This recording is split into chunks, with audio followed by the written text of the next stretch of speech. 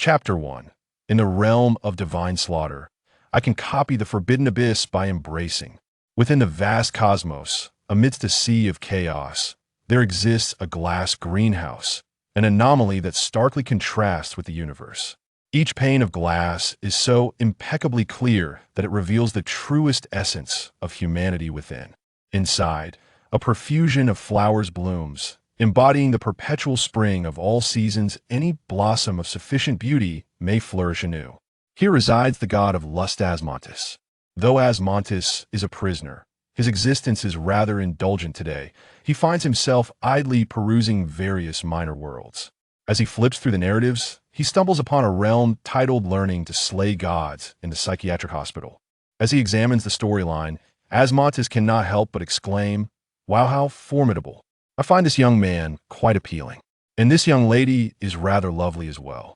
Yet, before he could reach the final page, a sudden rift appeared, engulfing him entirely. Asmodeus. As the world spun around him, when Asmodeus opened his eyes once more, he found himself in an unfamiliar locale, marked by a sign that read Songnan City. The name struck a chord of familiarity, and after a brief moment of recollection, he realized it was the very name he had encountered in the narrative of that minor world. Had he truly arrived in the realm of divine slaughter?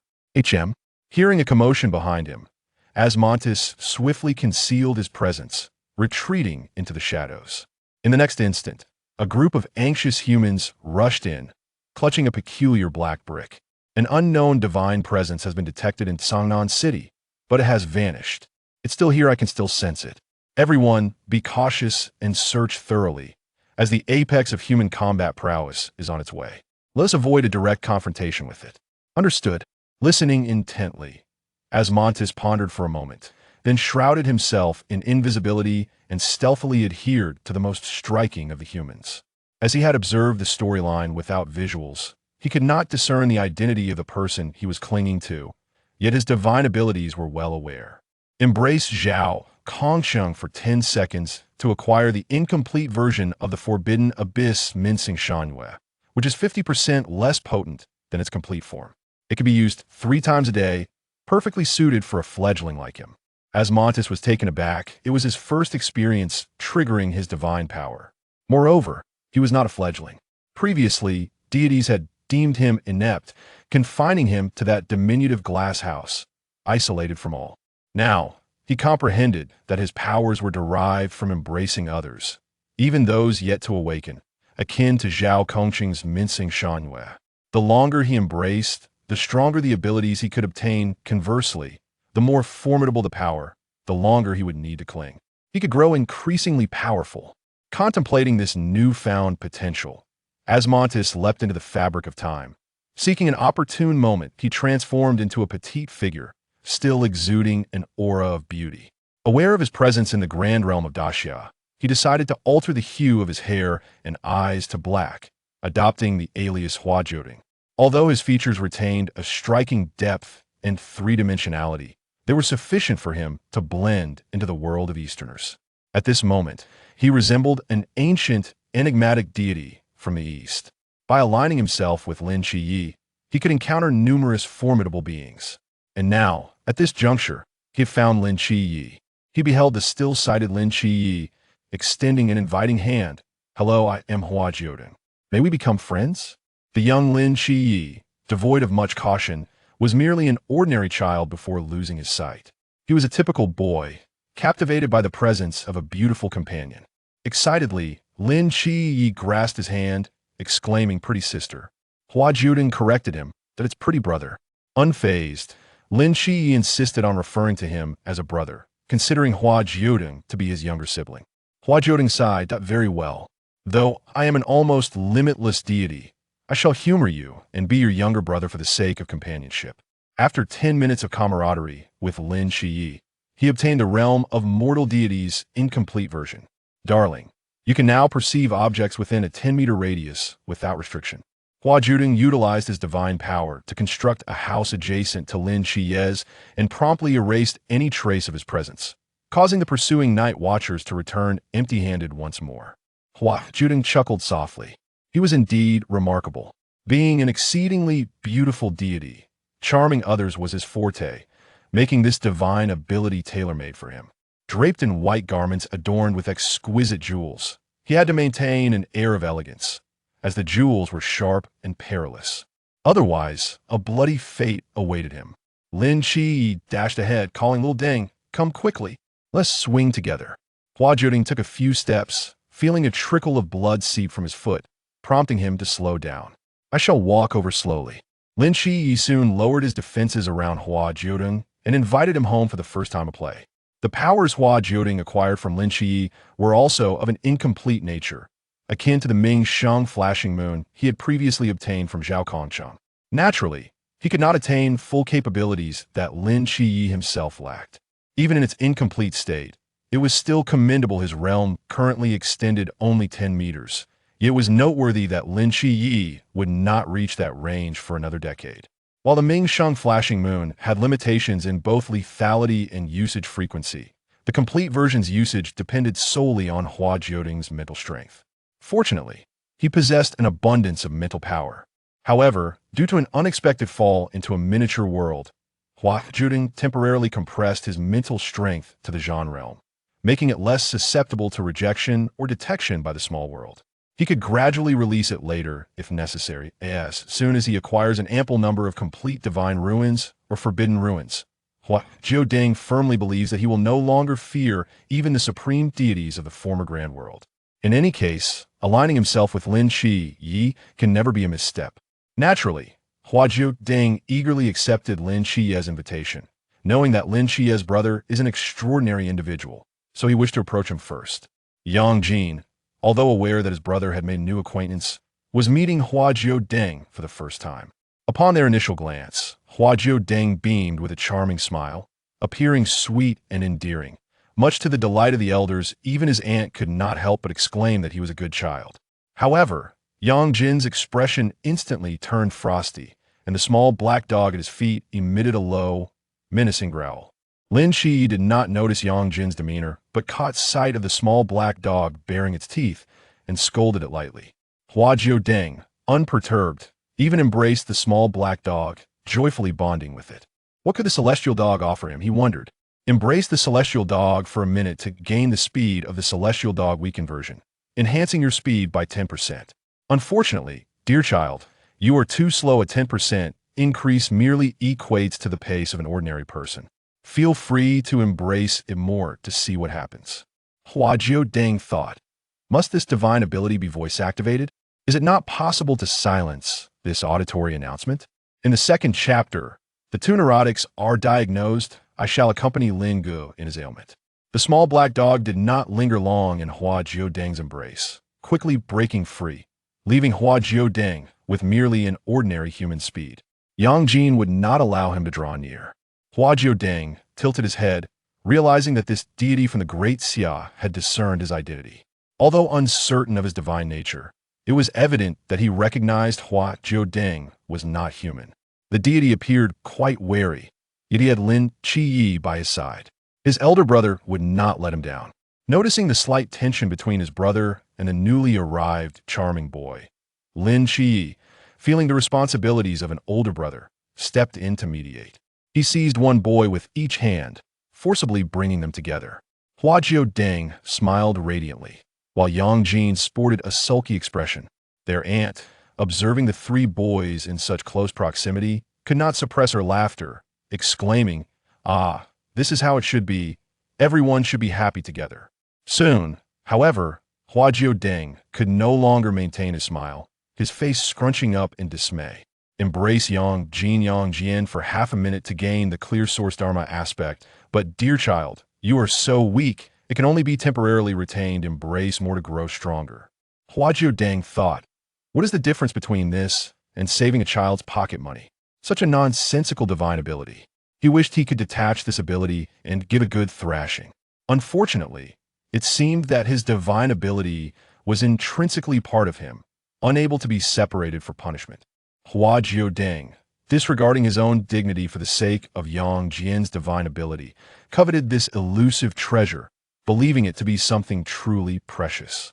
Despite his reluctance, Yang Jin found himself stuck to Hua Jiudeng like a sticky rice cake. While Lin Qiye looked on, visibly annoyed, perplexed as to why his new friend seemed so fixated on his brother. Hua Jiudeng. Of course, it's because you are now more amenable to affection, yet Yang Jin cannot consistently yield to him. At this moment, he is unable to contend with the deities of this world. Through Hua Jiudeng's relentless efforts, he diligently reported to Lin Qiye's residence each day, ultimately receiving Yang Jin's divine favor.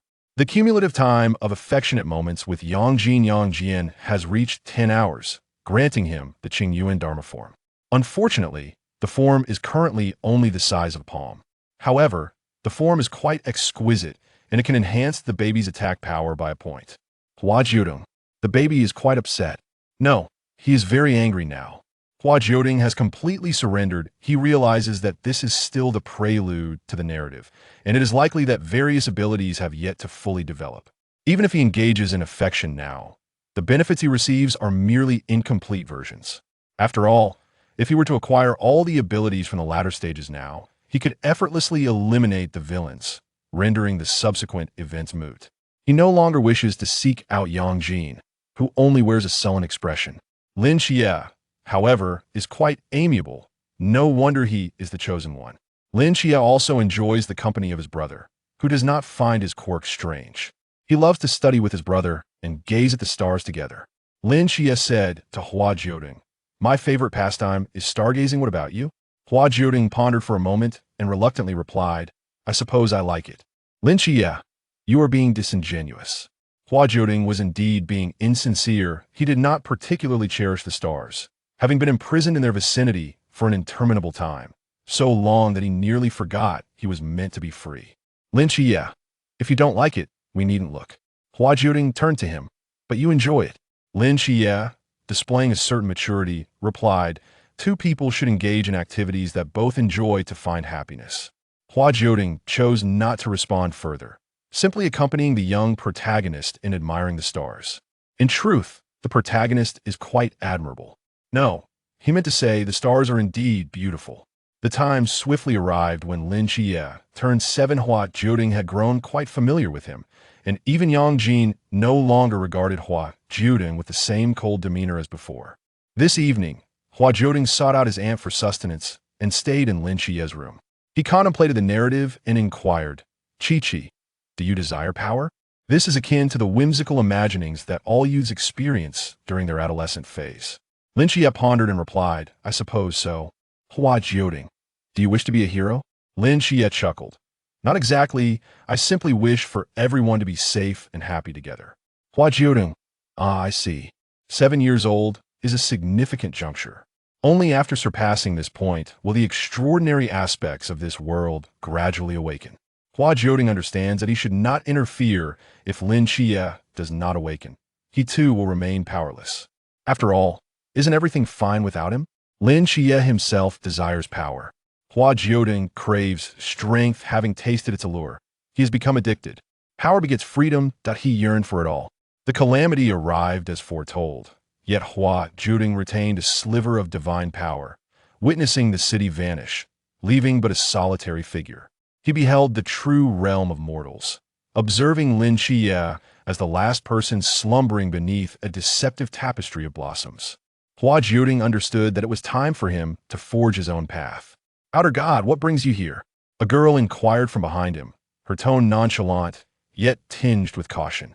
Hua Jiudeng remained silent, toying with the floral bracelet adorning his wrist, a gift from Lin Qiye not long ago.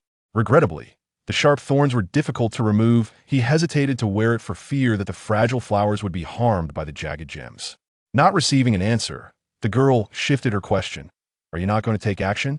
This time, Hua Jiudeng rose to his feet, storing the bracelet within a pocket of mental energy, retracting this small cube back into his consciousness. "I am not a character from a book. I cannot meddle in its affairs." Noticing his lack of further movement, the girl dismissed him with a muttered peculiar deity and departed. Hua Jiudeng stared blankly at the boy on the rooftop for an extended moment before finally striding over to Lin Qiye and lying down beside him.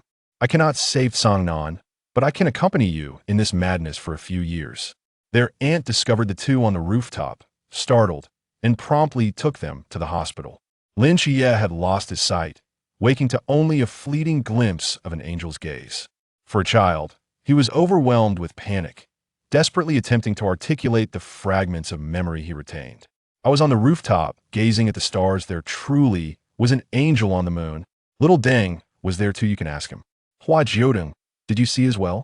Hua Jiudeng calmly replied, I do not possess a telescope. Before the doctor could exhale in relief, Hua Jiudeng continued, I could not ascertain whether it was the moon, I only saw the angel. Lin Qiye exclaimed in excitement, see? I was not lying. The doctor could only respond with silence, diagnosing 2 cases of madness. Chapter 3. Stick together. Yearning to adhere to everything, Hua Jiudeng lacked a guardian, and with a heart full of kindness. His aunt decided to take on the role of a half-guardian for him, believing that the ailments of the 2 children should not be delayed. Seated side by side, I found myself sharing in the madness alongside the male protagonist. Lin Qiye never truly believed himself to be unwell. However, those around him were oblivious to the truth, compelling him to acquiesce. Xiao Deng, do I truly have a problem? Lin Qiye struggled to escape the encroaching darkness, occasionally succumbing to moments of vulnerability. Hua Jiudeng, engrossed in the chaos of unread messages, inquired, what shall we have for dinner tonight? Chicken legs, Lin Qiye replied. I want Annie's sweet and sour ribs, Hua Jiudeng insisted. Then let be sweet and sour ribs, Lin Qiye conceded. The 2 settled in the small garden outside, savoring the heartfelt meal prepared by Auntie. Hua Jiudeng asked, Chi-Chi, what color are sweet and sour ribs? Lin Qiye, somewhat exasperated, responded, I can't see them now, but I was never blind, mind you. They are of course red. Gazing at the dark ribs, Hua Jiudeng earnestly remarked, you weren't blind before. You must be colorblind. Lin Qiye could only sigh. In the end, with a companion who was overly exuberant and appeared to be more afflicted than he, Lin Qiye felt a flicker of hope. He needed to rescue him. It seemed this household required his presence. From that moment on, the 2 became inseparable, and Lin Qiye began to notice some peculiarities in his younger brother. It seemed he had an affinity for adhering to everything within reach, even hugging passing lampposts and used delivery boxes. I truly think you are unwell, Lin Qiye remarked. Oblivious, Hua Jiudeng endeavored to showcase his authentic self before the male protagonist. As he adhered to the delivery box for a fleeting moment, his spatial awareness expanded by a square meter, allowing him to easily stow his floral bracelet. In his mind, Hua Jiudeng countered his own powers, no. His mental realm remained the safest sanctuary. At the tender age of 12, Lin Qiye began knocking on the doors of the psychiatric hospital. Firmly believing that he was free from fault, the world was the one with issues. Hua Jiudeng remained fond of clinging to him, and as time passed, their bond extended to 17 years, during which Lin Qiye had learned to coexist with the world around him. The realm of mortals gradually awakened, and the lurking crisis was drawing near. Lin Qiye was no longer the naive child he once was. He could outmaneuver the elderly in a race for eggs. Today, as usual, he hoisted his cane upon his shoulder, leveraging its principles to procure oil, while vegetables were suspended from his other hand, which cradled Hua Jiudeng against his arm. Otherwise, it would be too troublesome, resembling a peculiar situation. Lin Qiye was attentive. He noticed Hua Jiudeng's awkward gait and attempted to snip the jewelry with pliers, only to fail. Hence, whenever walking was necessary, he would hold Hua Jiudeng close. While it served as a means of physical exercise, Hua Jiudeng, nonchalantly enjoying an ice pop, purchased by Lin Qiye, was indeed quite affluent. The trivialities of the mortal realm posed no challenge to a deity, yet Lin Qiye exuded a brotherly aura, always caring for him, regardless of the youthful fade portrayed by the Erlang god. Upon arriving at the base of the stairs, Lin Qiye gently set down Hua Jiudeng, who instinctively accepted the groceries. As Lin opened the door, he was greeted by his aunt's warm inquiry. You child, buying so many things again, was it manageable? Lin Qiye replied, with a lantern here, everything is fine. Hua Jiudeng beamed sweetly, displaying no hint of embarrassment. Observing the scene, Yang Jin remarked inwardly, perhaps next time, he should refrain from accompanying his brother. His aunt playfully scolded, well, you mustn't always trouble others. Oh, little Deng, are you here to join us for dinner today? Absolutely. Auntie's cooking is the best, Hua Jiudeng thought, his appetite peaked, oblivious to the world beyond. When you start at the new school, do take care of each other. Little Qiye's eyesight isn't the best. So, I'll be relying on you, little Deng. As Hua Jiudeng savored his meal, he replied brightly, Aunt, you needn't worry. Chi is like a brother to me. His aunt chuckled, Ah, now that's more like it. I feel much better knowing that. Yang Jin bit his chopsticks, unable to voice his concerns. The presence of this mysterious deity left him uneasy. Who knew what troubles this Hua Jiudeng might bring to his brother? He felt that his brother could manage school just fine alone. Yet now, with this Hua Jiudeng in the picture, he had to shoulder double the burdens. Hua Jiudeng paid no heed to the concerns of Yang Jin. Ever since he discovered that he possessed a diminutive manifestation of power, he had lost interest in Yang Jin. Bro, we're both in a weak state now.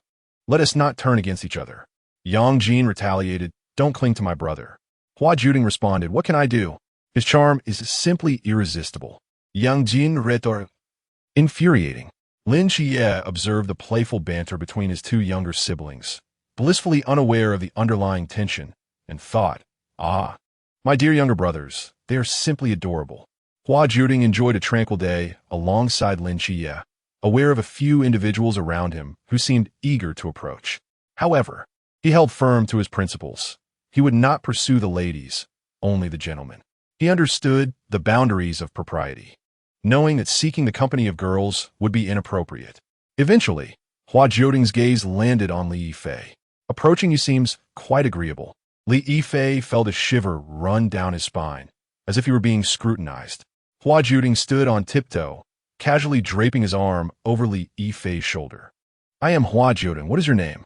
Judging by Li Yifei's imposing stature, Hua Jiudeng deduced his identity, yet the formalities must be observed. After 10 seconds of interaction with Li Yifei, Hua Jiudeng acquired the skill of puppetry, enabling him to control others for his own purposes. This ability was perfectly suited for charming individuals. No one could refuse a beautiful companion. Lin Qiye promptly pulled Hua Jiudeng back, straightening him out. Little Deng, stand properly. Don't slouch like that. Hua Jiudeng protested internally, but standing relaxed is my most appealing pose. Standing straight doesn't suit my alluring charm. Li Yifei chuckled. Li Yifei. Meanwhile, other classmates chimed in, introducing themselves. After pondering for a moment, Hua Jiudeng decided to make his exit. He momentarily left everyone with an illusion before instantly teleporting to a narrow alley. In the realm of unrestrained space, he arrived with a mischievous chuckle. The illusion, teleportation, and low-altitude levitation were all innate abilities of the wondrous Hua Jiudeng lantern, whether originally possessed or serendipitously discovered. His divine powers resembled those of a theatrical performer. I recall an occasion when he accidentally scraped his foot and, with a hint of tenderness, remarked, Oh dear, one must be more careful. Deities are meant to soar. And thus, Hua Jiudeng lantern took flight. Subsequently, he conjured forth several skills, of which the aforementioned were but 3. Chapter 4. Retrieve my Asmodeus. Zhao Kongsheng was engrossed in a match 3 game at the street corner, while a prohibitory sign nearby seemed to emit a faint, ominous red glow. Hey, he approached Zhao Kongsheng. Startled, Zhao looked up, momentarily captivated by the striking beauty before him. Hua Jiudeng smiled radiantly, playfully nudging Zhao's arm. He had previously acquired Zhao's forbidden domain, and now he sensed a surge of power emanating from it, indicating that Zhao had grown considerably stronger. By staying close to Zhao for a minute, fighting techniques were acquired. Alas, the little one's movement was restricted. For reasons unknown, Hua Jiudeng felt an ominous intent emanating from his abilities, even before he had consciously summoned any malevolence. That minute was sufficient for Zhao to regain his composure. While Hua Jiudeng nimbly leaped beside the sign, he embraced it, feigning terror as if the fearsome Zhao had frightened him, hiding behind the sign pitifully. Zhao Kongsheng. A mental domain? Hua Jiudeng did not concede, responding slowly, I know nothing. I am merely a peculiar individual. Zhao Kongsheng. He stepped forward, intending to subdue Hua Jiudeng first, as the voice of his abilities resonated in his ears. By interacting with the sign for a minute, an unbound domain was acquired, which could expand to the same range as his mental power. Within this area, all movement would be controlled by the little one. Hua Jiudeng immediately bolted. He had no desire to confront Zhao now. He needed to find Lin Qiye. Zhao Kongsheng was about to pursue him when his phone chimed. What? Two ghost-faced figures have escaped? Southeast understood. Hua Jiudeng seamlessly blended back in, while Lin Qiye felt an odd sensation, looking innocently at Hua Jiudeng. Lin Qiye. Was he overthinking it? Little light could hardly run. Where could he possibly go? Just as anticipated, the ghost-faced figures appeared, and he gazed at them with a glimmer in his eyes. You must be quite powerful, he mused, reaching out. However, he failed to make contact, being thwarted by Lin Qiye. Lin Qiye seized his troublesome younger brother. I see you're truly famished, brother. You are my brother. Might you want to see what this thing is like? Hua Jiudeng. I want to connect. Lin Qiye. You little rascal, so heedless.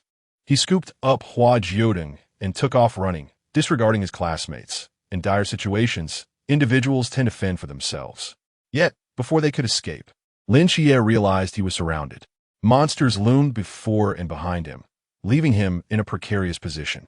Hua Jiudeng surveyed the two truly grotesque creatures, but felt confident he could still take action. Once Lin Qiye released him, he did not hesitate to assist his brother in resolving the predicament. However, being the protagonist, Lin Qiye embraced him, vowing to protect him, which made the awakening of his divine domain all the more effortless. A celestial radiance erupted, and the youth opened his eyes, finally locking gazes with Hua Jiudeng after a long separation. So handsome. It is the divine might of the seraphim. The connection was worth it. Lin Qiye's divine might swiftly vanquished a ghastly creature, yet he soon found himself drained of energy. Hua Jiudeng stepped forward to support Lin Qiye, anxiously pondering why Zhao Kongsheng had yet to arrive. Moreover, there was an inexplicable urge to be close to the ghastly apparition. When Lin Qiye, in his seraph form, acquired the essence of the seraphim, the effect transformed into a healing light. Henceforth, he would become a precious healer. Without hesitation, Hua Jiudeng invoked the healing light, and Lin Qiye felt the vigor that had been siphoned from him return, enabling him to confront 10 more of those creatures with ease. However, when had Xiao Deng developed such capabilities without informing him? A pang of melancholy gripped Lin Qiye, akin to a parent realizing their child had grown distant. But the urgency of the battle left no room for such thoughts. The repulsive monster before him remained a looming threat, prompting him to immediately thwart its assault. Hua Jiudeng lingered behind Lin Qiye, ensuring he retrieved the blind staff for him. Where was Zhao Kongsheng? Lin Qiye adeptly wielded the blind staff, his combat prowess surging, yet he still found impossible to slay the creature. Just as Hua Jiudeng braced himself to falter before his elder brother, Zhao Kongsheng arrived. He struck the ghastly figure with finesse, striking a dashing pose. Am I not handsome? Lin Qiye. Hua Jiudeng hid behind Lin Qiye, praying that Zhao Kongsheng did not notice him. Chi was right. He had indeed been famished. Zhao Kongsheng was no fool, and he immediately spotted the peculiar child. You. Hua Jiudeng interjected. You are so handsome. Zhao Kongsheng. Thank you. Hua Jiudeng. I have never seen someone so handsome. Zhao Kongsheng was instantly placated. Do you wish to be as handsome as me? Lin Qiye pulled Hua Jiudeng along. No thanks. What kind of eyes do you have? Wasn't your brother just incredibly handsome? Zhao Kongsheng remained his earnest self, and the conversation shifted effortlessly as Lin Qiye distanced himself, running with Hua Jiudeng in tow. Brother, are we just running away? Lin Qiye, exasperated, replied, Are you foolish? This situation is clearly significant, and we don't even know what complications it may entail. Xiao Deng, my dear, if you wish to play the hero, I can join you in a game of Ultraman, but let us refrain from further involvement. Hua Jiudeng, isn't it you who wishes to play Ultraman? The thought of that monstrous being repulsed Lin Qiye, as he recalled the irreversible loss suffered by others. He cherished too many important things and had no desire to entangle himself in perilous affairs. Hua Jiudeng felt a twinge of melancholy. He was aware of the future. His seventh brother was destined to face tumultuous storms, growing stronger amidst anguish. Powerful, yet perhaps not joyful. He patted Lin Qiye's shoulder. Just do what you believe is right. In a realm billions of light years away, colossal, jet-black tendrils encircled an exquisitely crafted glass greenhouse. From its depths emanated incomprehensible murmurs, the language of deities in customary discourse. Asmodeus, I have returned.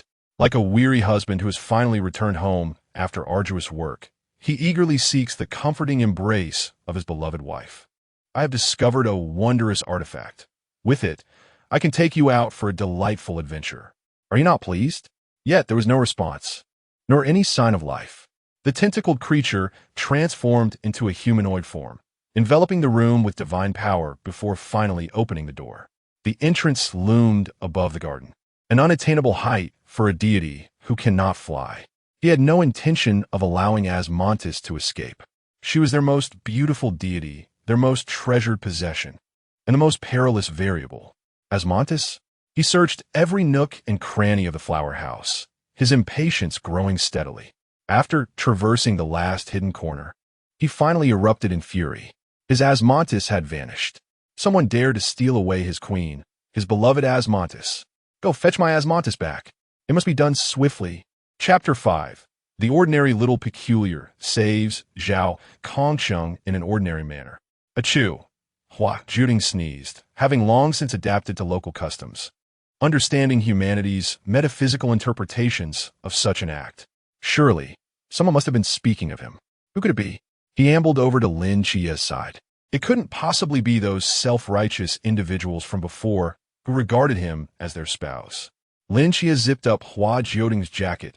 Caught a cold, have you? You haven't been dressing properly for days. In that moment, he transformed into him. Zhao Kongsheng indeed found Lin Qiye. Hua Jiudeng was aware of this, as he had been cornered alongside Lin Qiye by Zhao Kongsheng. Zhao Kongsheng still only knew of that one hotel, and Lin Qiye, seizing Hua Jiudeng, attempted to flee. I know my brother is handsome, but this is illegal. Hua Jiudeng, blushing, replied, It's all right, brother, I can. Lin Qiye slapped Hua Jiudeng on the head. You can do what? Don't be so peculiar. It makes him seem overly serious. Zhao Kongsheng, at a loss for words, thought, I am more concerned about my chastity. Thank you. Lin Qiye.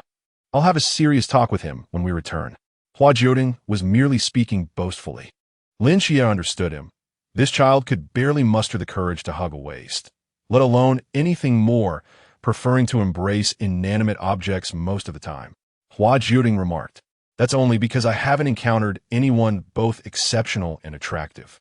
Zhao Kongsheng merely shared some fundamental knowledge with them, as he was an upstanding individual, not intending to act inappropriately towards the two youngsters, though he was somewhat curious about Hua Jiudeng. Was this forbidden realm of yours? Lin Qiye?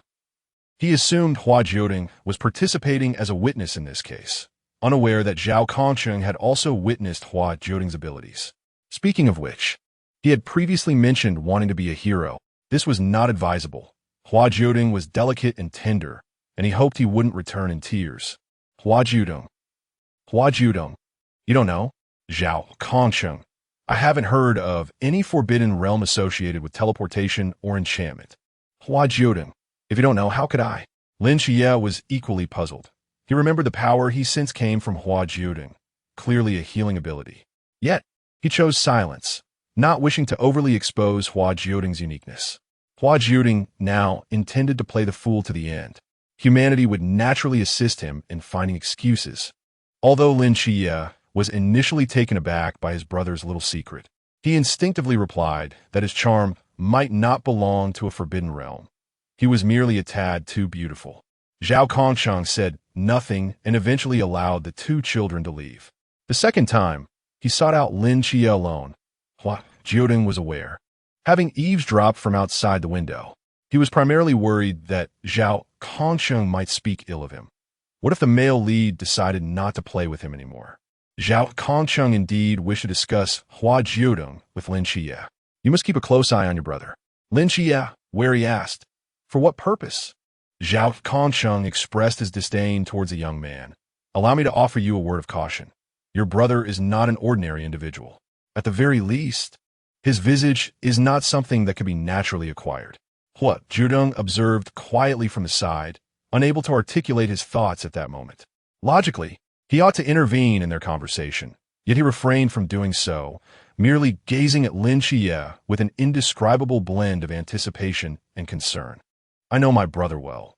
He is merely an unusually handsome little eccentric. You exaggerate, he remarked, inadvertently revealing a smile. Zhao, Kongcheng replied. An ordinary eccentric. Such a niche term. He chose to remain silent, reflecting that after years of companionship with Lin Qiye, Hua Jiudeng was not particularly meticulous. Just that piece of jewelry alone could have exposed him 100 times over. He was aware of his peculiarities, but he only understood that they were brothers. Little Deng, are you not joining us for dinner later? Anne has prepared a lavish feast today.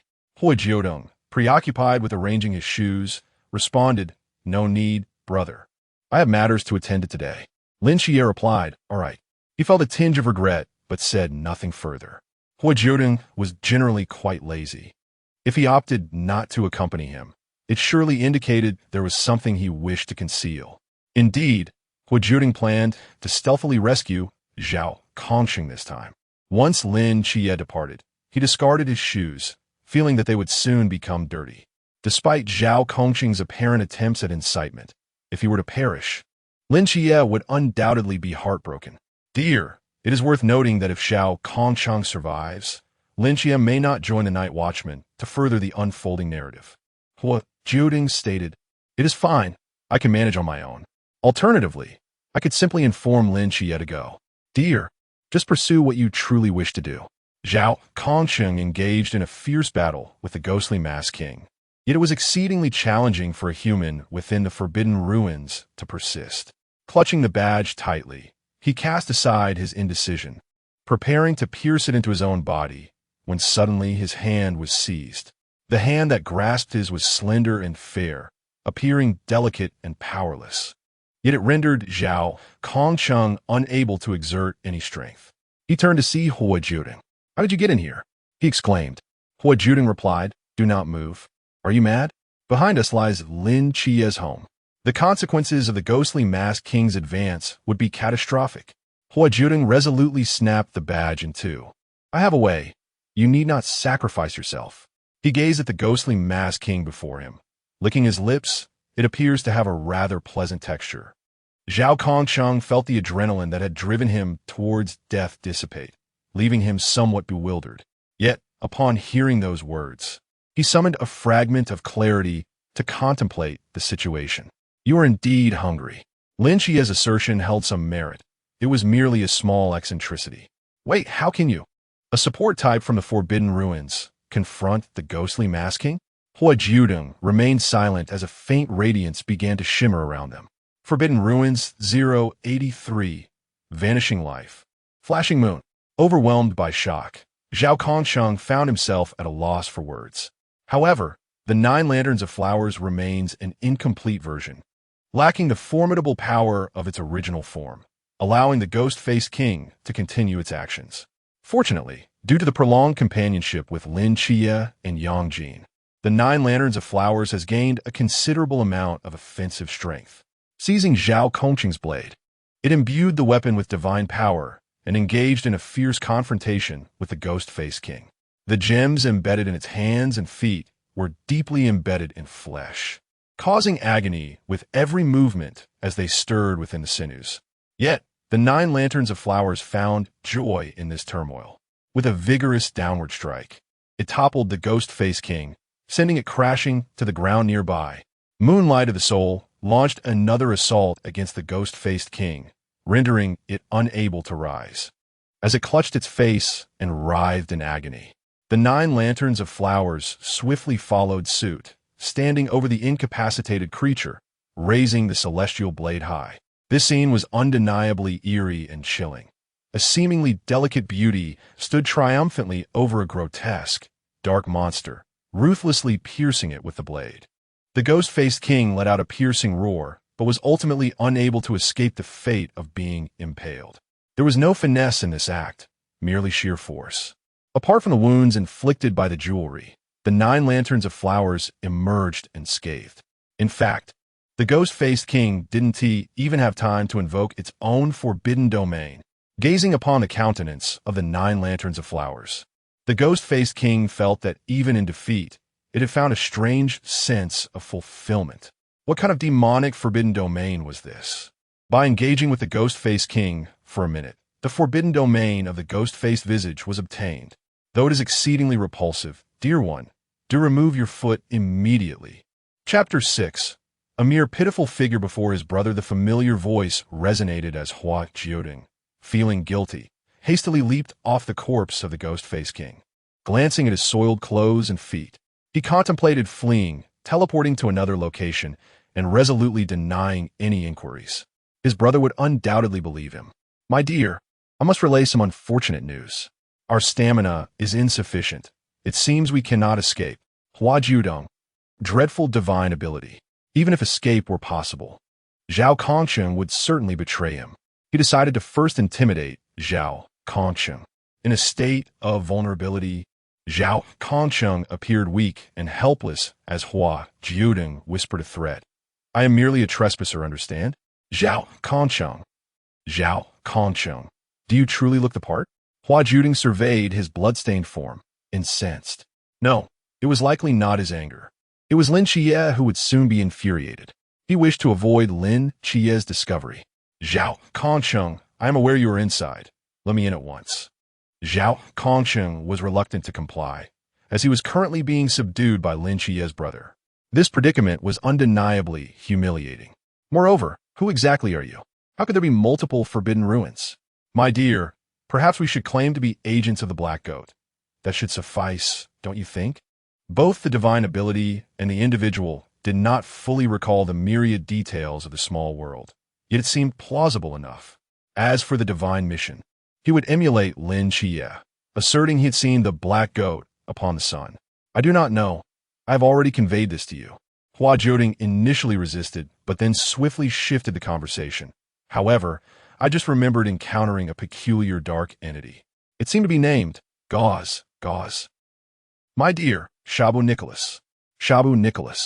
Hua Jiudeng promptly reiterated, feeling that a moment's delay would lead to forgetfulness. Zhao Kongqing's gaze sharpened. Another divine agent? Goodness.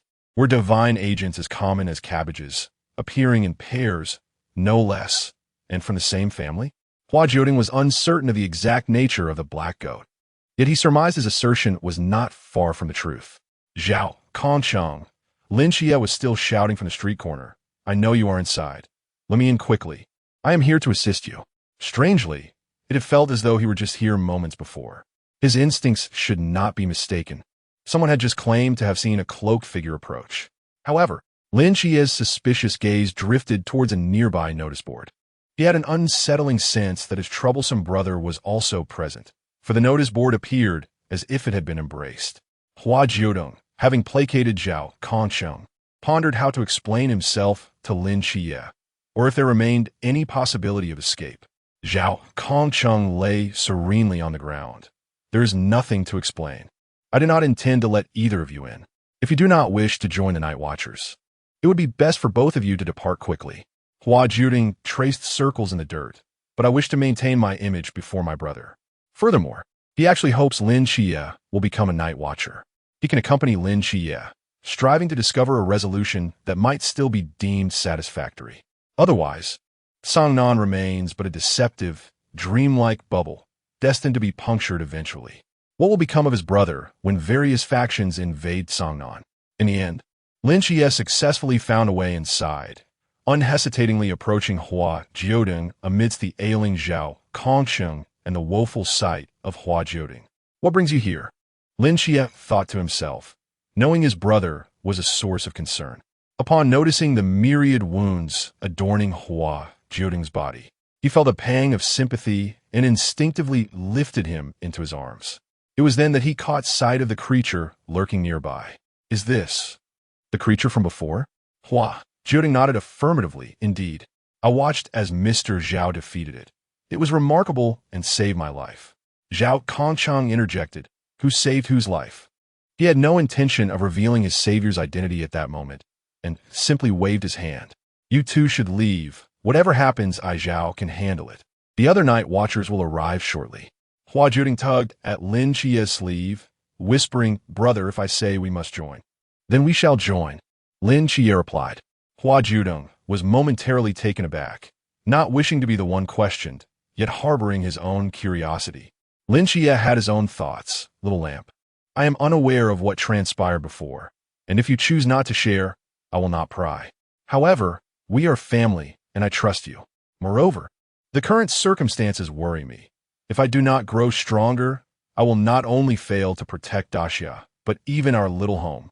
In no more than 10 years, I shall master my powers, and together we shall return home. Hua Jiudeng remained silent, merely embracing Lin Qiye. I cherish you. In truth, a fleeting glance back might be possible.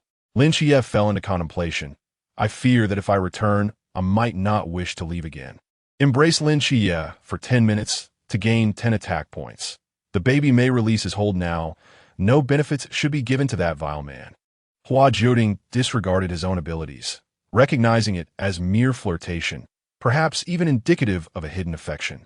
While he refrained from judging the nature of his powers, the brotherly bond between him and Lin Qiye was evident. They were indeed good brothers, pure and sincere. Lin Qiye examined Zhao Kongqing's injuries. They appeared grave, yet not life-threatening. Realizing that help would soon arrive, he settled down beside him. Old Zhao, do you think these anomalies will eventually dissipate? Zhao Kongqing smiled faintly. I hope so. However, the mist has lingered for so long. No one knows how it came to be or when it might fade. Have you changed your mind? Yes, I have. Why? There is an unbearable feeling of helplessness when I sense you facing danger within while I could do nothing outside.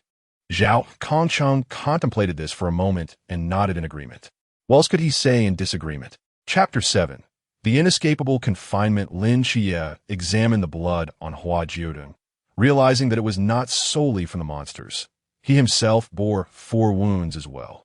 Let us seek the night watchman for a solution and see if we can remove these, he suggested. It was only at this moment that Hua Jiudeng felt the pain and began to regret his hasty actions. He reflected that his impulsive rescue attempt lacked forethought, diminishing the grandeur of the male protagonist's reason for joining the organization. Previously, he had boasted of guarding the Great Xia for a decade, which had sounded far more heroic. Lin Qiye brought Hua Jiudeng back to reality with a firm slap, admonishing him, do not act so recklessly next time. If something were to happen to you, what would I do? Thankfully, Zhao Kongqing is still here. Hua Jiudeng pondered.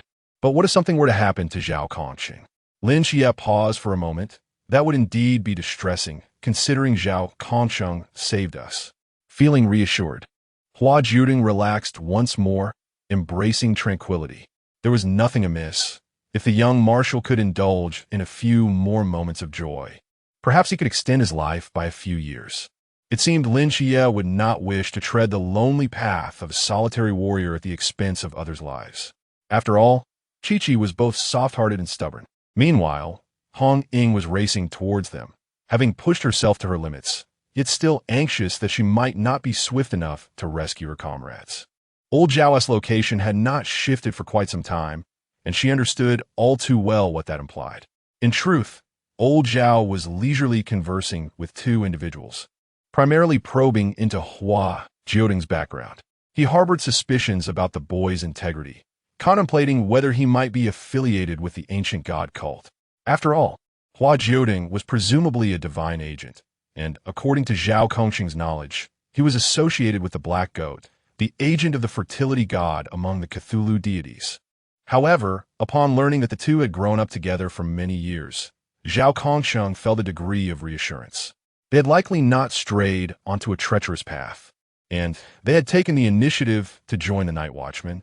A mix of joy and melancholy washed over Zhao Kongqing as he thought of his own family, realizing that these 2 children might tread a similar path to his own. Well, you shall become a general now, old Zhao.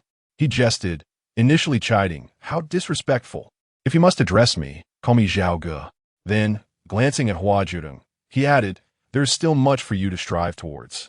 After all, the Ghost-Faced King was not slain by him. Zhao Kongqing would not claim accolades that were not rightfully his. At most, he would refrain from revealing Hua Jiudeng's secrets in front of Lin Qiye, but he would report the truth in subsequent accounts. Hua Jiudeng was perplexed. Why would one not accept their due recognition for their achievements, especially when it seemed that old Zhao was eager for such glory. Just then, Hong Ying arrived in a frenzied rush. Upon seeing Zhao Kongcheng still breathing, she sighed in relief and threw herself into his embrace. Zhao Kongcheng was at a loss when faced with a weeping girl, feeling somewhat helpless. "Oh dear, little ancestor, is it not a relief now?" Hong Ying quickly regained her composure and led Zhao Kongcheng to the base doctor, also guiding Lin Qiye along to the facility. Zhao Kongcheng was well taken care of, and Lin Qiye seized the opportunity to make a request. "Could you also attend to my brother?" Hua Jiudeng was laid on the hospital bed, his limb wounds merely treated, while the doctor examined the sharp ornament. "What possessed you to wear this? It is indeed beautiful, but surely it must pierce the flesh after a few steps?" Hua Jiudeng replied. "Am I unaware of that?" After several individuals studied it for quite some time, they discovered there was no apparent way to remove it.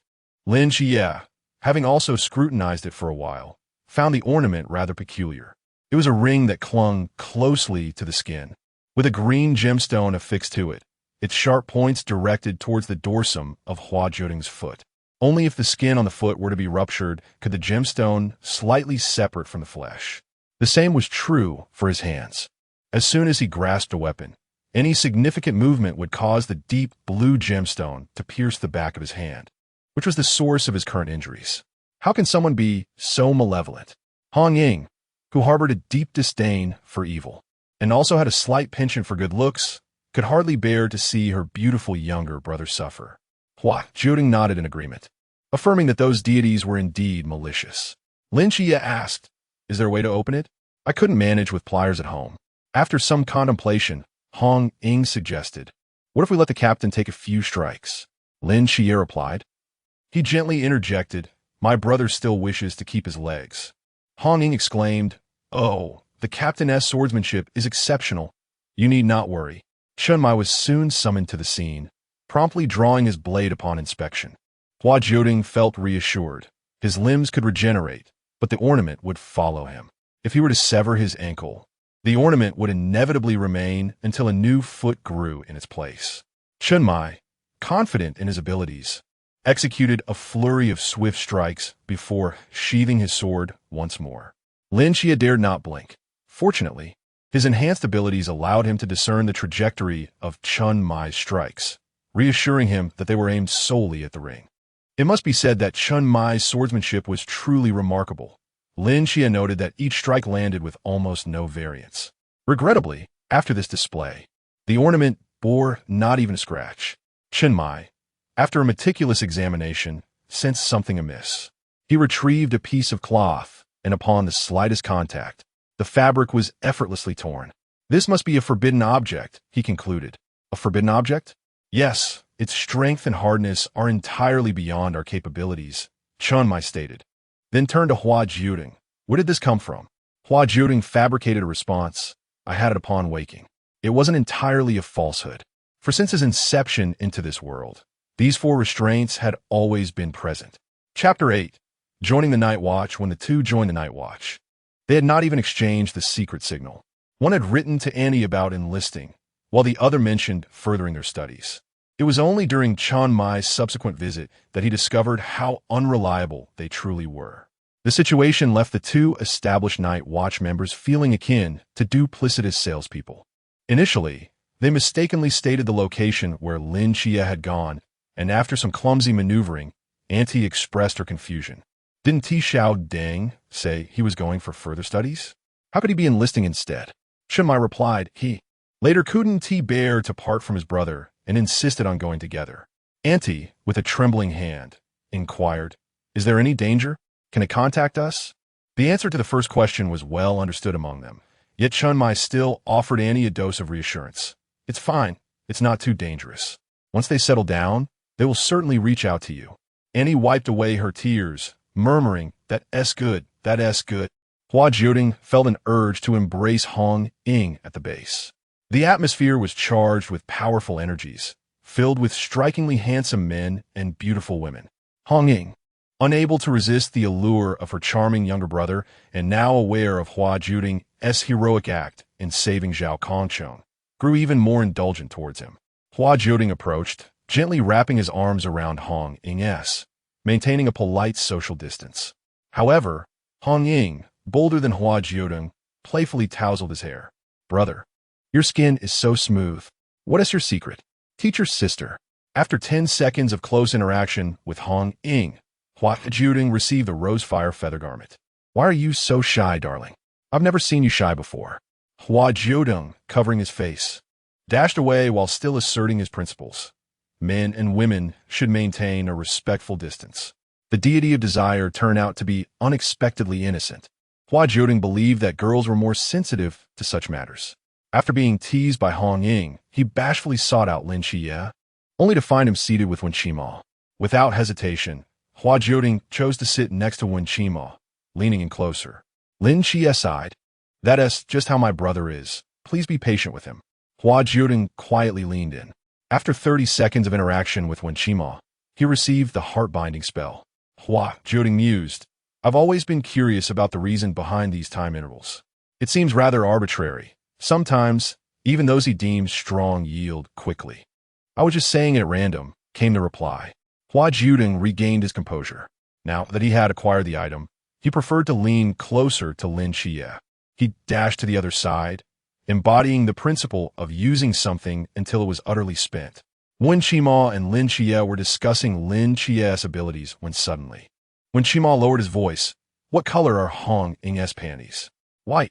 Hua Jiudeng promptly slapped Lin Qiye on the head, effectively silencing him. No. While he could tolerate his protagonist looking at men's underwear, he would not allow it regarding women. It is permissible to tease one's own gender, but harassment of the opposite gender is strictly prohibited. Lin Qiye rubbed his head, saying, Xiao Deng, I was merely jesting. Your response was rather heavy-handed. Hua Jiudeng huffed, well, he is my younger brother. What could be done? You need only refrain from such remarks in the future. Is there an issue with Hua Jiudeng's background? Zhao Kongqing inquired. Perplexed, didn't he grow up alongside Lin Qiye? Chunmai said little, merely gesturing towards the life trajectory above, before the age of 6. There is no record of Hua Jiudeng. He seems to have appeared out of nowhere in Sangnan City, devoid of any past or family. Moreover, that year we detected the presence of an unknown deity.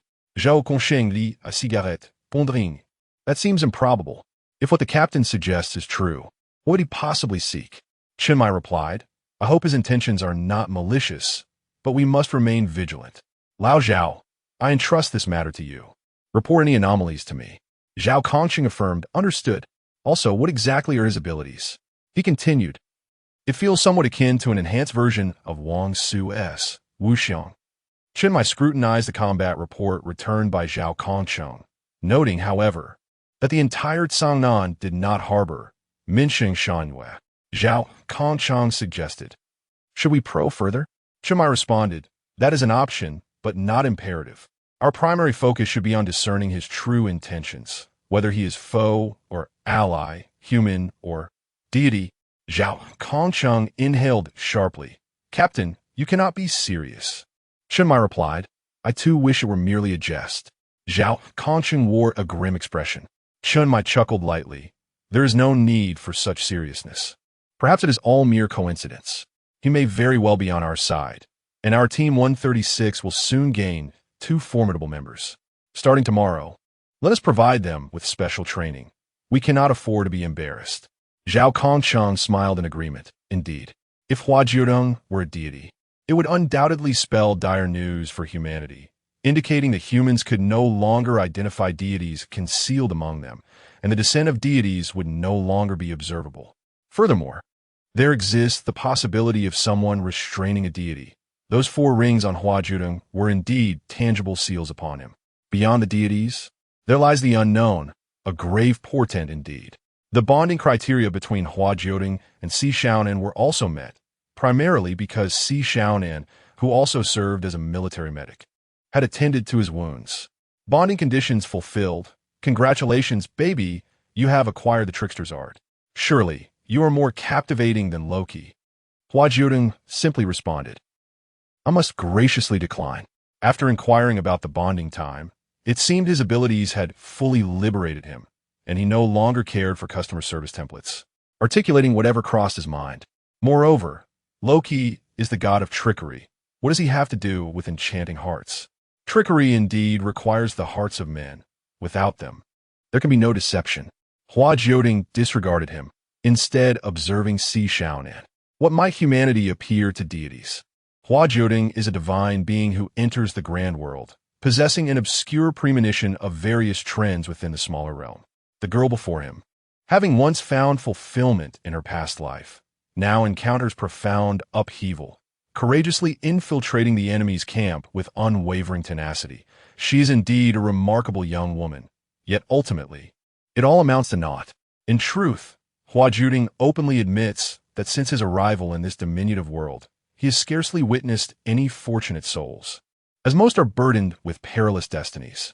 The overseer of this small realm is remarkably ruthless, leaving no one unscathed. Si Shaonan has even cushioned him slightly to prevent further injury, adorning the bandage with an endearingly charming bow.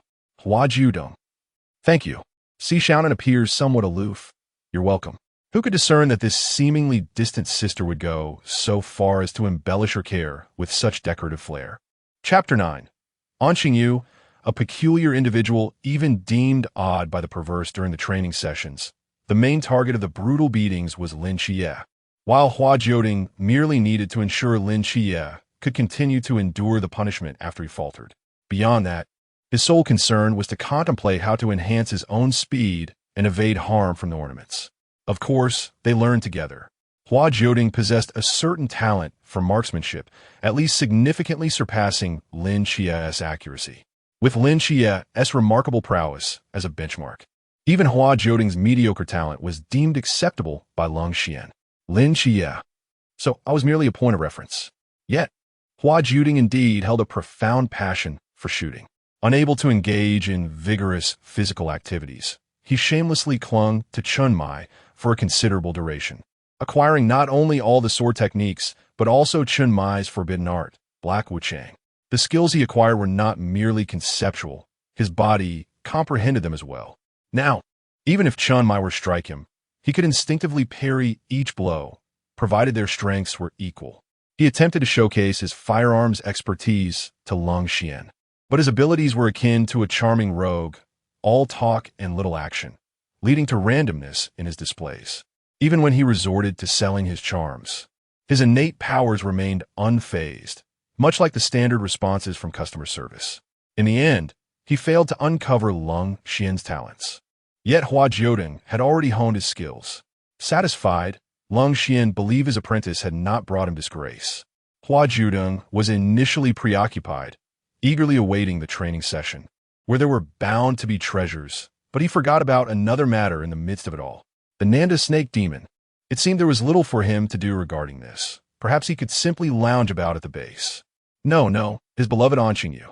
He adored Anqingyu's only correct interpretation. However, his abilities might prove inadequate. In the team, Lin Qiye and Hua Jiudeng were former students of this institution. Hong Ying and Si Shaonan appeared youthful, thus they planned to blend in as well.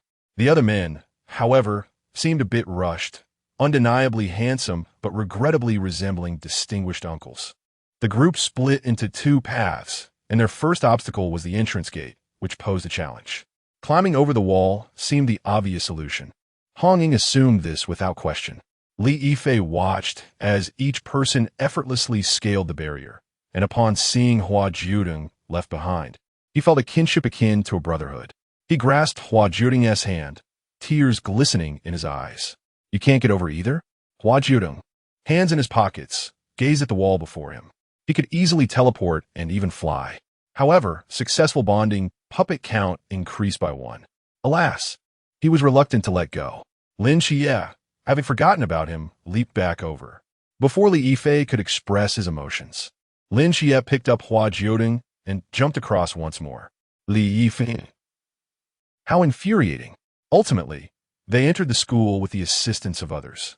Merely crossing the threshold, Lin Qiye's expression grew increasingly grim. Subsequently, a few individuals deliberated on how to ascertain the circumstances surrounding the opening ceremony, while Hua Jiudeng remained preoccupied. His thoughts solely focused on locating Xingyu. The longer he remained in close proximity, the greater his chances of acquiring something. as he would continually derive benefits from the interactions. Previously, he had even unearthed the ability known as Friend of Women from Lin Qiye, which was quite remarkable in its own right. Who could fathom what this unfortunate fellow might acquire next?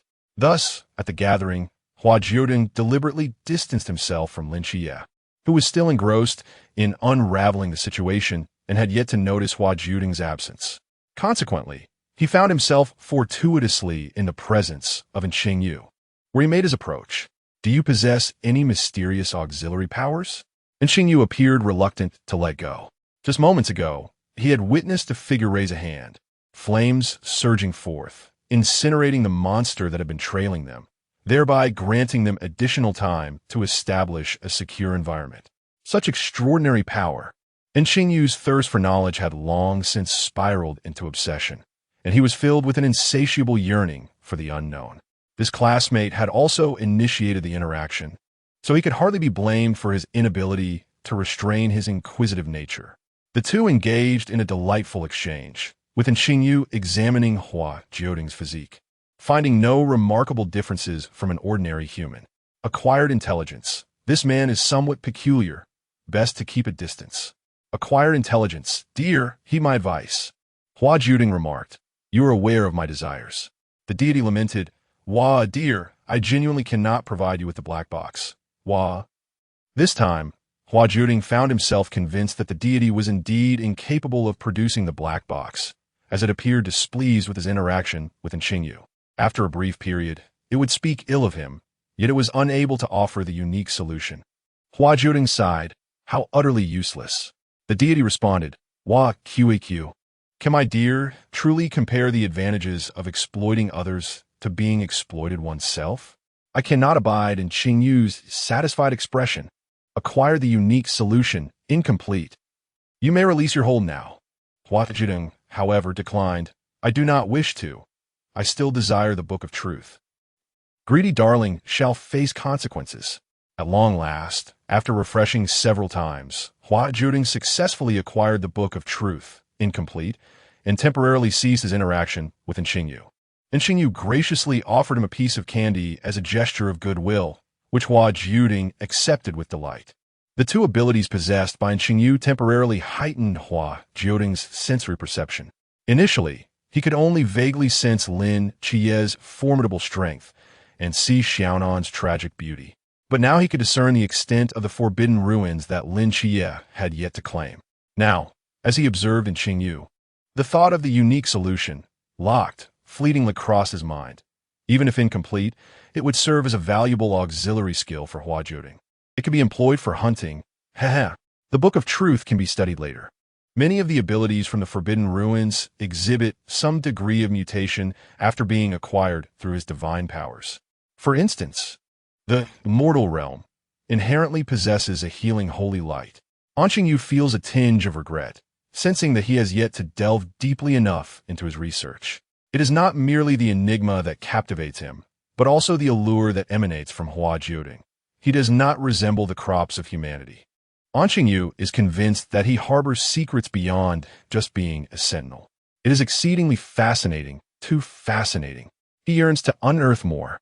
Alas, Hua Jiudeng is also a master of idleness, and when prompted to elaborate, he finds himself at a loss, resorting to the excuse that Qingyu would forget anyway. Presently, Qingyu's expression betrays little, as he returns to defending against the external monsters. Yet the light in his eyes reveals a familiar fervor akin to that of Hua Jiudeng. He has not posted about the Nanduo serpent demon, but it is likely that his gaze towards the creatures outside mirrors Qingyu's own zeal. That is a thirst for knowledge. That is a yearning for connection. Chapter 10. The most unusual light while Lin Qiye fought valiantly outside. The atmosphere here remained serene. Everything was pleasant, save for the occasionally intense gaze from Qingyu. Qingyu, you are stunning. Hua Jiudeng, ever polite. Thank you. Qingyu, have you undergone any changes? Hua Jiudeng. His politeness was evident, yet Qingyu's demeanor was anything but.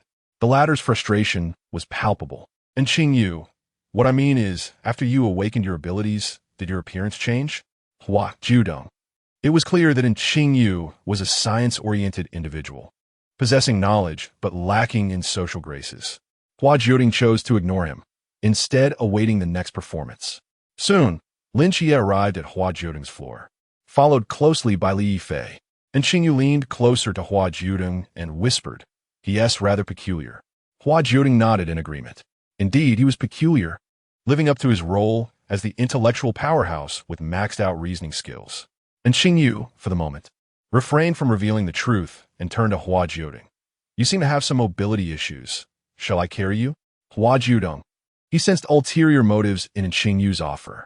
Evading the probing hand and the inquisitive gaze, he frowned. It was a rare occurrence for him to encounter someone capable of pinning him down. Typically, he was the one imposing challenges on others. And Xingyu was undeniably handsome and strong, with a well-proportioned physique and devoid of any unpleasant odors, a type that Hua Jiudeng would usually find endearing. However, Xingyu's persistent curiosity left him apprehensive about what inappropriate actions he might undertake, such as conducting dissection for research purposes. That was out of the question. He would rather seek Lin Qiye's assistance. Lin Qiye would undoubtedly fulfill his brother's wishes, but he was still preoccupied with battling monsters. Once Xingyu approached him, Hua Jiudeng found himself less concerned with the unfolding drama. He merely wished to witness his brother showcase his intellect and strength while diverting Xingyu's unsettling attention. And Xingyu's excitement grew as he witnessed Lin Qiye's ability to soar. Even after encountering those monsters and realizing the complexity of their world, he remained in awe each time he saw seemingly ordinary classmates exhibit extraordinary powers. If only he could decipher the mechanisms behind these individuals, perhaps. If he could not study the humans, he could begin with the monsters. Hua Jiudeng, observing Xingyu's expression, deduced his intentions. He was up to no good. And Xingyu, momentarily startled, refocused on Hua Jiudeng. "What are you implying?"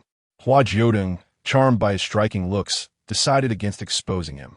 Clearly, the baby covets the complete version of the ultimate truth in the Book of Truth. "You will succeed. Rest assured, I won't betray you."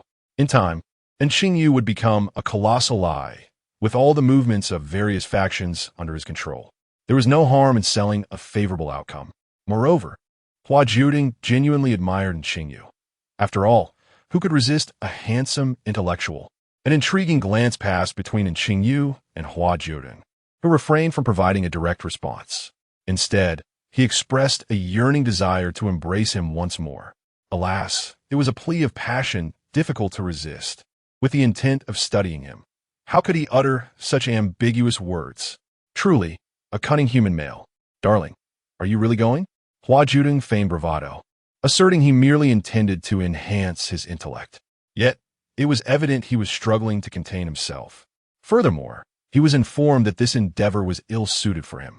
His divine powers were temporarily on hold, and he would not be allowed to broadcast.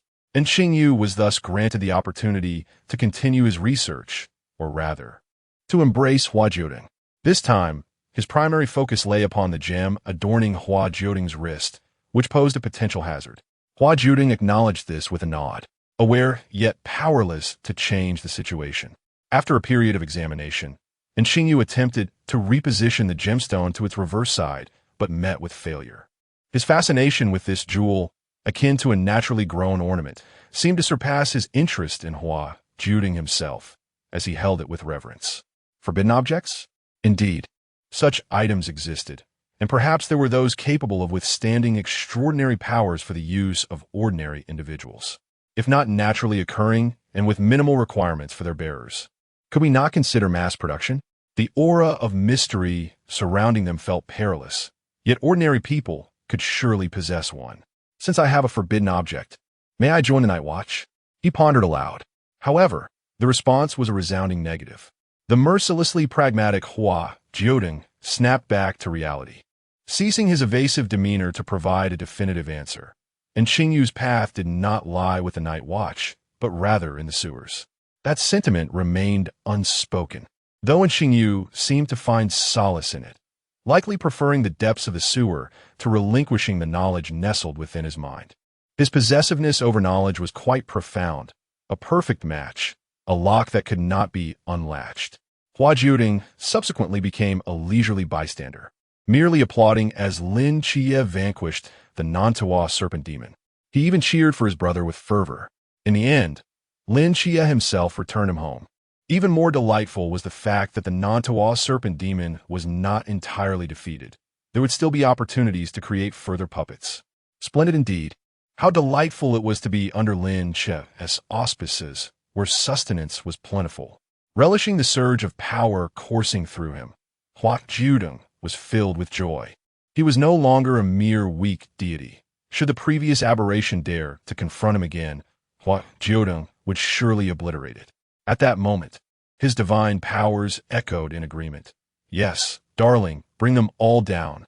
Hua Jiudeng resembled that cat meme, a symbol of power, yet in his overexuberance. He inadvertently cut his hand.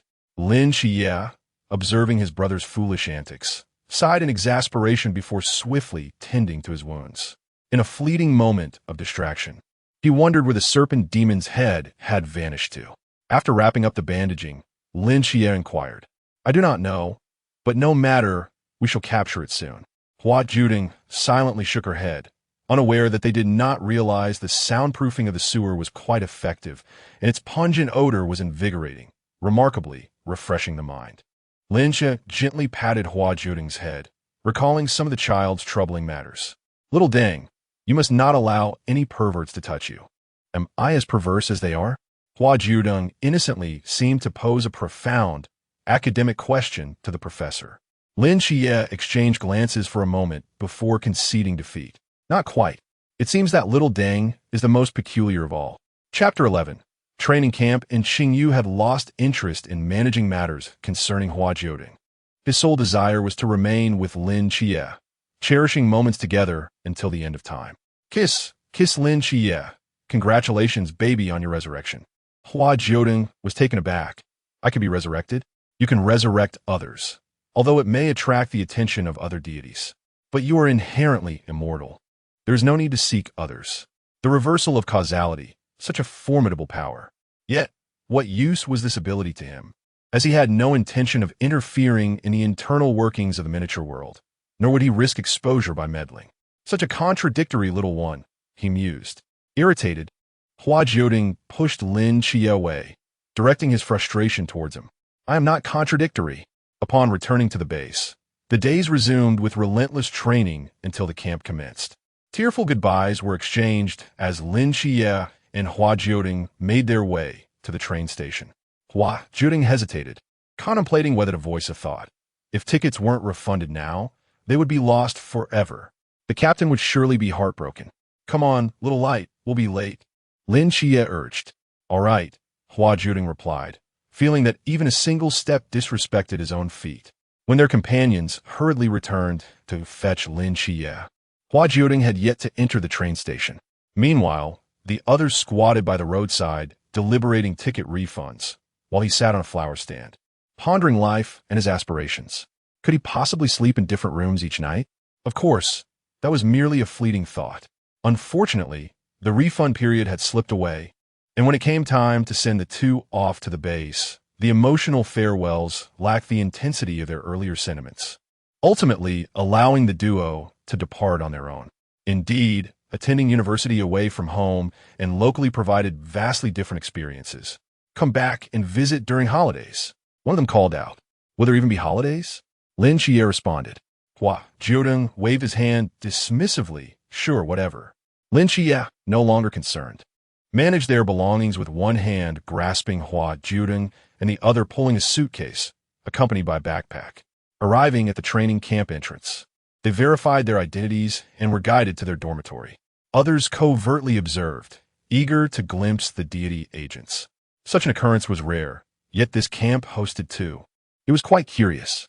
One of the deity agents appeared almost incapable of walking, comfortably nestled under the arm of the other, engrossed in a mobile device, an endearing sight of familiarity and harmony. Hua Jiudeng and Lin Qiye had indeed become accustomed to this dynamic. You all go ahead and choose your dorms first, Lin Qiye suggested gratefully, gently setting Hua Jiudeng down. They inspected various rooms before finally selecting one with the best orientation. A two-person dormitory where they would reside together. Hua Jiudeng secretly wished to explore all the rooms, eager to connect with everyone, whether it be the chubby one, the cool guy, or Chow Yuan. He longed for those moments of closeness. Let be, it is most comfortable to stay close to Qiye. He should still cling to Lin Qiye, as he has yet to fully harness the abilities that reside within him. Indeed, it has been quite some time, and he has not completed this endeavor. His divine powers often serve as a makeshift excuse, relying on some arcane strength and magical coefficient to justify his inadequacies. He remains at a loss regarding his divine abilities. Yet, is it possible that his brother might part with a few ordinary jade watches? Regardless, Hua Jiudeng believes that, in comparison to the jade watches, his brother values him far more. However, Hua Jiudeng is mistaken. Pang Pang is indeed a good friend. Although they could not share the same room, he still graciously gifted them watches, which Lin Qiye, in his integrity, promptly declined. Hua Jiudeng observed Pang Pang with a hint of curiosity. Lin Qiye, perceptive as ever, saw through his younger brother's intentions and restrained Hua Jiudeng. Lighter, promise me to maintain a distance from those you meet for the first time, all right? Boyu, mumwasa. Lin Qiye, I cannot help but worry. Bailey Tumming extended his hand in friendship, introducing himself. Greetings, I am Bailey Tumming, but you may call me Pang Pang. I hope to forge ordinary friendships with everyone. At this moment, Hua Jiudeng, no longer hindered by Lin Qiye's embrace, rushed forward to shake Pong Pong's hand. Hello, I am Hua Jiudeng. Delighted to meet you. Little one, this is a deity of wealth. You may seek to forge many bonds, and for now, your fortune shall increase. Hua Jiudeng held on tightly. Pang Pang, may I hold your hand a little longer? Bailey Tumming was enchanted by this new friend's enthusiasm, believing his journey of friendship would be smooth. Of course, good brothers should share warmth. Lin Qiye, is this truly a good brother? It resembles more of a close comrade. Moreover, do not indulge Hua Jiudeng too much. If he encounters someone of the same sex, what will he do? Why does he only consider the propriety of interactions between men and women, while disregarding boundaries with other men? A heart aflame with passion, an unrestrained enthusiast for closeness, and a little eccentric. Hua Jiudeng continued to feign concern for Qiye, yet he remained oblivious, for upon seeing Pang Pang again, he would undoubtedly rush forward without hesitation. To hesitate even a moment would be disrespectful to Pong Pong's generosity. There exists another realm of ease, yet Hua Jiudeng finds no need for it, as he already possesses his own personal space. Before acquiring this personal sanctuary, his own mental prowess served as an excellent storage space. However, Pang Pang possesses many other delightful treasures, such as the Scroll of Banishment. Establishing a good rapport with Pang Pang is more crucial than anything else. Ideally, it would be splendid if Pang Pang would allow him to slumber alongside those resplendent forbidden items. Surely, after a night, he would be able to claim all the forbidden treasures. Observing Lin Qiye's demeanor, it was evident that he had not absorbed any of this advice, prompting a weary sigh from him. Oh well, what else could be done? He must become stronger, lest he be unable to confront those who might seek trouble with Hua Jiudeng. Chapter 12. The Masquerade Squad, High-Quality Humans. Recently, Hua Jiudeng has taken to visiting Pang Pang frequently, and they have become quite familiar with one another. Pang Pang generously shared his forbidden treasures with Hua Jiudeng, who has consequently enjoyed substantial financial success. However, Lin Qiye's mood has soured. His younger brother, who used to cling to him, is now off frolicking with others, leaving Lin Qiye feeling inexplicably constrained. Furious, he muttered about the fickleness of his brother, who seems to have abandoned his old affections for new ones, evoking a rather irksome sense of nostalgia.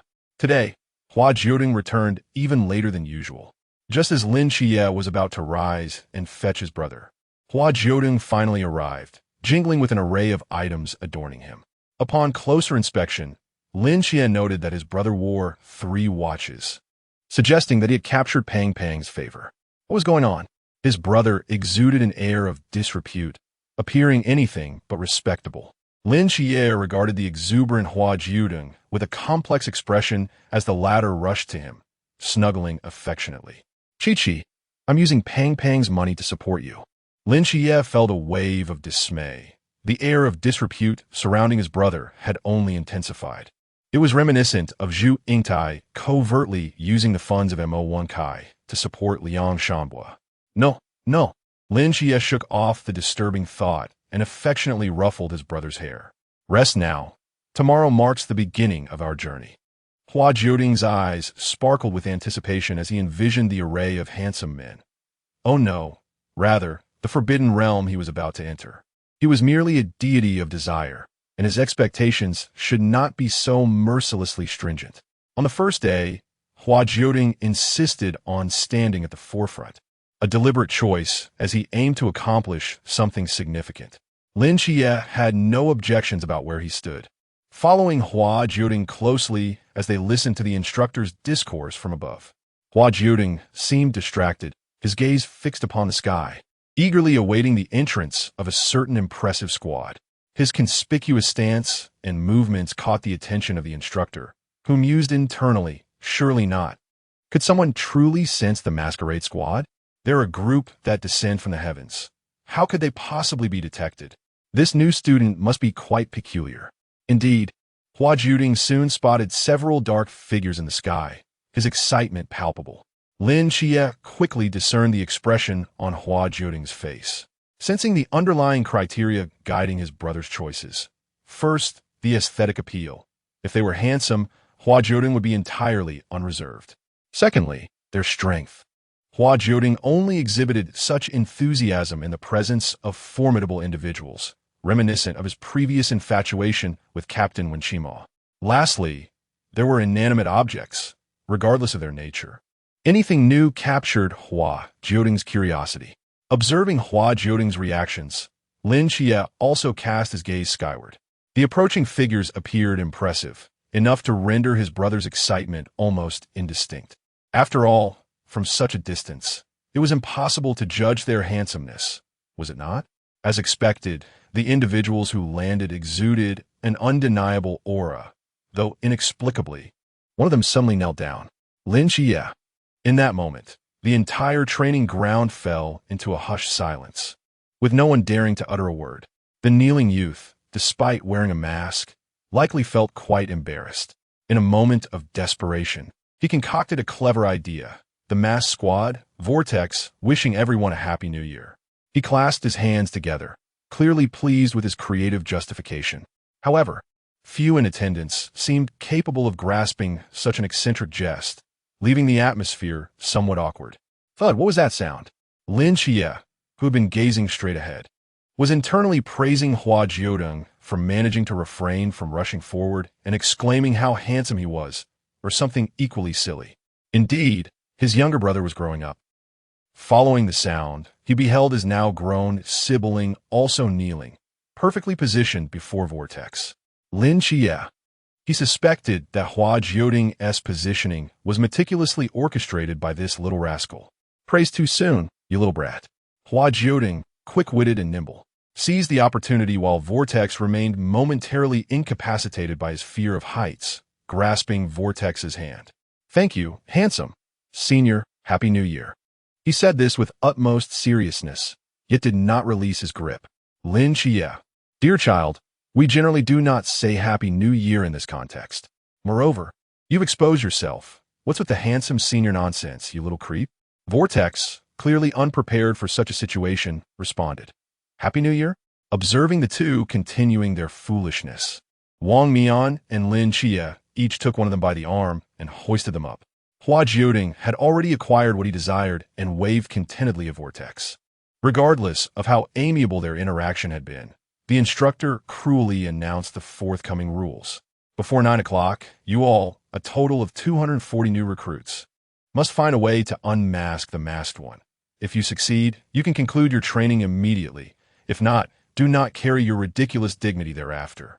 Do you understand? Upon hearing the instructor's words, the new recruits erupted into chaos. Amidst the frenzy, Hua Jiudeng contemplated whether he could shamelessly embrace Wang Mian. Surely, the masked squad wouldn't initiate a direct confrontation, would they? Lin Qiye swiftly restrained Hua Jiudeng, curbing his reckless ambition. No, you mustn't, he warned in a hushed tone. What did your brother teach you? Hua Jiudeng. I forgot.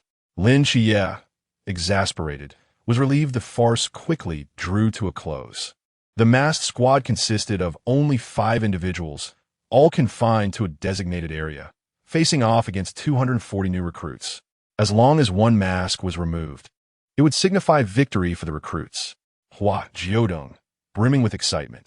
Brother, can I just hug the most handsome one? Lin Qiye, speechless. Do you think you can even manage that? Hua Jiudeng, I absolutely can. Trust me, brother. Lin Qiye gazed into Hua Jiudeng's clear, radiant eyes. Inhaling deeply. Is it absolutely necessary, my dear? Hua Jiudeng nodded vigorously. I want to hug him. Lin Qiye gazed up at the sky, pondering the moment when his brother's education had faltered, yet he could not escape the weight of responsibility that lay upon him as the elder sibling. Come, let us embrace. A fleeting hug, and then we shall part, he urged. Pang Pang, standing nearby, fanned the flames of mischief, saying, In truth, I believe I could present some gifts. My father always said, one should never strike a smiling face. Hua Jiudeng chimed in enthusiastically. Indeed, indeed. Pang Pang continued. Shall I fetch you a few watches? After all, more friends lead to more opportunities. Hua Jiudeng nodded affirmatively. Yes, yes. Lin Qiye sighed. Having you both is indeed a blessing. Yet, he pondered that Li Pang Pang might become the greatest impediment to his efforts in educating his brother. Sooner or later, he would face the inevitable. Alas, it seemed that Donger was beyond redemption. Chapter 13, it seems that Hua Jiudeng harbors a slight fear of women. In the end, he did not take Lin Qiye and Pang Pang with him. He believed that going alone might actually be quicker. After all, he could fly now. Lin Qiye cast a few glances at him and eventually agreed, but only after reminding him to exercise caution. Hua Jiudeng appeared to take this lightly, offering his brother a few dismissive words before dashing off. It must be admitted that he was indeed quite swift in the air. He quickly found his direction and charged straight towards Wang Mian. Wang Mian, the handsome one, oh no, the formidable warrior, is here. Rose was the first to notice this elusive target, having evaded countless attacks. As Hua Jiudeng continued to pursue his plan towards Wang Mian, a female figure suddenly appeared before him. Had Wang Mian undergone a transformation? Hua Jiudeng froze for a moment before turning to flee. Help! It was that Wang Mian had changed. It was Rose blocking his path. It was a woman. Though Lin Qiye had distanced himself, he remained vigilant regarding Hua Jiudeng's situation and observed the panicked expression on Hua Jiudeng's face. He couldn't help but suspect that Hua Jiudeng might indeed have a fear of women. After all, why would he act so boldly in the presence of men while becoming anxious around girls? Regardless of the terror that gripped Hua Jiudeng's heart, he ultimately collided with Rose. Forgive me, forgive me, forgive me, he whimpered, retreating in haste. Rose, unable to catch him before he slipped away, could only watch as he darted back to Lin Qiye's side. Chi-Chi, I didn't make it. Lin Qiye, akin to guiding a kite, led Hua Jiudeng away. No time to think, just run. Indeed, a colossal pink hammer was raised behind them, swiftly eliminating numerous newcomers. With determination, Lin Qiye made his way to the armory, staring in disbelief at the door. Are they really afraid we might steal weapons? Danger, go and open it. Hua Jiudeng continued to sob, resembling a virtuous woman besmirched by a rogue. Lin Qiye realized that it was fortunate this lad had joined the military. Otherwise, he would be weeping daily at school. Although still in a state of melancholy, Hua Jiudeng did not lag behind. Through tears, he blasted open the armory door, only to be comforted by Molly, who had appeared out of nowhere to pat his head. Why is my little brother crying? Lin Qiye replied. He.s. lamenting having accidentally encountered a woman. Oh no, this would only provoke louder wails. Molly, inherently a woman with a strong sense of ambition, found it remarkable that she had even paused to comfort the child. Not receiving an answer, she chose to proceed into the armory to select her weapons. Hua Jiudeng, still in an emo state, suddenly perked up. Upon seeing this reaction, Lin Qiye understood. Be cautious. He was about to release the light. Without hesitation, Hua Jiudeng dashed toward a certain direction, clearly causing those hidden to panic, even revealing a glimmer of sword light. Yuegue. He had been lying in ambush for them all along. Without fear of Yuegue's lunar transformation, Hua Jiudeng embraced a transparent object. He was determined to find something to cling to, and there was no way he would miss out on that. The baby, previously, the Hammer of the Rose, was also acquired. Hua Jiudeng. I'd almost forgotten, yet you insisted on bringing it up. In his heart, he cried out, I'm not being lewd. Shentong. Looking at the baby's demeanor, there was no premise for lewdness. Some overly extroverted girls had a higher probability of provoking his lewdness. Yue was not to be underestimated, although Hua Jiudeng could cling to him. Swords and blades are indiscriminate. With this strike, he could indeed transform, but unexpectedly, the young man who had been clinging to him also transformed. One strike passed through both, without a drop of blood. Yue. How strange. No, this is preposterous. How could his forbidden realm be utilized by another? Before Yue could make his next move, Hua Jiudeng fled back to Lin Qiye's side, shooting Mingxing Shanyu at Yue as if it cost nothing. However, none of the strikes were aimed at the mask. Hua Jiudeng had no intention of shattering Yue's mask. He was merely a little salted fish with a mind full of affection, leaving the rest to Lin Qiye and Mo Li's capabilities. Yue evaded all attacks, and the battlefield gradually approached the armory. Hua Jiudeng glanced at Lin Qiye, who was struggling valiantly, then at the dazzling array of weapons behind him, as if 1,000 male models were waving at him. He, the deity of desire, could no longer restrain himself. He soared towards the armory to indulge. He wished to sleep with the armory tonight, otherwise, if Chi stole it later, he would be left with nothing. When Lin Qiye turned around, he happened to see Hua Jiudeng looking as though he was on the verge of falling asleep, feeling utterly exhausted. That lazy lamp, always shirking responsibility. In times of crisis, one can never rely on him. Hua Jiudeng. The salted fish stands up. This is clearly nonsense. He is the best at helping. The most helpful little salted fish stood up and launched a cannon blast outward. He was now a walking artillery piece. Who dares to fear? Amidst the swirling smoke and dust, Hua Jiudeng and Lin Qiye consciously dispersed. He was headed to the dormitory area to find Wang Mian. At this moment, Hua Jiudeng was entirely consumed with thoughts of Wang Mian. Lin Qiye, adhering to his own intent, surveyed the dormitory area. As he suspected, the dormitory was a fate swept away in one fell swoop. He primarily aimed to gauge the strength of Wang Mian, who had previously refrained from making a move. He wanted to see what kind of power the strongest captain of the mass team and the first normal divine agent he encountered possessed. Hua Jiudeng was abnormal, and Lin Qiye was not a fool. He was aware of this distinction. The scene before him shocked Lin Qiye, leaving him momentarily at a loss for words. It was not merely because Wang Mian had split the dormitory building with a single strike. Had it been earlier, Lin Qiye would indeed have been astonished by the building's rupture. But now, what drew Lin Qiye's attention was the figure rushing down. Hua Jiudeng. How'd he get there? Hua Jiudeng initially resided atop the dormitory building, and upon witnessing the cracks forming in the structure, he decided to abandon concealment and leapt towards Wang Mian's direction. Ordinarily, Wang Mian would opt to employ the Forbidden Ruins to decelerate time. Alternatively, he might resort to using his blade for defense. However, as Hua Jiudeng's obsidian pupils gazed at Wang Mian, even through the veil of mask, he found himself irresistibly drawn to those dark, enigmatic, yet strikingly beautiful eyes. "You'll catch me, won't you?"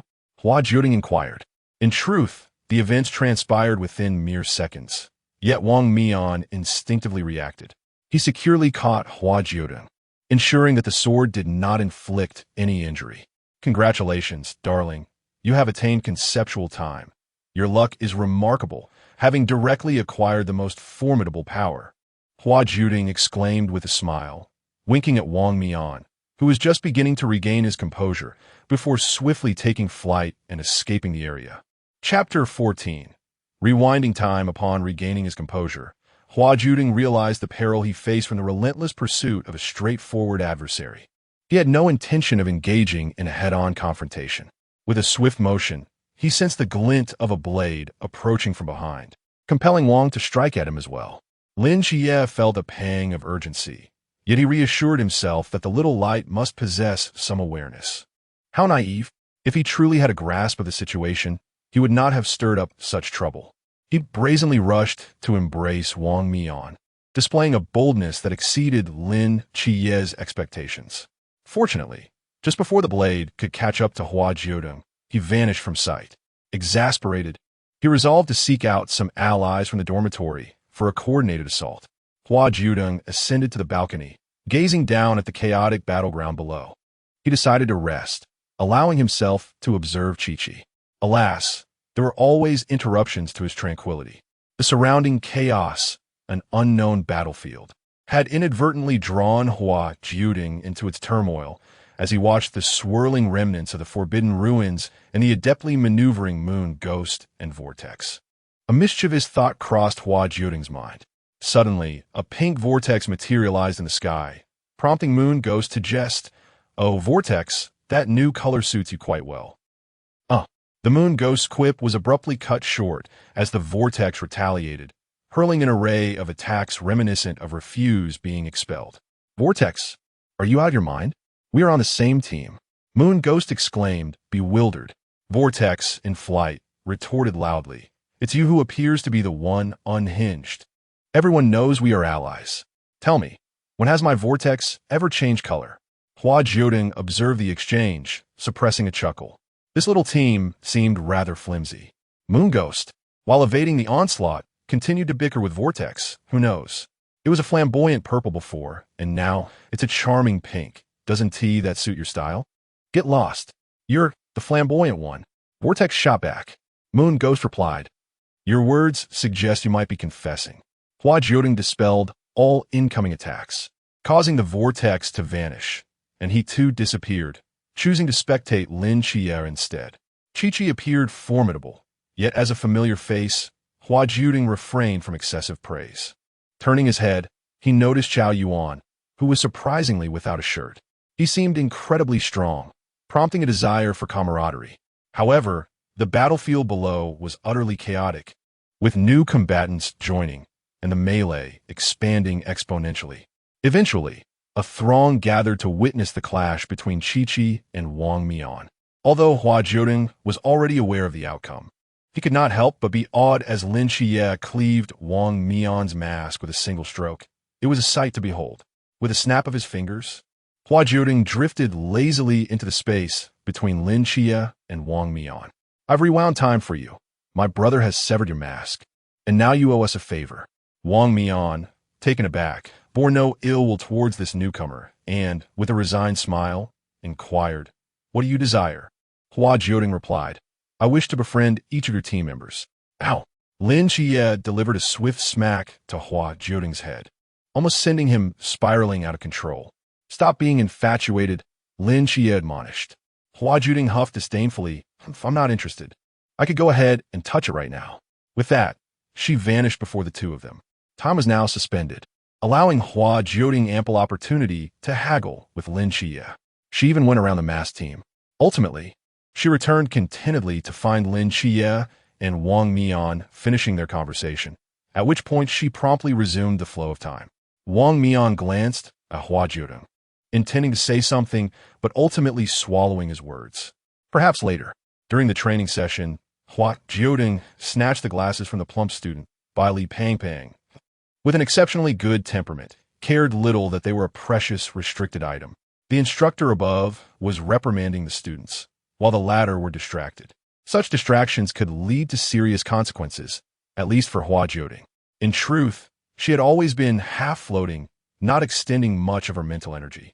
However, unbeknownst to her, the instructor had done something that abruptly canceled her levitation, sending her crashing to the ground. Hua Jiudeng struggled to her feet, only to discover that the instructor had activated a restricted artifact, likely rendering her unable to float again. She looked at her newly wounded limbs and mentally noted to hold the old deities accountable. Just wait, she would surely smash those divine heads. Worse news followed as Hua Jiudeng learned that running was required. Run. She hardly even walked outside. Laziness was one factor, and the fear of bleeding profusely was another. While deities were not susceptible to death from blood loss, such a state was hardly sustainable. The instructor, aware of Hua Jiudeng's predicament, having been informed earlier by Team 136, summoned her for further examination of her accessories. This is complicated, quite peculiar indeed. Wang Mian stood nearby, and the masked team gathered to investigate together. How about the captain give it a try? Hua Jiudeng anticipated this, knowing that it would likely end with a swift blow. Handsome, yes, but utterly ineffective. Indeed, Captain Qin was just that way. As expected, the dashing Wang Mian was unable to sever the accessory and retreated to a corner in defeat. The instructor stroked his beard and inquired, "Who exactly put this on you?" Hua Jiudeng nonsensically replied, "I was born with it." The instructor responded, "I wonder if it's worth asking about that, ring of truth.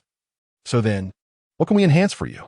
It was no surprise to Instructor Hong. Given the circumstances, Hua Jiudeng's limbs could not endure significant movement, and even standing for long periods was a challenge.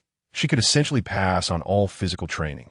Had Hua Jiudeng possessed decent physical capabilities, it might have been acceptable, but clearly, she was rather frail. She appeared delicate, not at all resembling someone with stamina. It seemed this child was more suited to being a sandbag, and only for bearing weight. As Instructor Hong attempted to have Hua Jiudeng hang a water bottle, Wang Mian rescued her. Hua Jiudeng was profoundly touched and promptly followed the masked team in their escape. Wang Mian led her to the team's resting area, where Rose offered her some snacks. He introduced each member of the masked squad one by one, and finally chuckled, "How about my bribery?" Hua Ji nodded seriously. "Indeed, I will keep your secret." Xuan Wu remarked, "So it turns out the captain has reverse time." Wang Mian replied, "No." Xuan Wu, taken aback, implored, "Captain, let go of your pride in front of us." Who doesn't know whom? Wang Mian delivered a punch to Xuan Wu's face, compelling the loquacious member to silence. Chapter 15. The day you all race against time, Moon Demon chuckled, "Vortex, a loss is a loss. There's no need to drag the captain down with you." Wang candidly addressed his teammates. It was Hua Jiudeng who rewound time. The expressions on the faces of the masked squad were momentarily captivating, and Hua Jiudeng lamented the absence of a camera, for this would undoubtedly become a part of his regrettable history, a moment he could later use to extort Wang. Perhaps it was some peculiar forbidden wasteland, as there were claims of 2 divine agents. It was likely that the deities possessed some unique qualities. The group did not press further on this topic. Wang had a vague suspicion regarding Hua Jiudeng's identity, as divine agents tended to be rather perceptive. However, most of those they had encountered thus far were pretending to be oblivious. Hua Jiudeng enjoyed his time resting with the masked squad, and, when he departed, he accompanied them to the dining hall. Their feast was a lavish banquet, while on the other side there were only steamed buns and raw meat. A stark and disheartening contrast. "Chi-Chi, come eat with us." "Yes, come join us, Qiye." After a brief moment of hesitation, Lin Qiye walked over. He still harbored doubts about the divine agents. Perhaps Wang could provide him with answers. Unlike Hua Jiudeng, however, Lin Qiye chose to continue eating his steamed buns and raw meat alone. "You are more suited to be the night watchman than your brother," Wang remarked. And Hua Jiudeng did not perceive this as an insult, for it was indeed the truth. Hua Jiudeng managed to conjure a glimmer of mischief. "Brother, shall we grill some meat?" Lin Qiye extinguished his spark. "If the instructor sees you, it will be the end of you, Lantern." Unfortunately, the warning came too late. The instructor had already spotted him. "Tomorrow, I shall deal with this newcomer. As for divine agents, I believe it resembles a contractual relationship," Hua Jiudeng mused, discarding a bone. "I perceive it more as a utilitarian connection," he added. This was a relatively novel perspective, prompting Wang to turn his gaze towards Hua Jiudeng. A unilateral choice is merely selecting a suitable pawn, yet he did indeed save me. Wang instinctively recalled his mindset at that moment, undoubtedly filled with gratitude, exhilaration, and the euphoric thrill of surviving a near-death experience, which involuntarily kindled a sense of faith in the divine. He later calmed down, recognizing that his relationship with the divine might be mutually beneficial. Your immense kindness may merely be a trivial favor bestowed by the deity, and after such grand gifts, there surely lies a cost beyond your imagination, even if it comes as a gift from the divine. Humans ought not to be overly proud. Even the skills they cherish most may demand everything they possess. How much time do humans truly have? What can humanity offer to offset the backlash of time? Wang looked at Hua Jiudeng, feeling as though these words were directed specifically at him. Hua Jiudeng, perhaps, he truly was no ordinary person. Human time, is fleeting. Hua Jiudeng gazed at Wang, his words laden with meaning. Wang is a good person, and Hua Jiudeng appreciated this. He did not wish for him to reach the final step. Because he is fond of handsome men, he cannot bear to see them turn into old men. The whistle blew, and although the time had not yet come, everyone immediately stood up. Lin Qiye initially intended to help Hua Jiudeng, but Hua Jiudeng declined, saying, "Brother, you go ahead. I will join you shortly." Lin Qiye glanced at Wang Mian and replied, "All right." With that, he dashed out. Before long, the cafeteria was entirely deserted. Hua Jiudeng plucked a vibrant rose and handed it to Wang Mian. Wang Mian replied, "I am not gay." Hua Jiudeng responded, "What a coincidence I am." Wang Mian countered, "I will not yield." Hua Jiudeng tossed the rose at him, saying, "You really don't understand straightforward talk, do you? Take it and leave quickly. The rest will depend on fate." Wang Mian sensed that Hua Jiudeng likely knew some underlying truths, but the realm of the divine was beyond his comprehension. Nevertheless, he remained steadfast on his path. Even if the price were his own life and the outcome was irrevocable, he still remembered his mission. "I must stand before millions." Gajadashia.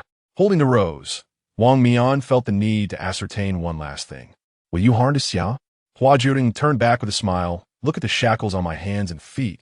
Wang Mian. "I'm not aligned with them." He had long ceased to be one of them. The longer he lingered in this small world, the more he cherished it and the majority of its inhabitants. The divine had long descended from their pedestal. "Captain?" It was only after Hua Jiudeng left that the other members of the mass team reacted. He is him."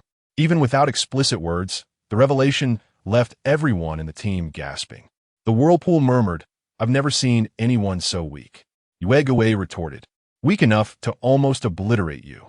The whirlpool recalled a certain pink whirlpool. Yue Gui, how can you say that? Were you not also chaste? Tianping observed Wang Mian, who was still staring at the rose in a daze. "Boss, have you changed sides?" Wang Mian, with a swift motion, punched 3 foolish team members, then neatly tucked away the rose. "Have you eaten? If you're done, leave." Tefiache novasiping. Wang Mian took a deep breath. "Sometimes I feel my team members are audacious. At least they are tough-skinned and not afraid of a beating." They departed. The 7 of them walked out of the training camp, against the sunlight, their shadows stretching long and far. Hua Jiudeng watched them leave, then looked at his own hand. It felt somewhat inexplicable, yet surprisingly effortless, as he had easily conjured a rose. Strange. The baby is quite soft-hearted. Not at all. I merely believe in gratitude. Yes, a good baby who knows gratitude. Hua Jiudeng. I wish to silence this loquacious deity. The lifespan of humans is fleeting. Even 20 years can potentially overwhelm a young person. How many 20 years can a human truly have? Yet the divine possess many. Hua Jiudeng never regarded 20 years as an interminable span. Rather, it was merely an inconspicuous measure within the tapestry of his existence. Even in confinement, his perception of time was always rooted in millennia. He dismissed the notion of 2 decades as trivial, insignificant in the eyes of the divine. It was only upon his arrival in the realm of humanity that he comprehended the true length of time. It felt unbearably short, far too fleeting. Human lives are scarce, yet their accomplishments pale in comparison to those of the gods. Only by standing on the precipice of divine slaying did Hua Jiudeng truly resonate with humanity. 40 years, indeed, is an abundance. It can be squandered or filled with splendor, yet it ought not to vanish in the mere blink of an eye. This time, he would safeguard his own moments. Let him anticipate on the day the masked squad traverses the river of time in the future. Chapter 16. Handsome Guy. Play more. Even the deity must face criticism for being late. As Hua Jiudeng sauntered leisurely into the training ground, he was promptly apprehended by Instructor Han. "You are late. How dare you show such arrogance while attending training? Come here." Hua Jiudeng glanced at the sword in Instructor Han's hand and quickly grasped the gravity of the situation. Yet, he pondered whether this confrontation would be advantageous. After a brief moment of contemplation, he concluded that enduring a few wounds today would allow him to enjoy a reprieve from the sun alongside his fellow soldiers. With that thought, he stepped forward to grasp the sword, fixing his gaze on Instructor Han. Instructor Han chuckled lightly. "No worries, just demonstrate for your classmates. give it your all. Hua Jiudeng smiled in response, hoping that the instructor would indeed give his utmost. He lifted the sword, directing his attention to Han. Every strike fell within his control, and as Hua Jiudeng's movements accelerated, delicate crimson streaks trailed from his swift actions. Hua Jiudeng's fencing was undeniably elegant, rapid yet retaining an inherent grace. He favored thrusting over slashing, preferring to leverage the strength of his opponent rather than relying solely on his own power. Rather than pursuing the aesthetics of strength, it seemed more a matter of conserving energy and avoiding exertion. Nevertheless, Hua Jiudeng effortlessly disarmed Instructor Han, pointing his sword at him with a playful tone. "I concede." Instructor Han, taken aback, stared at Hua Jiudeng. "Have you received any training?" Hua Jiudeng replied, "I learned from Captain Shun of Team 136. Instructoran." "Well, that's not entirely surprising." He mused. "If it were Chinmai in a sparring match, I would believe it." Lin Qiye interjected, "He hasn't trained at all."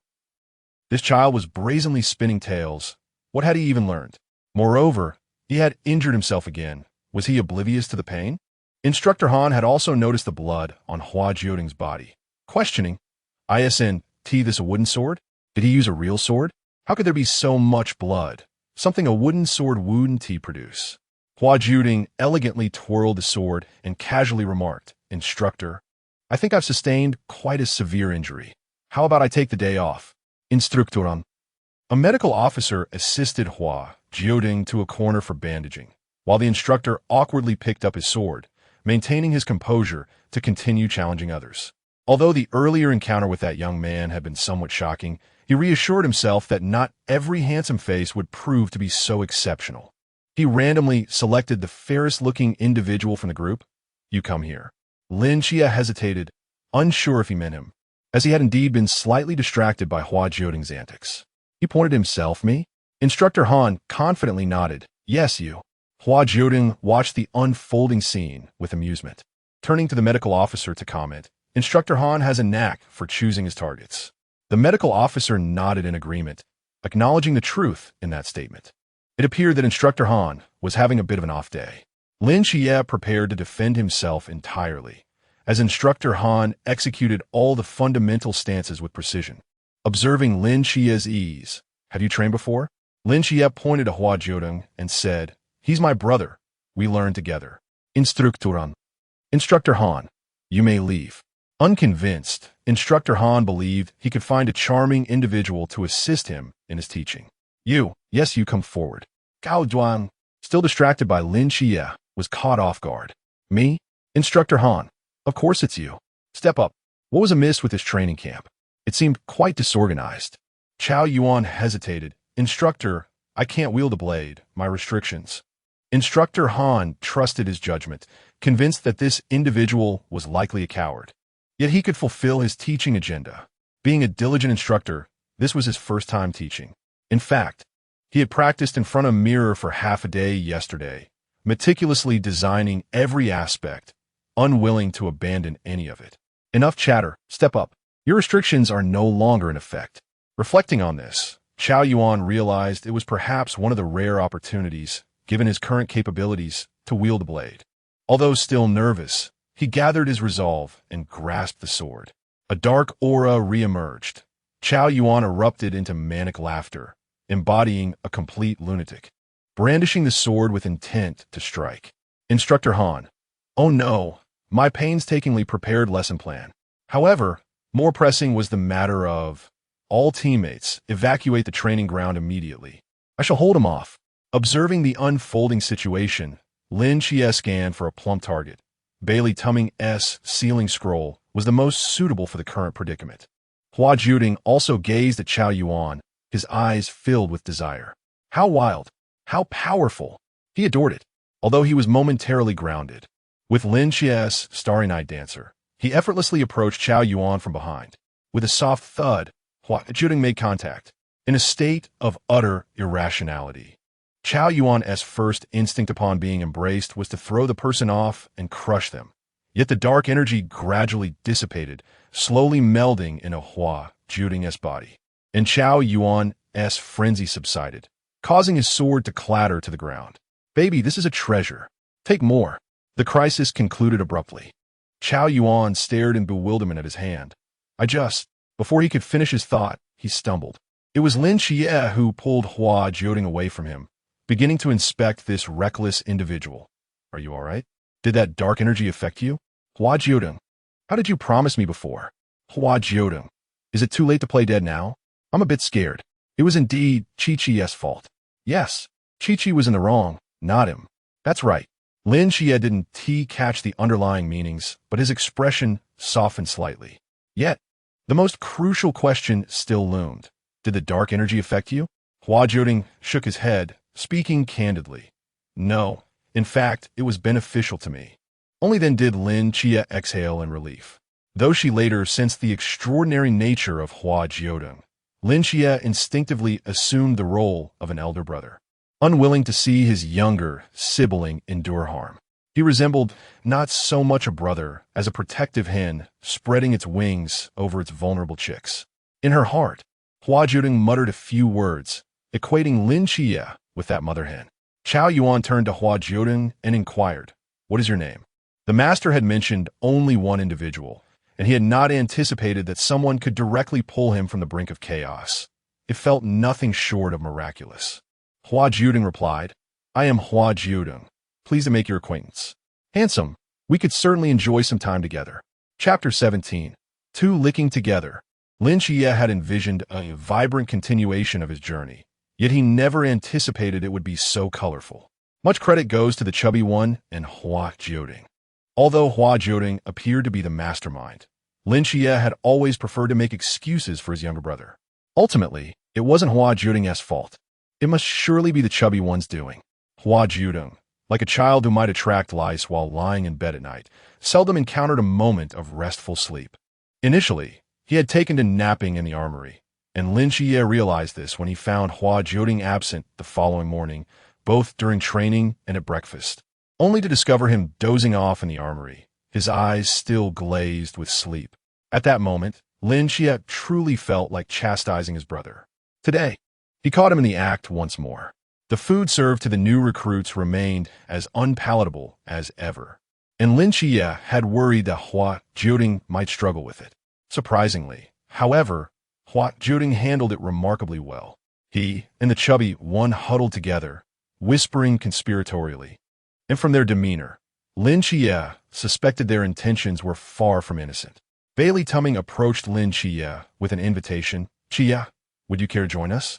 Lin Qiye glanced at Hua Jiudeng nearby and inquired, "For what purpose?" Hua Jiudeng replied, "An adventure for real men." The chubby one chimed in, "A nighttime exploration of the dormitory." Lin Qiye, whether they were indeed real men, remained uncertain, but their proclivity for mischief was undeniable.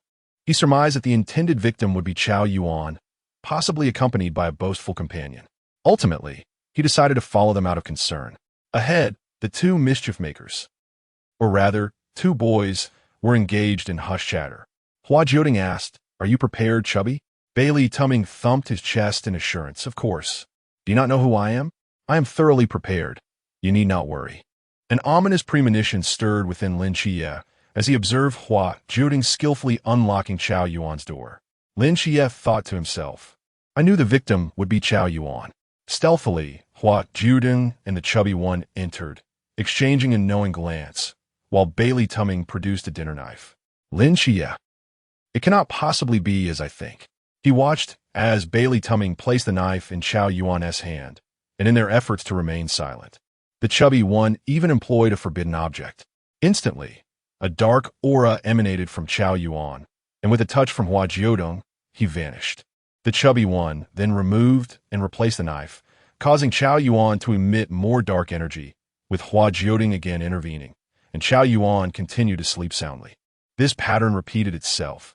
The chubby one would take the knife away and put it back, resulting in Chao Yuan's dark aura reappearing, while Hua Jiudeng ensured he remained undisturbed. Lin Qiye. What a remarkable perpetual motion machine. Though the commotion was not overly loud, Chao Yuan's high-level forbidden realm eventually roused his roommate, Shun Qingzhu, who became intrigued upon witnessing the spectacle. What is happening here? Hua Jiudeng had ample justification. We are testing how many times Chao Yuan's dark energy can manifest. This is merely an experiment, and we're giving Chao Yuan an opportunity to wield the knife. Shun Qingzhu. I estimate it will take 7 more times. Hua Jiudeng assessed the sensation in his hands and opined, I believe it will be 15 times. Pang Pang, ever the cautious one, suggested, surely it must be around 10 times? Lin Qiye could not restrain himself from speculating, 17 times. Chao Yuan, is there truly no one to speak on his behalf? In the end, it was indeed the cook who had the most accurate sense, as Hua Jiudeng was correct. After 15 attempts, Chao Yuan ceased to emit smoke, staring in bewilderment at the knife in his hand. Goodness! One day, he could actually see the knife clearly in his hand. Unbelievable! Hua Jiudeng felt a tinge of regret upon seeing his clarity. This would have to suffice for today. He had not eaten his fill. However, fatigue was creeping in. The following day, Hua Jiudeng and Pang Pang proudly arrived late, with Pang Pang heading off for a lap while Hua Jiudeng exchanged glances with the instructor. Hua Jiudeng, do you think I am powerless against you? The instructor smirked ominously. Hua Jiudeng. He genuinely felt that the instructor was at a loss regarding him. He could neither run nor jump, and certainly did not possess Lin Qiye's fervent resolve to grow stronger. He was convinced that this training would likely be of no benefit to him. His path to strength would have to rely on close connections. A slacker has his own way of living, while a diligent person possesses their own methods of becoming formidable. However, the instructor also had his own means of dealing with the slackers. Hua Jiudeng assumed the flying swallow pose, only to be suspended with a water bucket. Feeling even more fatigued than Pang Pang, Hua Jiudeng, Wu XX. Lin Qiye continued with warm-up runs, occasionally casting a glance at Hua Jiudeng. Pitiful, quite tragic, yet somewhat deserved. Today, Hua Jiudeng refrained from causing mischief, merely imploring Lin Qiye not to abandon him. The next day, Lin Qiye effortlessly carried Hua Jiudeng to the cafeteria, noting that it was quite comprehensive. The instructor assisted him in strengthening his lower body while Hua Jiudeng focused on his upper limbs. Once he believed in himself, he would become a well-rounded individual. Today's cafeteria offerings were somewhat lavish, surprisingly featuring pickled vegetables. Hua Jiudeng, this is it, the final supper. Lin Qiye, having mastered the art of jesting, commented carelessly. Chao Yuan watched from a distance as Lin Qiye and Hua Jiudeng appeared somewhat entangled. One was the prophesied figure, while the other was a remarkable individual who could dispel his dark aura. What to do? Which one to favor? After pondering for a considerable time, Chao Yuan resolutely decided to favor both. My pickled vegetables can be shared with you. Bai Li Tuming. Chao Thief, what are you up to? I will not allow anyone to encroach on my position. However, if you must share, do consider giving me some as well. Hua Jiudeng had savored the pickled vegetables in his bowl. Compared to raw meat, they were indeed a delicacy. Though he consumed anything, he still favored fine cuisine. Who would have imagined that he, the esteemed Asmodeus, had descended to a realm where even pickled vegetables were deemed a treat? He reminisced about the past, where only the world's finest delicacies and the purest waters were presented before him. He was imprisoned by the gods, yet adored by them as well. He is the most arrogant, beautiful, and imperious prisoner, indulging in an array of treasures as if it were his due. As the time for execution approaches, he finds himself enduring hardships, reduced to simple home-cooked meals, with only steamed buns, pickled vegetables, and raw meat at his disposal. Alas, in the end, Hua Jiudeng declined the offerings from the other two, suggesting that the three of them should consume a bit more. Hua Jiudeng is acutely aware of what is to come. He knows he will inevitably be eliminated, yet the other three must strive to excel. Essentially, he is a pleasure-seeking sloth, with lust as both his divine name and his essence, pursuing all forms of ecstasy. However, perhaps due to prolonged interactions with humans, Hua Jiudeng has undergone a slight transformation, just a touch. Chapter 18. Proverbs. Several individuals nibbled on their steamed buns as Hua Jiudeng clinked his bun against Lin Qiye's. The plump one also joined in the gesture. After a moment of hesitation, Chao Yuan stepped forward to join them. Hua Jiudeng smiled gently, reflecting, to the liberation and joy of my new life. No longer seated upon a lofty platform, nor indulging in extravagance and ecstasy. Yet, he could still possess much more, an unfathomable abundance. Hua Jiudeng was well prepared. When he heard the instructor announce the impending extreme training, he remained remarkably composed. Extreme training? Indeed. Let us see who faces elimination in the end. Ultimately, Hua Jiudeng bore the weight and persevered, observing the drone hovering behind them. Lin Qiye felt an overwhelming urge to scoop up Hua Jiudeng and flee with him, reminiscent of countless past adventures, where the elder brother could carry the younger. However, Hua Jiudeng declined. "Brother, you aspire to be first. Why not let me take your burden, and I shall test my luck with elimination." Lin Qiye did not acquiesce, but insisted on leading Hua Jiudeng forward. "Let us try. If it proves too arduous, we shall reconsider. But I shall carry my own load as part of my training." Soon, the first unfortunate soul to be eliminated appeared, recounting his mortifying experiences, eliciting subtle expressions among the group. As Hua Jiudeng steeled himself to accept potential punishment, he anxiously reviewed his past social encounters multiple times, relieved to find no embarrassing experiences to haunt him. Yes, he could face elimination with peace of mind. While Hua Jiudeng felt reassured, this impending punishment invigorated the plump one, who, in an instant, even surpassed Lin Qiye. Hua Jiudeng evaded and dodged, but ultimately could not escape the ammunition, resigning himself to fate, for it was an inevitable occurrence. The ammunition did not incapacitate him. Beyond becoming a bit soiled, it had little effect. Upon elimination, he still encouraged his companions. "Keep going. I will await you at the finish line." The instructor chuckled, remarking, "What finish line?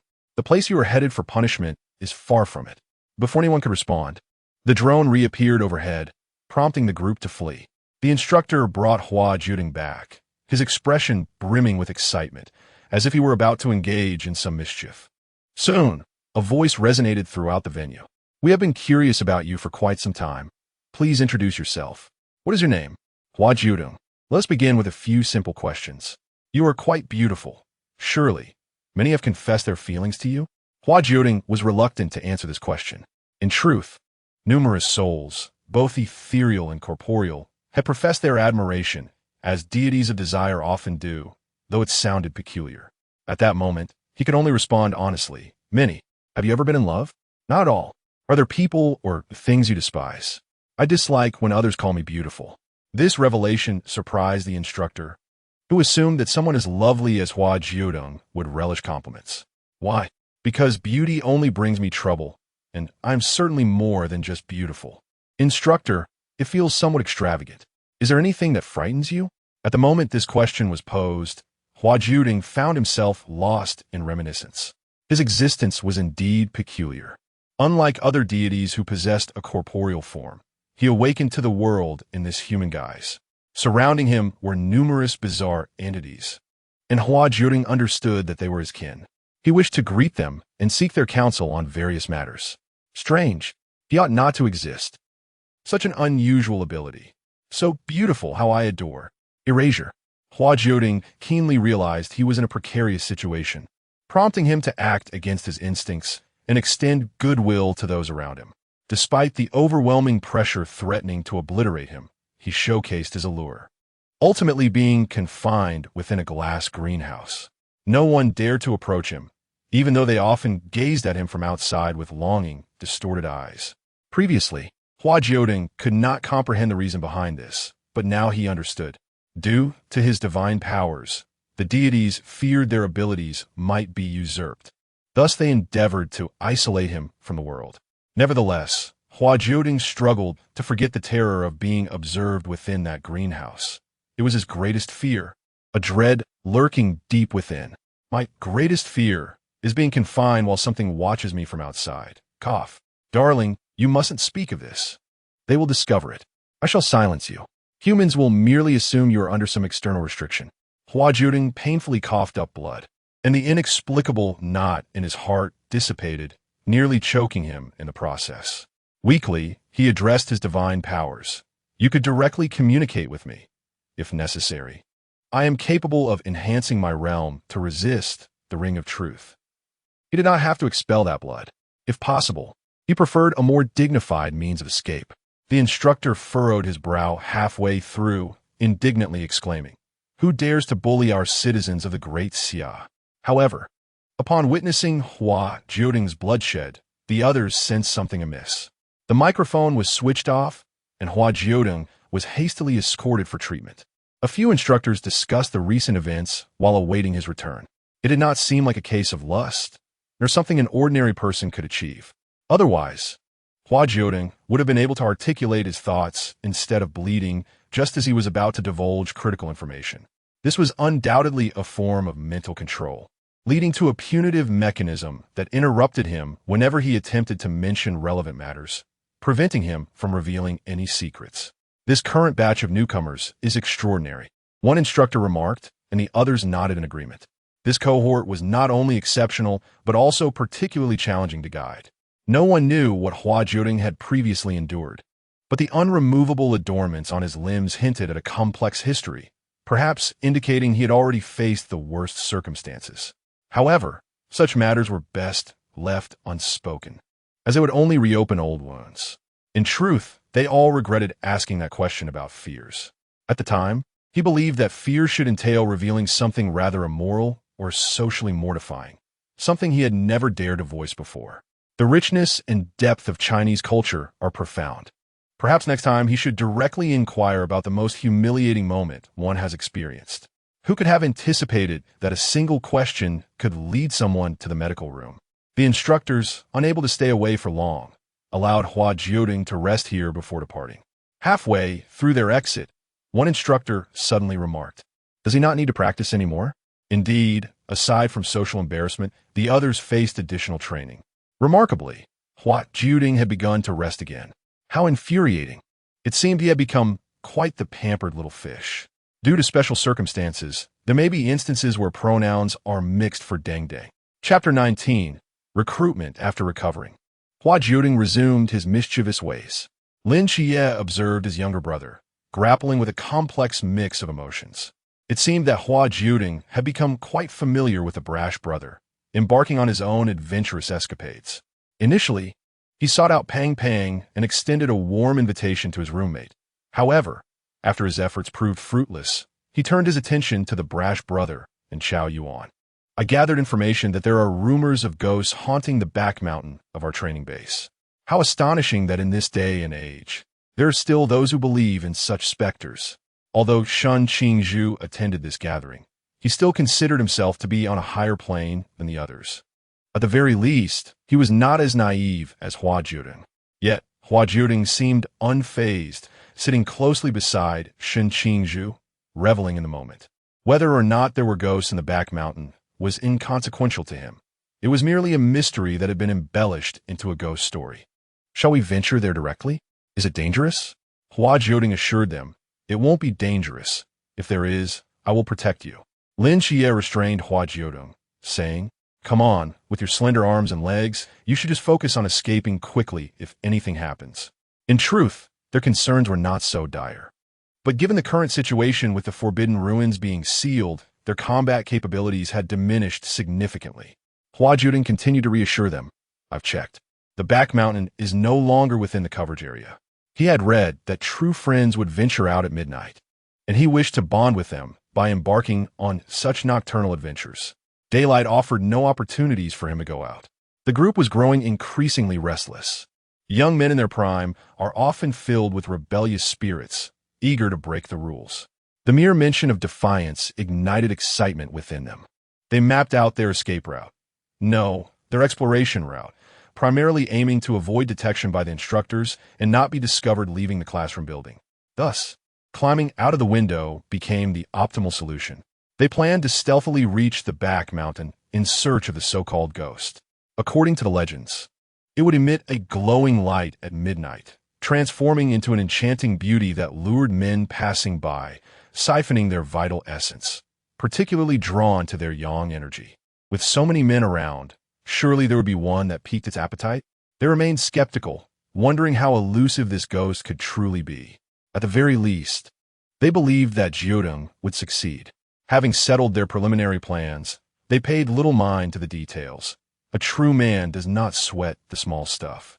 They agreed to set off the following day. Hua Jiudeng had yet again failed to post about Shun Qingzhu's forbidden ruins, promising to try harder next time. Lin Qiye felt 1,000 worries for Hua Jiudeng, yet he had not found an effective way to restrain him, so he decided to go along with him for now, keeping a watchful eye. It was difficult to predict what Jiudeng might do. The next day, despite the grueling training that nearly left them exhausted, the thought of the evening's adventure ignited excitement among them. During school, they felt drained, yet during breaks, they could easily lose track of time on their phones until 4 o'clock. The group gathered in the dormitory of Lin Qiye and Hua Jiudeng, which was conveniently closer to the back mountain. First, Lin Qiye cautiously peered outside, ensuring no living souls were in action before he leaped down, cradling Hua Jiudeng. Shun Qingzhu and Chao Yuan followed closely behind, with even the plump one landing lightly. Hua Jiudeng pointed ahead, signaling Lin Qiye to lead the way. Lin Qiye thought to himself, if one is hindered in movement, it will be far better to remain in the dormitory and slumber peacefully. Though he mused this, he found himself with little choice. The True Men squad was on an expedition to the back mountain. In the distance, an instructor stood beyond the sensory realm of mortal realm, completely unnoticed by the 5. A few instructors chuckled, jesting about the boundless energy of these youths. Shall we stop them? What purpose would that serve? When they return, we shall surprise them. You are quite wicked. Haha. Rumors regarding the back mountain had reached the instructor's ears, and some had been dispatched to investigate, yet nothing was uncovered. This group of youngsters would likely find nothing either, but they could be intercepted on their return for surprise night training.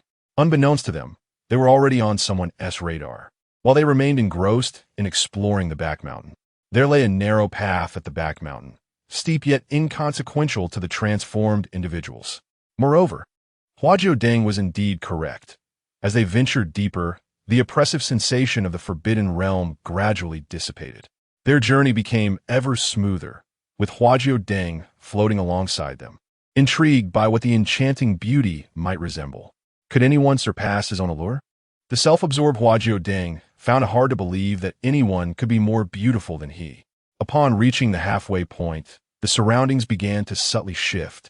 Changes so slight, they evaded the perception of mortal realm. Lin Qiye sensed the environment becoming ethereal and promptly called for everyone to halt. Yet in that instant, he realized something was amiss. He was utterly alone. It was not Lin Qiye who first noticed that honor belonged to Hua Jiudeng. It was not that his perception had surpassed Lin Qiye's, but rather, you are so beautiful.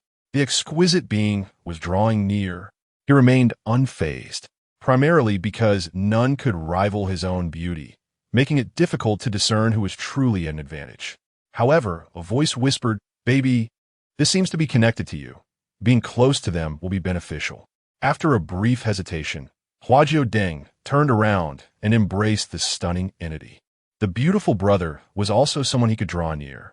Whether human, ghost, or mysterious, it mattered not.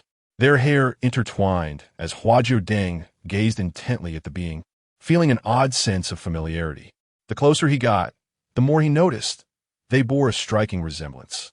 Hua Jiudeng embodied all the beautiful genes, while this individual seemed to inherit half of them. It was peculiar, were it not for Hua Jiudeng's certainty that he had never been pregnant. No, had never even engaged with another. One might suspect this was the offspring of some hideous pairing. Surely, someone has tarnished the beauty of the exquisite maiden. Why would such a stunning beauty associate with them? By choosing to be with me, she would undoubtedly have a multitude of suitors at her disposal. Hua Jiudeng. This dreadful sense of DJVU feels akin to applying for position in a brothel. To his astonishment, after encountering the mysterious figure, he was indeed recruited. Furthermore, Hua Jiudeng found himself somewhat captivated. No, he must resist the temptation before him. The vibrant world outside awaits his indulgence. And what does it matter to guard this modest hillside? Hua Jiudeng, with great reluctance, declined the offer. He genuinely yearned to experience the life of a seducer, but merely as an experience, without taking advantage of anyone. Chapter 20. Humanity, indeed, is quite exhausting. The alluring figure expressed regret, yet remained unwilling to relinquish their efforts, continuing to showcase the merits of their profession. We could adopt a one-on-one approach. Humans toil under a 5-day workweek, with some enduring 15 days of labor before they can rest. It is truly too arduous for them. We, with our delicate skin, must not be overburdened. Hua Jiudeng nodded in agreement, recognizing the plight of humanity. Indeed, their suffering is profound. When I was a deity, I enjoyed a respite of 7 days, followed by another 7. Isn't that so? The enchanting figure interlaced their arm with Hua Jiudeng's, both seemingly relishing the sensation of their bodies in contact. So what about me? You, as the leader, have no issues with that. Hua Jiudeng replied. That's self-evident. If he wishes to pursue this line of work, he must undoubtedly be the leader. Is the King of Kings acceptable? Hua Jiudeng inquired, curiosity piqued. Do you truly draw energy from men? As moments passed, he felt no discernible effect. The alluring figure chuckled softly. Who claimed that? I do not absorb energy. Then what is the purpose? Hua Jiudeng questioned, perhaps enchanted by the beauty of Hua Jiudeng, allowing for a candid exchange of thoughts. Perhaps it is the result of prolonged solitude. He reflected, I often feel that this place is empty, lacking something. Hua Jiudeng observed as he pointed to his heart, unconsciously touching his own chest. It seemed he lacked nothing, merely desiring companionship. Can I return now? The alluring figure let out a dramatic cry. Ah, are you truly not going to join me? Not a chance. The current days were splendid. He could burrow beneath the blankets in his dormitory, surrounded by good friends, unafraid of shadows as they all shared an unwavering bond. With a hint of regret, the alluring figure embraced Hua Jiudeng, lamenting, what a pity. Such a fragrant and soft beauty cannot remain with me. Hua Jiudeng conceded to the fragrance and beauty, but rejected the notion of being soft. But must you return alone? Your companion has yet to escape the illusion.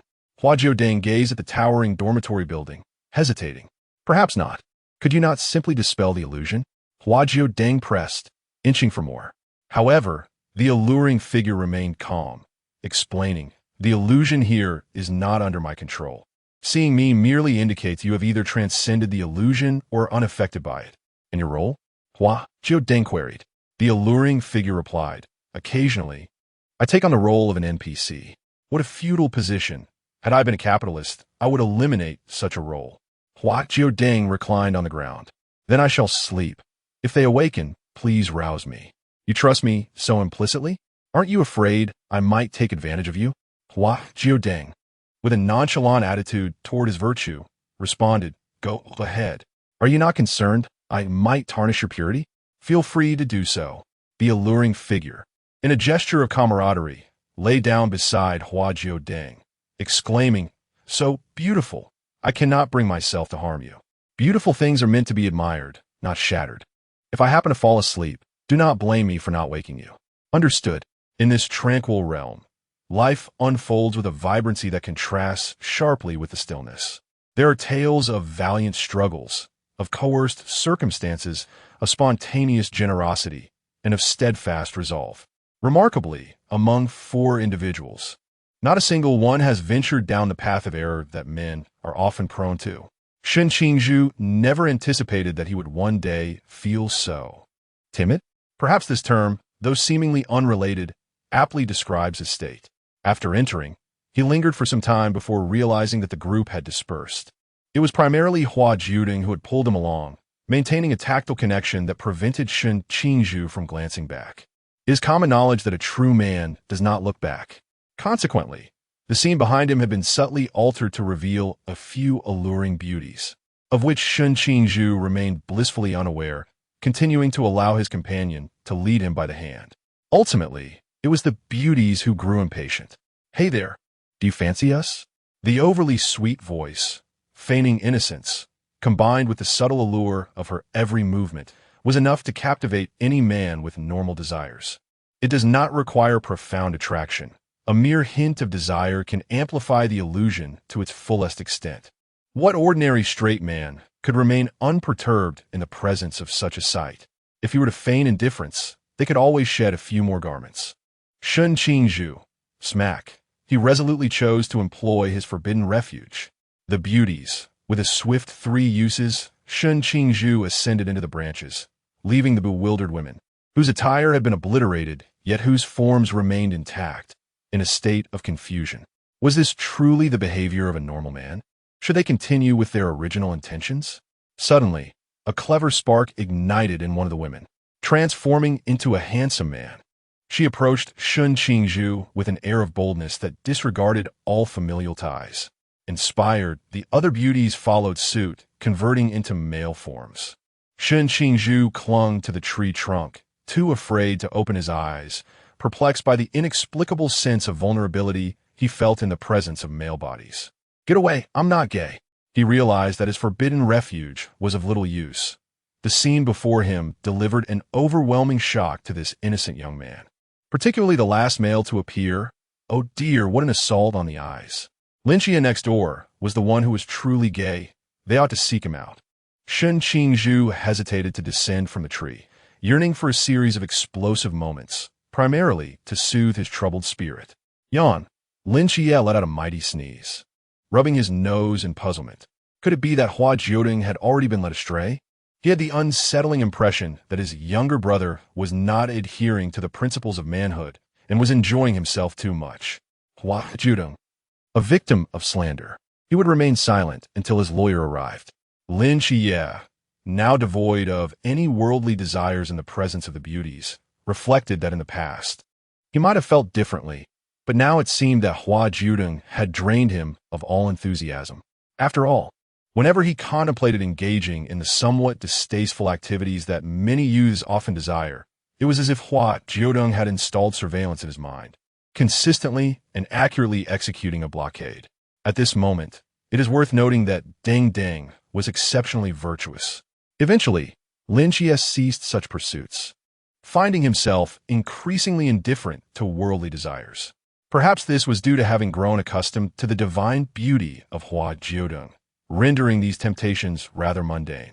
His sole sentiment towards these alluring forms was a resolute urge to eliminate them swiftly, lest he suffer a throbbing pain at the back of his head. Primarily, he feared being reprimanded by Hua Jiudeng, feeling that with each admonition, he might be reduced to a mere shadow of his former self. This simply would not do. A flattened head is hardly appealing. Chapter 21. The origins of lust. Chao Yuan exhibited remarkable prowess, wielding a wooden fish seemingly plucked from thin air, appearing quite content in this environment of chanting. Beautiful men and women surrounded him, showcasing their allure. Perhaps Chao Yuan mused to himself, "How splendid. This is an excellent opportunity to demonstrate my sincerity to the Buddha. Delightful, truly delightful." Thus, he devoted himself wholeheartedly to his recitations, while the enchanting onlookers, exhausted from their dance, settled on the ground to observe his chanting. Had he not recited this scripture twice already? Indeed, it seemed so. He had not shaved his head. Was he then a false monk? Were even the false monks so difficult to entice? Chao Yuan.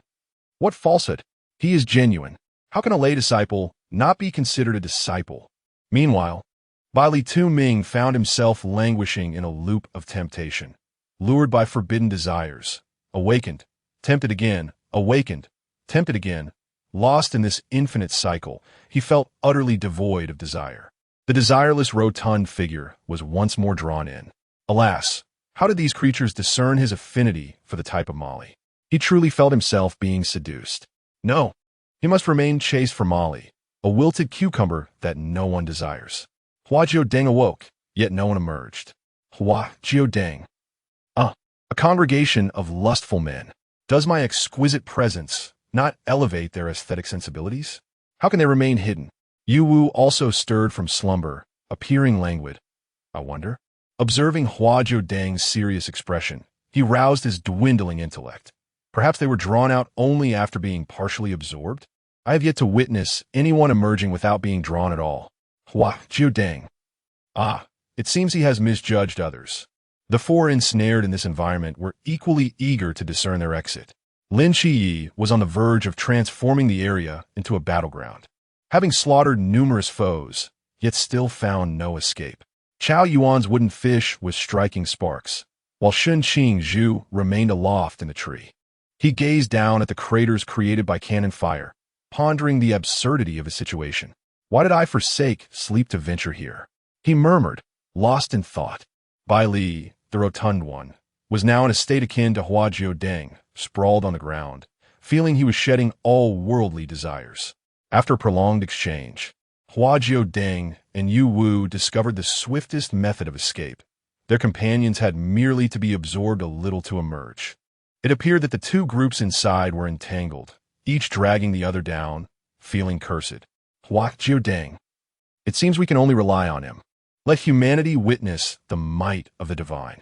Hua Jiudeng and Yu Wu reached a silent accord. Yu Wu, swayed by appearances, unhesitatingly defected to Hua Jiudeng's side. I shall take you to meet the core of the illusion. Perhaps you could devise a plan. If all else fails, I shall enter and speak with your friends about the situation. He resembled a deceiver, encountering such a situation for the very first time. Who could have anticipated this? Hua Jiudeng willingly approached, suddenly pondering other matters. Speaking of which, despite the constant flattery directed at him, the other party had never revealed their name. Hua Jiudeng inquired, "What is your name?" "I am Hua Jiudeng." The enchanting figure replied, "Ah, it seems I do not possess a name." Few had ever acknowledged him beyond his exquisite beauty. Except for Hua Jiudeng, who had the curiosity to ask. There seemed to be no necessity for a name. One could simply charm their way through life with a term of endearment. It was simple enough to avoid confusion or missteps. Hua Jiudeng mused. "Then I shall call you Zhaihai from now on." It was uncertain whether he leaned more towards being a sea lord or a scoundrel. The enchanting figure responded, "All right." He held an unconditional affection for Hua Jiudeng. The reason eluding him, perhaps it was because Hua Jiudeng was even more beautiful. Or maybe it was that Hua Jiudeng seemed capable of seeing beyond mere appearances. Such rarity endeared him even more.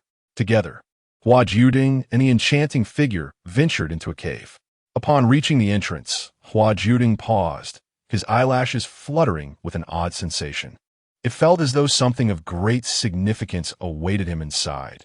Yet after such a prolonged absence, he experienced a twinge of homesickness. The workings of this mountainside truly bore his imprint.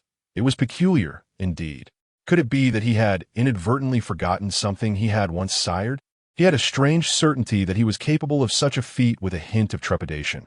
Hua Jiudeng entered the cave alongside Zhaihai. After walking for a while, Zhaihai pointed ahead. "There it is, a shard of pink crystal. I have no idea where it came from, but it has been here long before my arrival." He continued, "This is it. It can create illusions. I feel it is symbiotic with me, so you must not damage it." Hua Jiudeng affectionately patted Zhaihai's head, finding him overly sincere.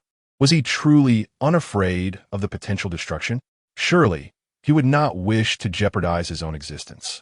Zhaihai appeared unconcerned, and fortunately, Hua Jiudeng was not a malicious individual. He crouched beside the pink shard, an irresistible urge to touch it swelling within him. "Wait, darling." Hua Jiudeng halted abruptly. What was this power? A sudden outcry echoed in his mind. Did he truly need permission to touch a beautiful stone? Yet, he complied, halting as instructed. The power had never harmed him. He was well aware that ignoring warnings could lead to peril. "All right, darling, you may now reach out and touch it. However, you must not leave this cave until you have fully absorbed it." Hua Jiudeng blinked. "Absorbing?" "Yes, absorbing, darling. What lies before you is your lost soul." Hua Jiudeng took a breath, suddenly comprehending the source of the strange familiarity and why being close to Zhaihai seemed to enhance his innate power. As they are inherently rooted in their origins, all spring forth from the essence of his carnal desires. He has long believed that he was born devoid of a soul, rendering him susceptible to manipulation. He considered himself a mere inferior being. Yet now, Hua Jiudeng has suddenly conceived a different perspective. Could it be that he is not a flawed entity, but rather a soul that has been taken from him, its fragments cast aside in this miniature world? This could explain his magnetic pull towards this realm. What he previously perceived as mere coincidence may, in fact, be a call from his very own soul. He was never an inferior being. He is, in truth, the most exquisite and will ultimately become the most formidable deity of desire. Even his soul is remarkably refined and beautiful. Chapter 22. The Young Girl. I just want to die beautifully upon encountering this. You were no longer present. Hua Jiudeng remarked to Zhaihai, You seem to be the manifestation of my soul. Jia Hai, clearly perplexed by such a convoluted relationship, responded, Huh? Hua Jiudeng clarified. In simpler terms, it appears that I am your father. Jia Hai observed Hua Jiudeng thoughtfully, then glanced at his own reflection. Father? Then my mother must be quite the trembler. How else would I have ended up like this? I wish to resemble my father.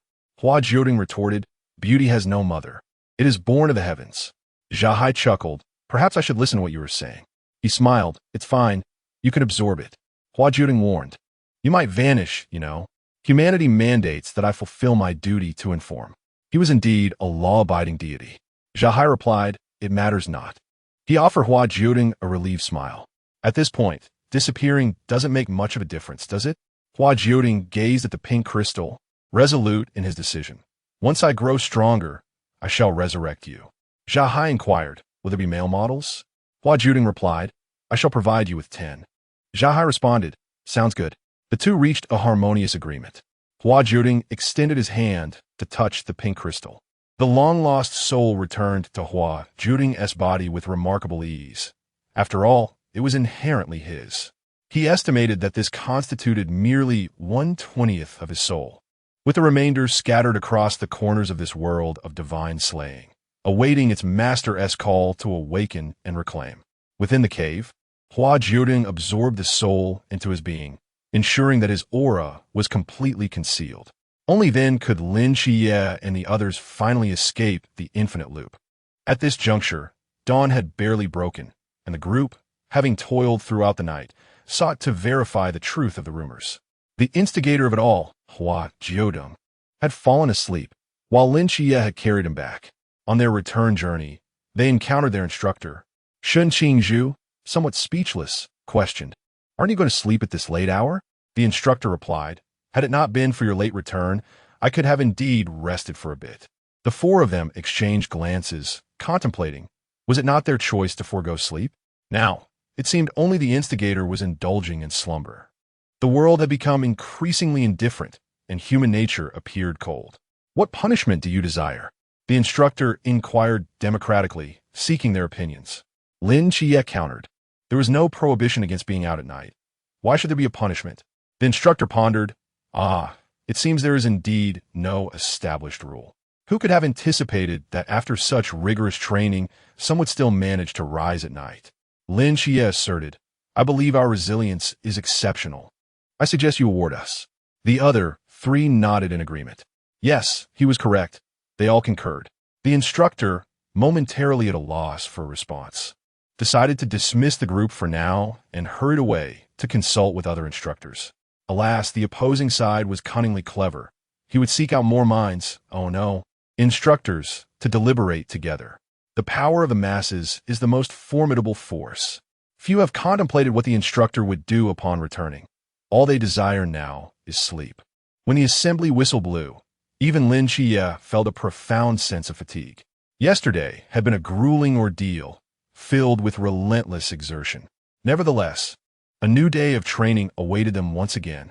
In a dimly lit alley, a stunningly beautiful girl hopped along the path, her pink crystal pendant bouncing rhythmically with her movements. She was engrossed in her phone, swiftly blocking one of her contacts.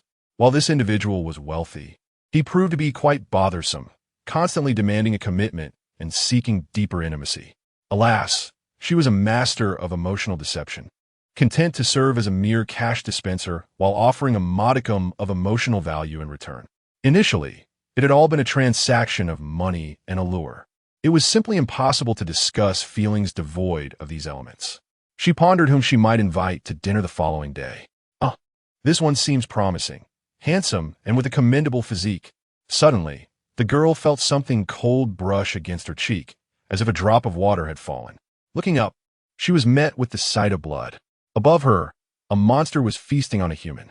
At that moment, the moonlight broke through, illuminating her face, a visage strikingly reminiscent of Hua Jiudeng, adorned with exquisite makeup that rendered her enchanting. The girl blinked in disbelief, witnessing the monster tearing into the flesh of the corpse below her. Her phone slipped from her grasp and clattered to the ground. Goodness! She picked up her phone and turned to flee. After all, she had painstakingly attracted so many handsome suitors, not to meet her demise. She still had yet to enjoy her newfound wealth. It had taken considerable effort to attain her affluence. It would be foolish not to run. Moreover, as she sprinted, her mind involuntarily conjured images of the corpse, unrecognizable, its skin shredded by the monster's claws. How ungraceful and unbecoming. The girl mused that if she were to meet her end, it should be in a manner both pristine and beautiful, ideally leaving behind a 1,000-year-old corpse that appeared as if it had just belonged to an 18-year-old maiden. But how could a mere human outpace a monster, especially one as unfit as she? Pursued by the beast, she fell to the ground, contemplating her final words while also ruminating on whether there was a dignified way to perish. None, her mind responded. Just as the monster was about to pounce upon her, a tentacle ensnared it, crushing the creature. A man, strikingly handsome yet seemingly not of great intellect, appeared before her. The girl scrutinized his features and demeanor. He may not be the brightest, but he is undeniably attractive, precisely the type she preferred to deceive. She excelled at extracting valuables from such men. The not-so-bright man approached her. Asmodeus with me. No, you're not my Asmodeus. A man suddenly appeared before the young girl, gripping her neck tightly. You are far less beautiful than her. The girl found her breath constricted, teetering on the brink of unconsciousness. She pondered how this man not only lacked common sense, but also displayed a remarkable lack of reason. After all, he had gone through considerable effort to save her, only to belittle her appearance. Was he intent on her demise? Well, perhaps the manner of her death could be deemed somewhat dignified, but it was not the kind of dignity she yearned for. Men were undoubtedly deranged. Earning money was arduous. An enduring lunacy required a tranquil heart. Thus, the girl mustered a strained smile for the man. I can assist you in your search. I am acquainted with many people. So please, release her, or if it must come to it, a swift and decisive act of cutting her throat would be far more in line with her aesthetic of death than succumbing to asphyxiation. Could this modest wish not be granted? Oh, how she lamented her plight. Chapter 23. The blossoming of flowers and the deterioration of fortune. The man, known as Christophe, released the young girl's hand. He had gleaned a fragment of the rules governing this realm and understood that deities could not linger in this diminutive world for long. However, he could appoint a proxy. His objective was to retrieve Asmodeus, his willful wife. He gazed at the girl before him, acutely aware of his limited time. Can you assist me in finding Asmodeus? The girl nodded vigorously. Yes. I shall endeavor to do so, even if it seems impossible. Christophe remarked, Indeed, you possess an aura strikingly akin to that of my Asmodeus. She should feel drawn to you. If you succeed in locating her, I shall bestow my power upon you. The girl hesitated. Must I? She was not particularly fond of tentacles. Regrettably, she dared not oppose him and resigned herself to her fate, muttering, Very well. It was unseemly, yet at least she could choose her own demise.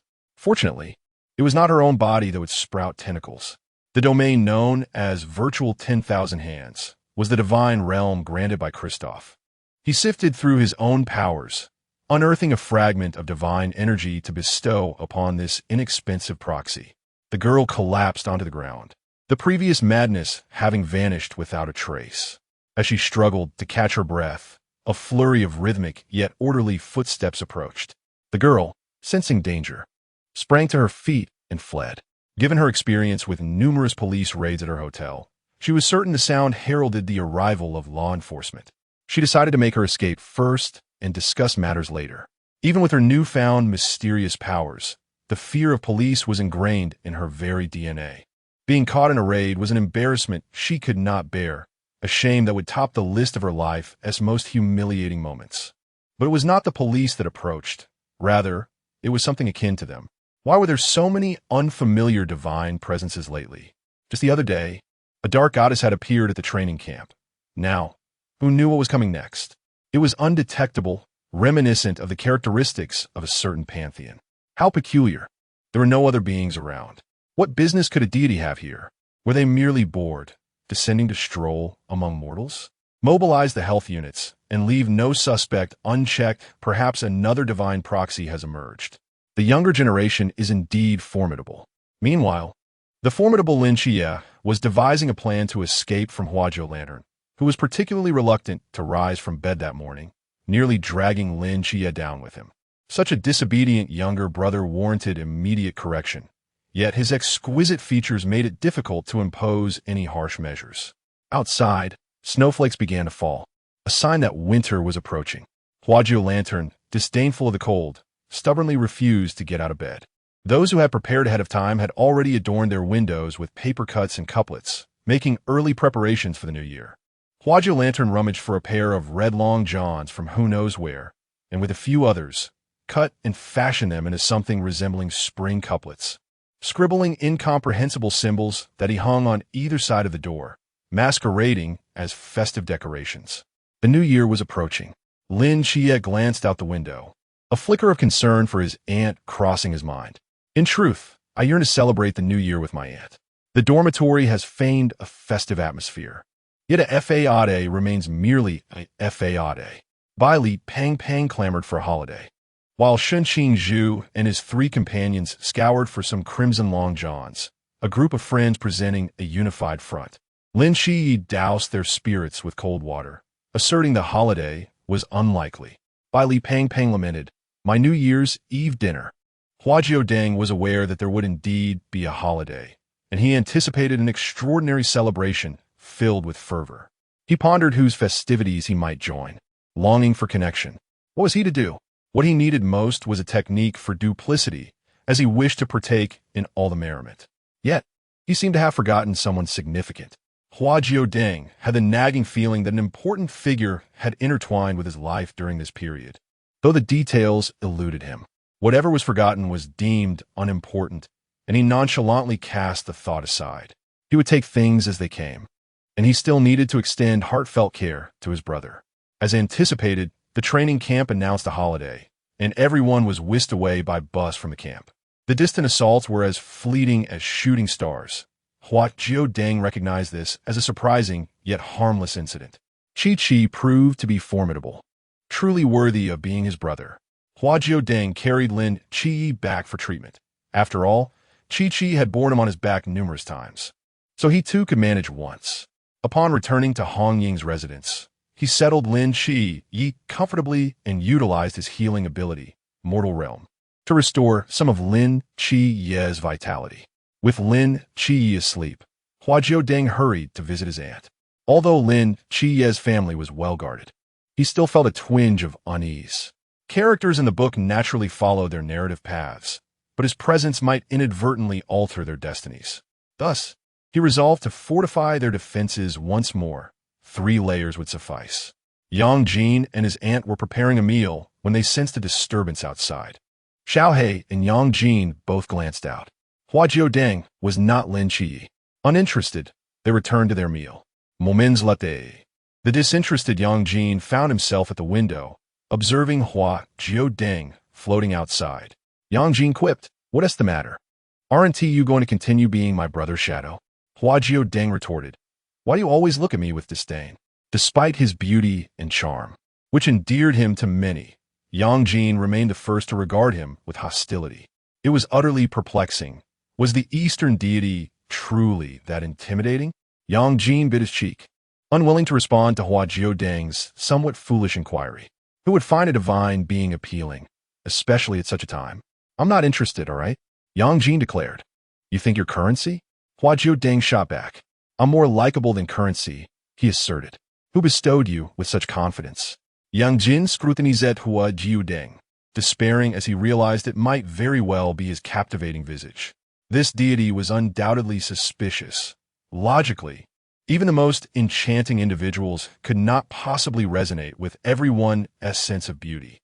However, Hua Jiudeng is a different story. When individuals behold him, it is as though they are gazing upon the embodiment of their most cherished dreams, the very essence of their ideal partner, evoking a profound desire for ephemeral intimacy. The steadfastness of his heterosexuality serves as a compelling rationale for his unwavering stance. His brother shares this same orientation. Hua Jiudeng articulates this with an air of certainty, even providing illustrative examples.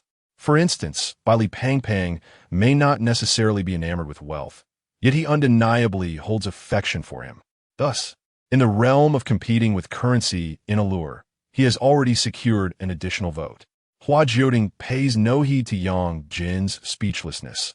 Contemporary individuals seem rather fragile, unable to endure even the slightest truth.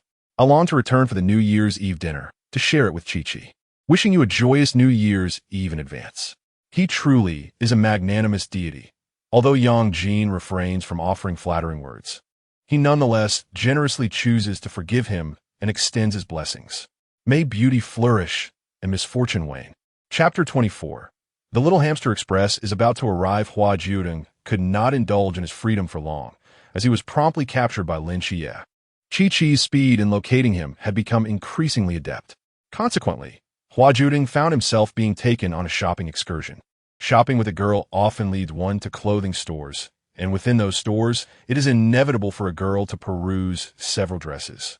Curiously, contemporary young girls seem to have developed a penchant not for wearing beautiful dresses themselves, but rather for seeing handsome boys don them. Coincidentally, both Lin Qiye and Hua Jiudeng fit this description perfectly. Without hesitation, Lin Qiye declined, while Hua Jiudeng contemplated the dresses for a moment before exclaiming, "I want to try." He sensed that his peculiar inclination was well known, so he decided to embrace it openly. After all, being eccentric does not harm society. What harm is there in wearing a lovely dress? Hong Ying beamed with delight, inquiring, "Oh, what style do you prefer, Deng Deng?" Without a hint of shame, Hua Jiudeng pointed to a red cheongsam adorned with exquisite embroidery, declaring, "I like this one. Excellent choice. It's festive, but requires a matching plush cape," Hong Ying responded, swiftly assembling an outfit for Hua Jiudeng to try on. He eagerly accepted and ventured to change, leaving Lin Qiye in a state of numb disbelief. Ultimately, Hua Jiudeng would wear what he wished, as long as Lin Qiye was not compelled to join him. Once inside the changing room, Hua Jiudeng admired himself for a considerable time before preparing to exit with grace. However, just as he was about to step out, he encountered a gaze he loathed, one filled with insatiable desire. "Beautiful lady, are you alone?" A man approached him with an inappropriate familiarity, placing his hand indiscreetly on Hua Jiudeng's private area. Hua Jiudeng thought, "What a fool! Seeing a beautiful woman transforms him into a dog unable to resist a bone. Perhaps a different life would suit him better." He muttered to himself, "Such a large backside," oblivious to how inappropriate and repulsive his thoughts were. Seizing the man's hand, he retorted, "Mine is even larger." The man stuttered, pointing at Hua Jiudeng in shock. "Why you? How dare you? A man wear women's clothing? Mind your own business." Hua Jiudeng replied. Having spent considerable time in the human world, he had unfortunately picked up some rather unsavory phrases, which now seemed most fitting. Though he understood that the human realm operated under its own laws, the price the man would pay was evidently not what Hua Jiudeng desired. Thus, he took matters into his own hands. Leaning in close to the man, Hua Jiudeng whispered his curse. "You shall reap what you sow." The heart-binding magic he possessed had merged with the poetic magic Lin Qiye would later acquire, allowing his words to manifest as potent spells. He aimed to deliver a shocking experience to the man, who so brazenly enjoyed touching women's bodies. Now, he would have the opportunity to experience the sensation of being touched himself. Surely, he would find it quite enjoyable. After all, he was a benevolent soul. Some humans are more depraved than the very god of lust, yet they would not dare to touch a stranger so openly. To this day, I have merely held hands with my charming companion, and have yet to devise a method to draw closer. I still lack the courage to approach the young ladies. How vexing! The man's gaze dimmed for a moment as he wandered outside in a daze. Hua Jiudeng promptly dismissed the matter from his mind, stepping out with a cheerful demeanor. "Am I beautiful?" he asked, leaning against a nearby pillar, striking poses before Lin Qiye. He relished teasing younger boys, particularly Qiye, the brother who always worried about him. Lin Qiye observed Hua Jiudeng's current attire, resembling a joyful figure from a traditional festive painting. Exquisite and charming. If he were a girl, he would surely captivate all hearts. Even as a boy, he was equally striking. It felt as though, had this been ancient times, suitors would have trampled the ground of Sangnan in pursuit. Hua Jiudeng suddenly leaped on a Lin Qiye, asking, "Brother, am I beautiful?" Lin Qiye pushed him away, inexplicably blushing. "Yes, stand properly." Huang Ying interjected, "Ding ding, come to your sister, don't play with that dullard. Help." This is precisely the kind of young male model a true woman ought to care for. If he were to change careers, countless affluent ladies would lavish wealth upon him. Perhaps even wealthy men. Coincidentally, she, Huang Ying, was one such affluent lady. "Ding dang, I'll support you." Hua Jiudeng obediently remained still while the two girls playfully groped him. Unlike before when he would leap into Lin Qiye's arms. These girls may act fierce, but when it comes to actually touching him, they dare not even graze his abs, opting instead to ruffle his hair. It feels as though, after being in this world for so long, he has been diminished by their touches. "Ladies, do you wish to purchase this outfit?" A sales assistant approached to inquire. With a wave of her hand, Huang Ying declared her intent to support. "Yes, use my card." Hua Jiudeng was quite fond of the ensemble, and thanks Sister Huang Ying, she felt a wave of contentment. Hua Jiudeng chose to wear the outfit out directly, having his own clothes packed for Chi-Chi to carry. Wrapped in a warm cloak, he bounced ahead. They had initially planned to continue shopping, but an unexpected turn of events occurred. An unidentified arrow shot towards them, and they swiftly dodged. Huang Ying, known for a fiery temper, hurled an item and dashed after the culprit. "Dare to act up before me? Just wait." Lin Qiye noticed the note attached to the arrow, and, tossing aside his belongings, rushed out as well. "Hua Jiudeng, see Xiaonan, you two head back." Hua Jiudeng was taken aback. He was aware of what the note conveyed. Lin Qiye had the audacity to conceal it and charge ahead. "How bold! Deities do not require your protection." Hua Jiudeng replied. I see Xiaonan firmly grasped Hua Jiudeng, insisting, "You're not going anywhere. You're coming back with me." "All right then." Thankfully, the sudden appearance of the arrow reminded him of something crucial. He did have a little puppet. He needed to seek out Qingyu. And Qingyu was currently alone in the underground waterways, enduring solitude and confusion, in need of companionship. However, he was not very familiar with Qingyu and felt it might be a bit troublesome. Regret is not an option. Surely, we can overcome the troubles that beset us. Hua Jiudeng pondered for a moment, finding a semblance of truth in this sentiment. Let's embark on a quest for the sake of a single sweet treat. The sewers may be suitable for puppets, but the pristine essence of my being shall not venture there. In an instant, a glimmer of green light flickered in his eyes, and a fluffy white hamster materialized upon the ground, quietly burrowing into the depths of the sewer. While white may be easily soiled, it allows Hua Jiudeng to swiftly ascertain his cleanliness. Should he become unclean, he will cleanse himself immediately, unlike the color black, which conceals dirt with ease. Off he goes in search of Qingyu, humming merrily.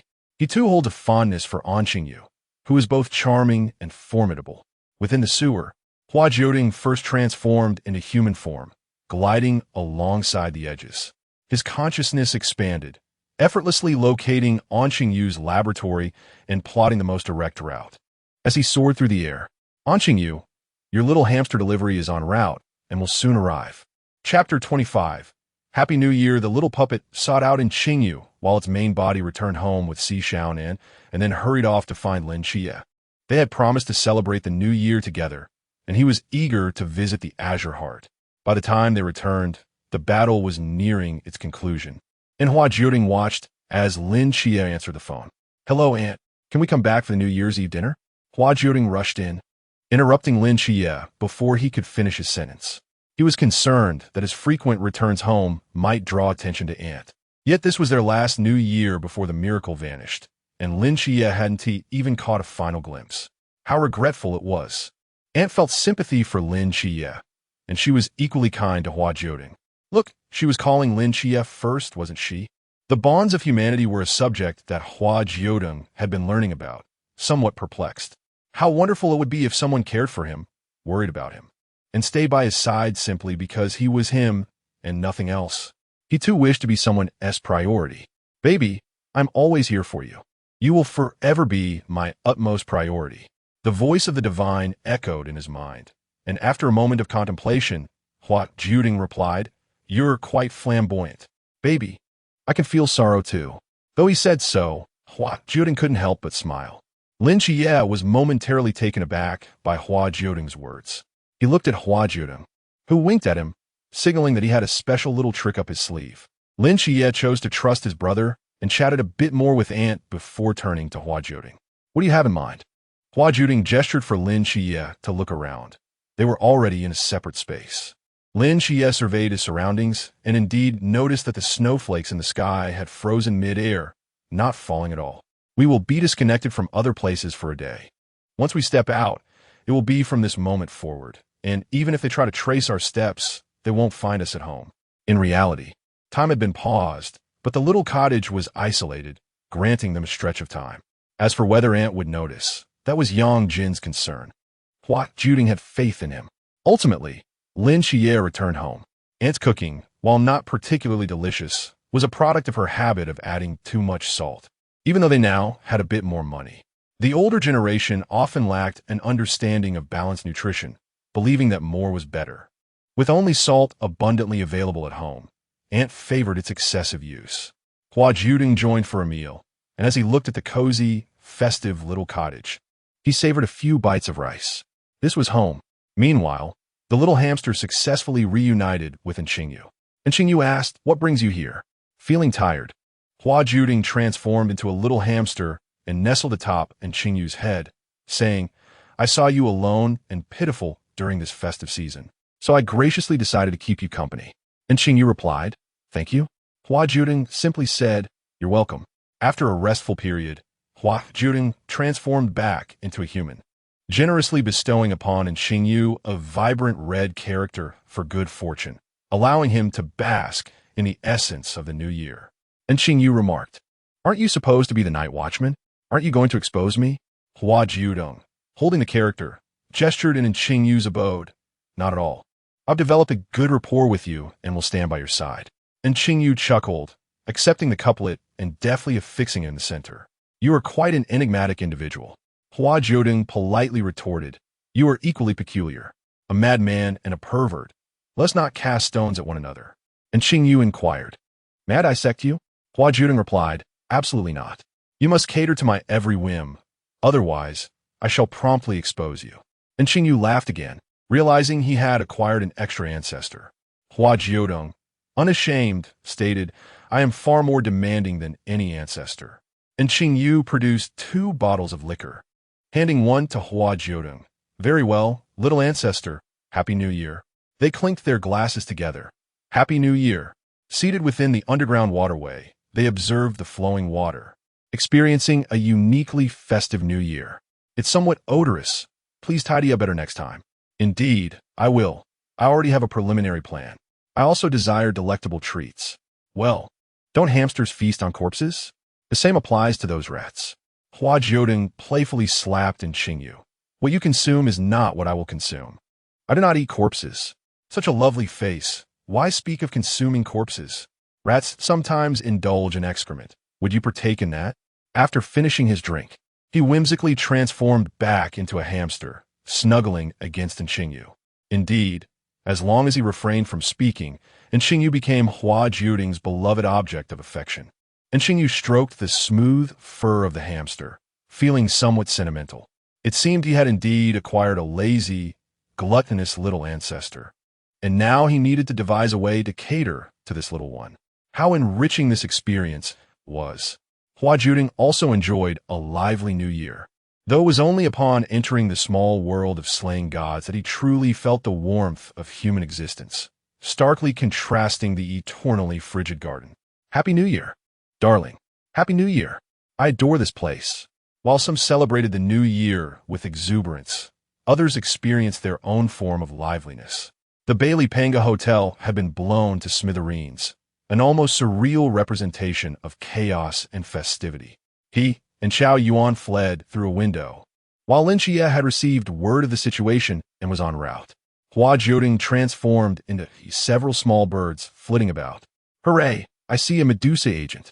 Alas, it was a woman. He decided against approaching. "Ah, this one seems rather exceptional. I believe her name is Han Sheyun." Hua Jiudeng flew over, showing little interest in the unfolding battles elsewhere. He could not recall the details, but remembered that their side sustained no casualties. His memory was not particularly sharp, and he could only retain key points. Well, whatever I cannot recall is inconsequential. Ultimately, there is nothing of great significance.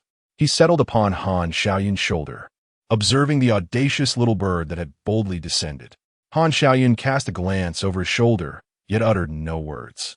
He extended a hand to gently caress the bird's head, and Hua Jiudeng also nuzzled against it.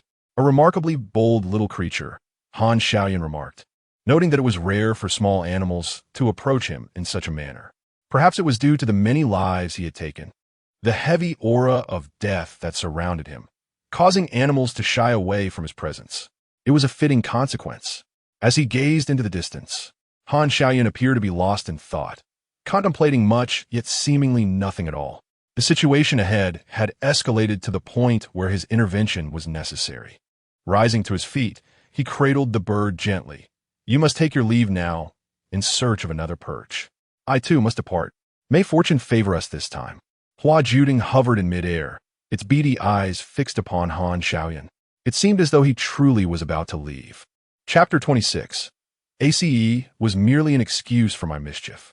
Hua Jiudeng ultimately sought out Fatty to assist in subduing Chao Yuan Shun, and perhaps to indulge in some playful antics. A chaotic scene reached its conclusion through collaborative efforts, with Hua Jiudeng serving essentially as a mascot, showing no desire to accrue merit. Naturally, he summoned a small puppet to procure a fragment of a corpse for Qingyu. Qingyu, upon encountering the small hamster that had regurgitated several pieces of flesh, promptly collected it and placed it into a basin for cleansing. Such a pristine little creature, how could it be so sullied? Hua Jiudeng, in his hamster form, offered Qingyu a bite. For whom was he doing this? He should come forth and bow in gratitude.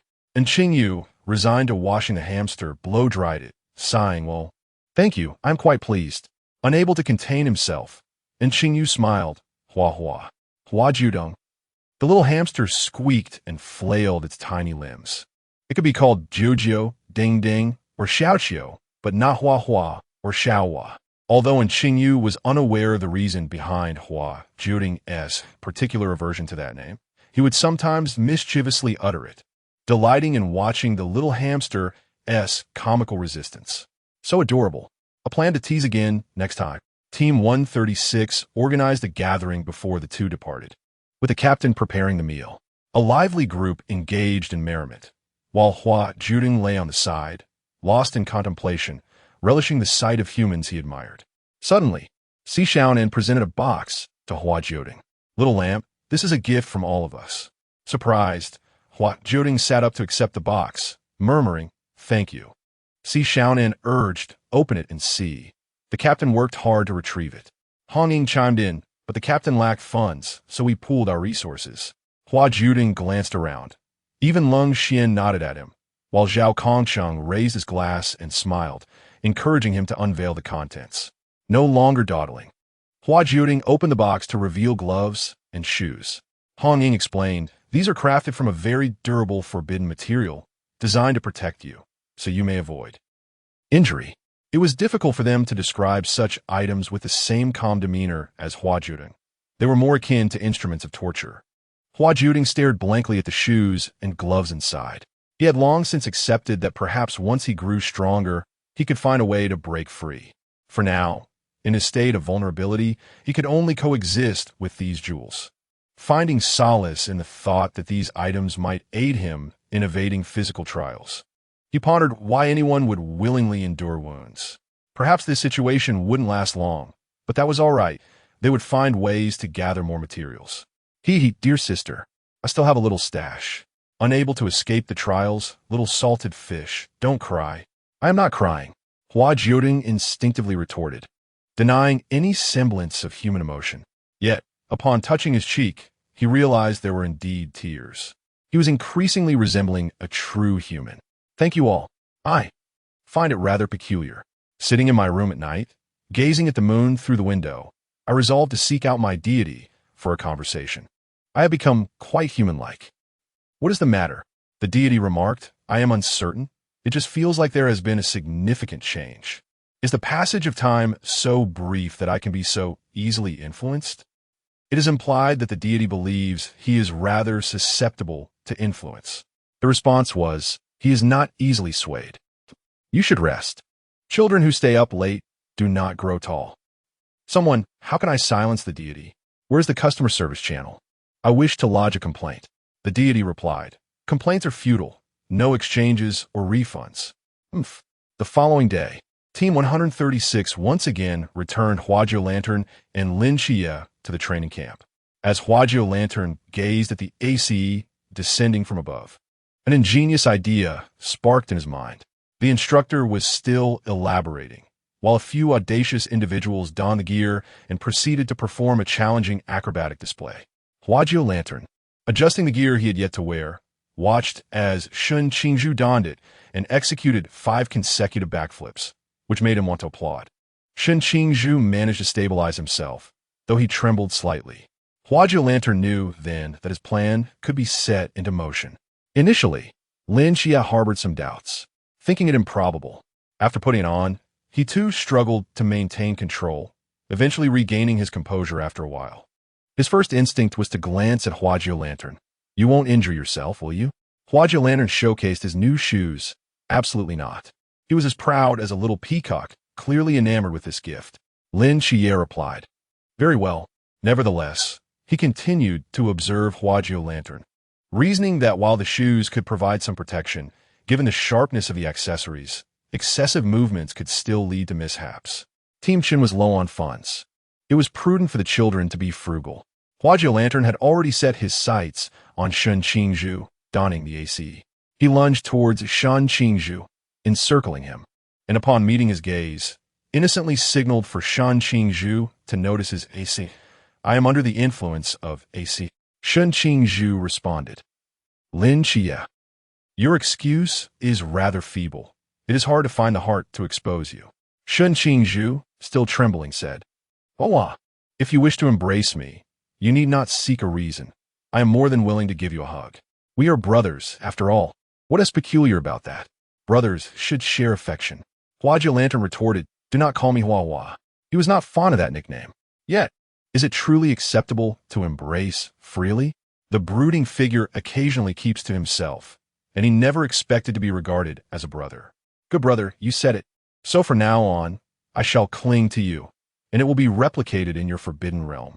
Hua Jiudeng exhibited an effortless demeanor, rendering the ACE seemingly ineffectual. Even the instructor descended to observe closely. It felt as though it were indeed flawed. Perhaps a change was in order. A different attempt yielded no better results. Experimenting with the abilities of others proved equally futile. After this series of trials, the instructor came to a definitive conclusion. The ACE held no sway over Hua Jiudeng. This individual wielded mental prowess with an extraordinary finesse. The instructor regarded Hua Jiudeng with a gaze laden with complexity.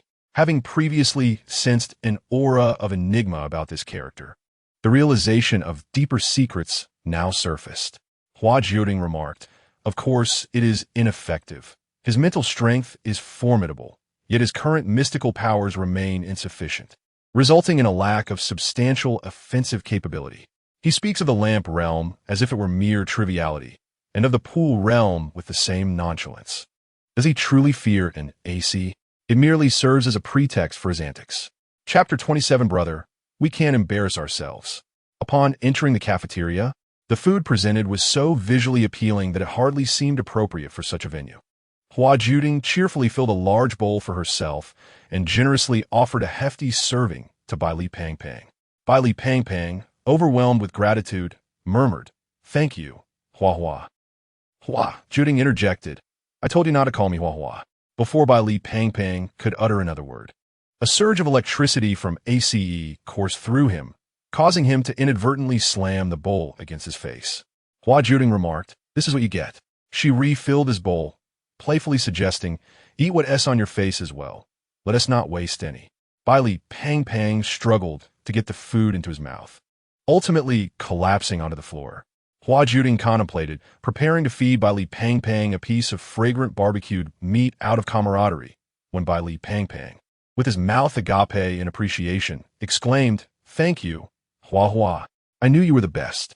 In a swift motion, the finest Hua Hua maneuvered her chopsticks, bringing the meat to her own lips.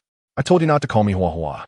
Eventually, Lin Qiye and Chao Yuan could no longer tolerate the scene.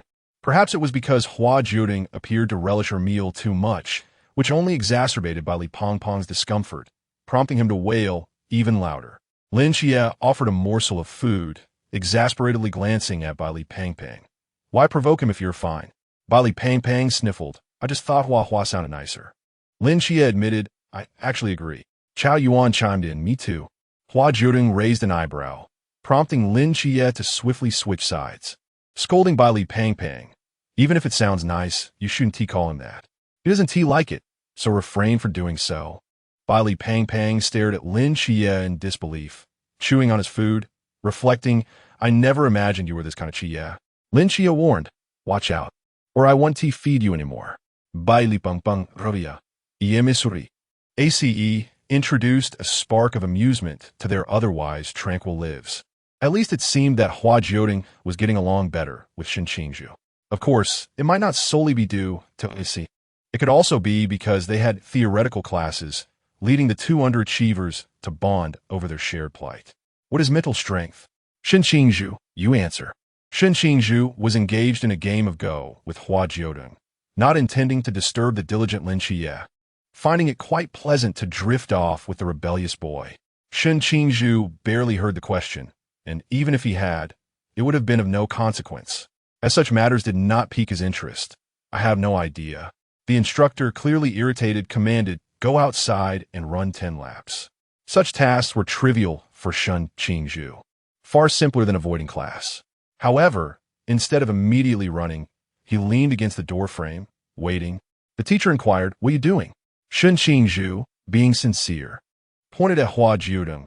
I'm waiting for you to send him out to run as well. I'd rather run with him.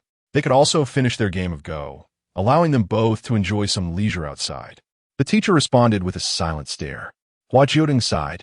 I actually don't enjoy sunbathing that much. The teacher gazed at Hua Jiudeng, a remarkably handsome child, entirely uncharacteristic of a soldier. You, stand up and answer. Punch your friend's face. Hua Jiudeng responded. No, why would I hurt such a handsome face? He lacked the strength for such an act, or rather, he felt a twinge of compassion for that visage. It was empathy for his friend. Shyly, Hua Jiudeng rose to his feet. Teacher, may I share my understanding? The teacher, always encouraging students to express their thoughts, looked at Hua Jiudeng with anticipation. Of course, please go ahead. Hua Jiudeng continued. Controlling our forbidden realm with mental force is akin to the intimate bond shared between lovers. Both emotion and skill are indispensable. One must understand and embrace her, akin to... Ow! The teacher could not permit such lascivious words to escape in a hallowed classroom, though he felt there was a kernel of truth in what was said. Shun, let us go for a run. Do you have a paper and pen? I have them, your black pen. But mine is blue. Hua Hua, do not play tricks. Do not call me Hua Hua. With a swift motion, Lin Qiye hurriedly closed the door and windows, offering an apologetic smile to the teacher. In truth, they had not brought any pens. The teacher, exasperated, noted the two students' lack of discretion. They could have stepped away to discuss their escapades, but chose to do so right at the classroom door. Then you answer this question. Lin Qiye, ever the diligent student, stood up to speak, despite having assisted the two slacking students. Yet, Hua Jiudeng's remarks about intimacy looped incessantly in his mind, making him ponder his brother's seemingly liberal views on such matters. It was permissible to speak, but one must not wander aimlessly. Such a charming young boy could easily stray from the right path. As the class concluded, Lin Qiye had successfully evaded the teacher's inquiries, yet he had not seen the two return. He admired their audacity and decided to seek them out. To his surprise, he found them drawing on a small piece of paper, which was intended for a game of Go, though they were not currently playing. Instead, they stood in punishment. Lin Qiye surmised they had been caught by the instructor. Despite the risk of getting caught, he witnessed Hua Jiudeng holding the paper while sketching a move. Shen Qingzhu, slightly taller than Hua Jiudeng, observed his friend's stroke and fell into contemplation. Noticing the absence of their instructor, he casually spat out the pen he had been holding and drew a circle. I will win. Watching the board, Hua Jiudeng felt despondent, somewhat defeated. With the paper in his mouth, Speaking was difficult, yet he edged closer to Shun Qingzhu, surreptitiously attempting to showcase his expertise in Gamoku. "What are you doing?" Lin Qiye called out in a gruff voice as he stepped outside, startling Hua Jiudeng, causing him to shiver, while Shun Qingzhu hurriedly picked up the pen. Upon realizing it was Lin Qiye, the two relaxed. Shun Qingzhu grasped the pen once more and asked Lin Qiye, "What brings you here?" Hua Jiudeng's mouth had grown sore, and he spat out the paper, unwilling to let it become damp with saliva. Thus he pursed his lips, growing increasingly weary. He rubbed his cheeks and complained, "Brother, Shun Qingzhu is bullying me." Shun Qingzhu replied, Hua, do not be a poor loser." Hua Jiudeng, "TT, he and T won a single round. The human game is dreadfully terrifying." Lin Qiye's lips twitched. He had been referred to as Brother Shun before, but now he was simply Shun Qingzhu. Hua's preferences and aversions were quite transparent. Lin Qiye gently patted Hua Jiudeng's head, saying, "Brother will avenge you." Hua Jiudeng looked at Lin Qiye with suspicion, as he sensed that when they played at home, Lin Qiye was equally matched with him. "Brother, can you really do it? If not, let us not embarrass ourselves." Chapter 28. The final test. Lin Qiye firmly held down Hua Jiudeng, speaking earnestly as if he were the latter's father. Hua, allow me to impart a piece of wisdom. Beyond the confines of home, there exists no one who will unconditionally yield to you. Hua Jiudeng pondered. So, Lin Qiye was merely concealing his abilities all along? Furthermore, why has he taken calling me Hua? After engaging in an arduous duel with Shun Qingzhu, the number of individuals standing under the flagpole dwindled to 3. Lin Qiye exclaimed, "Damn it, how could I not have sensed that?" Hua Jiudeng retorted, "Isn't it simply because you were too engrossed in the game of chess?" He too was deeply focused, failing to notice. Yet Lin Qiye remained unaware of his divine realm, thus preserving his dignity. The following day, Hua Jiudeng, undeterred by past failures, continued to challenge Shun Qingzhu to a game of Gamoku, refusing to abandon his attempts at closeness. Determined to prove that he could succeed. "Darling, I am utterly heartbroken. Even now, you have no suspicion that your abilities might be incapable of manifesting? I am deeply touched by your unwavering faith in me." Hua Jiudeng thought, "If only you had mentioned this sooner, I would have refrained from playing Gamoku. Chess would have sufficed. Perhaps my older brother wouldn't excel at it. Darling, let's maintain a low profile during class. Chess seems rather ostentatious, doesn't it?" He decided against playing with Shun Qingzhu, who mocked him for his choice. Gamoku was decidedly unentertaining. "Darling, let us focus earnestly on our studies." The divine being resembled a weary father, observing his uneducated child, longing for them to pursue knowledge. Hua Jiudeng protested, "No, my memory is rather poor." He had been resting his head on the desk in a daze when suddenly he sat up, startled. How peculiar! They did not wish to be his partners, yet they all aspire to be his fathers. As the god of desire, he found this utterly incomprehensible. At times, even the divine being found himself at a loss for words. The term darling, which he intended to utter, felt somewhat awkward on his tongue. The training session is drawing to a close. Isn't that wonderful? The training has been quite exhausting. Bailey Pang lamented, "You do not understand. Once the training concludes, we shall be scattered to different locations. Even with money, we cannot remain together." Hua Jiudeng nodded, acknowledging the truth in this statement. The night watchmen were resolute and incorruptible, refusing to accept Bailey Pong's bribes. Bailey Pang clung to Hua Jiudeng, wailing, "I cannot bear to part with our Hua." Hua Jiudeng sighed. He once again addressed him as Hua, and thus, no more affection was forthcoming. Yet indeed, as the time for departure approached, perhaps they should concoct some mischief. Lin Qiye observed Hua Jiudeng's fleeting gaze and instantly understood his intent to cause trouble. He swiftly smacked Hua Jiudeng's head, admonishing him not to entertain such thoughts and to behave until the end. Hua Jiudeng pushed aside Bailey Pang and promptly identified the most formidable obstacle in his plan. Wasn't he merely his brother Qiye? "Chi, we are soon to exit the camp. We have not even skipped a single class. Do you not think such a youth is wholly unfulfilled?" Lin Qiye replied, "What nonsense! By that logic, the majority of youth is steeped in regret." Moreover, Hua Jiudeng was mistaken in asserting that he had never skipped class, The last time, he and Shin Qingzhu had spent an entire class playing chess outdoors. Was that not a form of truancy? Hua Jiudeng. In truth, it is not called. It feels like seeking suffering. Lin Qiye restrained Hua Jiudeng and meticulously analyzed. Consider this. Last time we ventured out at night, we were discovered by the instructor. The fact that they have yet to take action indicates what? Hua Jiudeng.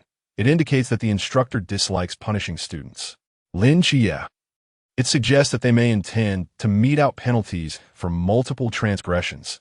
Dear Hua Jiudeng. Do not call me Hua. Ultimately, he had no choice but to relinquish his escape plan, genuinely feeling that this chapter of his youth was essential. Alas, the opportunity had slipped away. Woe is me. The cold-hearted Lin Qiye. My dear, there will be a prison plot later. Woe is me. Hua Jiudeng acted as though he had not heard, disregarding his own abilities. How could there possibly be a prison plot? Such nonsensical talk.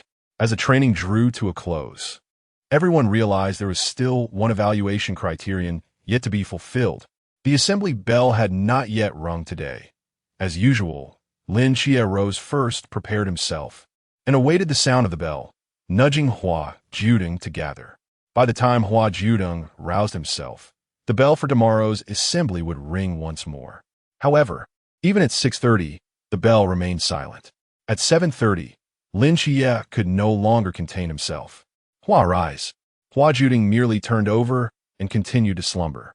Lin Qiye proceeded to shake him vigorously, but Hua Jiudeng remained ensconced in his bed. Lin Qiye. It seems I must resort to my ultimate tactic. Hua, a dashing gentleman from the Klein realm, has arrived. Hua Jiudeng immediately sat up. Where? Let me see the handsome man. Unfortunately, there was no handsome man, only Lin Qiye. Hua Jiudeng surmised it was yet another ploy by his brother to rouse him from slumber. Humph. He promptly returned to bed. Lin Qiye. With swift reflexes, he seized Hua Jiudeng, preventing him from sleeping. The two ventured outside, encountering Shin Qingzhu and Chao Yuan. They were merely missing the rotund one. Upon entering, they discovered they could not awaken him. Lin Qiye called out to Bai Li Pang Pang, yet he was not as gentle with Hua Jiudeng. He picked up Pong Pong's slippers and playfully swatted him a couple of times. Observing Pong Pong's slightly swollen face, still deep in sleep, Hua Jiudeng touched his own face, feeling a twinge of empathy. Fortunately, he had awakened quickly. Along the way, the group gathered all the others who were still awake, making their way to the rooftop to share news. Lin Qiye inquired, "What time did you all wake up?" 5:45. I woke at 5, probably around 5:30. Lin Qiye noted that none of them had awoken after 7, except for Hua Jiudeng. He glanced at Hua Jiudeng, who smiled and said, "I woke just after 5. Lin Qiye turned away. It mattered little. He said 5, so 5 it was. Hua Jiudeng was not within the realm of consideration. It appeared that those who woke before 6 could rise normally, while those who awoke after 6 remained in a deep slumber. As the crowd continues to analyze the situation, Hua Jiudeng has begun to wander aimlessly. What is the significance of this plot point? It serves as the final test of the training camp, a mysterious element deliberately introduced by the instructors. It pertains to the enigmatic Sanji Chuanjing. I recall that Shin Qingzhu had already lost a point. Why is that? Although the arrogant fellow refrains from allowing him to participate in the game of Gamoku, he is a magnanimous deity who does not hold grudges against Shin Qingzhu. He gestures a middle finger to the camera, yet this seems to stem from a long-standing grievance with the instructors, merely serving as a pretext. After all, there are times when Shin Qingzhu can indeed be quite irksome. Of course, the little one is not to be underestimated either. A wise deity must learn to remain silent at the opportune moment. Some truths are best kept among the three of us, myself, you, and the heavens, without the need for Hua to be aware of them. Chapter 29. Hua Jiudeng can support his family today. Everyone ultimately decided to first visit the armory in search of weapons, and then devise a means to locate the girl with psychic abilities in the female dormitory. Just as they obtained their weapons, a piercing scream echoed from the direction of the cafeteria. Hua Jiudeng was not particularly inclined to join this commotion. Chi could handle it alone. After a moment's contemplation, he connected with one of his puppets. The little hamster perched upon Qingyu's head, gesturing towards the items in the marketplace. I want potato chips. All right. And jelly, apple-flavored. Sure. There are also nuts over there. Not that. You haven't yet forgotten about the incident where you hid them in your mouth last time. The little hamster fell silent, beginning to nibble on Qingyu's hair. And Qingyu did not mind, allowing Hua Jiudeng to indulge his antics while still seeking the daily necessities they required. At that moment, Hua Jiudeng received a message from the subject. He patted Qingyu's head, saying, "I need to step out for a bit." And Qingyu paused. "Really, Hua? It's just that I didn't buy you any nuts." Hua Jiudeng was uncertain of how he appeared in Qingyu's eyes. It seemed to be less than favorable. "I'm going to steal a corpse from the Chuan realm. When I return, remember to bow to it. And don't forget to bring back the nuts." And Qingyu expressed some concern. "Is it dangerous?" "Rest assured, not at all. He is exceedingly powerful, and I'm merely going to collect some refuse. Take whatever you can." And Qingyu escorted Hua Jiudeng to the entrance of the marketplace. And Hua Jiudeng transformed into the little hamster, diligently making his way towards the training camp. As the little puppet hurried along, Hua Jiudeng took the opportunity to relax. The instructors, of course, took note of him. One instructor sighed, remarking, "He is a bit too lazy, often unwilling to participate in training. However, he is quite strong and has good relations with several top students in the training camp. It's quite a dilemma. Perhaps he should simply stay with Lin Qiye in Team 136. The instructor discreetly marked him down with a -1, feeling a sense of relief, as if he had released some pent-up frustration from the training camp. It was a legitimate reason. He was an upright instructor. Lin Qiye also wished to steal a corpse, but Hua Jiudeng knew he was unlikely to succeed, so it was better to let the little hamster benefit. By the time the little puppet arrived, the battle was nearing its conclusion. Observing the corpses, it directly utilized spatial abilities to pack them away. Even under the watchful eyes of the instructors, the little puppet opened its cavernous mouth and took a substantial bite. The cheeks of the little hamster bulged as it swiftly darted away, disappearing from sight in a few swift movements. The instructors were left dumbfounded, with one reporting the incident over the intercom. Could it be that the so-called thief from outside had become audacious enough to strike within the training camp itself? Regardless, without capturing that mysterious creature, even the instructors could not bring anyone to justice. Lin Qiye pointed at the remaining corpses. "They're all in such a state. Why not just give them to me?" "Instructor, you must be dreaming." Lin Qiye rubbed his nose and met Hua Jiudeng's gaze. Strangely, Lin Qiye felt an inexplicable connection between the disappearance of the corpse and Hua Jiudeng. While everyone else was merely dreaming, how could Hua Jiudeng's dreams manifest into reality? Was it true that being good-looking conferred certain privileges? Hua Jiudeng.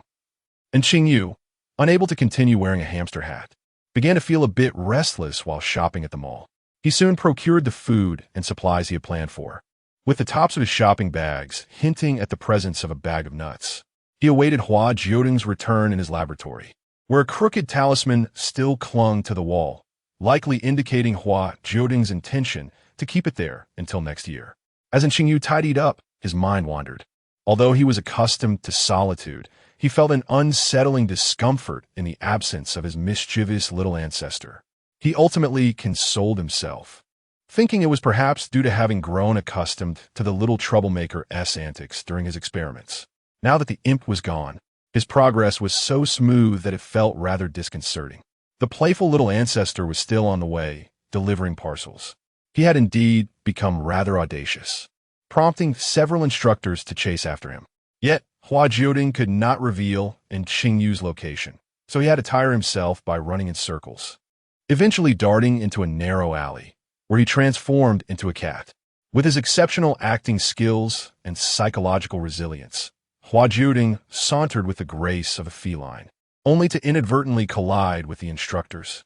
He flawlessly portrayed the startled reactions of a cat, arching his back and hissing, slipping past the instructors with ease. They harbored no suspicion, even instinctively apologizing for nearly stepping on the cat. Some humans are remarkably polite, extending their courtesy even to small animals. The courteous instructors could not pause to coo at the cat as they continued their pursuit of the elusive hamster.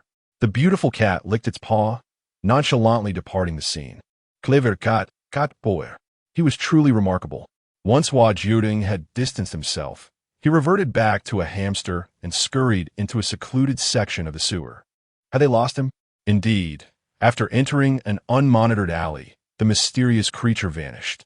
In fact, the onlookers had only glimpsed a small, enigmatic being, failing to discern its specific appearance. Let us set this matter aside for now. We will document it and devise a plan for capture should it appear again. Yes, back in the sewer, the little hamster seemed to have returned home, navigating its surroundings with ease and swiftly arriving back at its abode. And Xingyu was preoccupied, seemingly lost in thought rather than attending to any urgent tasks. This was unusual. The hamster felt compelled to tease him for his lack of diligence. Regrettably, before the little puppet could indulge in its jest, it was caught by the nape of its neck by a human. "Where have you been?" And Xingyu inquired, noticing the hamster's unkempt state. "Hua Jiudeng, humanity, ever greedy, after I have painstakingly retrieved the body, dares to complain about my uncleanliness. Cursed wretched humans, forgive me for the toils of nurturing my dear little mouse." Xingyu seized Hua Jiudeng and sighed, yet it felt as though everything was amiss. "Allow me to bathe you. And what of the body? Spit out quickly. A corpse is not akin to a nut." Xingyu could tolerate Hua Jiudeng stuffing his cheeks with nuts, but he could not abide the notion of him concealing a body within. The lovely little hamster must remain pristine. Thus, he set forth to cleanse the hamster. Hua Jiudeng obediently discarded the body onto the open ground, awaiting Xingyu to retrieve it later, before leaping back into Xingyu's hands. "Gulme, let us proceed to wash the mouse." Chapter 30. Brother Shun, I am not dead. As the training session drew to a close, they found themselves confronting the first significant challenge of their nocturnal vigil. They were tasked with disaster relief, as landslides had ravaged the surrounding villages, and the closest assistance depended solely on them. Hua Jiudeng, Lin Qiye, Pang Pang, Shun Qingzhu, and Shun Qingzhu's younger brother formed a team, with Hua Jiudeng serving as the healer. Their destination was village number 1, the furthest away. On their journey, witnessing the despair etched on countless faces weighed heavily upon their hearts. Death, indeed, is a cruel mistress. Upon arriving at the village, they worked in perfect harmony to rescue all the survivors before them, though they also stumbled upon several lifeless bodies of the survivors' relatives. Among the living was a child, seemingly innocent and unaware of the grave news awaiting her. The little girl fluttered her eyelashes twice before awakening, her muddled memories fixating on the last scene before her unconsciousness. She had been seeking her grandparents. They were right beside her, yet the surroundings were in tatters, unrecognizable as her home. "Grandpa, Grandma." The child was oblivious to the existence of a slumber from which one does not awaken. She only knew that the warm hand that once caressed her was now entirely cold. In the past, simply calling out for her grandparents would summon their tender voices. "Yeah, are you causing trouble again?" But now, her grandparents were unresponsive. The onlookers, hearing the commotion, stepped inside to witness the scene, which rendered them silent. Yet, Hua Jiudeng entered with a light-hearted step. He lifted the little girl into his arms. "Your grandparents are sleeping. Let us be good and rest as well, shall we? Will Grandpa and Grandma wake up?" she asked. "Yes, indeed," Hua Jiudeng replied. "Will Mommy and Daddy come back too?" Hua Jiudeng approached the two corpses. Of course, a soft glow emanated from him, enveloping the little girl and the two elders. "Little one, what do you intend to do?" I promised her that Grandpa and Grandma would awaken. "It is impossible, dear child. These two elders have reached the end of their natural lives. They did not perish solely due to the landslide. Moreover, you cannot save them." Hua Jiudeng felt a twinge of confusion. "I am a deity. How could I be powerless to save lives? Every day, 160,000 souls depart this world. Each of these is a loved one to someone remaining. Child, do you possess sufficient spiritual strength? Not nearly enough. Even a deity cannot forge an entirely eternal realm for humanity. Humans are not his creations, and to exert control requires a far greater sacrifice. Then I shall seek her parents. A deity is bound by promises. Failing to fulfill even one would be a disgrace to his divinity. No, we shall wait here for the rescue team." Alas, the deity was met with a stern refusal from the unyielding instructor. A minor issue. By day he may comply, but by night he would surely not. Those who defy authority were not limited to Hua Jiudeng alone. Lin Qiye watched as Sun Qingzhu exited first, followed by his 3 subordinates, while Hua Jiudeng mysteriously vanished without a trace, unnoticed by him. A group of audacious individuals. Through the lens of the dark creatures, Lin Qiye was surveying a particular area. Suddenly, he sat up in alarm, having located Instructor Han. Instructor, there are others in this forest. 3 of them are at the Chuan realm, and 1, though I cannot quite ascertain, seems likely to be at the High realm. In truth, Hua Jiudeng had ventured out even earlier than Sun Qingzhu, having successfully unearthed a man. He's still alive. Let us give him more nourishment. After tossing the individual back, he re-entered the woods only to hear the sound of an explosion. Without hesitation, he dashed forward, sensing that his friend from a game of Go was in trouble. Upon his arrival, he found Sun Qingzhu engaged in combat with an axe-wielding man. Both of them wounded, though Sun Qingzhu was evidently at a disadvantage. Hua Jiudeng spotted the familiar head of Li Jia. Anyone daring to harm him would surely invoke divine displeasure. He felt compelled to eliminate the threat. I must act swiftly. Within 3 minutes, I shall restore Li Jia's head. If that deity dares to proclaim his time is up, I shall take that deity's head as well. The Chuan realm bullies the Qi realm, does it? Then it is only fitting that I, from the High realm, crush this watermelon. He needed to hurry. He must ensure everyone left the training camp unscathed. Summoning a long sword in his hand, he swung it at the axe-wielding man, who instinctively raised his arm to defend himself, completely underestimating this group of Qi realm youths. However, upon contact, the axeman was stunned. The overwhelming force nearly pinned him to the ground. This is impossible. It cannot be a Qi realm. Hua Jiudeng smiled, locking eyes with the axe-wielding man, even in this life-and-death moment, seemed momentarily distracted. Moonlight flickered around Hua Jiudeng, surging towards the man, and in an instant, the scene turned gruesome, rendering any notion of personal grievances inevitable. Sun Qingzhu, gravely injured, struggled to rise from the ground. Hua Jiudeng bent down to retrieve Li Jia's head, neglecting Sun Qingzhu's wounds. Where is his body? A glimmer of excitement shone in Sun Qingzhu's eyes, and he managed to stumble to his feet. Over there. Li Jia just went that way. Hua Jiudeng paid no mind to anything else and hurried towards that direction. Though Sun Qingzhu moved like a zombie, he persisted in following Hua Jiudeng. Can he be saved? Hua Jiudeng replied, perhaps. Sun Qingzhu, once a confident figure, now appeared on the verge of tears as he looked at Hua Jiudeng. After a moment, he said, in the future, I shall let you win a go. Hua Jiudeng retorted, get lost. I don't need your charity. I can win on my own. They soon found Li Jia, and Hua Jiudeng aligned the head perfectly. The golden light flowed like threads in his hands, obediently beginning to stitch together. Hua Jiudeng felt a wave of anxiety, even cautiously opening a bit more of his realm to ensure absolute success. Sun Qingzhu watched anxiously from a distance, hesitant to approach too closely, deliberately keeping himself at a safe range outside the radiant golden light. He perceived that this golden aura could offer him healing. Yet he was gripped by a profound fear that even a trace of this healing might disrupt the process. Thus, he remained in the shadows, silently praying for success. Darling, the breath will leak out. Hua Jiudeng dismissed the concern with nonchalance. It will inevitably be revealed. I have my own clever strategies. At last, success was achieved. Hua Jiudeng's excitement bubbled forth as he observed Li Jia open his eyes. Sun Qingzhu, come here, I have succeeded. He immediately compressed his strength once more into the pool, feeling a slight exhaustion wash over him. This way, he could minimize the leakage of his breath. He resolved to prolong it for another day if possible. Sun Qingzhu hurried over, crawling and rolling, gazing at Li Jia's somewhat bewildered expression. Brother Sun, I'm not dead. The once proud and arrogant figure now wept uncontrollably, lamenting and cursing simultaneously. Chapter 31. Long ago, and Hua Jiudeng observed him, pondering for a moment. Snap, capture print. Bind, crying bag, drag brother. A definitive piece of black history, to be brought out and mocked later, perhaps when losing a go.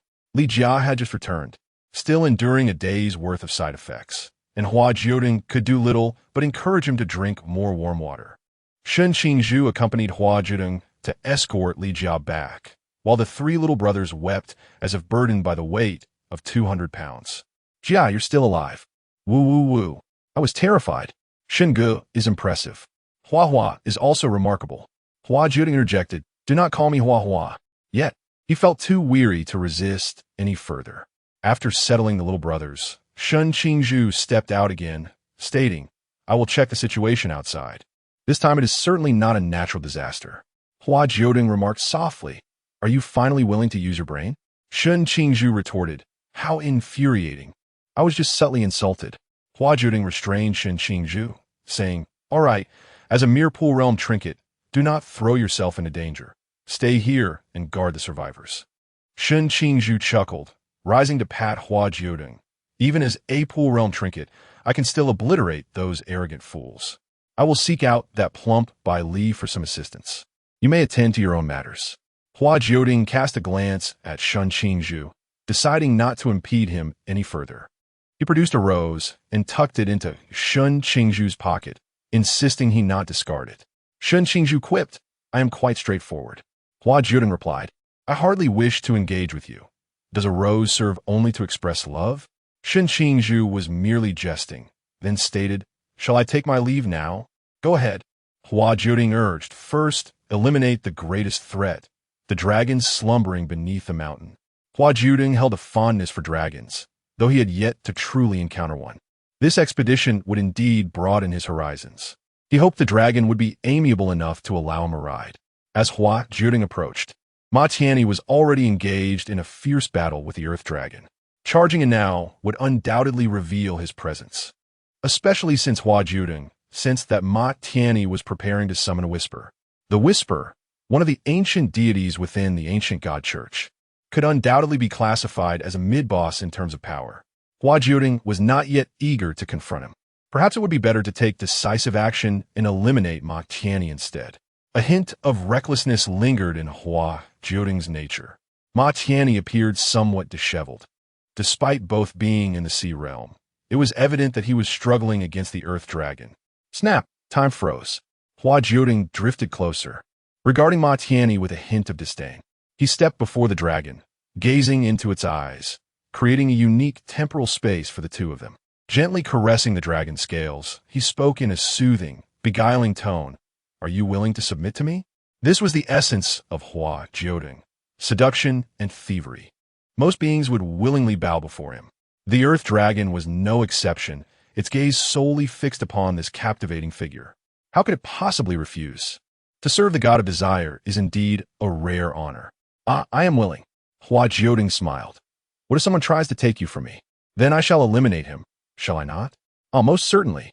You shall solely belong to this beautiful deity before me. The little one seems to possess a great charm. Perhaps it was merely Hua Jiudeng's illusion, but as they walked along the path, he felt a peculiar heaviness in his divine powers. Hua Jiudeng, I have always possessed great allure. It seemed that the deity was sulking in silence, yet that was of little concern to Hua Jiudeng. He had no intention of coaxing him. The deity, what to do? He is wicked, yet I cannot seem to be angry. Time resumed its relentless march, and the earth dragon, unable to subdue Ma Tianyi, resorted to a rambling discourse. This rambling, in truth, aligned with Hua Jiudeng's aesthetic sensibilities. Yet he now resembled a petulant child, disliking everything from the opposing faction, and thus found the ramblings rather distasteful. However, the pursuit of strength was not to be trifled with. Hua Jiudeng reassured himself and transformed one of his puppets into the likeness of a fly, his disdain evident. Flies were particularly fond of the ramblings. The earth dragon, obedient to the deity's command, after bending down to meet the rambling's gaze, felt an instant as if his consciousness had plunged into an abyss, yet within that abyss, a silver figure pulled him back to the surface. Dragon, you must not recognize another master. What did I teach you before? Go on, eliminate him. The earth dragon's dark eyes returned to normal, and he assumed an aggressive stance toward the ramblings, who was taken aback by the fact that the dragon was not entirely under his control. The sudden assault nearly led to his demise. How strange. The ramblings were perplexed by the turn of events, and with tremendous effort, he finally subdued the earth dragon, effectively erasing all remnants of its self-awareness. Hua Jiudeng observed from a distance, and when the earth dragon soared into the sky, he refrained from intervening. Qiye transformed beautifully. He longed to embrace her. He would wait for Qiye to take action, then collect the spoils. At that time, he would first present the remains to Qingyu for dissection, gathering all useful elements, leaving behind the scraps, or perhaps bestowing them upon Qiye. However, he needed to devise a suitable excuse, and Qingyu often lacked boundaries, relentlessly questioning Shu. He was no match for Qingyu. Qiye also found it difficult to evade, so he decided to keep everything for himself. The urgently summoned instructor stood in contemplation before the empty space and the unconscious Lin Qiye. Just moments ago, was there truly such a large dragon here? Indeed, I saw it too. Where has the dragon gone? Could it be that lad from the Bailey family? We shall search shortly. The plump and carefree space acted as a scapegoat, moving wherever needed. In the sewers, and Qingyu bound himself to the wall, pondering in perplexity. Hua, I believe that corpse holds some secrets. Hua Jiudeng, the diminutive puppet, gnawed on a nut, consuming one and concealing another, his cheeks puffed out. At present, and Qingyu chose to humor him, refraining from exposing his antics. Hua Jiudeng mused, there exists a dilemma, yet it is unnecessary to confront it. Why must one cleave oneself? Even a madman would not resort to such measures. Hua Jiudeng would rather he direct his blade towards others. Perhaps this is what humanity refers to as favoritism. And Qingyu, playing along, seized a small hamster. Shall I cut you instead?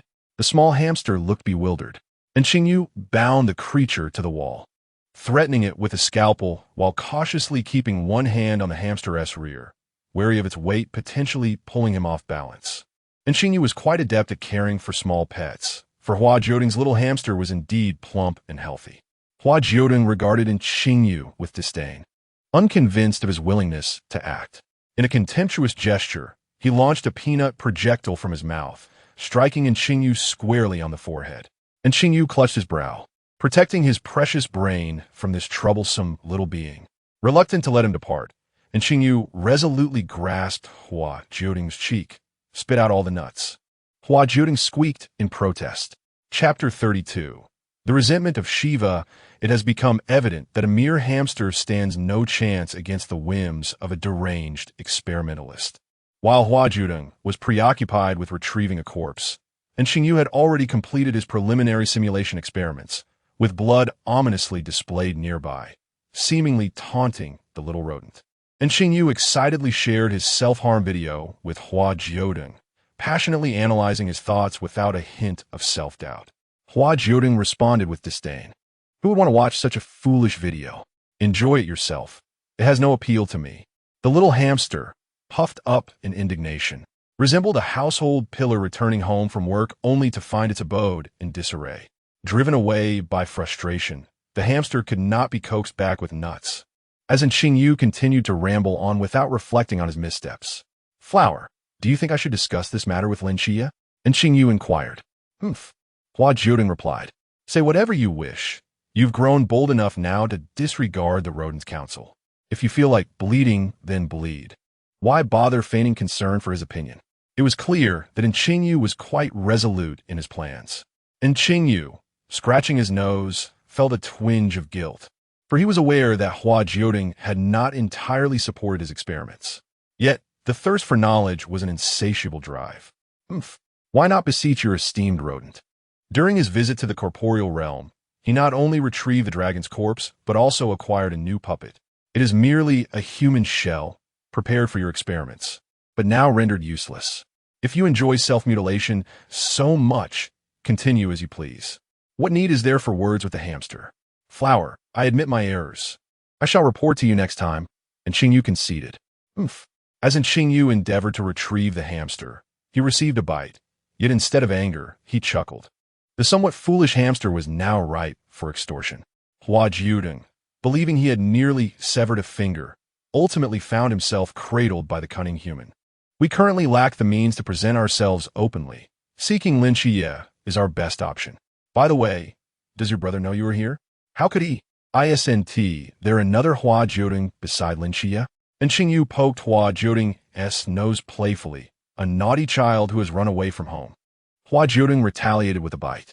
The little puppet was in the sewers, while the corporeal body was in a training facility. This was their final day in this place. Though Hua Jiudeng had rescued Li Jia, the occurrences on their side remained shrouded in mystery, as Shen Qingzhu was still deemed a casualty. It was likely that he had gone undercover. The brother surely intended to avenge his fallen comrades. Regardless, the debt of vengeance must be repaid. He sensed his rose nearing destruction under the high temperature, opting to nestle within Shen Qingzhu's skin. Once the subsequent murmurs restored Shen Qingzhu, the first thing that caught his eye was the eerie yet beautiful tattoo. Having forged a pact with Shen Qingzhu, the murmurs exhibited an unusual trust towards him. Though some remained excessively arrogant, he directly inquired, "What is this tattoo?" Even after being burned, it remains intact. Shen Qingzhu cast a glance, somewhat astonished. Yet when confronted with the ramblings, she merely dismissed it, saying, "I got it when I was involved in the underworld." The ramblings continued. "It's astonishing that it has been preserved so well." Shen Qingzhu replied, "Isn't it said that tattoos are etched into the flesh? I suspect it was inked too deeply. Hence it wasn't incinerated." The ramblings furrowed their brow, pondering, is that so? Nevertheless, ultimately, it was merely a tattoo. No one would betray him under such circumstances, and he harbored no concerns about Shen Qingzhu harboring ulterior motives. Tattoos were commonplace. Joining the ancient god society was not akin to taking a civil service examination. "Let us proceed. I will escort you back to the ancient god society." All right. Lin Qiye and Hua Jiudeng returned to Team 136 after their mission, feeling as though they had merely taken a brief detour from university rather than attending a designated training camp. Team 136 greeted them warmly, and they all shared a meal, once again prepared by the captain. Shen Mai remarked, "Having you all is my blessing." Yet, he dutifully prepared a feast for everyone, even enlisting a few team members to assist with the vegetables. Hua Jiudeng lamented a small tear in his shoes from the recent rescue, feeling quite distressed, while Shen Mai appeared even more troubled by it. That must have cost quite a bit. He mused, contemplating repairing them for continued use. Shen Mai reassured him, "It's all right. I'm already sourcing materials for you. At least we have 2 pairs to rotate." Hua Jiudeng responded, "That's wonderful." The captain was truly kind to him. He could easily venture out to earn money for the captain. The team-building activity allowed everyone a brief respite, yet reality loomed with ongoing cases to confront. Hua Jiudeng did not participate, remaining close to Shen Mai. Together, they witnessed an out-of-control aircraft, and at that moment, the object Hua Jiudeng sought, the Shiva's grudge, was revealed. Shen Mai seemed to genuinely regard him as a team member, showing no suspicion, even as he tore off a corner of the object to inscribe the aircraft's name. Hua Jiudeng felt a flicker of guilt, aware that his subsequent actions would hardly be honorable. Just as Shen Mai unveiled a corner, he noticed the aircraft regaining control, releasing a sigh of relief as he hurried to restore the object. Suddenly, time froze. Hua Jiudeng gracefully descended before Shen Mai, seizing the Shiva's grudge. Even in that suspended moment, Shen Mai was reluctant to loosen his grip. The Shiva's grudge held immense significance for humanity, bringing both calamity and salvation. Shen Mai was resolute in protecting it at all costs. Hua Jiudeng lifted his gaze to Shen Mai, his once ebony eyes transformed into a deep violet hue. Anyone who met that gaze would be ensnared by a fervor of desire, unable to escape the violet trap. "You will give it to me, won't you?" Yet, despite this, Shen Mai's fingers remained tightly clenched, striving against the divine temptation with human resolve. However, such resistance was destined to be in vain. Hua Jiudeng, without hesitation, took away the wrath of Shiva and opened it, using his hand as a pen and his blood as ink, intending to inscribe a name, Christo. "But what about the other deities?" he was asked. Hua Jiudeng replied, his expression unmoved. "The other gods are not so infatuated with me. At least, the only one likely to pursue me to this miniature world is Christo. He has monopolized me for many years. While the other deities dared only to secretly observe from afar, unaware that I have taken refuge in this small realm. Yet, he found himself unable to write. He lacked the strength. To obliterate a high-ranking deity required an immense amount of energy, which he, still in his formative stage, could not provide. We have acquired the ability of Shiva's wrath, termed low-tier obliteration. Let us wait until we grow stronger before we utilize it, he contemplated, resigned to the current circumstances. Chapter 33. The captain is not dead. Hua Jiudeng felt a twinge of disappointment as he meticulously listed the deities outside the glass flower house, only to find none worthy of a name. The baby is still rather weak, he mused. Hua Jiudeng. The baby doesn't need your commentary. How infuriating. He restored the Shiwa grievance and handed it back to Chunmai, feigning nonchalance as he slipped away to a corner. Chunmai, snapping back to reality, sensed that a violet vortex had nearly pulled him in moments ago. He hurriedly tucked the Shiwa grievance away, hoping that the lurking outer gods had not detected their presence. Watching Lin Qiye flawlessly complete his task, Chunmai exhaled in relief, feeling a sense of pride akin to watching his own child grow up. Before he could approach his teammates to welcome Lin Qiye, his phone chimed with a series of nearly all asterisks. Hua Jiudeng chose not to follow Chunmai to greet Lin Qiye. And there was Qingyu as well. However, the little hamster was still miffed at Qingyu. Hua Jiudeng dashed over, leaping into Lin Qiye's embrace and clinging to him, even sticking out his tongue at Qingyu. As he observed Hua Jiudeng clinging to Lin Qiye and drifting away, Qingyu bit his lip, yet he blended into the crowd of passengers and departed. After all, he had no grounds to prevent his brother from leaving. To his surprise, he discovered that the little hamster was comfortably lying in the laboratory. He approached to pick it up, scrutinizing it closely. Was Hua Jiudeng merely returning? Or were there indeed two? What kind of forbidden realm was this? Qingyu grew increasingly intrigued by Hua Jiudeng, eager to study it further while also giving it a wash. Hua Jiudeng, human, do you not keep count of your own actions? This is clearly an opportunity to research the little mouse. Qingyu's clinginess was something even Hua Jiudeng found hard to resist. Though he relished the closeness, he was somewhat conflicted. But, well, he simply enjoyed it immensely. If Qingyu did not provoke his ire, the mouse could remain attached to the human he adored. Beyond the cosmos, Christos was employing the most clumsy of methods, searching through countless small worlds for his Asmodeus. Suddenly, he halted. He sensed the divine powers of Asmodeus, a source of fear so profound that even he could not ignore it. Indeed, once freed from the glass flower house, Asmodeus became entirely uncontrollable, driven by the greed embedded in its essence, relentlessly pursuing greater power. All he desired was to guide it properly. He swiftly traced the relevant aura to a familiar small world. He had been here before, even bestowing a fragment of his power to a human, entrusting her with the task of finding Asmodeus. Now, the priority was not to oversee the agent's duties. He needed to confront Asmodeus directly. Sangnan Asmodeus was right there. Sangnan was about to face an immense catastrophe, the horror of which remained vividly etched in Hua Jiudeng's memory, despite his forgetfulness. Chunmai contemplated expelling all the team members except Lin Qiye from Sangnan to evade this impending disaster. Alas, Hua Jiudeng was nowhere to be found. Even Lin Qiye was unaware of the whereabouts of Hua Jiudeng. High atop a mountain in Sangnan, Hua Jiudeng had returned to his own body, with the little hamster and other released puppets.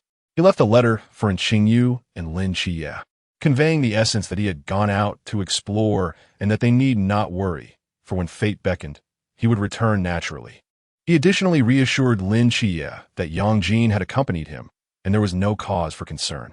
Hua Jiudeng was uncertain when he would return, or even if he would return at all. Rationality urged him to refrain from meddling. After all, he was not a character in the tale. So why involve himself in its affairs? Yet, in reality, he stood above Sangnan, witnessing the shimmering golden light, hearing numerous farewells. He despised goodbyes. The golden radiance emanated from his being, enveloping the entirety of Sangnan. The light, which had been gradually dissipating, halted and then began to reverse with fervor. The divine mortal realm of gods. An invincible miracle. Yang Jin had been watching his aunt, tears of guilt and sorrow brimming in his eyes. However, in an instant, The vanished light points returned to his aunt's body. She, who had been seated and gazing at Yang Jin, now stood once more, examining her own hands. I seem to be fine.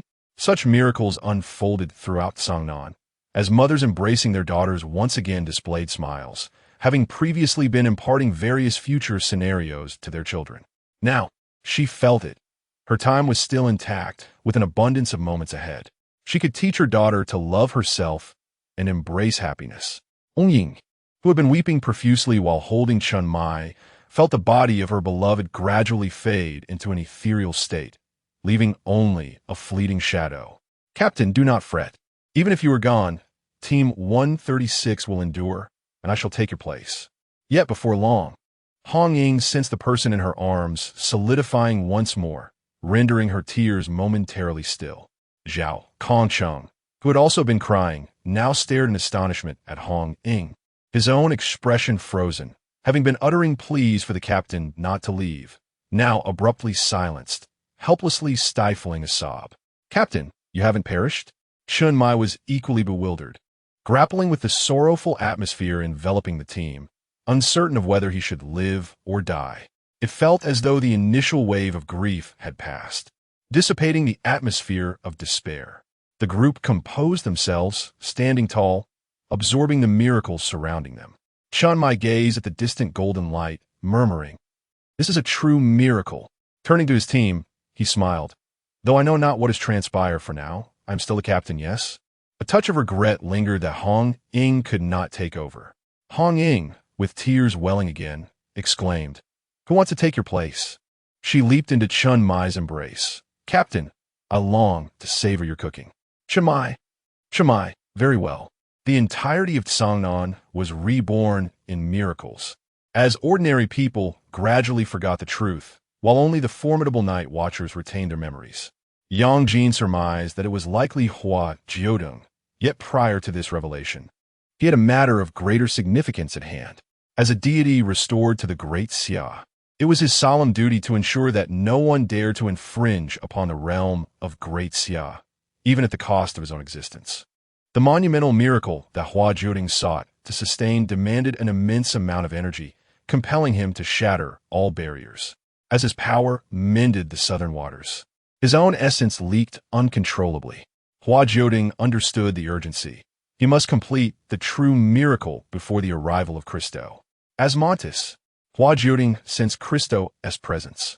Acutely aware of the miracle he was on the verge of completing, gritting his teeth, he remained motionless, resolutely focused on realizing the miracle. Chapter 34, The Summoning Magic. At last, the miracle has been accomplished. Christoph seems to be within reach. Hua Jiudeng initially contemplated attempting to escape through teleportation, but as soon as he crossed the boundary of Songnan City, he was seized by a tentacle and forcefully dragged to the ground. The tentacle dared not linger in contact with Hua Jiudeng for long. Even moments ago, a barrier separated their skins. Above Songnan City, an almost imperceptible membrane materialized, and Hua Jiudeng could sense that this was an unbound void, at least sparing him from concerns regarding the miracle's safety. Oh no! With so many deities embroiled in battle outside, the miracle still felt precariously unstable. Asmodeus, I have found you. Christoph, having been intercepted several times by humans, finally managed to reach Hua Jiudeng with great difficulty. As Hua Jiudeng gazed upon Christoph, his mind raced with frantic thoughts of escape. Christoph, as always, donned his white gloves, detestable gloves that seemed to signify his fear of Hua Jiudeng seizing his powers. Previously, Hua Jiudeng believed this to be merely a habitual quirk of Christoph, but having discovered his own divine abilities, he now firmly understood that these gloves were an item designed to prevent contact. Christoph often touched him with gloved hands, an action imbued with both affection and apprehension. Christoph extended his gloved hand toward Hua Jiudeng. Asmodeus, let us return. Hua Jiudeng replied, no. Oh dear, he instinctively rejected him. When embodying the god of lust, despite lacking freedom within the flower chamber, Hua Jiudeng had his own methods for managing the deities. For instance, if he desired to refuse, he would do so, knowing that the deities had no intention of harming him. Only a complete ornament is the most exquisite adornment. The beautiful Asmodeus must remain unbroken. Kristoff hesitated, indeed not dwelling on Hua Jiudeng's refusal. He merely intended to take Asmodeus away. Once he returned and stripped him of his powers, Asmodeus would surely comply. Asmodeus, I have brought you a gift.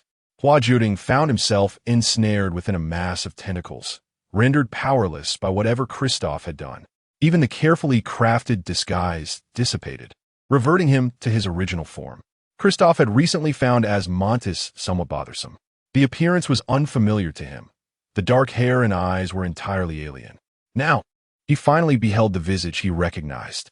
Silver hair cascaded around, and violet blue eyes exuded an alluring charm. Anyone who gazed into those eyes would feel deeply cherished by their owner. He appeared both sacred and enchanting. A contradiction, yet beautiful. Kristoff's breath caught in his throat. How he longed to touch him without restraint. Soon, he would be able to do so. He had discovered the final artifact, once dawned. It would completely suppress his divine powers. Hua Jiudeng felt it. He understood the terror of the collar Kristoff now held in his grasp. He could not wear it. Hua Jiudeng found himself ensnared in the grasp of the tentacles, rendered immobile as if destined to be adorned like a mere pet. No, a swift thought crossed his mind, prompting him to divert the impending disaster. I have a beloved. Perhaps I should consult them about the jewelry I possess. A beloved? Christo echoed, the mere utterance of those two words laced with malice. Who is your beloved? Hua Jiudeng feigned shyness, embodying the essence of one smitten. Loki. My beloved is named Loki. He feared Christo might mistake the identity. The trickster god of Norse mythology, Loki. You love him? Hua Jiudeng nodded fervently. I love him, unwavering until death. Primarily until Loki's demise. He hoped Christo would swiftly grasp his insinuation. Indeed, Christo was seething with rage. Gazing at the seemingly innocent Hua Jiudeng, he realized the fault did not lie with him. What did he possibly know? The god of lust craved affection, and it was his own failure to provide enough love that drove Hua Jiudeng from the glass flower house in pursuit of such ephemeral affection. Once I slay this wretched creature, I shall return to adorn you. Not at all obedient Asmodeus. Hua Jiudeng nodded vigorously, eager to depart, to make his own escape.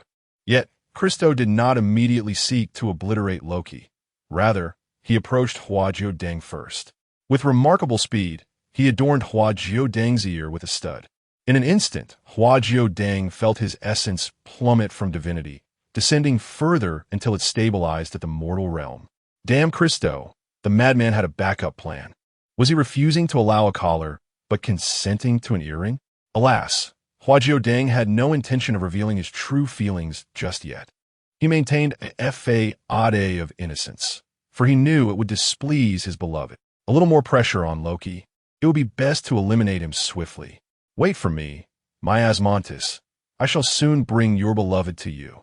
Christo vanished, yet the tentacles continued to confine Hua Jiudeng, seemingly denying him any chance of escape. Hua Jiudeng, however, had his own clever stratagem. He wielded a small knife to sever the nearby tentacles, drawing forth his blood to inscribe a magical circle. This act would not attract Christo's attention, as Hua Jiudeng had often vented his frustrations on the tentacles before. Christo would not perceive this instance as any different. Such was Christo's arrogance. Summoning magic required valuable sacrifices, and these tentacles sufficed. If all else failed, Hua Jiudeng's knife pointed toward himself. The corpse of the god of lust, is it not sufficiently precious? Darling, Hua Jiudeng reassured, it matters not. The summoning is intended to send the soul to another realm. My lack of a physical form is inconsequential. He even envisioned Christo's expression at that moment, nearly bursting with joy at the thought. It would infuriate him. But without a body, how can we return? Hua Jiudeng dismissed this concern entirely, for the most vital lesson learned from Bai Li was, when the boat reaches the bridge, it will surely pass. There will always be a way. Hua Jiudeng remained unfazed. What if there is no way out? She mused, and it's all over. From your tone, it seems you do not truly believe you're facing doom. At this moment, Hua Jiudeng even sought a perspective, questioning her own divine powers. Do you think my death would be aesthetically pleasing? When at a loss for words, It is often best to remain silent. Hua Jiudeng felt a twinge of concern. I hope my soul won't bear any scars. That would be most unseemly. Are you certain, darling? Absolutely. In any case, I shan't return to the glass flower house. There, even the thought of suicide seemed a luxury. It couldn't possibly get worse. I might as well take a leap of faith, with no divine guidance on the beauty of death forthcoming. Hua Jiudeng resolved to find her own angle. Gritting her teeth and steeling her heart, a radiant light burst forth as the sacrificial magic successfully initiated. Chapter 35. The tragic Loki. Hua Jiudeng had indeed encountered a bug, sacrificing his own body to send his soul into another realm. Meanwhile, Christo remained oblivious to the fact that the seemingly impenetrable cage he had constructed was now compromised. The little canary within had long since taken flight. Si Xiaonan and Lin Qiye had arrived at the location designated by Loki. Si Xiaonan presented the carefully disguised Shiva's grudge to Loki, standing respectfully to the side as he observed Loki's commentary on the calamity that had befallen Sangnan City. Si Xiaonan's expression remained inscrutable, and even Loki failed to discern the thoughts of his agent, merely gazing at the new deity that had emerged in the distance. Ah, the gods of the great Xia had returned. Loki felt a pang of nostalgia, thankful that his objectives were nearing completion. Let us proceed. Loki? Are you Loki? A voice echoed softly before him. Loki turned to see an unfamiliar figure, initially suspecting it to be the troublesome delivery rider who seemed to haunt him. Who are you? He inquired, raising an eyebrow in confusion. He did not recognize the man before him, nor could he ascertain his divine lineage. But he sensed that the man was no weak deity. Christo was not inclined to engage in pleasantries with a rival. His heart burned with fury. Loki, damned Loki! You must have ensnared the Navi Asmodeus with your deceitful tricks, manipulating the innocent feelings of my beloved Asmodeus. His Asmodeus? It matters not. As long as I eliminate the interloper, there shall be no issues between us. My wife remains mine. Without a contract binding us, I can simply reclaim her. It is you who has deceived my Asmodeus. Loki. Huh. He was aware that Asmodeus was the god of desire. Yet the two of them were worlds apart. He could not fathom when he had ever deceived him. Indeed, he was the god of trickery and deception. But he hailed from a Norse pantheon, entirely separate from Asmodeus. They had never even crossed paths, so how could there be any question of deceit? Noticing the murderous intent emanating from the deity before him, Loki chose to deflect the confrontation. I believe there has been some misunderstanding. Christo's hostility surged. Misunderstanding? This god of trickery dares to deny responsibility. Who does he think he is? He cannot even take accountability for Asmodeus, who declared his love for me. How special, how rare, how infuriating. He was consumed with jealousy. Si Xiaonan and Lin Qiye had already retreated to a safe distance, observing from a secure vantage point. Surviving this encounter was their utmost concern. Loki struggled to comprehend the situation, barely managing to parry Christo's fierce assault. I truly do not know the deity Asmodeus. I believe you have mistaken me for someone else. Christo retorted, impossible. Asmodeus would never lie. It is the god of trickery who speaks with forked tongue. Surely, it is clear to whom one should place their trust. Christo was no fool. He chose to believe in Asmodeus. Enormous tentacles surged forth, intent on crushing Loki. Yet, even in the guise of an avatar, it was not so easily vanquished. Loki evaded Kristoff's onslaught, desperately attempting to vindicate himself. You must be mistaken. What an absurd sensation it was, akin to a naive maiden deceived, only to have her parents confront the deceiver. By the gods, he had never misled an ignorant girl, but rather had duped an unwitting young stallion. That stallion bore no relation to Asmodeus whatsoever. How peculiar. Delivery services unwavering in their commitment. Loki, how infuriating this relentless deliver man, accompanied by an inexplicable divine being, who insists that he has deceived the affections of that so-called Asmodeus. Surrounded on all sides, even Loki found it challenging to escape. He could not afford to let this deliver man approach him, for that would only exacerbate matters. Yet, another deity relentlessly pursued him, leaving Loki with no avenue for retreat. Alas, it appeared he might have to sacrifice yet another avatar. Having already lost one, This would be a significant blow. Nevertheless, he had acquired what he desired most. He returned the grievance of Shiva to Si Xiaonan, issuing the command, "Escort the grievance of Shiva to my divine realm." He opened a passage for his agent, and after a moment's hesitation, Si Xiaonan and Lin Qiye stepped through. The atmosphere was ineffable. It seemed Loki was destined to meet his end here. Si Xiaonan felt a twinge of regret. How splendid it would have been to eliminate the true body in one fell swoop. Loki rushed before Kristoff. "Hurry, in me. Heart like ashes." He urged Kristoff to strike him down, as it would spare him from confronting the Deliver Man. Wouldn't he it? His divine existence had become exceedingly arduous. Kristoff, aware this was merely an avatar, recognized that Loki was merely venting his frustrations. When Loki himself charged forth, requesting his demise, Kristoff obliged, even refraining from disrupting the passage Loki had created for his agent's escape. As for the Deliver Man, he held no interest. Having satisfied Loki, he swiftly dispatched the wretched creature, then turned his gaze toward the Deliver Man. Indifferent, he first intended to return Asmodeus before returning to eliminate Loki's true form. He needed to find a way to secure Asmodeus and convey to him the folly of his choices. What good is a man who dares not confront challenges head-on? Regrettably, the truth was harsh. Asmodeus had long since vanished from his original location. Kristoff's tentacles scoured every inch of the ground, yet failed to uncover Asmodeus' presence. He had once again slipped away under his very nose. Infuriating, however, he was certain that Asmodeus remained within this small world, for it seemed he had previously discovered an agent here. The small world repelled him. He could never linger for too long. Finding his agent this time would allow him to bestow greater power until he could assist in locating Asmodeus. Let him ponder the whereabouts of his agent. Surely, she is diligently seeking clues regarding Asmodeus. In the dim ambience of the bar, a young woman perches upon a man's lap, feeding him fruits from a platter. As for her deity, he has long been relegated to the farthest recesses of her mind.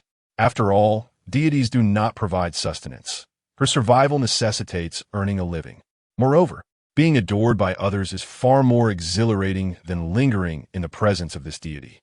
A job devoid of deadlines would lead to the inevitable oblivion of the worker, a notion that the deity seems to have overlooked. No matter, the young woman mused, she could impart a lesson upon her god. Perhaps next time, he would be wiser. Chapter 36. The miserable Yushichin, alas, the allure of a life of ease is often misleading, and the treasures of the divine are not so easily obtained. The young woman soon discerned the disquieting atmosphere surrounding her as she returned to her modest rented room after leaving the bar. Alone at last, the oppressive aura of the deity was unreservedly unleashed. "Weren't you supposed to assist me in locating Asmodeus?" she mused, her mind racing. "Indeed, I have been searching all along."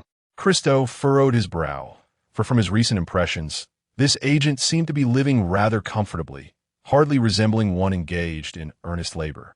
The girl, having no intention of toiling, retorted, "Who could have anticipated a sudden inspection from above?"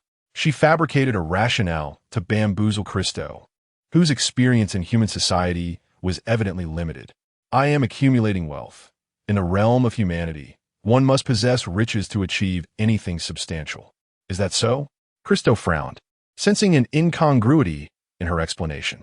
Has the world ever mandated that deities provide monetary compensation to their agents? Is the human world truly structured in this manner? The girl continued her charade. "I will first earn money, and then I can enlist the aid of those more powerful. Everything I undertake is for your benefit. How can you doubt me so?" Christo, perplexed, felt an unexpected twinge of guilt. Perhaps it was due to the girl's striking resemblance to Asmodeus. Though temporarily swayed, he remained skeptical. Before departing, he instructed, "Report to me periodically with updates until you locate Asmodeus. I have confirmed that Asmodeus exists within this world. The rest is up to you." As Christo gradually faded from view, the girl sat on the floor, cursing her chaotic surroundings. It appeared that even the enigmatic deities were capitalists at heart, intent on subjugating the laborers, intruding upon her humble abode in the dead of night, merely to impose their performance metrics. How utterly exasperating. even as she longed to continue her idle pursuits. She needed to contemplate her survival for the next encounter.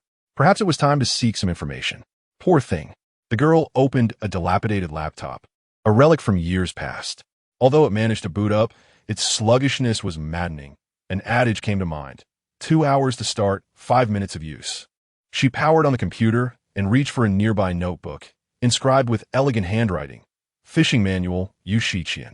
At a glance, one would never suspect that it contained an extensive compilation of fish and their attributes, revealing her greater enthusiasm for crafting a fishing manual than for the pursuit of Asmodeus.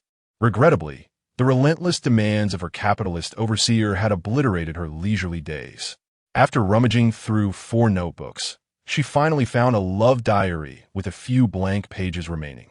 Yu Shiqian sighed. It seemed she would have to make do. Her computer finally powered on, and Yu Shiqian began her search for Asmodeus, one of the 72 demon lords of Solomon, the ruler of the 9 circles of hell, reputed to distort human perceptions of desire, ensnaring individuals in a web of lust. There are also claims that Asmodeus is synonymous with the sin of lust, bearing the weight of this accusation as he ascended to divinity. Upon viewing the visage of Solomon's 72 demon lords, Yu Shiqian covered her eyes. It must be the latter.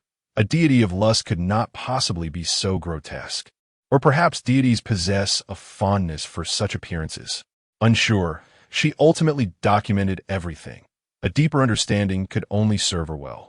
Regarding the sin of lust, Yu Shiqian conducted a further search. The interpretations of lust are manifold, encompassing excessive indulgence in hedonistic pleasures and an unbridled pursuit of desire. Dante provided additional interpretations, suggesting that lust represents a love for a particular individual that surpasses divine love. Yu Shiqian meticulously transcribed this, resting her head on the desk, only to find herself at a loss. Was she truly expected to venture into hell to locate Asmodeus? How could she possibly find him?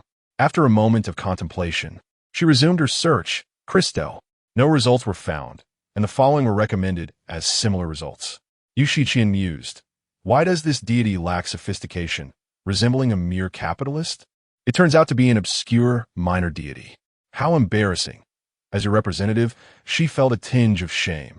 Although Yu Shiqian had yet to encounter the mystical forces, she harbored her own suspicions. She refused to believe that there was only one deity and that she was the sole representative. What if, in the future, during introductions, someone said, "Hello, I am XXX, a representative of Zeus." Wow, Zeus, the Lord of the universe. Indeed, that's him. And you?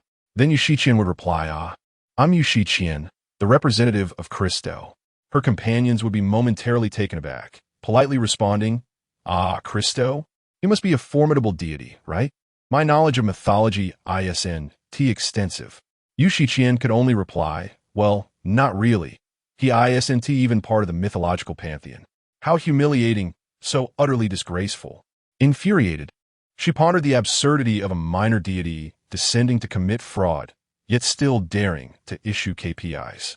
Could she, in turn, impose KPIs upon the deity? Perhaps to become a new supreme god or something of the sort. She now suspected that Asmodeus was, in fact, a handsome god coveted by this minor deity, and perhaps he had fled out of annoyance at being pursued. It was conceivable that he had escaped to this world to evade the incessant entanglements of this minor deity. Humph. The lazy frog yearning for the swan's flesh. Yu Shiqian engaged in a fervent tirade against her deity in her mind, before she could fully vent her frustrations. Her small rental apartment was once again invaded. Yu Shiqian sighed. Life is truly challenging. Moreover, her diligently crafted fishing manual had been destroyed. A new deity representative, a gentleman, adorned in a manner reminiscent of nobility, gazed upon Yu Shiqian as he gracefully entered the room.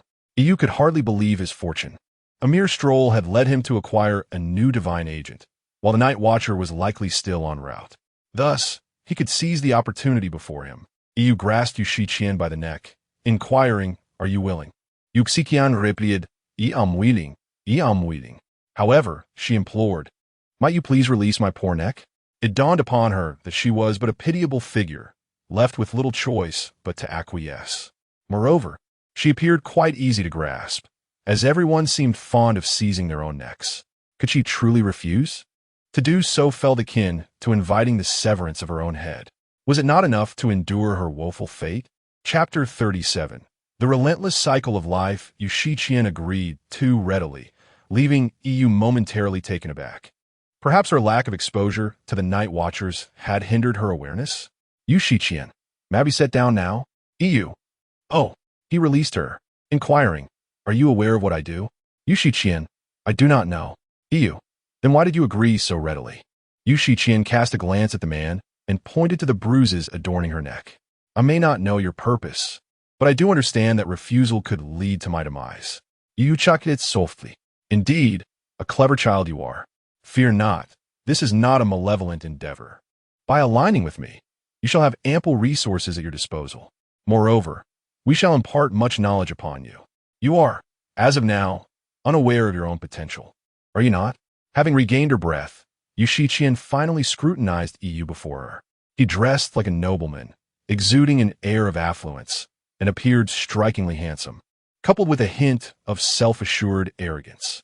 Ah, yet another gullible man, she mused. The last man she deemed similarly was Christo, who had already revealed a skill in its enhanced version. Yu Shiqian possessed a keen discernment in such matters, unbeknownst to Yu, who had unwittingly branded himself as a fool in her eyes, merely following the customary procedure to ink the contract. Yu Shiqian felt no particular emotion regarding the contract. Evidently, Yu's prideful agreement had yet to take effect. She sensed this keenly, yet only a fool would voice such a realization. This contract is, Yu proclaimed with a hint of pride, a creation of my own design. Once forged, betrayal is impossible. Yu Shiqian. Oh, her estimations had proven accurate. He was indeed a wealthy fool. If she possessed the capability to forge a contract, she would ensure a safeguard, at the very least allowing her to ascertain the addition of a subordinate at the time of signing. Unlike the current predicament, where she felt deceived into the role of a simpleton. Observing how Yu placed unwavering trust in her, Yu Shiqian, seasoned by her past experiences, felt no remorse. Were she to possess a conscience, she would have never endured thus far. Guilt would have consumed her long ago. Furthermore, this self-proclaimed Yu had even damaged her fishing manual, which contained numerous confidential details. Though she had acquired a promising prospect, Yu lacked the inclination to mentor her personally, instead assigning the fledgling to a newly recruited follower for guidance. The new recruit, Shun Qingzhu. Yu Shiqian. Yu Shiqian narrowed her slender, phoenix-like eyes, confirming that the individual before her did not belong within the realm of deception. He appeared neither wealthy nor easily manipulated, thus relegating him to the status of a mere friend. Upon locking gazes, an inexplicable sensation of missed opportunities washed over them. Unbeknownst to them at the time, this sentiment stemmed from their striking similarities. Originally, they were all traitors in reserve. Shun Qingzhu had taken on the responsibility of mentoring newcomers, which suited him well as he had been quite idle lately and wished to avoid the tasks of pillage and slaughter. Having been trained by the night watchers, he possessed a systematic approach to training. However, being a believer, it was perhaps best for him to render her ineffectual. Upon meeting the newcomer, Shun Qingzhu momentarily believed he was hallucinating, only to confirm that indeed he was experiencing an illusion. He remarked on how she bore a striking resemblance to Hua Jiudeng, at least by 60%, and at first glance, one could easily mistake her for the latter. How peculiar! Had Hua Jiudeng given birth during their time apart? How had a child grown so large so suddenly? Would she call him uncle? As he gazed at the believer he was about to guide, Yu Shiqian felt that his thoughts were particularly vivid, and his eyes seemed to radiate affection. Yu Shiqian, how strange. Let me take another look. Shun Qingzhu, child. The newcomer. Let me first show you where you will reside. Yu Shiqian. All right. The calamity in Tsangnan concluded in quite a fantastical manner. First, the howling celestial dog appeared, vanquishing the monsters, followed by the emergence of an unfamiliar deity, and Loki did not perish either. Ultimately, this enigmatic deity vanished on its own. Tsangnan, which had been on the brink of dissolution after Lin Qiye was deceived by Loki, experienced an inexplicable miracle once more. The only ones missing were Hua Jiudeng and Yang Jin. Among those Lin Qiye knew, only these two had vanished. Hua Jiudeng left behind a letter, which Lin Qiye found utterly untrustworthy, as it appeared to be a fabrication of her whimsical imagination. In it, she claimed to be off on an adventure, even taking Yang Jin as her subordinate, emphasizing how he eagerly sought to serve her, with subtle insinuations woven throughout the text. Lin Qiye, given the nature of their relationship, especially Yang Jin's apparent immunity to Hua Jiudeng, I find that hard to believe. He would hardly be willing to serve her, let alone play together. Replacing Yang Jin with Bai Li Pangbang would be more fitting. Yet, with only Hua Jiudeng's letter in hand, Yang Jin had no say. He could only acquiesce to whatever Hua Jiudeng decreed. With no other option, Lin Qiye chose to trust her, first explaining the situation to his amnesiac aunt before returning to Team 136. Si Xiaonan and Lung Xian had departed amidst the chaos. Yet no one believed in Si Xiaonan's betrayal. They merely awaited her safe return home, hoping for her well-being. Chen Mai had previously spoken with his wife regarding future arrangements, and as miracles stabilized, he secretly returned to check on his family. He called his wife again to report his safety, listening to her endless complaints, and felt a profound sense of happiness. This current state of affairs was quite satisfactory. Next time he had the chance, he would certainly spend more time with his family. Meanwhile, the news concerning the little hamster that Qingyu received was rather perfunctory. Hua Jiudeng resembles a mischievous little rascal, leaving a message for Qingyu that is both simple and explosively amusing. Spring has arrived. I am off to give birth to little hamsters. And Qingyu could hardly contain his laughter at the absurdity of it all. Could Hua Jiudeng truly give birth? Yet, who knows, perhaps this peculiar character might indeed manage it. On a more hypothetical note, could he not care for the little hamsters during gestation and assist in their delivery? He could master obstetric techniques in mere moments, ensuring the little ones arrive without a hitch. Alas, the hamsters have fled, and Qingyu, in his current state of irrationality, is eager to stir trouble, with the foremost target being Lin Qiye, demanding to know the whereabouts of his missing hamsters. He intends to retrieve them and witness Hua Jiudeng's antics. Should he fail to deliver, he might just resort to a rather dramatic punishment. Chapter 38. The theft of a dragon. Hua Jiudeng now finds himself in a desolate realm, embodying a wild spirit. No, a wild soul. Though he currently exists as a wild soul, he retains a semblance of solidity, brandishing a black cord. Upon closer inspection, it resembles a black snake. But can a snake possess bulges and 4 claws? Hua Jiudeng dismisses this detail. He has ventured into this alternate world, binding himself to a being in order to return to his own realm. Naturally, the likelihood of a direct return is minimal. He has lost his physical form in the realm of the God-Slayer. Time is exceedingly pressing, and Hua Jiudeng was unable to make a choice, instead being compelled to select a minor world. Indeed, he was coerced into this decision. Throughout the entire ordeal, he harbored suspicions of being abducted. He found himself suspended in a liminal space, surrounded by countless minor worlds floating like bubbles. Hua Jiudeng had to choose one of these alternate worlds to inhabit. Initially, he surveyed his surroundings for a charming and habitable world when suddenly, a sphere from one of the alternate realms pursued him aggressively. This sphere appeared to possess both volcanic and glacial characteristics, seemingly unsuitable for his existence. After all, Hua Jiudeng was not merely visiting for a few days. He intended to reside there. However, the sphere relentlessly chased him down, colliding with him directly. Hua Jiudeng thought to himself, this is fundamentally wrong. This diverges entirely from the original narrative. Wasn't the selection supposed to be his own? Why was he forced into this predicament? The sphere swiftly caught up with him, forcibly drawing him into the alternate world. Hua Jiudeng found it difficult to articulate his current emotions. Yet, since he was here, he resolved to adapt to his circumstances. Upon his arrival in the minor world, he surveyed his surroundings and found them somewhat better than anticipated. He had landed not in a volcano or a glacier, but on rocky terrain. After touching down, Hua Jiudeng felt reassured by the pleasant environment. After floating for a brief moment, he stumbled upon a nearly lifeless black cord by the roadside.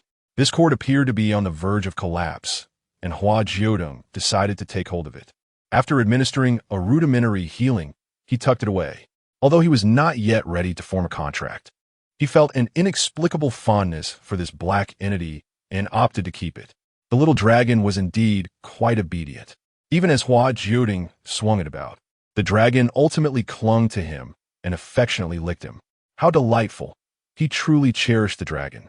His ears throbbed painfully, prompting him to occasionally adjust this new adornment. He had yet to acclimate, and the discomfort was palpable. Moreover, while he had previously suppressed his own realm to that of a mere flickering light, he had retained the divine, mental energy within him, concealed from view. This was an entirely different experience. He was now subdued, effectively having that portion of his mental energy forcibly taken from him.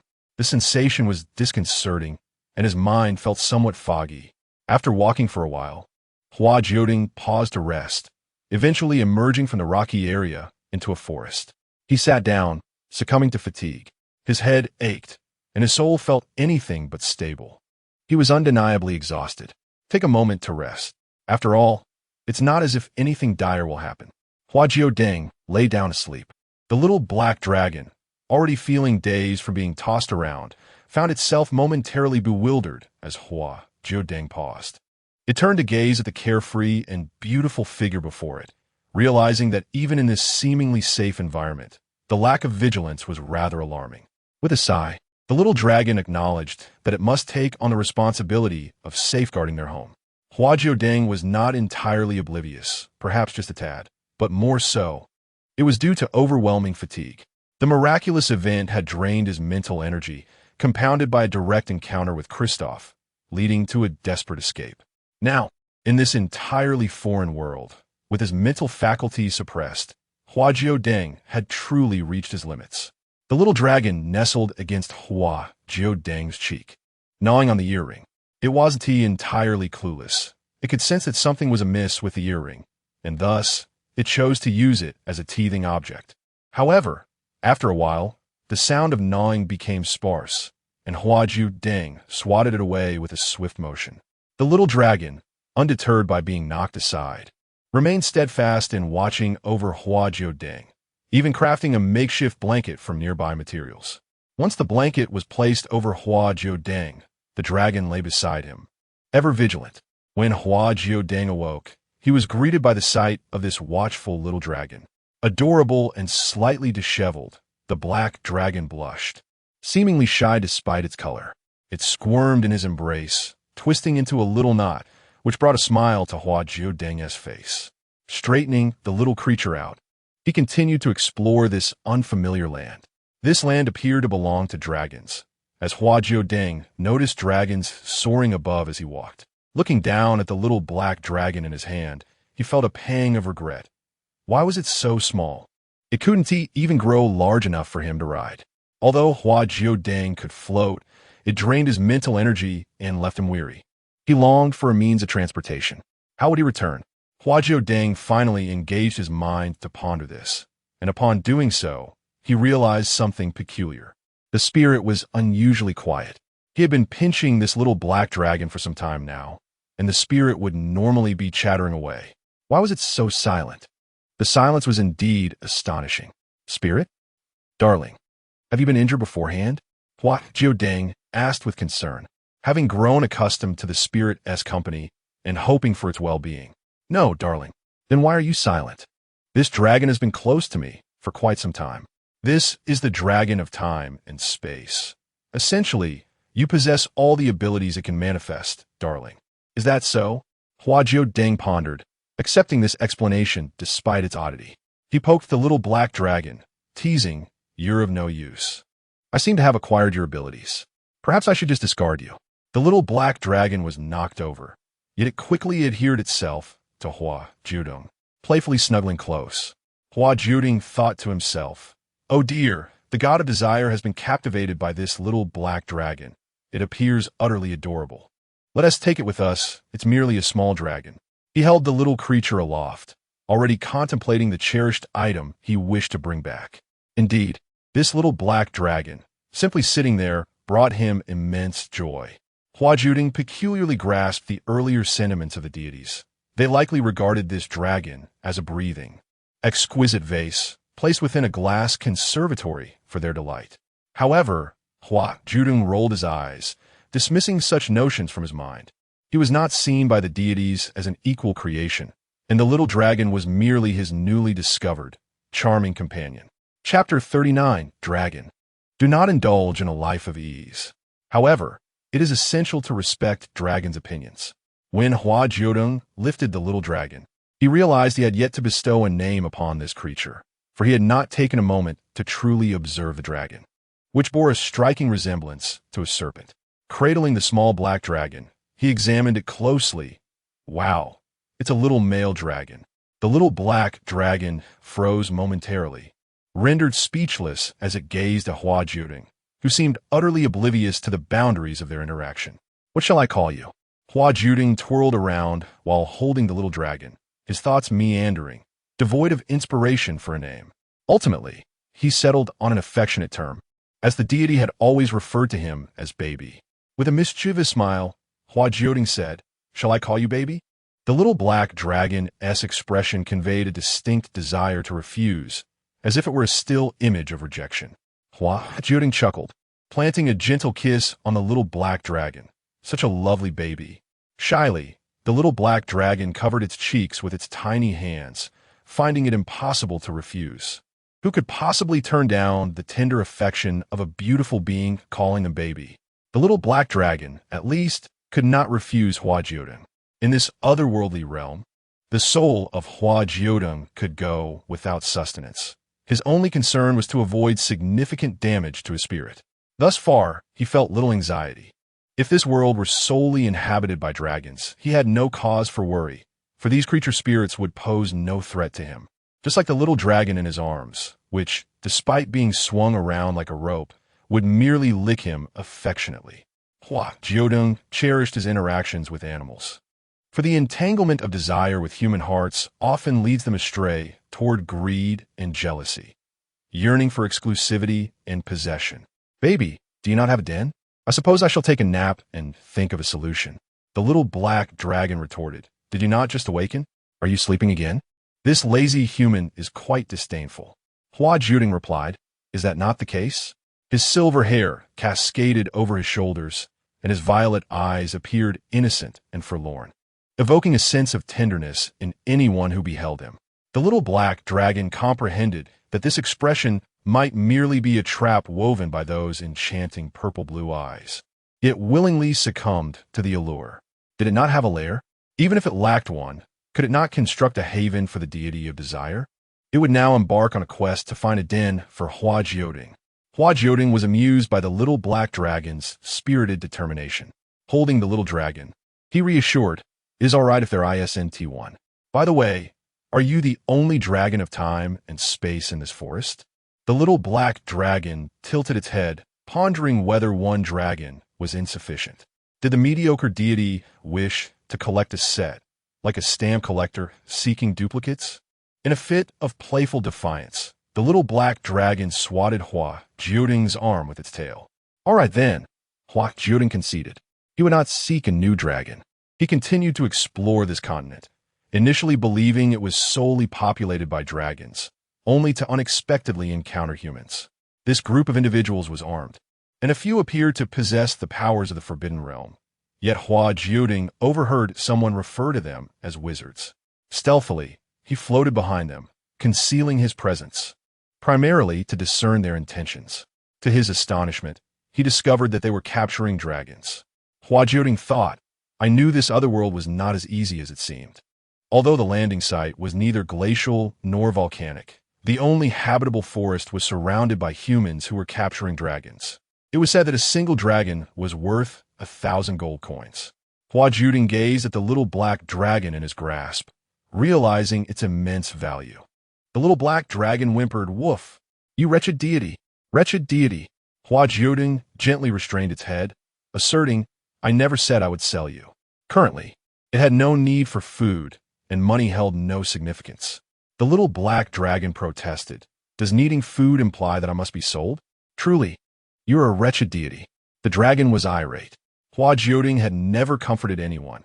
He was accustomed to being comforted, so he chose to ignore the dragon's distress and quietly trail behind the humans until they encountered a dragon. It was a fire dragon that seemed out of place in the forest, an unsuitable habitat for its kind. The expressions of the group grew solemn. It appeared that their original target was not this fire dragon. Yet, having encountered it, retreat was no longer an option, and they had no choice but to confront it head-on. Among the squad was a leader with a distinctive hairstyle, clad in knightly attire, who commanded, "Surround it. Aurelie, monitor your health." Aurelie was a little girl dressed in green, resembling a young sorceress. Hua Jiudeng watched with amusement as the squad cheerfully arranged themselves to launch a vibrant array of magical attacks at the fire dragon, which, however, seemed to inflict no harm. The fire dragon frowned and transformed into a human form, unleashing a roaring flame that swiftly engulfed the entire squad. Hua Jiudeng's eyes quivered. This fire dragon was already of divine strength. Suddenly, it dawned on him that he had entered this world by sacrificing his own body. According to the rules of the magical array, he was to find a contract object of divine caliber. Then what about this little black dragon? Shouldn't you be divine and capable of transforming into a human? Hua Jiudeng inquired. The little black dragon was the first creation he encountered upon entering this world and was likely the most probable contract object provided by the realm. Although he did not fully grasp the nuances of this magic, it was clear that the little black dragon should not be so lacking in power. After all, this was his god of lusts, beautiful corpse that had facilitated his arrival. The little black dragon replied, "Why emphasize beautiful? Is beauty the most important aspect here?" It indeed could transform into a human and was, in fact, divine, but not yet. At present, the little black dragon's strength was akin to Hua Jiudeng's, both in a diminished state, lacking the energy to assume its human form. Yet it is capable of recovery. It can scavenge here, and sooner or later, it will gather enough magic crystals to restore its strength. Before the arrival of Hua Jiudeng, it had already collected 7 small scraps, with many more fragments still to be found. The little dragon is remarkably frugal. Darling, its consciousness likely requires magic crystals to replenish its power in order to regain its divine abilities. It gestured to Hua Jiudeng about its circumstances, while Shen Tong translated on the side. Hua Jiudeng stroked his chin, understanding. "So you need these so-called magic crystals for recovery?" The little black dragon nodded. Hua Jiudeng gazed at the fire dragon standing still, contemplated for a moment, then embraced the little black dragon and dashed out. "Come, darling, I shall take you to indulge." The little black dragon exclaimed. "No, please, I'm a tough dragon, I shan't indulge." Chapter 40. The Season of Infidelity? Recently, Lin Qiye has been rather leisurely, only to realize that the tranquility of life can sometimes be disrupted by unexpected events, such as the turmoil brought on by Jiudeng. It has been said that miracles can turn the world upside down. Previously, the resurgence of miracles seemed to have swept away the mysteries of Songnan City. And the largest case the firm has handled recently was assisting a 60-year-old woman in confronting her husband's mistress. To be candid, Lin Qiye felt a twinge of sympathy for this elderly woman. After spending most of her life with her husband, raising children, and managing a household with frugality, her twilight years were meant to be filled with mutual support, yet she found herself in such a predicament. In the office, the elderly woman wept. "Are you still a human being? I have spent most of my life with you. We have 3 children. I was just a young girl when I became your wife. How could you do this?" Chumai was at a loss, glancing at his team members, who averted their gazes. In such a situation, camaraderie could only temporarily fade away. None of them knew how to provide comfort. Meanwhile, the husband continued to make callous remarks. "Enough of this embarrassment. If you want to leave, then leave. Divorce is an option." Embarrassment? "Li Chu, you are truly heartless." The elderly woman continued to cry, while Li Chu displayed a look of disdain, casting hostile glances at the firm's staff. Their children soon arrived, helping their mother to her feet, too weary to utter a word to their father. In the end, Chen Mai had no choice but to seek a competent lawyer to assist the elderly woman with her case, hoping she could find a way to move forward swiftly. After the 7th infidelity case concluded, the team began to sense something amiss. Was there a season for infidelity in which one affair leads to another? How peculiar that so many cases surfaced at this time. Although they had previously dealt with infidelity cases, never had they encountered an influx like this. Team 136 convened to meticulously examine the 7 infidelity cases. There were no apparent similarities. The involved parties varied in gender and age. Some were acquaintances, while others acted on impulse. No common thread emerged, unless one considered sexual orientation, which could be deemed somewhat normal given the 7 cases. Honging, could it simply be a coincidence?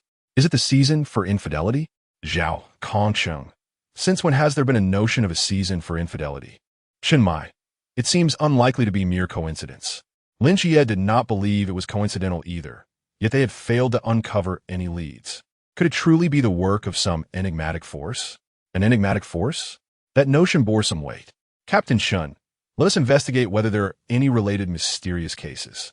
Meanwhile, within the believers, Shen Qingzhu was rambling, and Yu Shiqian was idly passing the time. Within half an hour, both decided not to waste each other's time. Shen Qingzhu set off to explore, while Yu Shiqian sought new opportunities nearby. Yu Shiqian had little interest in these powers.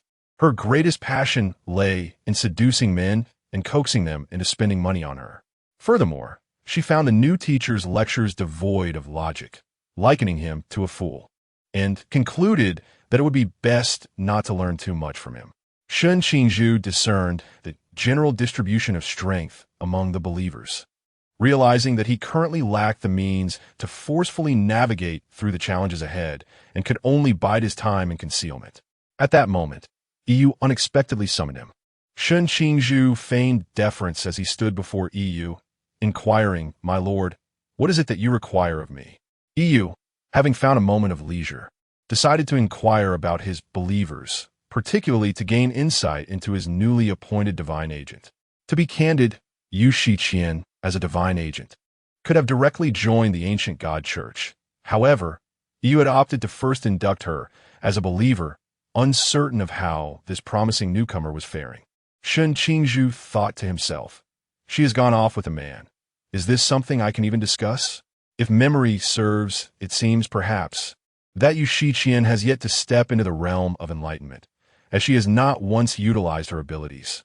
Yu turned his gaze toward Shen Qingzhu, questioning, "What troubles you?" Shen Qingzhu replied, "Nothing." Yu continued, "I hope you can facilitate her breakthrough to the Chuan realm within this year. As a divine agent, she is entirely capable of achieving this." Shen Qingzhu responded, "Understood." He departed from Yu's presence, hastily seeking out Yu Shiqian. A year? What to be accomplished in a year? Perhaps. Could it be that after a single mission, she meets an untimely end? Yet, Yu Shiqian was merely a novice, having accomplished nothing thus far. Shen Qingzhu hesitated to take decisive action. Moreover, Yu Shiqian resembled a cherished offspring of Hua Jiudeng. First, he needed to bring her back to gain some semblance of control over his divine domain. Before her departure, Yu Shiqian had invited him to accompany her to a nearby bar, which he declined. At this juncture, he could only search room by room. Fortunately, he soon encountered Yu Shiqian in the corridor, sparing himself the effort of knocking on numerous doors. At this moment, Yu Shiqian was not adorned in the garb of a believer, but rather wore a crop top and ultra-short shorts, accentuating her exquisite figure and exuding an undeniable allure. She was leaning against the sparsely trafficked corridor, casually counting her money while smoking a cigarette. This was a side of her Shen Qingzhu had never witnessed, one of disheartenment, tinged with a sense of resignation. Yu Shiqian rarely appeared without a smile in public, and her smiles often bore a monotonous quality. Upon hearing his approach, she nonchalantly adjusted her posture, leaning against the wall to allow him passage. However, after a prolonged silence, her gaze finally shifted from the money in her hands to Shen Qingzhu. Indeed, it was precisely this smile that captivated him. She initially curled her lips into a subtle grin, carefully orchestrated yet not over the top, perfectly revealing her charm. Then there were her eyes, crescent-shaped like those of a cunning little fox, making anyone who looked upon her feel she was earnest, gazing at them with admiration. It was a meticulously woven facade, reminiscent yet distinct from Hua Jiudeng. Yet their eyes bore a striking resemblance, and as Shen Qingzhu contemplated delving deeper into this connection, Words eluded him. Brother Shun, Yu Shiqian beamed like a radiant sun. You've come. I'm treating you to hot pot. She waved the money in her hand at Shun Qingzhu, a stack of bills nearly dazzling him. So much? He had only been focused on Yu Shiqian's dejection moments ago, unaware that she was counting such a thick bundle of cash. Where did it come from? Hadn't she just gone out for the afternoon? Shun Qingzhu felt a pang of envy. He was not suited to be Yu Shiqian's teacher, yet perhaps she was well equipped to be his. Please, teach him how to earn money. He truly wished to learn. You teacher, despite his yearning when it came to dining at a hot pot restaurant, Shun Qingzhu chose to pay for himself.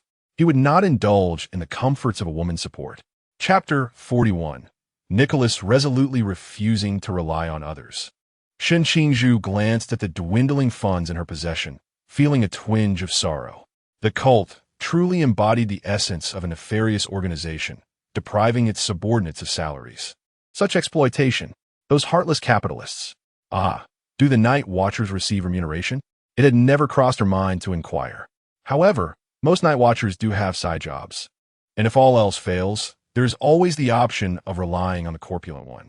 Yu Shiqian noticed her, for she had a profound love for wealth, and her own finances were hardly abundant. Yet, she keenly observed Shun Qingzhu's subtle gestures and pondered for a moment. Reluctantly, she extracted a bill from her own meager stash, feeling a pang of regret, yet managing her expression flawlessly, unlike Shun Qingzhu, who could only turn away in melancholy. Teacher Shun, this is for your tuition. It's all I can offer. I have nothing more to spare. I need to save up as well. Shun Qingzhu glanced at the money Yu Shiqian extended, resolutely turning away. No, thank you. He had vowed not to be a burden, but soon he turned back towards Yu Shiqian. However, you could teach me how to earn money, teacher you. Refusing to be dependent, yet willing to learn. Yu Shiqian replied, Didn't I just invite you? Shun Qingzhu responded. Huh? Yu Shiqian leaned closer and whispered something to him. Shun Qingzhu. Shun Qingzhu. So, you mean to invite me to engage in that sort of activity? Why do you say it so unabashedly and truly partaking in such acts? How is it any different from being dependent? Yu Shiqian, is there a difference between being with a woman and being with a man? Shun Qingzhu. Thank you. If I must be dependent, I would prefer to be with a woman. Yu Shiqian felt no shame. Rather, witnessing Shun Qingzhu's embarrassment emboldened her further. She approached him again, whispering something that made Shun Qingzhu's composure crumble. His face flushed with mortification. Stop. Shun Qingzhu resolved to address the issue at its root. If only Yu Shiqian would fall silent, all would be well. Yu Shiqian teased, Could it be yours still to be quiet? Shun Qingzhu snapped, snapping his fingers to silence her. Even in a vacuum, Yu Shiqian could convey her teasing expressions, and despite the absence of sound, Shun Qingzhu felt as though he was being flirted with. Damn it, he thought, I wish to silence her. Ultimately, he relented, allowing her to continue, and even to teach him. First, try to sense your own forbidden realm. Yu Shiqian imitated Shun Qingzhu and closed her eyes. After a moment, she candidly admitted, I feel nothing. Shun Qingzhu replied, A fight will make you feel it. Yu Shiqian gasped. What a violent initiation. Suddenly, Shun Qingzhu conceived an alternative notion, one that appeared quite feasible. If this method were chosen, he could only assure her survival. As for her appearance and figure, they might suffer collateral damage.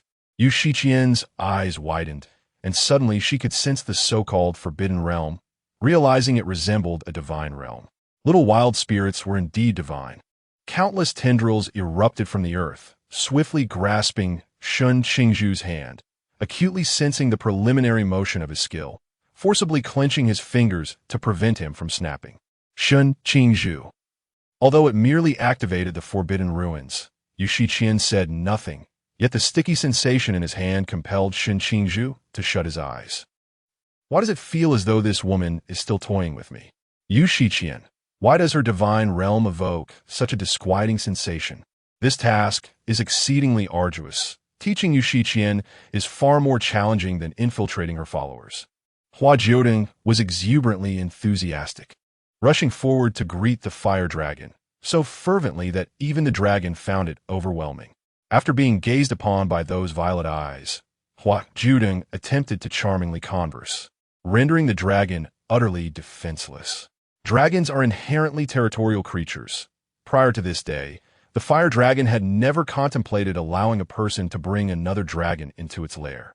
However, upon discerning the appearance of this dragon, the fire dragon's eyes flickered. A black dragon governing time and space, an old acquaintance? Who would have thought that after such a period apart, it would look so disheveled? The black dragon appeared disillusioned in Hua Jiudeng's grip. It certainly recognized its old friend and could already envision the mortifying social repercussions of their reunion. However, it could not sway Hua Jiudeng. He not only sought to indulge, but also desired to harness the power of this world as deity to liberate himself from his constraints. The fire dragon led the man and dragon into its lair, introducing itself. "I am Nicholas, the flame dragon of fire magic." Hua Jiudeng replied, "I am Hua Jiudeng, a human." Nicholas regarded him with understanding and smiled knowingly. Indeed, being a deity is not all it is cracked up to be. Hua Jiudeng, as expected, I have been seen through. Nicholas, how may I assist you, traveler? Hua Jiudeng, dropping the pretense, pointed to the earrings and gemstones adorning his limbs. "Can you help me remove these?" Nicholas, "I can, beautiful traveler."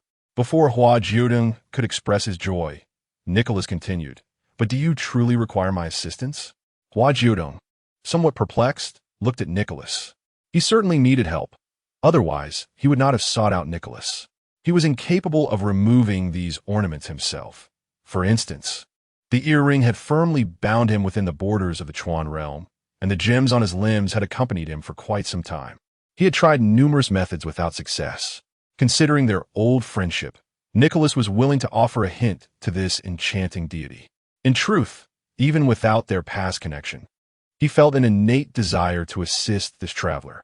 Regardless of the divine pantheon to which this deity belonged, he felt an inexplicable fondness and a wish to cherish them. A remarkably charismatic deity indeed. Nicholas gently brushed his silver hair and said, "If you do not break your own chains, you shall remain bound." He certainly has the ability to liberate Huajio from these constraints at this very moment. Not merely the earrings, but even the gemstones adorning her limbs. He possesses a means to do so. However, if Huajio seeks his assistance now, who will she turn to in the future? Perhaps the black dragon that has now transformed into a small dragon? That which you accomplish by your own efforts is what is truly yours. Huajio was momentarily taken aback. Nicholas illuminated the path for him. This earring will shatter when you ascend to the next realm, and by the subsequent realm, it will no longer bind you. This bracelet, when your essence is approximately a quarter complete, will cease to constrain you. Similarly, the other adornments follow suit. I am unaware of your divine origins, but I can sense that you are, in fact, of a much higher dimension than I. Yet, your power resembles a castle in the air, insubstantial and precarious. Chapter 42. The magic crystal. Your essence is quite extraordinary, yet cannot substitute for your own efforts. Hua Jiudeng was momentarily taken aback. Did this imply that he needed to cultivate step by step like a human to reclaim his divine soul? In truth, it was not merely a step-by-step process, as the next step was the sea, and the step after that was boundless. However, as long as he traversed the boundless, he would be able to restore his divine prowess. Nicholas's words plunged Hua Jiudeng into contemplation. He seemed to vaguely grasp a thread of understanding, yet his thoughts remained unclear. Nevertheless, Hua Jiudeng obediently replied, "All right, I will give it a try." Nicholas appeared somewhat concerned that his words might have been too harsh, potentially wounding the young deity. "Do not lose heart. I can sense that your abilities are formidable. Moreover, that little, giant dragon you have, once nurtured, will also become a part of your strength." Hua Jiudeng questioned. The little black dragon interjected, "I knew that a treacherous friend should be dealt with directly. Otherwise, he would surely take advantage of your misfortunes." Hua Jiudeng remained oblivious to the undercurrents between the two dragons, only considering that since Nicholas had said so. "Do you possess any magic crystals?" Hua Jiudeng cradled the little black dragon. "After it finishes eating, it will work for you." Nicholas responded, "Oh dear, I'm tempted. Shall we first draft a slave contract?" The little black dragon turned its back on Hua Jiudeng, casting a fierce glare at Nicholas, filled with warning. Nicholas burst into laughter, ha, gasping for breath. He appeared anything but imposing. Rather, he looked adorably silly now. Hua Jiudeng was bewildered by Nicholas's mirth and hugged the little black dragon closer, examining it with curious eyes. How peculiar, he mused, as Nicholas abruptly shifted from a life mentor to a lunatic. After a struggle to regain composure, Nicholas addressed Hua Jiudeng's inquiry. The magic crystals here are limited. Far more can be found in human towns. I can offer you a few to help this one transform into its adult form and perhaps even gain the ability to become human, but you must return them to me later with interest. Are you agreeable? Hua Jiudeng replied without a moment's hesitation, sure. Nicholas was taken aback by his lack of reluctance and glanced at the little black dragon, then back at Hua Jiudeng. Is it truly that important to you? The little black dragon proudly puffed out its chest, affirming its significance. Hua Jiudeng, with a mischievous glint in his eye, remarked, not really, it can fend for itself. The little black dragon wilted. How endearing. Nicholas stifled his laughter, feeling a pang in his stomach. He had never witnessed such a rich array of expressions and emotions from this previously stoic character. It was akin to a counterfeit dragon. Though he had suggested that the little black dragon fend for itself, Hua Jiudeng resolved to first blend into the human city. The only distinction between him and living beings was perhaps the slight transparency of his feet. Nicholas generously provided him with a wizard's robe, which covered him perfectly. In addition, Nicholas presented a mask to conceal his face, which was prone to inciting trouble. The little black dragon was quite apprehensive, as was Shentong. Darling, will you be in danger alone? Hua Jiudeng replied confidently, as if he had not pondered the matter at all. No, I will not. Perhaps you should take Nicholas with you. He would not refuse you, suggested Shentong. No need, Hua Jiudeng asserted. He is merely a semi-ethereal soul now. Who could possibly harm him? Moreover, if I do not return for an extended period, I trust that Nicholas will come to my rescue. With that, he decided to embark on his adventure. Today, he intended to explore the human border, primarily to assess the exchange rate of magic crystals and discover how to acquire them, ideally through a method that would allow for large quantities. Finding magic crystals was quite challenging for dragons, while humans seemed to obtain them effortlessly, though they seldom utilized such stones, except for certain specialized magicians. Hua Jiudeng entered the city with relative ease. Although he appeared somewhat peculiar, odd-looking wizards were not uncommon, and having a few quirks was entirely normal. Respectful understanding was the order of the day. After mingling about, Hua Jiudeng had gleaned a fair amount of information regarding the city. He concluded that the most lucrative and relatively effortless path to acquiring magic crystals lay in becoming a magic apprentice, ideally mastering potion making. However, he lacked a mentor. Could Nicholas qualify? No. If he possessed such skills, he would not be left with merely a handful of meager magic crystals. After contemplating for a moment, Hua Jiudeng identified a more straightforward and profitable alternative, selling himself. Darling, you mustn't. Shentong screamed in his mind. Please don't do this, I beg you. Hua Jiudeng reassured. All right, I shall indulge you this once. He reluctantly abandoned this seemingly optimal choice. He was certain that if he pursued this line of work, he could amass considerable wealth.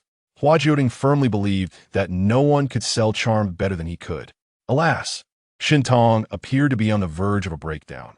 He did not wish for a cacophony in his mind at a crucial moment. Hua Jiudeng did not merely inquire of others. He wandered through various shops, particularly those associated with wizard guilds and libraries. The wizard guild would provide him with deeper insights into the profession of magic, while the library served as a place for absorbing knowledge. Knowledge could be assimilated into his mind, a skill particularly suited for university students' final exam preparation. However, becoming a potion maker was not quite suitable for him at this moment, as he lacked funds. Wandering into the largest library in the quaint town, a rare giant structure at the border, he quickly perused its offerings, feeling slightly overwhelmed. As he swayed his head, he sensed his mind brimming with knowledge. Darling, do you have a plan now? Hua Jiudeng responded with a sigh. I understand now. Knowledge does not equate to intelligence. My mind is filled with knowledge. Yet I remain at an impasse. My lord, a clear and melodious voice resounded behind him. Turning around, Hua Jiudeng beheld a handsome young man with golden hair. His eyes lit up. A handsome man. Moreover, it is quite formidable. The unique transformation he possesses allows him to perceive that this man is imbued with multiple forms of magic. These magical manifestations appear somewhat familiar, yet matters not. Hua Jiudeng is unperturbed. He naturally approaches the man, drawing closer with an air of intimacy. What seems to be the matter? Hua Jiudeng inquires. Handsome, is there anything I can assist you with? Oh, baby, do you no longer want long? Woe is me. Hua Jiudeng. This divine being has become rather bothersome since arriving in this other world. Divine being. Divine being. Baby, do you disdain me? I feel as though I might perish. Woe is me. Hua Jiudeng. Are you aware of how exasperating you are? What a loquacious divine being, intruding upon his attempts to flirt. Divine being. Admittedly, this insufferable creature is indeed out there flirting with everyone, spreading affection indiscriminately. Chapter 43. Merlin. Hua Jiudeng was filled with resentment. Why couldn't this divine ability impose silence unilaterally? He was not inclined to entangle himself with his own powers at this moment. He was eager to engage in conversation with a new handsome stranger. The newcomer remained impeccably elegant and courteous, remarking, My dear sir, I noticed you in the library. You have not opened a single book. Moreover, your current state intrigues me deeply. Hua Jiudeng was momentarily taken aback. It was hardly the time to be preoccupied with the handsome stranger. Yet the question lingered. How did this gentleman know of his peculiar condition? The golden-haired wizard adjusted his robe and smiled. Would you care to join me in my study? By the way, I neglected to introduce myself. I am Merlin.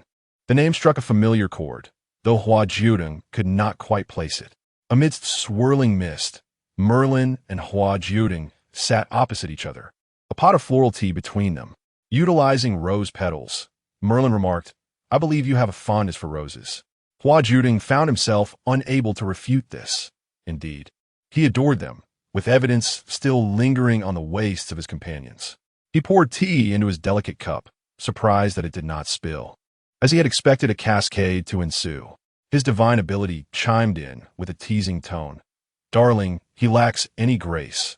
Had I been there, I would have ensured you were served properly.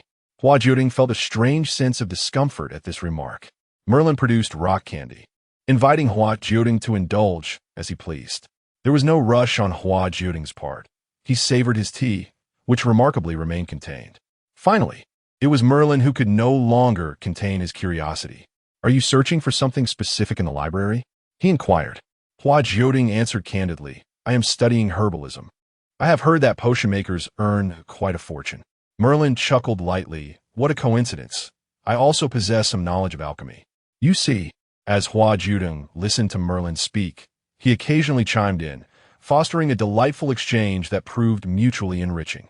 It seemed Merlin had not had a proper conversation in ages, and now he was quite the chatterbox. Hua Jiudeng, displaying admirable patience, absorbed Merlin's words. After concluding a brief lesson on herbs, Merlin astutely pointed out a flaw in Hua Jiudeng's approach. You possess extensive knowledge, yet lack practical experience. Your understanding remains somewhat superficial. How about this? Given your willingness to listen, in light of your commendable patience, I shall take you on as my apprentice. Hua Jiudeng was skeptical of the reasoning behind this offer. Perhaps it was his intriguing state that captivated Merlin. Or perhaps it was simply his ability to sit and listen throughout the afternoon. Truth be told, Hua Jiudeng felt no need for such a role. Although he had not yet conducted any experiments, he believed that his rich theoretical knowledge would suffice to bridge that gap. As a deity of desire, he had no intention of becoming someone else's apprentice merely to linger. Merlin added, You are welcome to utilize the materials and books here as you wish. Any profits from sales will be yours. Hua Jiudeng replied, Master One must learn to adapt, as even deities do. In the town, Hua Jiudeng had found himself an inexpensive mentor, while Long awaited eagerly in the cave. Nicholas jested at the little black dragon. You now resemble a stone waiting for suitor. Ha ha ha. The little black dragon, indifferent to his mockery, continued with his tasks. Not yet having waited for Hua Jiudeng, he He successfully constructed a small bed for the delicate Hua Jiudeng, ensuring a more comfortable rest. Hua Jiudeng's essence would naturally guide him toward a life of greater comfort and indulgence. Though capable of enduring hardship, it did not imply that he must suffer. The dragon was determined to shield his deity from any distress. Nicholas inquired, "What has caused you to change so?" After a considerable time, he finally remembered to ask about his friend's injuries. The little black dragon bounced on the nearly completed bed, assessing its sturdiness, quite solid indeed. It was no surprise that he excelled even in bed-making. There would be some surprises. If Hua Jiudeng were present, he would surely be astonished. For this little black dragon was not mute.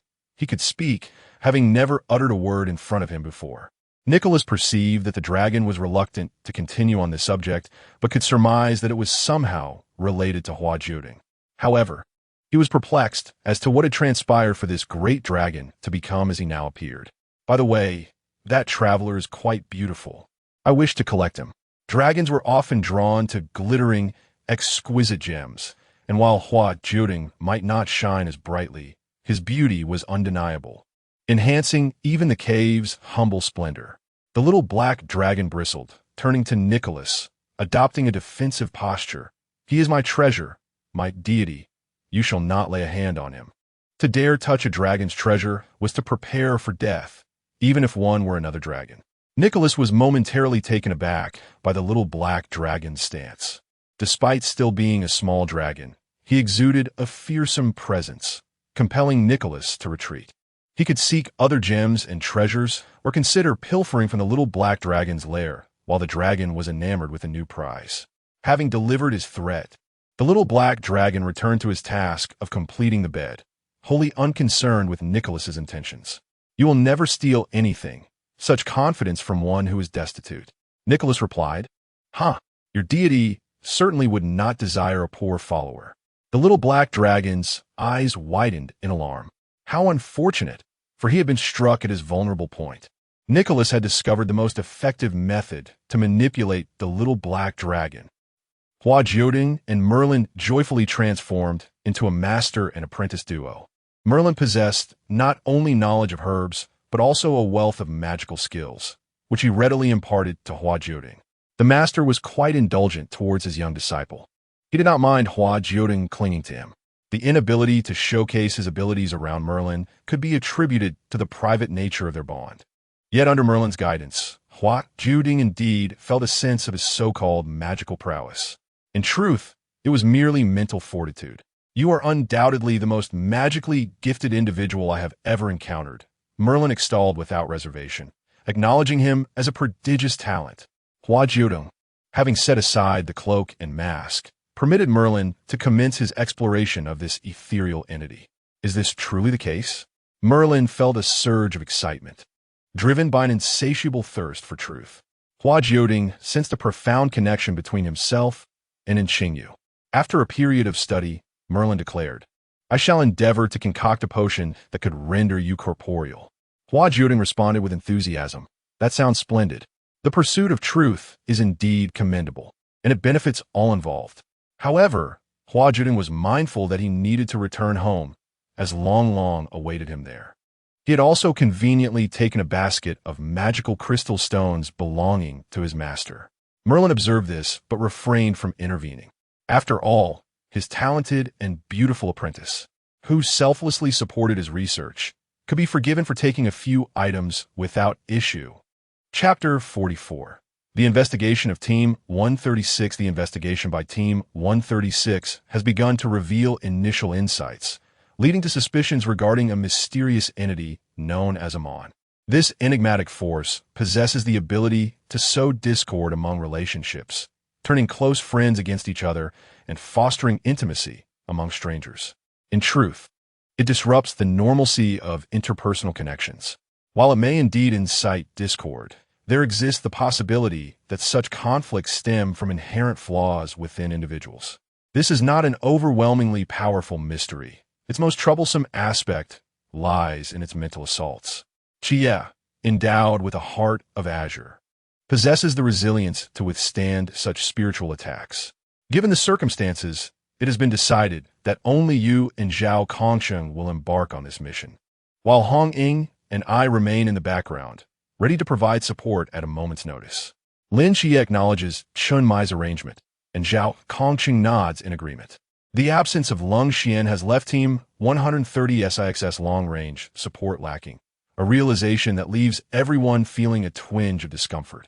The team has analyzed the trajectories of several individuals, identifying a convergence point within a bustling commercial street, where this mystery appears to have remained stationary. Armed and prepared, the duo sets forth to this vibrant thoroughfare. The nature of this mystery suggests that an increased number of individuals could complicate matters, thus opting for a two-person approach while others maintain a distant watch and provide guidance. Meanwhile, in the subterranean water pipes, and Qingyu clutches a rose, methodically plucking its petals. Fine, not fine, fine, not fine, not fine? No, I cannot simply refrain from searching. When will my little hamster return? And Qingyu murmurs, surely, I cannot assume the role of father without some effort. At the very least, I must assist in the delivery. He retrieves another rose. Let me count once more. Beneath his feet, a small pile of flower stems indicates that Qingyu's peculiar behavior has persisted for quite some time. Suddenly, a tiny black mouse squeaks nearby, prompting Qingyu to perk up his ears. With a raised brow, he discards a rose he had yet to count onto the heap of stems. It seems there is no need for deliberation. This presents an excellent opportunity. Team 136 is on a mission, and Lin Qiye is part of the two-person team. He can seek a chance to meet with Lin Qiye. Moreover, he hopes to discover any mysterious corpses that may be salvageable. His primary interest lies in the corpses, not in inquiring about the whereabouts of the mouse. He is not at all interested in that. The little rascal had run off to have babies right after the new year. How infuriating! Such a delicate and adorable creature. And no other mouse could possibly match its charm. Should Lin Qiye ever learn of this, and Qingyu muses, he might well feel envious. For that little rascal had confided only in his brother instead of him, using such a ludicrous excuse to brush him off. Who knows how deeply he has been delving into the intricacies of hamster breeding and postnatal care lately. The commercial street bustles with life. Yet Lin Qiye and Zhao Kongqing lack any inclination to shop. Standing on this thoroughfare, they seem less like casual shoppers and more akin to agents of a looming terror. Han Ying, exasperated over the earpiece, offers guidance. Loosen up a bit, explore a few shops, and Qiye, take the opportunity to sense any mysterious aura. Lin Qiye nodded, feeling that accompanying Zhao Kongqing this time was a misguided choice. Han Ying was delightful, and Team Leader Chun was quite commendable. At least Team Leader Chun could procure groceries. Zhao Kongqing resembled a robot, leaving Lin Qiye feeling unusually rigid. Old Zhao, what are you so tense about? Lin Qiye queried, perplexed. Zhao Kongqing responded gravely. What do you understand? I have never strolled alone with another man before. Lin Qiye, taken aback, recalled his own solitary outings with Hua Jiudeng. Hua Jiudeng was excessively extroverted, and beside him, there was nothing for Lin Qiye to fret over. He merely needed to rein him in when things went awry. Perhaps next time he could entrust old Zhao to Hua Jiudeng. Then he would learn how to navigate such outings with finesse. However, at present, Hua Jiudeng was nowhere to be found. Who knew where he and Yang Jin had ventured? They could return together and settle things amicably. Yang Jin. For the record, he hadn't provoked anyone. Throughout their journey, Lin Qiye sensed no trace of a mysterious presence until they entered a clothing store. There, he felt a familiar aura. Lin Qiye thought, what on earth was Qingyu doing here, and why did he appear half-dead? He temporarily severed communication with Hong Ying, directing her to assist old Zhao while he made his way to the innermost fitting room. Upon entering, he spotted Qingyu seated on a chair in the changing room. Lin Qiye tentatively inquired, did you come here to buy a chair for your sewer? And Qingyu glanced at him and politely declined. No need, I have one. Hua Jiudeng had accompanied him in setting up the basement. Primarily, Hua Jiudeng directed and offered suggestions, while he executed the tasks.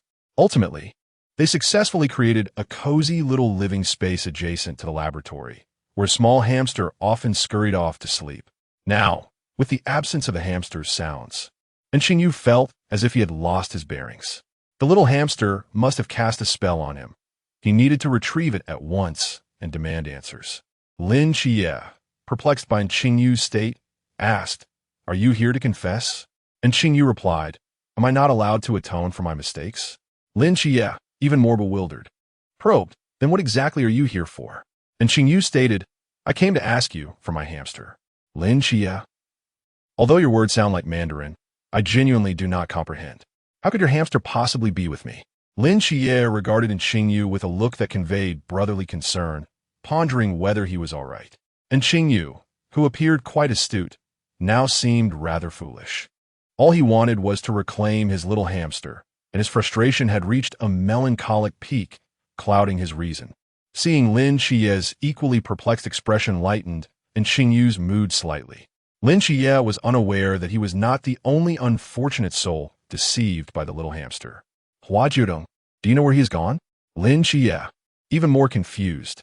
He was utterly a loss as to when Hua Jiudeng and Qingyu had crossed paths. He was aware of Hua Jiudeng's reputation, yet he was taken aback to discover that he was acquainted with individuals seemingly unrelated to him. He felt that if Hua Jiudeng were to claim familiarity with Mei Lin, he would not be particularly astonished. Lin Qiye addressed Hua Jiudeng's query first. "I am unaware of his whereabouts." He left a note stating he had gone out for leisure. And Qingyu interjected, "Then why did he tell me he was off to have a baby? How infuriating. Wasn't he supposed to maintain a virtuous facade before his brother?" With a hint of mischief, and Qingyu smiled, resolved to expose this little rascal. "He mentioned he was going to have children." And Qingyu laughed brightly. "You ought to be cautious, at the very least. We should ascertain who the father of the child is, right? Moreover, he is alone out there, and I'm not entirely at ease. What if he cannot take care of himself during his pregnancy?" Lin Qiye responded, caught in a predicament. This was merely a phrase, yet it felt as though it held a power akin to that of a forbidden realm. For a moment, he even forgot to inquire how Qingyu came to know Hua Jiudeng. Chapter 45. It's time to discipline my younger brother Lin Qiye. In a daze, felt a sense of relief, as Qingyu seemed to be in better spirits. It was clear that Lin Qiye was still anxious, but his state had improved significantly compared to before. Indeed, while an individual's failure can be daunting, the collective failure of many can be brushed off with a laugh. Outside, Zhao Kongcheng was engaged in a playful debate with Hong Ying about the aesthetics of a couple of belts. Hong Ying rolled her eyes, utterly oblivious to the distinctions between the belts. Upon seeing Lin Qiye emerge, Zhao Kongcheng approached him, holding two belts. "Hey, kid, which one do you think looks better?" Lin Qiye casually pointed to one while sitting aside, lost in contemplation. The thought of Hua Jiudeng being pregnant crossed his mind, which was utterly perplexing, as he believed his younger brother to be male. Observing Lin Qiye's apparent indifference, Zhao Kongcheng stroked his stubble, pondering, could he have already been influenced by some mysterious force? "He seems as if he might turn against me." Hong Ying interjected. "Surely not." Yet, Lin Qiye's demeanor was undeniably off, leaving them to wonder what had transpired in the changing room. Empathizing, Zhao Kongcheng attempted to console him. "Qiye, even if the clothes aren't appealing, there's no need to be so pessimistic." Lin Qiye thought to himself, is this really about the clothes? He felt an overwhelming urge to retrieve Hua Jiudeng and check if he was indeed showing. After all, having been a mayor, Loki could potentially pass on something. However, Hua Jiudeng's whereabouts remained a mystery, filling him with frustration. It was indeed time to discipline his brother. Meanwhile, Hua Jiudeng was thriving in his relationship with Merlin, as he often managed to stealthily carry away a basket of magical crystals for the dragons. Moreover, he found joy in learning magic akin to a top student, gradually losing himself in Merlin's praise. The dragons, on the other hand, were left in solitude. The little black dragon could no longer endure the wait. After a night of relentless pestering, Hua Jiudeng ultimately tucked the little black dragon into his hood and stealthily made his way to Merlin. "Stay hidden. If you're discovered, I'll one-T rescue you," he warned. The little black dragon huffed in response, its sound almost indistinguishable, a rare display of vocalization in front of Hua Jiudeng. Merlin was not easily deceived. Upon entering, Hua Jiudeng sensed that Merlin had noticed the dragon. Yet, Merlin said nothing, allowing Hua Jiudeng and the dragon to proceed inside. Realizing they had been discovered, Hua Jiudeng no longer concealed the little black dragon, aware of the discomfort it must have felt within the confines of his hood. The little black dragon was released, gazing curiously at the unfamiliar figure before it. Merlin regarded the dragon with an unusual expression. "Today, we shall forego lessons and simply converse," he announced. Though perplexed, Hua Jiudeng respected this decision and took a seat opposite Merlin, placing the dragon on the table. The little black dragon sniffed at the assorted snacks, expressing disdain. Hua Jiudeng found the treats quite palatable, though he mused that perhaps the dragon's taste buds differed. Sipping his tea, Merlin observed the little black dragon on the table. "In truth, dragons hold little utility for us." Hua Jiudeng. Merlin's gaze drifted far away, as if peering into the distant horizon. "This world is quite peculiar." Hua Jiudeng, why? It seemed that Merlin had not discussed this matter with anyone else, so he took longer than usual to articulate his thoughts. Finally speaking, "We are purchasing worthless items at exorbitant prices, thus enabling few travelers." Merlin patiently elucidated to Hua Jiudeng. "In truth, the treasures of the dragon hold little value for us. Dragon scales, dragon hearts, and dragon hides cannot be utilized for medicinal purposes, nor can they be fashioned into superior weaponry, nor do they enhance magical prowess. Yet, we consistently acquire these dragon materials from travelers at steep costs. The travelers ruthlessly slay the dragons, and the relationship between humans and dragons deteriorates further. However, in reality, we need not confront such a formidable race." Hua Jiudeng, lacking extensive human experience, could not discern whether this was right or wrong. All he could offer was emotional affirmation. "Oh, how astute you are." Merlin chuckled softly. "Thank you." He continued. "Thus, I commenced my exploration, and the deeper I delved, the more discrepancies I uncovered. It seems my world is merely a playground for another realm, and my existence feels insubstantial." Hua Jiudeng, "So it is but a fade." Merlin became animated. "Indeed, you feel the same? This world is undoubtedly an illusion. I must seek a more authentic reality." Hua Jiudeng pondered for a moment. "Master, this dragon is a black dragon of time and space. If restored, it may aid you in your study of spatial magic." Merlin immediately turned his gaze towards the little black dragon, his eyes sparkling with excitement. "A black dragon of time and space? Time and space are fundamental elements constituting the world. This could significantly advance his research. How to restore it?" Hua Jiudeng replied candidly. "Just feed it magic crystal stones." "Merlin, were you the one who brought them for it to eat before?" "Hua Jiudeng, I have another at home. The little black dragon." This made both him and Nicholas appear as if they were living off others' bounty. What a predicament. The god of lust worked too hard. Yet it was he himself who was dependent. Merlin was unperturbed. "It matters not. I may lack many things, but I have an abundance of magic crystal stones. Go ahead and feed it." Hua Jiudeng cheered. "Thank you, master." Merlin produced an excess of magic crystal stones, making Hua Jiudeng, accustomed to his soft life, feel a tad embarrassed. He observed the little black dragon devouring voraciously, then tugged at Merlin. "Let me first show you the world I have witnessed." Hua Jiudeng synchronized his mental energy with Merlin's and generously shared the memories of his world with his esteemed master. He thought of the glass flower house and the miniature world. Though they may not be particularly beautiful, they possessed a certain vibrancy. Merlin swiftly beheld the scenes Hua Jiudeng shared, and when he raised his gaze once more to meet Hua Jiudeng's, his expression bore a complexity of emotions. Hua Jiudeng, under the impression that he was merely observing the glass flower house, was reluctant to acknowledge that it constituted a part of his world. Yet the undeniable truth remained, a fact beyond dispute. Even now, he contemplated revealing it to Merlin, for the glass flower house was inextricably linked to other images. Gazing at the intricate colors displayed by Merlin, Hua Jiudeng could no longer bear the weight of the moment and bluntly remarked, "Do not regard me with the gaze one might cast upon a ravaged youth. Although I have been confined for a while, I assure you I have not been defiled." Merlin replied, "That is not the point." With arms crossed, Hua Jiudeng inquired, "What then is it?" Merlin cryptically responded, "I can perceive the future, past, and present of a person. Yet, your past is not truly your own." Chapter 46. Hua Jiudeng? Asmodeus? The Riddler, choosing to strike directly. The little black dragon devoured half of Merlin's stock and successfully transformed into a grand dragon, yet still possessed the ability to shift in size at will. He could also assume human form, appearing as a handsome, robust man with black hair and skin, though he bore an expression of taciturnity. He gestured to communicate with Hua Jiudeng, who suddenly realized, indeed, he was a mute. Merlin gazed at the little black dragon, their eyes meeting, and smiled, only to be glared at by the dragon, who waved his hand dismissively. This esteemed Lord Black Dragon, perhaps you could lend some assistance to my experiment.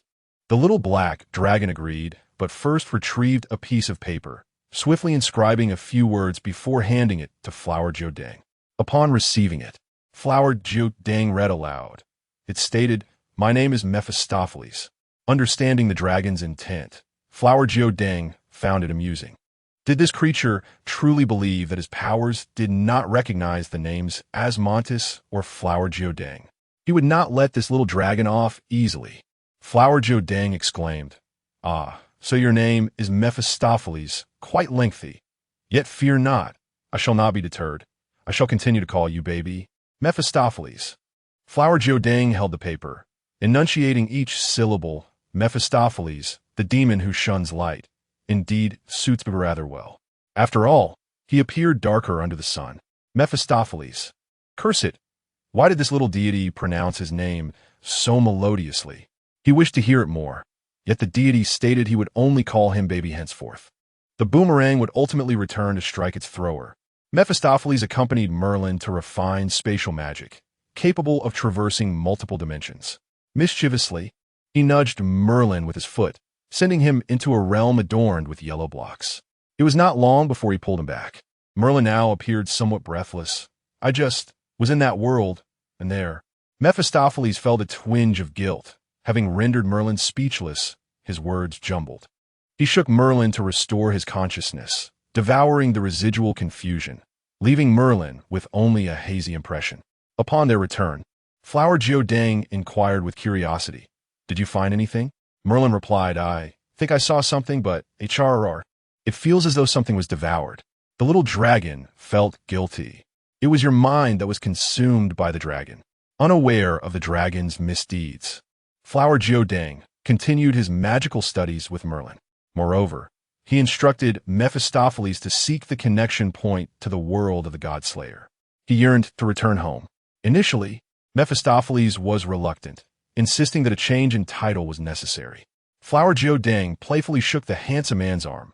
"Baby, I implore you, the dark-skinned handsome man." Meeting his gaze, covered his nose and fled in disarray, abandoning his demand for a name change, and promptly set to work. Hua Jiudeng. No one can resist the allure of his full charm. But baby, we still lack our physical forms to return. Hua Jiudeng, unfazed, remarked, "Master possesses tangible potions. I shall request Master to prepare a ton for me to bring back." "Well then, what about the offspring of the Anqing fish?" Hua Jiudeng paused, momentarily taken aback. "Must we absolutely have offspring?" I too inquired of the baby. "Must we adhere to this rationale?" Hua Jiudeng continued. In that moment of inspiration, the thought of abandonment did not cross my mind. He confidently pointed towards the direction in which Mephistopheles had departed. "The offspring are mine. If you say they are yours, then they are indeed yours." As Hua Jiudeng gazed towards the vanishing figure of Mephistopheles, he felt a secret exhilaration knowing he would soon return. He chuckled himself, Hua no, Hua Jiudeng is back. This enigmatic task was initially perceived as a straightforward mission, at least until Lin Qiye encountered Amon. Ultimately, he sensed Amon's presence in a narrow alley of the commercial street. Zhao Kongsheng swiftly activated the unbounded void, exchanging a glance with Lin Qiye before stepping inside. The sound of chewing echoed, snap, crunch. Lin Qiye and Zhao Kongsheng slowed their pace, cautiously proceeding inward. Lin Qiye opened his forbidden abyss, intending to discern the nature of the being within, only to be met with an unexpected revelation. Amon was indeed a humanoid mystery, yet upon his perception, Lin Qiye discovered that Amon's essence was already extinguished, and he sensed no trace of the perpetrator. Hastening forward, he beheld another figure kneeling beside Amon's corpse, still engaged in chewing. It was peculiar. His divine realm had detected nothing of this individual until now, a being undetectable even by the mortal realm. The mysterious figure's act of consuming Amon instinctively categorized them as enigmatic in Lin Qiye's mind. Zhao Kongcheng, with years more experience than Lin Qiye, caught the faint, carnal scent wafting through the air.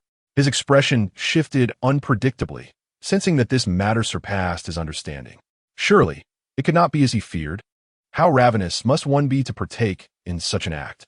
Lin Qiye, focused on the unpleasant aroma within, remained oblivious to Zhao Kongcheng's increasingly pale countenance. Crack, crunch. It seemed the figure had begun to consume bones, showing no signs of departing. Lin Qiye internally hoped that Amon's remains were substantial enough to keep this new mysterious being occupied a while longer, granting him the opportunity to seize them. At last, he reached the range for an attack. Abandoning all caution, he drew his blade with swiftness that was nearly imperceptible to the naked eye, striking at the figure's back. This was likely a newly emerged mystery.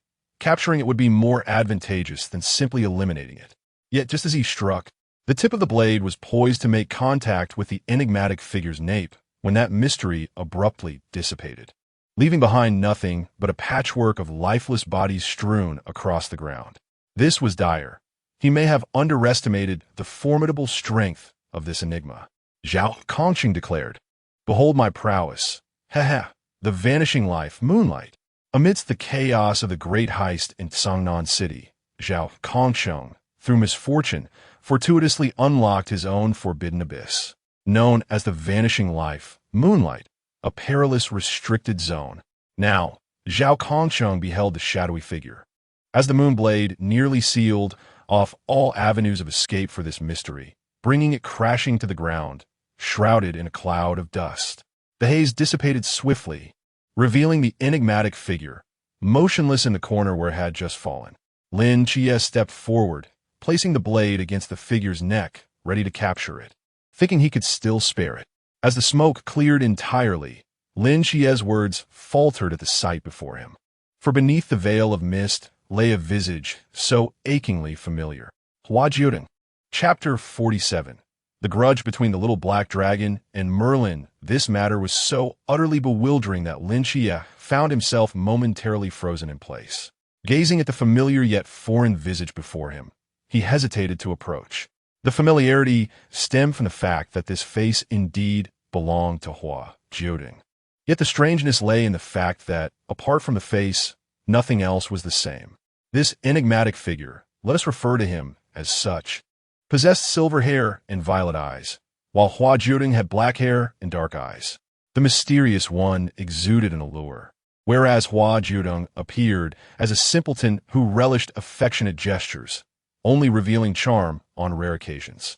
In the depths of the mysterious one's purple eyes, there was nothing but indifference and strangeness, a pursuit of power and strength, whereas warmth still lingered in Hua Jiudeng's gaze.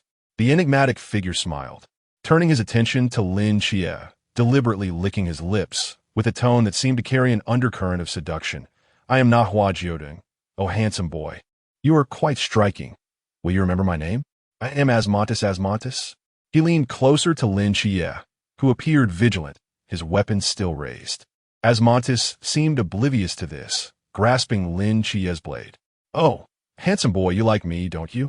The moment Lin Qiye met Asmodeus's gaze, the swirling violet depths nearly ensnared his very soul. All thoughts of battle and mission evaporated, leaving only a profound admiration for the figure before him. Indeed, he was enamored, willing to give everything to him. Asmodeus continued to smile, his charm unwavering. "It's all right, it's merely a game. I am primarily intrigued by your power." Suddenly, Lin Qiye snapped back to reality, as if a rose was igniting within his heart. This moment of clarity prompted him to summon the divine might of the seraphim, awakening the still-dazed Lao Zhao beside him. "Let us go." They stood no chance against this so-called Asmodeus. It would be wiser to hasten to reunite with Chun Mai. Even the mental assault from Asmodeus was too potent for the Azure Heart to withstand. Should they linger, they would undoubtedly become puppets of Asmodeus. Yet surprisingly, Asmodeus did not pursue them. With slender fingers, he grasped a rose, gently kissing its bloom while tilting his head to regard Lin Qiye and his companion. The tear mole beneath his left eye was a striking accent, enhancing his allure. Asmodeus glanced at the rose. Hua Jiudeng?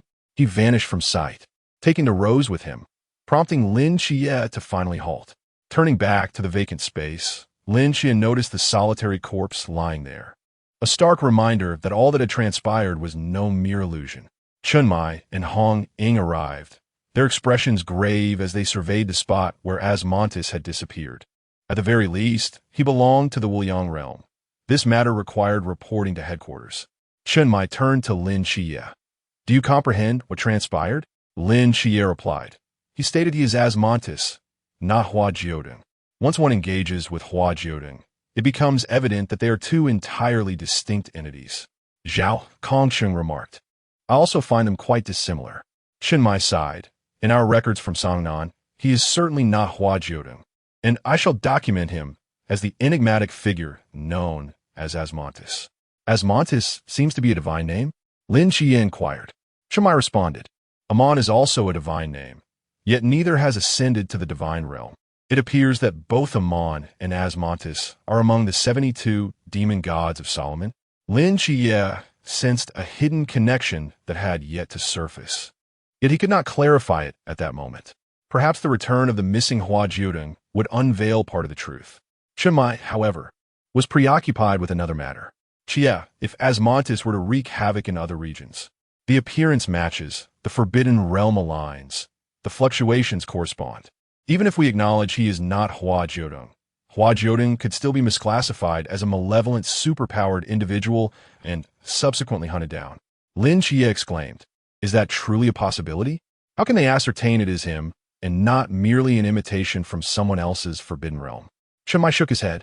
I am uncertain how they discern this, but in my eyes, Asmodeus and Hua Jiudeng are indistinguishable.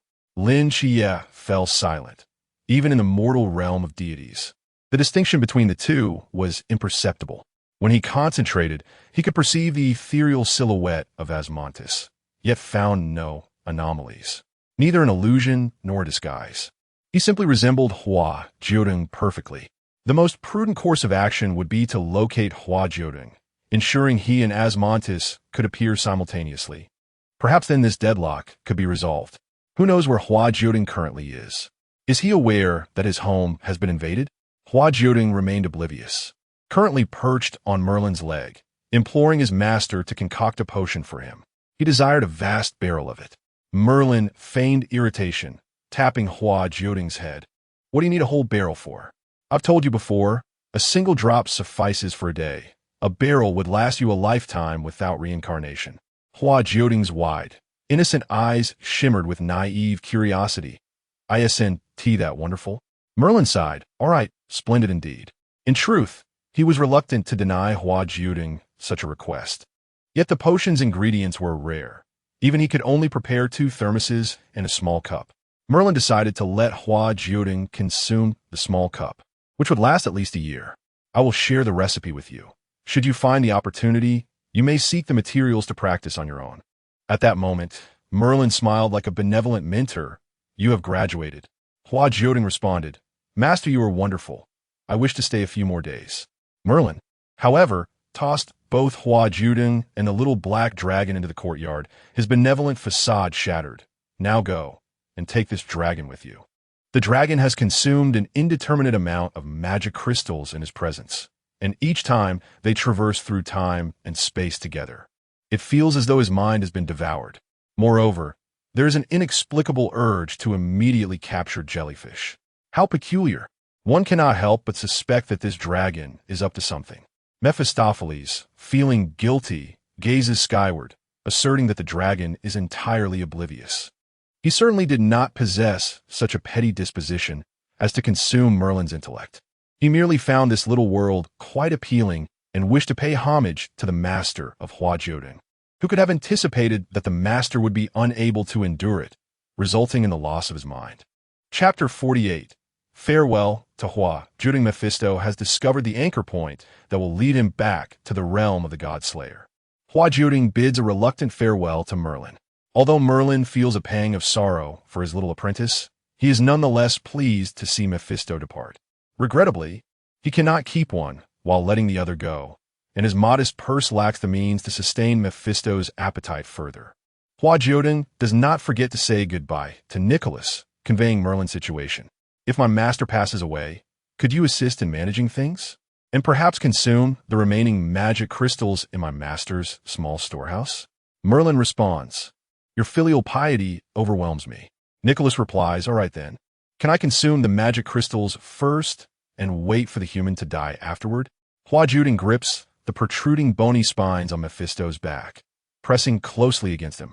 They are currently traversing through the turbulent currents of time and space, seeking the anchor point established by Mephisto. Just ahead, emerging from the heavy mists, Hua Jiudeng beholds a grand, imposing edifice standing at its entrance, the plaque appearing ancient yet not dilapidated. It reads, the Psychiatric Hospital of the Gods. Hua Jiudeng muses. This name sounds quite familiar. He approaches and knocks on the door, the deep, resonant sound echoing through the mists.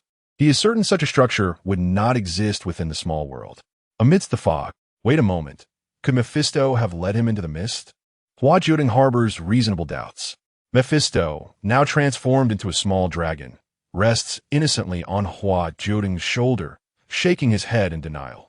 No, this is not amidst the mist. He assures, sensing that they're still on the land of Daxia. Today, Lin Qiye has ventured to the psychiatric hospital, seeking Merlin's counsel. Merlin, a master of disguise himself, was the source of Lin Qiye's transformation magic. However, just as they had settled down together, a knock resounded at the door. How peculiar. This is not a genuine psychiatric hospital, so how could there be a visitor? Merlin continues to sip his tea elegantly, remarking, it seems we have a guest, Director Lin. You may proceed to answer the door. Lin Qiye inquires, do you know who has arrived? Merlin shakes his head. This is a situation I did not foresee. I cannot fully discern the trajectory of the visitor's fate. It feels reminiscent of the earlier encounter with the little girl. He muses and also resembles his apprentice. Lin Qiye decides to bring Li Yifei and Zhu along to answer the door, reassured that this is his own mental realm, and any visitors would pose little threat. If anything unexpected occurs, he can merely call for help. He ponders the rudeness of someone knocking on the door of another's mental world, lacking basic courtesy. Yet, as he opens the door, his thoughts abruptly shift. The visitor even knows to knock. What a polite little one. Hua Jiudeng is taken aback to encounter Lin Qiye here. Speaking of which, Lin Qiye indeed possesses a psychiatric hospital. What was its name again? Could it possibly be the Psychiatric Hospital of the Gods? He has yet to devise how to explain this. How to articulate this to Qiqi. Hua Jiudeng, bashfully lowering her head, began to feign ignorance. Hello, I seem to have lost my way. Lin Qiye responded, Hua Jiudeng. Hua Jiudeng, darn it. I've been seen through. Lin Qiye gazed at the figure before him, identical to Asmodeus, his emotions tangled in complexity. Yet the moment this individual spoke, it was evident it was Hua Jiudeng. It was a brother's instinct. Where have you been recently? Lin Qiye pulled Hua Jiudeng into the hospital, adopting an interrogative stance. Hua Jiudeng replied obediently, I went out to play. Lin Qiye, speaking of going out, it inevitably reminds me of another person. Where is Yang Jin? Hua Jiudeng, unblinking, fabricated a tale. He got carried away with his fun and didn't return with me. Thus, Yang Jin was the one at fault, suggesting that Qiqi should confront him. Lin Qiye asked, where could you have gone to play that you returned here? One cannot take a brother for a fool perpetually. Suddenly, Hua Jiudeng seized upon Lin Qiye's flaw. Since when did Qiqi possess such a large house? I was entirely unaware. You kept this from me. Lin Qiye, darn it. I've been outmaneuvered. Although he was inquiring about Hua Jiudeng, this fellow was turning the tables on him. This shifted the blame from Hua Jiudeng to a shared predicament between them. While he had concealed the existence of the mental hospital, was Hua Jiudeng any less secretive? Quite possibly, even more so, Lin Qiye found himself at a loss, leading Hua Jiudeng into the mental hospital. In light of their brotherly bond, he offered him a chair. As they walked, Lin Qiye discreetly scrutinized Hua Jiudeng. Indeed, the abdomen appeared flat, and his gait normal, suggesting he was not with child. He knew his brother could not possibly be a female. Hua Jiudeng lacked the capacity for pregnancy, and Qingyu was merely exaggerating, perhaps attempting to provoke his brother. The motives remained unclear, perhaps to sow discord between them, hoping to abandon Hua Jiudeng, allowing him to pick up the pieces when Hua Jiudeng was left on the streets. Then he would bind Hua Jiudeng for experimentation, unaware of the treachery of human hearts. He was far too clever to be deceived.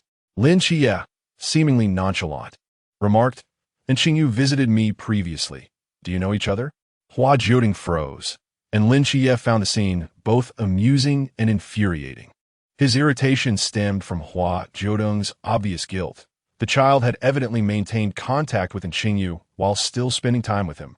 What a fisherman! He was unaware of the capacity of the pond. Amusement arose from Hua Jiudeng's complete lack of subtlety. When discovered, he merely blustered with indignation, hardly resembling Asmodeus. Indeed, Hua Jiudeng remained the familiar fool he had always known, even if his appearance had changed. A most crucial question had yet to be asked. How had Hua Jiudeng transformed into this? Hua Jiudeng, still fixated on the previous topic, began to argue. During my time at school, I became acquainted with Qingyu. Subsequently, he sent you a message, and since he has been so supportive of you, it is only natural that I should express my gratitude on your behalf. Wouldn't you agree? I have already conveyed my thanks, but as you well know, I am not well versed in social niceties. It was only after spending some time with him that I realized the importance of presenting a token of appreciation. Thus, I procured a small offering from the training camp to present to him.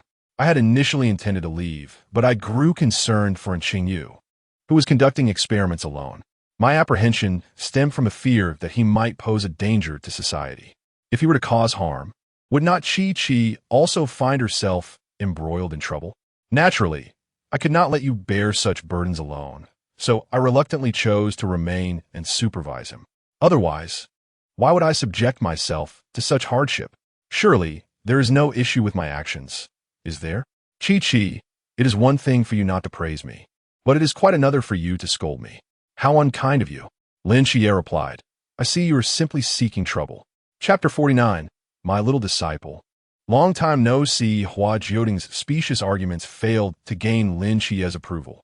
Lin Qiye chattered for half an hour, leaving Hua Jiudeng astonished at the protagonist's incessant prattle. Ultimately, Lin Qiye's focal point astonishingly landed on, how did you end up with this color scheme? Hua Jiudeng pondered, is there really a need to fabricate a reason? Yet, it was evident that Lin Qiye dismissed his explanation. Growing weary of inventing excuses, Hua Jiudeng nonchalantly declared, my hair is dyed. Lin Qiye inquired, in your eyes? Hua Jiudeng replied, contact lenses. Lin Qiye retorted, how infuriating. You still take me for a fool. Then take them off, Lin Qiye commanded. After a moment of silence, Hua Jiudeng responded, I misremembered. They should also be dyed.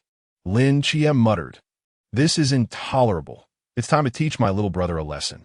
Hua Jiudeng, truly disinclined to concoct further excuses, adopted a mindset of you can choose to overlook it, but if you notice, so be it. Lin Qiye, unable to gain the upper hand, led him to a small pavilion where he had previously sat with Mei Lin.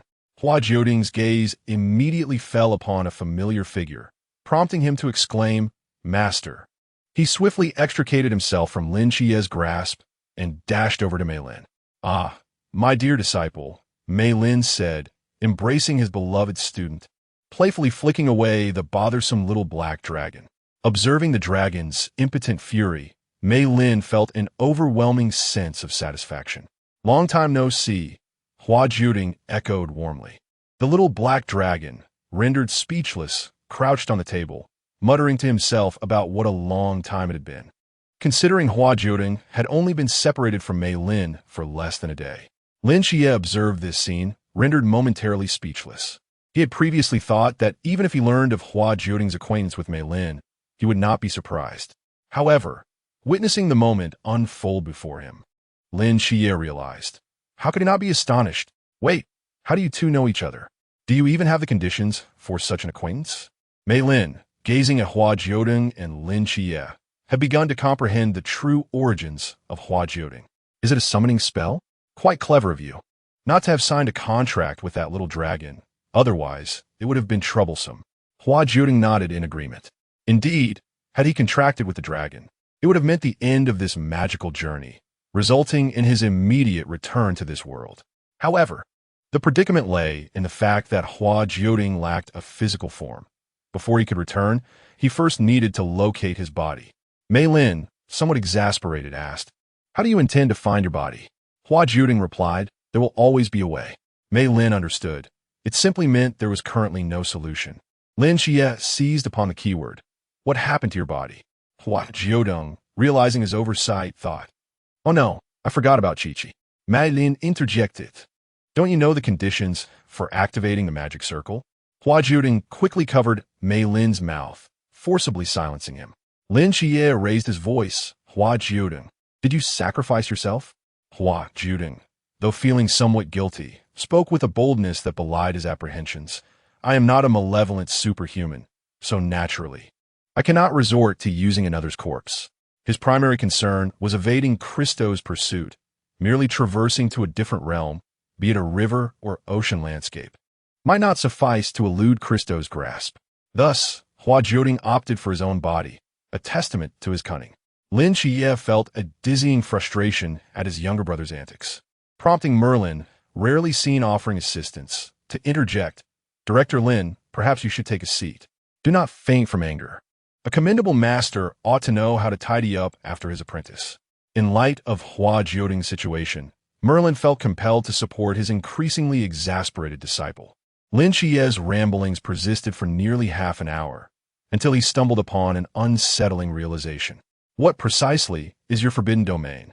Previously, he had not pondered it deeply, but he was not foolish. Initially assuming it was something Merlin had imparted to Hua Jiudeng, he soon recalled that Hua Jiudeng had mastered magic before encountering Merlin. Prior to their acquaintance, Hua Jiudeng had already been capable of summoning magic. He had not considered asking before, but now, it was not merely Hua Jiudeng's audacity in wandering about that piqued his curiosity, but also the sudden emergence of Asmodeus. While Hua Jiudeng insisted he was not a malevolent superhuman, outside, and Asmodeus was causing chaos. Should things escalate further, Hua Jiudeng could find himself incarcerated in an instant. A rare sense of bashfulness enveloped Hua Jiudeng as he grappled with the nature of his forbidden domain, feeling that articulating it might precipitate unforeseen consequences. Much like the deities of yore, they might covet him, fear him, and yet distance themselves from him simultaneously. Hua Jiudeng detested solitude. He cherished the warmth of others. Whether one termed it skin hunger or the aftereffects of divine powers, he simply could not abide being alone, especially with newfound friends. Should this incident drive a wedge between them, he would understand, yet it would sadden him greatly. What nonsense if he dares to look down on me. I shall confront him, Hua Jiudeng thought. Suddenly, his emotions were thrown into disarray. Hesitant, he finally confessed, "I can replicate the abilities of others as long as I make contact with them." He spoke the truth, unwilling to conceal this facet of himself. Sitting in place, he even hesitated to extend his hand in demonstration, his usual audacity replaced by the timidity of a quail. "Will you come to despise me and refuse to associate with me?" Hua Jiudeng asked softly, enveloped in a cloud of melancholy, his negative energy almost palpable. Lin Qiye remained silent, and the weight of the atmosphere thickened. Hua Jiudeng felt like a frostbitten cabbage, ready to withdraw into solitude. He was but a pitiful little cabbage, unloved. With a forlorn tug on Merlin's robe, he whimpered, "Master, may I come to your room for a nap today?" Lin Qiye, exasperated, smacked Hua Jiudeng on the head, pulling him into an embrace. "Running away from home again? You're quite the dramatic little brat." Hua Jiudeng, this is not mere affectation. It is a reasonable suspicion. Moreover, the silence of Lin Qiye is indeed quite suspicious. Lin Qiye, in an attempt to vindicate himself, mused, "After being by my side for a decade, I ascend it a tad pretentious to ponder this matter now. What more could Hua Jiudeng possibly take from him? I do not believe it. Hua Jiudeng, you might think I..." Before he could finish his thought, Lin Qiye interrupted with two familiar words, pretentious. Hua Jiudeng. Hua Jiudeng, TT, woe is me, Qiye is truly fearsome. Lin Qiye, with a tone of earnestness, remarked, this is merely a forbidden realm. What is there to fuss about? It neither violates the heavens nor harms the principles of justice. If you were to inquire of anyone, they would hold no objections. Should there be dissent, he would simply quell it. Chapter 50. The Relentless Brother, let it be known in advance that Yu Shiqian is not paired with any character from the original work. I wish all readers joy in their reading experience. Hua Jiudeng was moved to tears. Qiye, you are so kind. Lin Qiye pushed him away. A grown man should not be so sentimental. However, are you able to go out now? Hua Jiudeng nodded. Master has provided me with plenty of physical potions. Lin Qiye felt reassured. This situation was not as dire as it seemed. They could devise a way to seek methods for reconstructing his body. Hua Jiudeng was pulled into Lin Qiye's embrace and was taken to his room. If you wish to sleep, do so in my room. I will take some time to study my notes and see if there are any solutions. Hua Jiudeng replied, all right. As Lin Qiye made his way to the dean's office, he suddenly remembered that there were matters he had yet to discuss with Hua Jiudeng. One was the so-called Asmodeus, and the other was Yang Jin. Well, Yang Jin was not of great significance. Asmodeus was likely unknown to Hua as well. Never mind, let him rest. Though Hua Jiudeng could indeed go out, he was too lazy and preferred to play mahjong in the mental health facility. Curiously, Nix did not regard Hua Jiudeng as a son or grandson, but rather as a peer. How strange. Hua Jiudeng had unwittingly gained seniority. It had been quite some time since Asmodeus last made an appearance, seemingly vanished. If Lin Qiye had not interacted with both Asmodeus and Hua Jiudeng, he might have doubted their distinct identities. After all, since Hua Jiudeng settled into the mental health facility, Asmodeus had not resurfaced. Hua Jiudeng, 9 tiles. Merlin, touch, 50,000. Nix, 7 tiles. Li Fei, 90,000. Hua Jiudeng, hula. Li Fei, 'tis quite lucky. Hua Jiudeng, luck is also a part of strength. Amidst the flurry, only Dean Lin remained busy. Lin Qiye, I will inevitably flip the table and quit. Hua Jiudeng was not in a hurry, exhibiting none of the urgency one might expect from someone without a physical form. Instead, he seemed to be on a leisurely vacation. Lin Qiye had no choice but to shoulder the burden and search for relevant information. Yang Jin had disappeared again, whereabouts unknown, and Lin Qiye chose to ignore it. Yang Jin was quite troublesome, spreading rumors indiscriminately. As for Hua Jiudeng's situation, he would gather information on his own. Hua Jiudeng could remain in Lin Qiye's mental health facility, but he was free to come and go as he pleased, distinctly separate from the patients and caregivers. However, returning required knocking on the door to seek Lin Qiye's assistance. At this moment, Hua Jiudeng had no intention of challenging his brother's precarious sanity, sensing that Lin Qiye was constantly seeking opportunities to address him. Last time, he had narrowly escaped due to the emotional moment that arose. Lin Qiye was in search of Asmodeus' whereabouts, but he had made a somewhat erroneous assumption. Had he consulted Hua Jiudeng, the latter would undoubtedly realize that Asmodeus was his divine name and could not be impersonated. Yet, he had indeed vanished. Lin Qiye rested his chin upon a pile of files, perplexed. Where could Asmodeus have vanished to? Among the faithful, Yu Shiqian and Shun Qingzhu were indulging in skewers, and the 9th seat, enticed by the delectable aroma, approached them, hoping to share in the feast. However, he was promptly charged a dining fee by Shun Qingzhu. The 9th seat muttered under his breath, calling Shun Qingzhu stingy.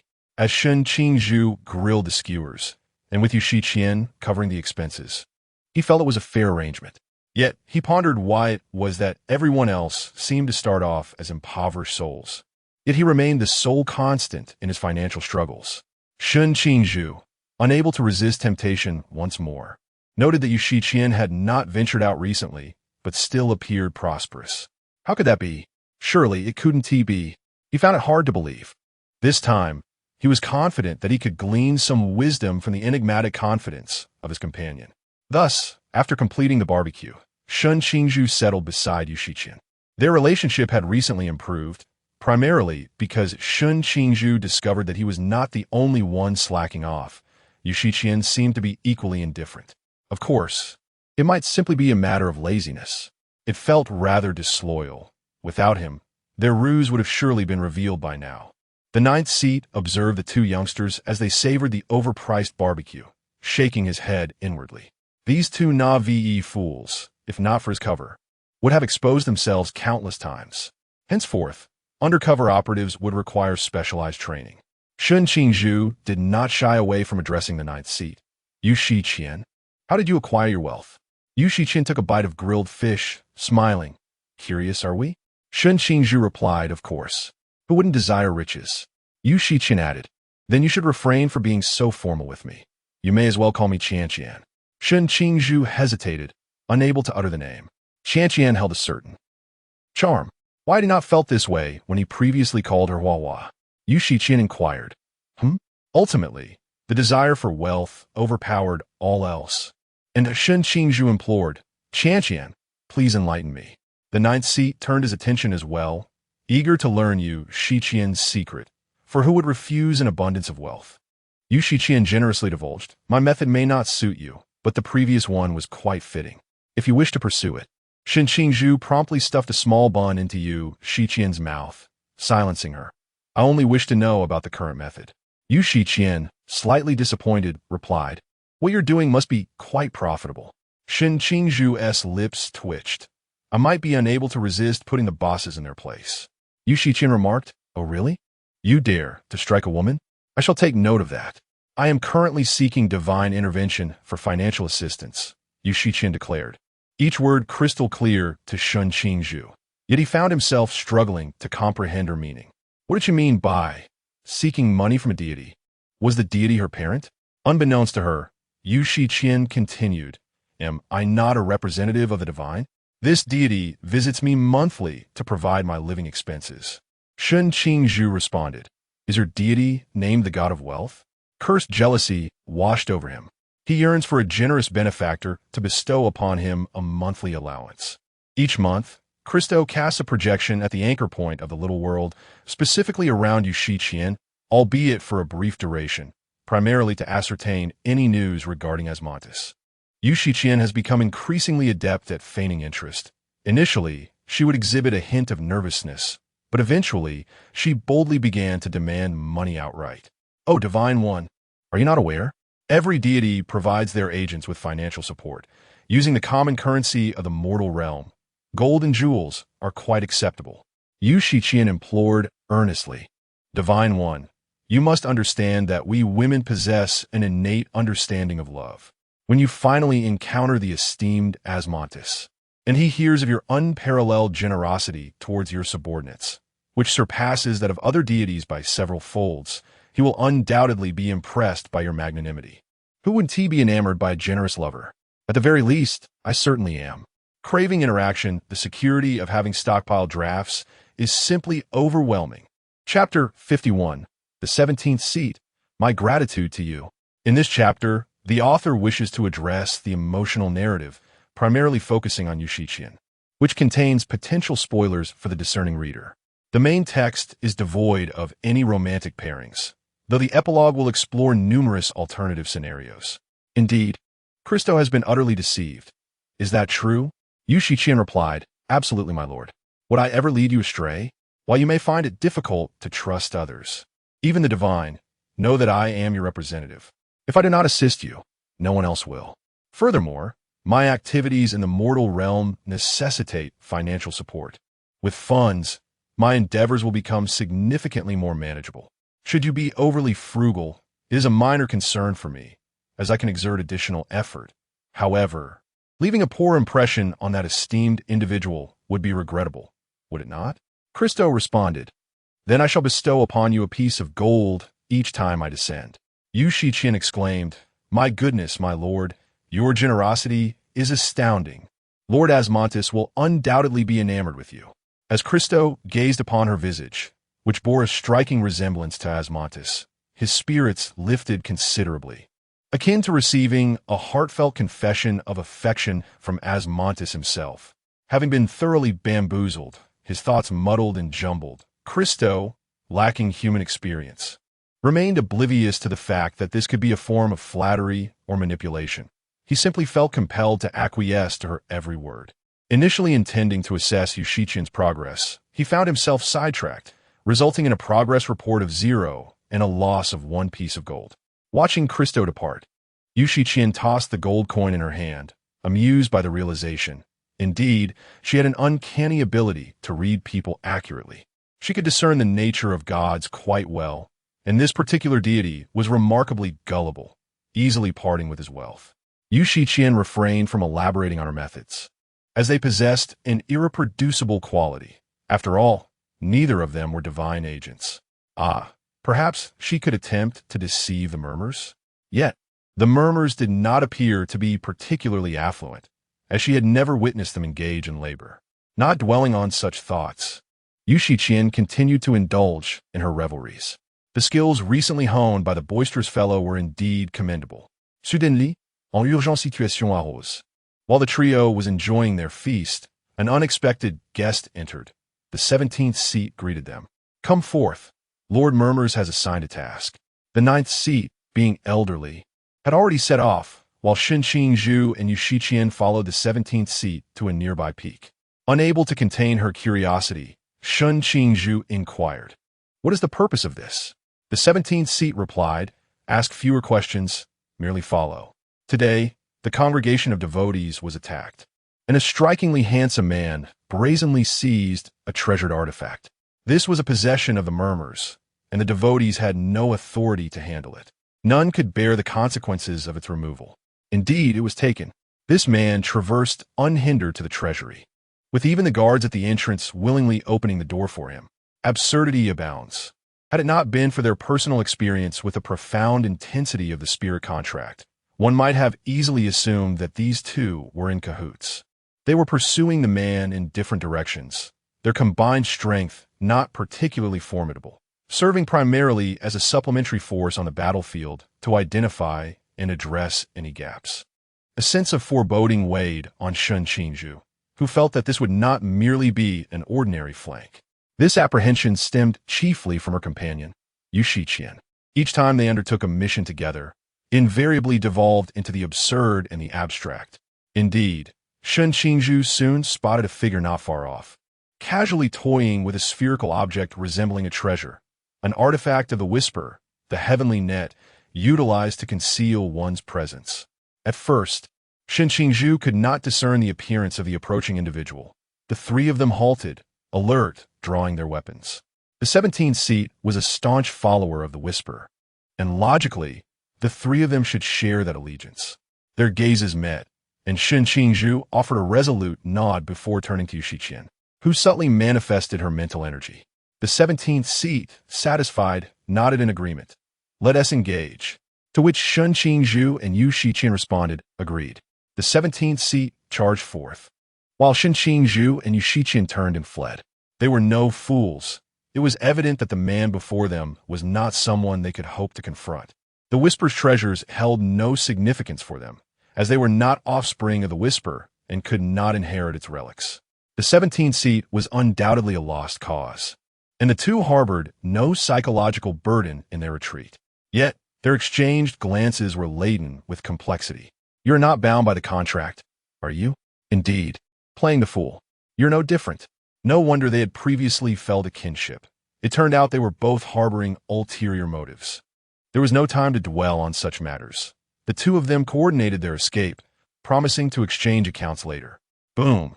A resounding explosion erupted not far behind, where the 17th seat faced the enigmatic man, bewildered by the empty surroundings. 17th seat. Did he not have two companions just moments ago? The mysterious man chuckled, and with a snap of his fingers, the 17th seat was crushed under the pressure, his form reduced to a bloody pulp, accompanied by the sound of an explosion. This was not his primary target. The individual he sought was still on the run. In an instant, the mysterious man vanished into thin air, reappearing before Shen Qingzhu and Yu Shiqian. Shen Qingzhu drew her blade, intercepting the man's initial strike, which resulted in her weapon shattering. She gazed at the broken blade, her expression grave. After the first attack, the mysterious man refrained from further assault, revealing his form. Shen Qingzhu's eyes widened in shock, though her demeanor remained composed. Why did the enigmatic figure before her resemble Hua Jiudeng so closely. The mysterious man, who was none other than Asmodeus, previously encountered by Lin Qiye, stood with hands on his hips, regarding Shun Qingzhu with a tilted head. Hua Jiudeng, again with this name? Asmodeus chuckled. He enjoys considerable popularity in this realm. Shun Qingzhu. Yu Shiqian, hidden behind Shun Qingzhu, pondered how best to escape. Asmodeus harbored a greater interest in Yu Shiqian than in Shun Qingzhu, or rather, his presence on this path was primarily motivated by Yu Shiqian. Hey, handsome, I'm quite occupied at the moment, but perhaps we could arrange to meet later, she remarked. Yu Shiqian felt a surge of frustration. She hadn't even had a chance to meet with Shun Qingzhu yet.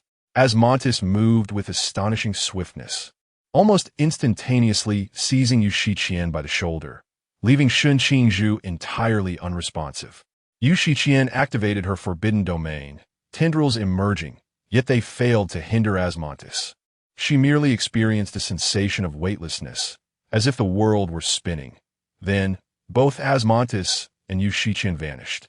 Shun Qingzhu remained behind, contemplating the recent events. He surmised that this enigmatic figure likely lacked the ability to abduct Yu Shiqian directly. They were probably in a secluded space. It was conceivable that he could discover a means to enter. After sharing so many meals with Yu Shiqian, he couldn't simply abandon her. Shun Qingzhu was not the kind of person to burn bridges. He resolved to devise a plan to extricate Yu Shiqian, and once she was rescued, he would claim half of the assets. Besides, she was, after all, suspected to be the offspring of Hua Jiudeng. Hua Jiudeng, a victim of reputational slander. He truly could not afford to perish. Chapter 52, A Fragment of the Soul. Shun Qingzhu had no doubts. Yu Shiqian was indeed in a separate space. Asmodeus gazed at the girl before him, feeling somewhat nostalgic, another heart tainted by lust. It seems yours remains uncorrupted. Yu Shiqian was perplexed by his words, sensing that he might be a bit unhinged. However, a wise person would refrain from voicing such thoughts, for whoever speaks first reveals their folly. Asmodeus chuckled. Your thoughts are transparent to me. With a mere glance, he could perceive the entirety of this person's past, future, character, and thoughts, leaving no room for concealment. Yu Shiqian. How infuriating. I must refrain from cursing inwardly. This is a considerable loss of amusement. Asmodeus pondered whether he had reclaimed her or... He found himself somewhat reluctant to eliminate this Miss Yu Shiqian, who bore a semblance to himself. Yet, it appeared that she possessed a certain moral boundary. Thus, he decided to observe the reactions of another human. Why do you not share a bed with that man? Yu Shiqian. It has been a long time since someone spoke so boldly. Typically, she was the daring one when teasing Xiao Shun. Presently, her life was in his hands. So she obediently replied, I'm not particularly fond of him. The aloof young man is both pure and impoverished, offering little excitement. Asmodeus, is that so? Yu Shiqian nodded fervently. Asmodeus, do you think he has feelings for you? Yu Shiqian fell silent, harboring an answer within. It was likely that he did not. She had never concealed her shortcomings before Shun Qingzhu, whether regarding her work or her past endeavors. Shun Qingzhu often sternly declared that he did not require this job and would rather rid himself of his employer. Any normal man would find such behavior intolerable, wouldn't they? Asmodeus candidly stated, I am genuinely curious whether he would come to your rescue. More so, I'm intrigued to know if Yu Shiqian would develop feelings for him should he act in such a manner. Human emotions are both intricate and simple, eluding easy definition by a formula, yet they are easily swayed by circumstance. A mere bridge effect can lead one to unwavering devotion. Asmodeus positioned a blade at the nape of Yu Shiqian's neck. She inhaled deeply, but ultimately could not suppress her tears. Woe is me. I do not wish to die. My. Asmodeus listened intently to the last words of this human, only to hear Yu Shiqian lament, I have yet to spend all my money. Woe is me. Asmodeus, I feel like a fool eagerly anticipating your love story. Yu Shiqian hastily retorted, if I were to perish, my entire inheritance would be left to Shun Qingzhu, allowing him to keep a portion for himself and donate the rest. At most, I would leave him 100 as a token of appreciation. Asmodeus, now well versed in human laws, replied, that won't do. This is not a notary office. Yu Shiqian. What was me QAQ? Yu Shiqian. May I choose the manner of my own demise? Asmodeus, it is not permissible. He will not remain here indefinitely. Mere bloodletting will not hasten humanity's demise. The fate of this individual now rests in the hands of another, whether they will come to her aid. Asmodeus gazed upon the figure sprawled in a pool of blood, wiping the blade in his hand with a careless thought. They are remarkably different. Even in the face of overwhelming odds, he would rather perish than relinquish his life to the whims of another. Asmodeus vanished from the confined space, suppressing the power of Yu Shiqian, who, despite her blood loss, began to stir weakly. How could they not be different? They share a common origin, having long since developed a similar worldview, the only distinction being their varied life experiences. Yu Shiqian was striving for self-rescue. If she could staunch the bleeding, she might survive. Her bag contained hemostatic bandages, and in this moment, she disregarded all else, instinctively wrapping the bandages around her wound in an effort to halt the flow of blood. Fortunately, Asmodeus had departed swiftly. After attaining the Forbidden Ruins, her physical condition had improved significantly. Yu Shiqian did not require anyone else's help. After a brief recovery, she began to devise her own escape. She and Xinqingzhu were merely ordinary colleagues. Unlike Asmodeus, who was enraptured by love, she understood the nature of their relationship well enough not to risk her life for him. Meanwhile, outside, Xinqingzhu quickly located a small fissure in the independent space and detonated it. Within that realm, Yu Shiqian beheld the man descending like a celestial being, nearly swept away by the force of the explosion. Yu Shiqian, Father, you nearly caused my demise. A slight miscalculation, yet Xinqingzhu was genuinely kind. However, he was undeniably handsome. Why is it that most handsome men seem to be destitute? Is there no money for food? Xinqingzhu, if I can save you, then you ought to thank your father. He bent down to lift Yu Shiqian, hastening back to the base to treat her injuries. Their wounds rendered the death of the 17th seat more comprehensible. They had already concocted their story en route, claiming the 17th seat had held off their pursuer while they sought assistance, only to be intercepted midway, enduring a fierce battle before their assailant fled. This narrative was largely truthful, embodying the highest form of deceit. Yu Shiqian, barely clinging to life, lay on the bed, gazing into the mirror. The pain was trivial compared to her concern over how she would appear. A long gash marred her neck.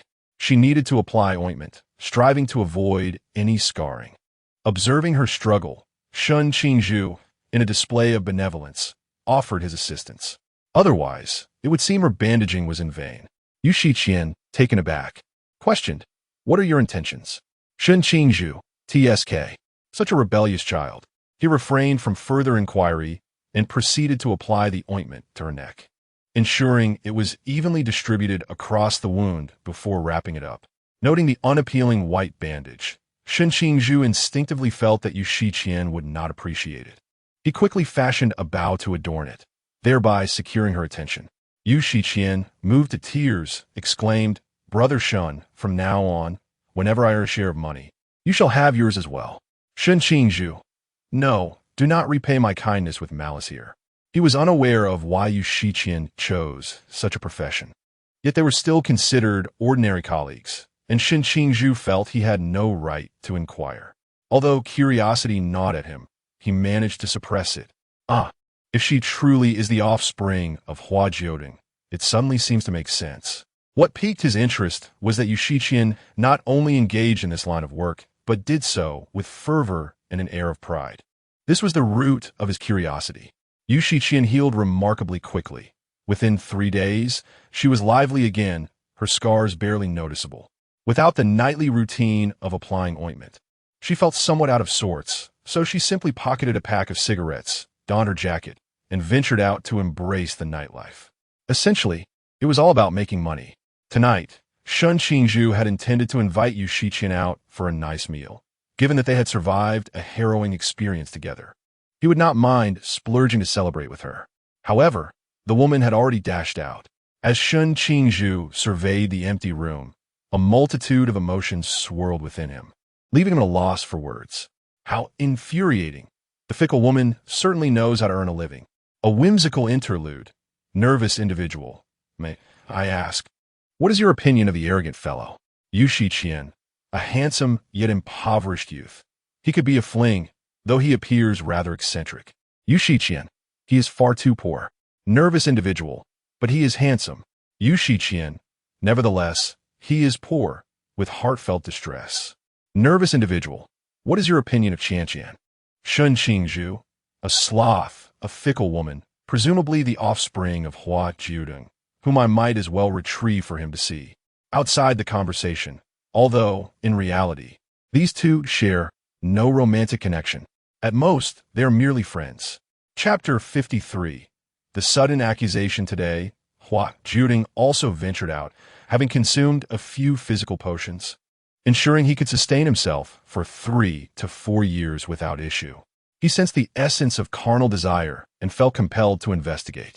As Lin Qiye had yet to return, Hua Jiudeng merely informed Mei Lin and a few others to relay the message to Lin Qiye if the opportunity arose. He intended to take a brief look. Should the situation prove manageable, akin to the Shachai, he would retract his spirit. If it proved to be more complex, he would first plant a flag. Following his instincts, Hua Jiudeng arrived at a towering edifice, seemingly at its pinnacle, concealing his presence. He glided to the top floor and stealthily peered inside. The sight that met his eyes was blood, an overwhelming expanse of crimson. Were it not for the glass barrier, he might have doubted whether the blood could cascade downwards. Inside was a man with silver hair, the essence of carnal desire that Hua Jiudeng had sensed emanated from him. He quietly observed, trying to discern the man's intentions, as he appeared to have taken many lives. Suddenly, an unforeseen occurrence transpired. Hua Jiudeng felt himself seized by a formidable force. Yanked violently into the room, now manifest in corporeal form, he crashed through the glass of a floor-to-ceiling window, landing in a chamber reeking of blood.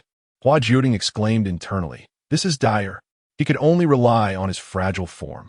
Like a delicate pastry, the overwhelming strength was too much. He lost his balance and fell to the ground. It felt as though someone was pressing down upon him, inducing an ominous premonition within Hua Jiudeng. Could it be that his innocence was about to be compromised? Upon opening his eyes, Hua Jiudeng was taken aback. Silver hair intertwined with silver hair. Violet eyes locking on violet eyes. What sensation might it evoke to confront a mirror image? Perhaps only Hua Jiudeng could fathom this experience. This uncanny resemblance was not merely superficial. It resonated at the core, for they were not merely similar, they were one and the same. Asmodeus smiled, lifting Hua Jiudeng's chin. "Little Jiudeng?" Hua Jiudeng chuckled. "Am I truly that renowned?" Asmodeus embraced Hua Jiudeng, half pressing him down, ensuring that should Hua Jiudeng make any sudden movements, he could swiftly suppress him.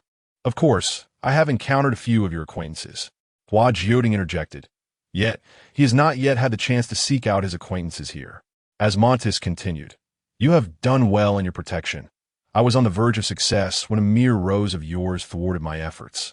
Hua Jiudeng pondered. A rose? The one he gifted to each person. It could refer to Chi-Chi, or perhaps Zhuagu, or even Fatty or Wang Mian. Could also be Chao Yuan. Had he known such a day would come, he would have bestowed different flowers to each. Now, with all being roses, discerning their meanings had become perplexing. Asmodeus's fingers entwined a strand of Hua Jiudeng's hair, idly toying with it, reflecting that it was not without merit that they did not consume him. Hua Jiudeng cried out internally, "Chi-Chi, help! Yu, save me!" At this moment, he was no longer composed, quietly retreating, only to be discovered and pulled back by Asmodeus. Hua Jiudeng struggled, saying, "Forget it, I'm not particularly fond of daffodils." Asmodeus replied, "Ah, your preferences do not dictate the situation. It suffices that I enjoy them." Hua Jiudeng. Asmodeus licked his lips, exuding an alluring charm. "I also relish witnessing the initial resistance of others, followed by their enthusiastic approval." Hua Jiudeng. What a pervert. Chi-Chi. Come quickly. He is about to redeem himself. He is not even a pervert at all. Asmodeus placed his hand on Hua Jiudeng's thigh. Initially, Hua Jiudeng twisted to evade his touch, but upon sensing something, his movements stilled. It seemed Asmodeus's intent was not to take advantage, but rather to place something there. Asmodeus maintained an impeccable demeanor. I have awaited you for quite some time. Having consumed the essence of your desires, I am certain that I will achieve complete liberation. Hua Jiudeng had previously noted that this individual wore no ornaments, save for a nearly shattered piece on his right foot. There was no doubt that he was more powerful than himself. Yet why was he here? And what had he offered him? An idea struck Hua Jiudeng, and he embraced Asmodeus, attempting to impart something. Asmodeus chuckled, rising to his feet, and Hua Jiudeng clung to him like a koala. Did you manage to impart anything? No, not at all, Hua Jiudeng admitted candidly. Their gazes met once more, and Asmodeus swiftly covered Hua Jiudeng's eyes. He disliked making eye contact with him. You know how to grow stronger. Why not pursue it? Asmodeus inquired. Hua Jiudeng had indeed contemplated this matter. It seemed that the essence of his being was an insatiable quest that was likely unapproved. He understood that if he took further action, he would indeed grow stronger. Yet in truth, he felt little inclination towards that. He yearned for wealth, power, comfort, and the simplest, most superficial intimacy. His essence did not appear to align with that pursuit. Gazing at the enigmatic and powerful figure before him, Hua Jiudeng slowly articulated. I'm not particularly fond of that. Yes, one can grow stronger, but at the cost of abandoning initial aspirations. Asmodeus said little, playfully ruffling Hua Jiudeng's hair. Do as you wish. I must take my leave. You should also scurry along. I'll spare you this time, but I shall return to claim you next time. With a flirtatious glance, Asmodeus's form gradually faded from view. Hua Jiudeng exclaimed, No, isn't a man's chastity still chastity? He resolved to heed the elder's advice and make his escape. However, he scarcely had time to rise before someone burst through the door. Hua Jiudeng stared in shock at the night watchman before glancing back at the vanishing Asmodeus. He could vaguely discern a flicker of surprise and guilt in Asmodeus's eyes. What on earth was happening? He felt an overwhelming sense of helplessness. The reason she recognized the night watchman was primarily due to the familiarity of a long-lost acquaintance. How strikingly familiar. Wasn't that Qiao Yuan? It had been ages since they had last crossed paths. The two were taken aback by the unexpected circumstances under which they reunited, their expressions reflecting mutual astonishment, leaving them momentarily at a loss for words. Hua Jiudeng, guia gui gao yuan. However, it was evident that only Hua Jiudeng perceived the vanished Asmodeus, while the others merely beheld Hua Jiudeng amidst a pool of blood. Even Qiao Yuan failed to notice, leaving him unable to find an appropriate rationale to advocate for her. Hua Jiudeng, the heavens intend to condemn him. Would fleeing now constitute an even graver sin? Chapter 54, The Malevolent Aberrant. Hua Jiudeng Qiao Yuan was utterly bewildered. They had received a report about a malevolent aberrant in the Chuanjing area that required their apprehension. Qiao Yuan had come along, yet no one had informed him that this individual was an acquaintance. Hua Jiudeng gazed at Qiao Yuan, who returned the look, leaving both at a loss for words. The captain of the team raised his weapon, warning, if you continue to resist, we cannot guarantee your safety. Hua Jiudeng thought to himself, I have only just arrived. I have done nothing. Yet in a certain sense, he was indeed implicated. However, it felt profoundly unjust. Hua Jiudeng candidly declared, I did not kill anyone. The captain replied, We'll take you back for further questioning. Qiao Yuan could not help but suggest, as long as you cooperate, we will not harm you. It would be best for Hua to return with us. After the investigation, you will naturally be free to go. Qiao Yuan, of course, did not believe Hua Jiudeng was capable of such deeds. He was all too familiar with Hua Jiudeng's character. Hua Jiudeng replied, That sounds reasonable, but he cannot withstand scrutiny. Torn between fleeing and surrendering, Hua Jiudeng ultimately chose the latter. There was no other option. The deities of Chuanjing could no longer afford to act with the same arrogance as before. Darling, the prison break scenario you have been yearning for is upon us. Hua Jiudeng mused, What a ridiculous ability, relying solely on the fact that he lacks a physical form and cannot be struck. At that moment, he had merely wished to evade a training camp, never intending to land in prison. The very mention of prison conjured images of hardship, a fate far too grim for someone like Hua Jiudeng, who craved comfort. What could he do? Poor soul. The next time he encountered Asmodeus, Hua Jiudeng would surely be unable to prevail. Hua Jiudeng was brought back to the base of Team 007. It was likely that Team 007 had never anticipated returning with a living entity, unscathed and conscious, leaving them somewhat perplexed about how to accommodate him. They merely assigned someone to watch over him. Hua Jiudeng found himself tangling his fingers in frustration, pondering whether Qiye was aware that his brother had once again landed in trouble. Lin Qiye, evidently unaware, was still engaged with Team 136, dealing with matters of the supernatural realm. In the absence of pressing issues, he was tending to some office concerns and would only be heading to the psychiatric hospital later that evening.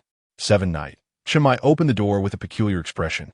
It is said that the mysterious entity has been captured. Upon hearing this news, Lin Qiye breathed a sigh of relief. This was indeed a favorable development. Hua Jiudeng remained in his hospital, and the apprehension of Asmodeus was a positive turn of events. Ideally, he would never be released again. Chunmai's countenance grew strange as he slowly remarked, "Are you so certain that the one captured is Asmodeus and not Hua Jiudeng?" It is reported that the entire process of apprehending the target occurred without any injuries, as the individual offered no resistance. What do you think is more likely, that it's Asmodeus or Hua Jiudeng? Lin Qiye felt a sinking sensation. He feared that Hua Jiudeng was indeed the more probable candidate. "Wait a moment," he said to Chinmai, "I need to use the restroom." He hastily seated himself upon the toilet, entering the psychiatric hospital, whereupon he was met with a thunderous revelation. Hua Jiudeng had departed, and he implored Merlin to inform Lin Qiye when the time arrived. Lin Qiye, taken aback, pondered whether the captured individual was indeed Hua Jiudeng, his troublesome younger brother. Exiting the hospital and stepping out of the restroom, he called out to Captain Chun, seeking assistance. It appeared that it truly was Hua Jiudeng. Chinmai replied, "There's no way to retrieve him. Should he be classified, he can only be sent to the fasting facility, a place under the watchful eye of the master." Lin Qiye began to contemplate the feasibility of rescuing Hua Jiudeng en route. To err on the side of caution, it is likely that someone from the Klein realm will escort him to prison. After all, Asmodeus has committed numerous misdeeds. He is a murderer of a mysterious sort, and while many may deserve their fate, the matter ought to be left to the law. Lin Qiye mused on the duration of rehabilitation required. "Perhaps we should just send Hua Jiudeng in. I truly believe you need to learn a lesson." Chinmai responded, "There are no release record from the fasting facility, but there are records of escapes." Lin Qiye shook his head. "No, a lifetime is far too long. If Hua Jiudeng were to spend a month or two inside to learn his lesson, that would be acceptable, but anything longer is unbearable." Chinmai raised an eyebrow. "Since when is incarceration measured in months? Yet, it is indeed quite unjust, for Hua Jiudeng is not the true culprit." Meanwhile, Chao Yuan awaited the outcome, contemplating that should the investigation reveal Hua Jiudeng's innocence, they could share a meal and strengthen their camaraderie. However, the news was utterly unexpected. The evidence pointed squarely to Hua Jiudeng.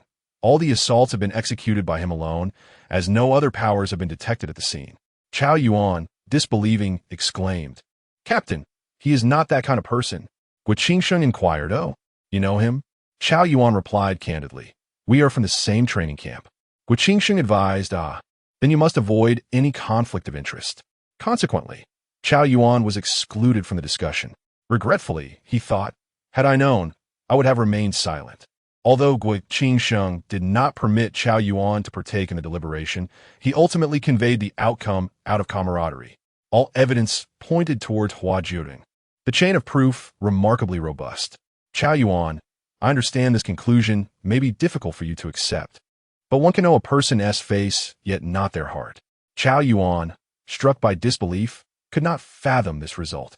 Hua Jiudeng was not merely a classmate, but a good friend, and he believed he understood him well.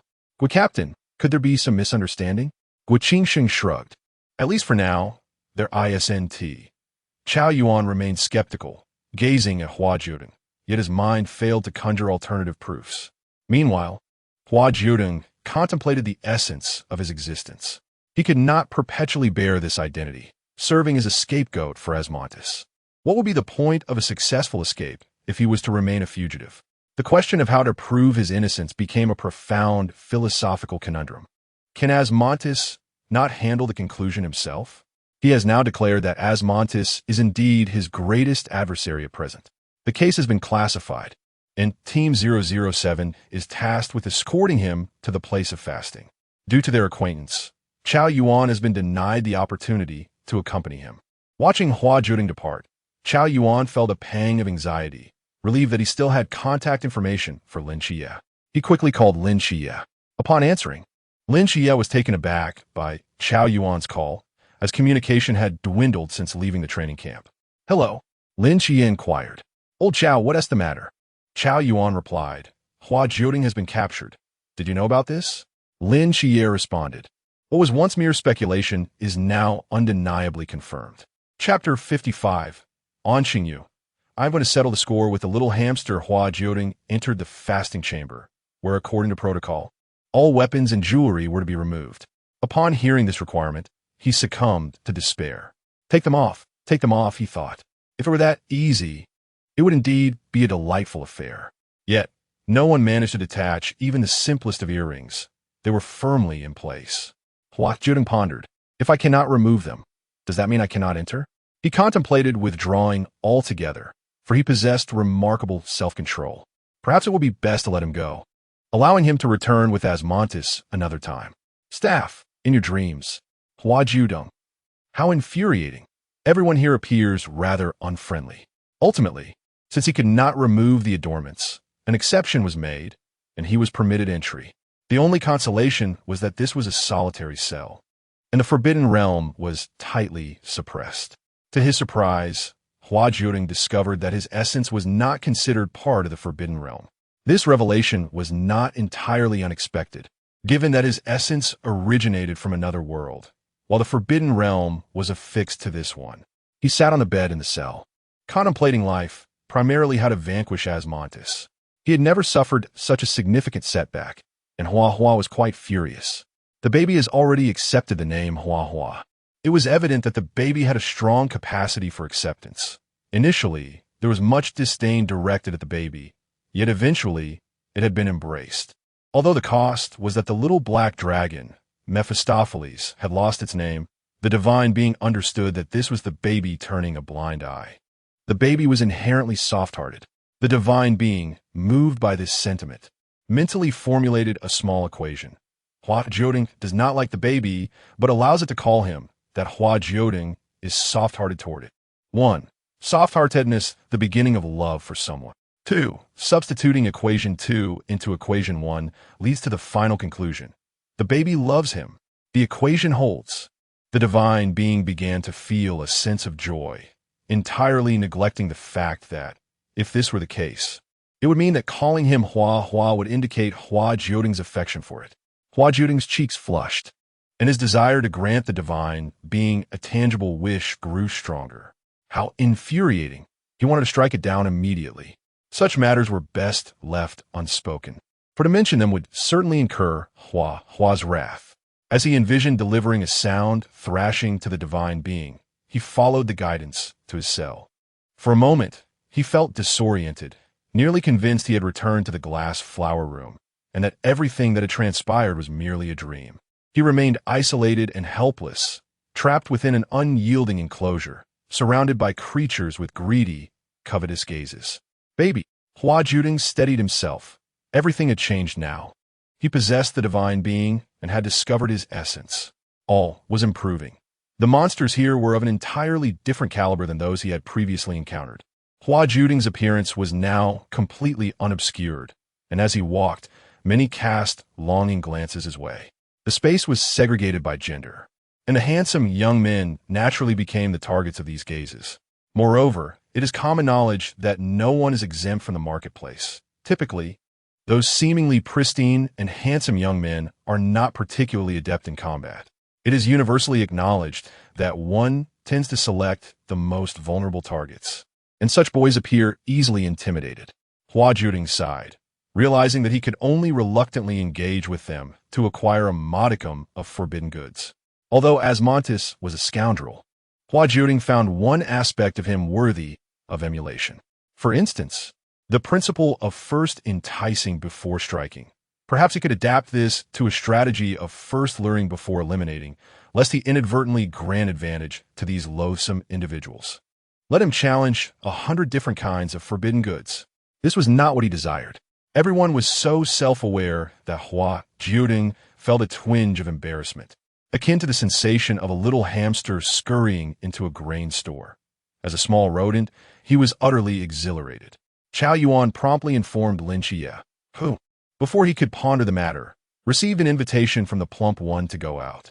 Lin Qiye initially offered some perfunctory responses, but Bai Li Pangpang was a persistent individual, intent on having Hua Jiudeng answer the call.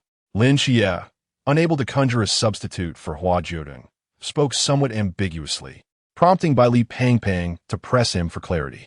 At last, Lin Qiye could devise no plausible excuse and disclose the information to Pangpang, who then became aware of the news.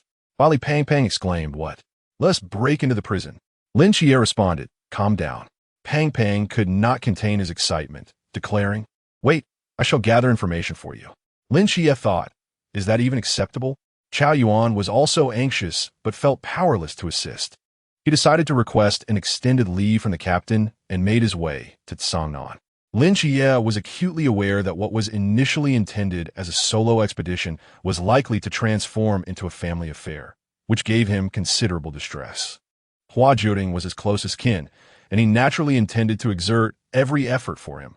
However, Chao Yuan and Pangpang need not go to such lengths. This venture could jeopardize their futures. Despite the lack of concern from others, Lin Qiye had already anticipated this outcome. Hua Jiudeng remained quite popular. He had not intended to inform in Qingyu, but this individual had his own network of informants, referring to the rodent group, and soon learned of the news. Lin Qiye was originally engrossed in studying the mechanics and geography of the abstinence facility. He approached Captain Shun to subtly inquire. And although Captain Shun was well aware of the situation, he still allowed Lin Qiye some leeway. It was at this moment that Qingyu arrived. He appeared composed and unruffled, showing no signs of having resided in the underground waterways for an extended period. He remained elegant and pristine. Lin Qiye asked, "What brings you here?" And Qingyu smiled, "I have come to confess." Lin Qiye replied, "Is this lad aware of Hua Jiudeng's whereabouts?" "How could he know?" And Qingyu stated, "I was the one who previously pilfered the mysterious corpse, severely disrupting societal harmony and disturbing the work of the night watchers. I am a malevolent superpower and deserve confinement in the abstinence facility. What do you think?" Lin Qiye countered, "I believe you contributed significantly in the battle at Songnan. Your merits and faults balance each other, rendering you innocent." "On Qingyu, no need, just take me inside." Lin Qiye lowered his voice. "Are you confident?" On Qingyu smiled mysteriously. "Of course, I never engage in ventures without certainty." Lin Qiye, such pretense. Lin Qiye, why go to the Fasting Institute? If you have nothing better to do, why not aim for Tsinghua University? On Qingyu adjusted his glasses, remarking that the knowledge there was far too simplistic for him, and even his current research on the enigmatic Songnan could no longer satiate his curiosity. The Fasting Institute seemed like an intriguing place. Lin Qiye, stop making excuses. On Qingyu candidly replied, pushing up his glasses, his eyes glinting with a chilling brilliance. "I am going to bring my little hamster home. I will also check if it is pregnant and whether it can give birth.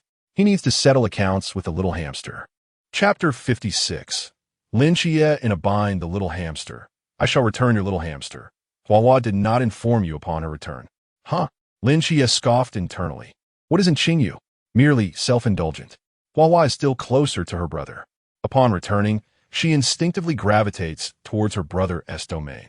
If only he had informed Hua Jiudeng of the current circumstances beforehand, it would have spared him the burden of facing the consequences unprepared. Still, in a parental mindset, he thought of shouldering everything himself. The identities of Qingyu and Lin Qiye seemed to have reversed, akin to a fugitive beseeching a police officer to apprehend him. Yet the officer remained unmoved by his past deeds. The fugitive, bewildered, never anticipated that in this era, surrendering would be so arduous. And Qingyu pondered, "I have committed a crime. Why should I not serve my time?" Lin Qiye found himself at a loss for words. Moreover, upon reflection, Hua was even more pitiable, as she bore no criminal record, yet found herself ensnared by the system. Lin Qiye cautioned, You should refrain from getting involved. Once inside, it is not so simple to emerge. And Xingyu smiled confidently. I have my own methods. Furthermore, and Xingyu leaned in and remarked, Hua Jiudeng does not appear particularly robust. Without the constraints of the Forbidden Realm, he will struggle. I must enter to assist him. Lin Qiye was struck by a concern that resonated deeply within him. Yet, why must an outsider undertake such a task? Adjusting his glasses, and Xingyu replied with a smile, because I possess a criminal record. Lin Qiye retorted, you seem rather proud of that. As if to add to the absurdity, he thought of the psychological turmoil at play. Just then, Lin Qiye's phone rang, its jarring tone slicing through the tension. And Xingyu remained seated, politely gesturing for Lin Qiye to answer the call without concern for him. He wandered about the office. But Lin Qiye, feeling a twinge of unease, scrutinized Xingyu before reluctantly answering the phone. Hello before he could utter another word. The caller erupted like a malfunctioning machine gun. Qiye, I went to investigate the detention center. A sense of foreboding washed over Lin Qiye. Li Pang continued there. Male and female inmates are housed separately, leading to numerous opportunities for illicit dealings. Moreover, without the Forbidden Realm, they can easily exploit the situation. Qiye, what will happen to Hua? Pang was evidently anxious. Hua, with her striking beauty and limited combat prowess, would undoubtedly be preyed upon by those unsavory characters. It was undeniable that Hua Jiudeng would attract attention. With a stunning beauty in their midst, it was hard to imagine these villains would refrain from mischief. In his mind, Lin Qiye envisioned Hua Jiudeng, pitiful and cowering in a corner, waiting for his brother to rescue him. How lamentable! With a heavy heart, Lin Qiye felt his resolve falter. His strength diminished by 50%. He told Pang, please hold on. Let me contemplate this further. He had to consider what actions he could take. Could he truly allow Xingyu to intervene? There always lingers an unsettling sensation, akin to offering a lamb to the wolves.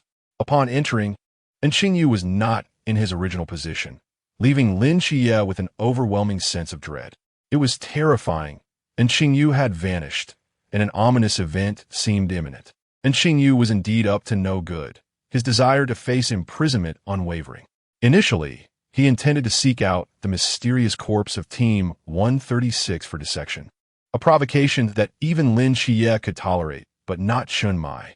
However, on the way, they had not yet encountered the morgue. Instead, Lin Qiye stumbled upon a temporary resting base of his own. Let's south explore this place first. Driven by boundless curiosity, Xingyu stepped inside. When Lin Qiye located Xingyu through the forbidden ruins, he found him standing in his lounge, holding a notebook adorned with a beautiful rose cover, inscribed with words that Lin Qiye could recite even with his eyes closed. How did Xingyu manage to uncover this? Was it not well concealed? Infuriating. Out of courtesy, Xingyu merely glanced at the cover without opening it, primarily because the notebook, even unopened, was riddled with flaws and vulnerabilities. Lin Qiye pondered why he had felt an ominous premonition. It seemed that truly terrible events were about to unfold. He no longer wished to send Xingyu to the fasting chamber, but contemplated silencing him instead.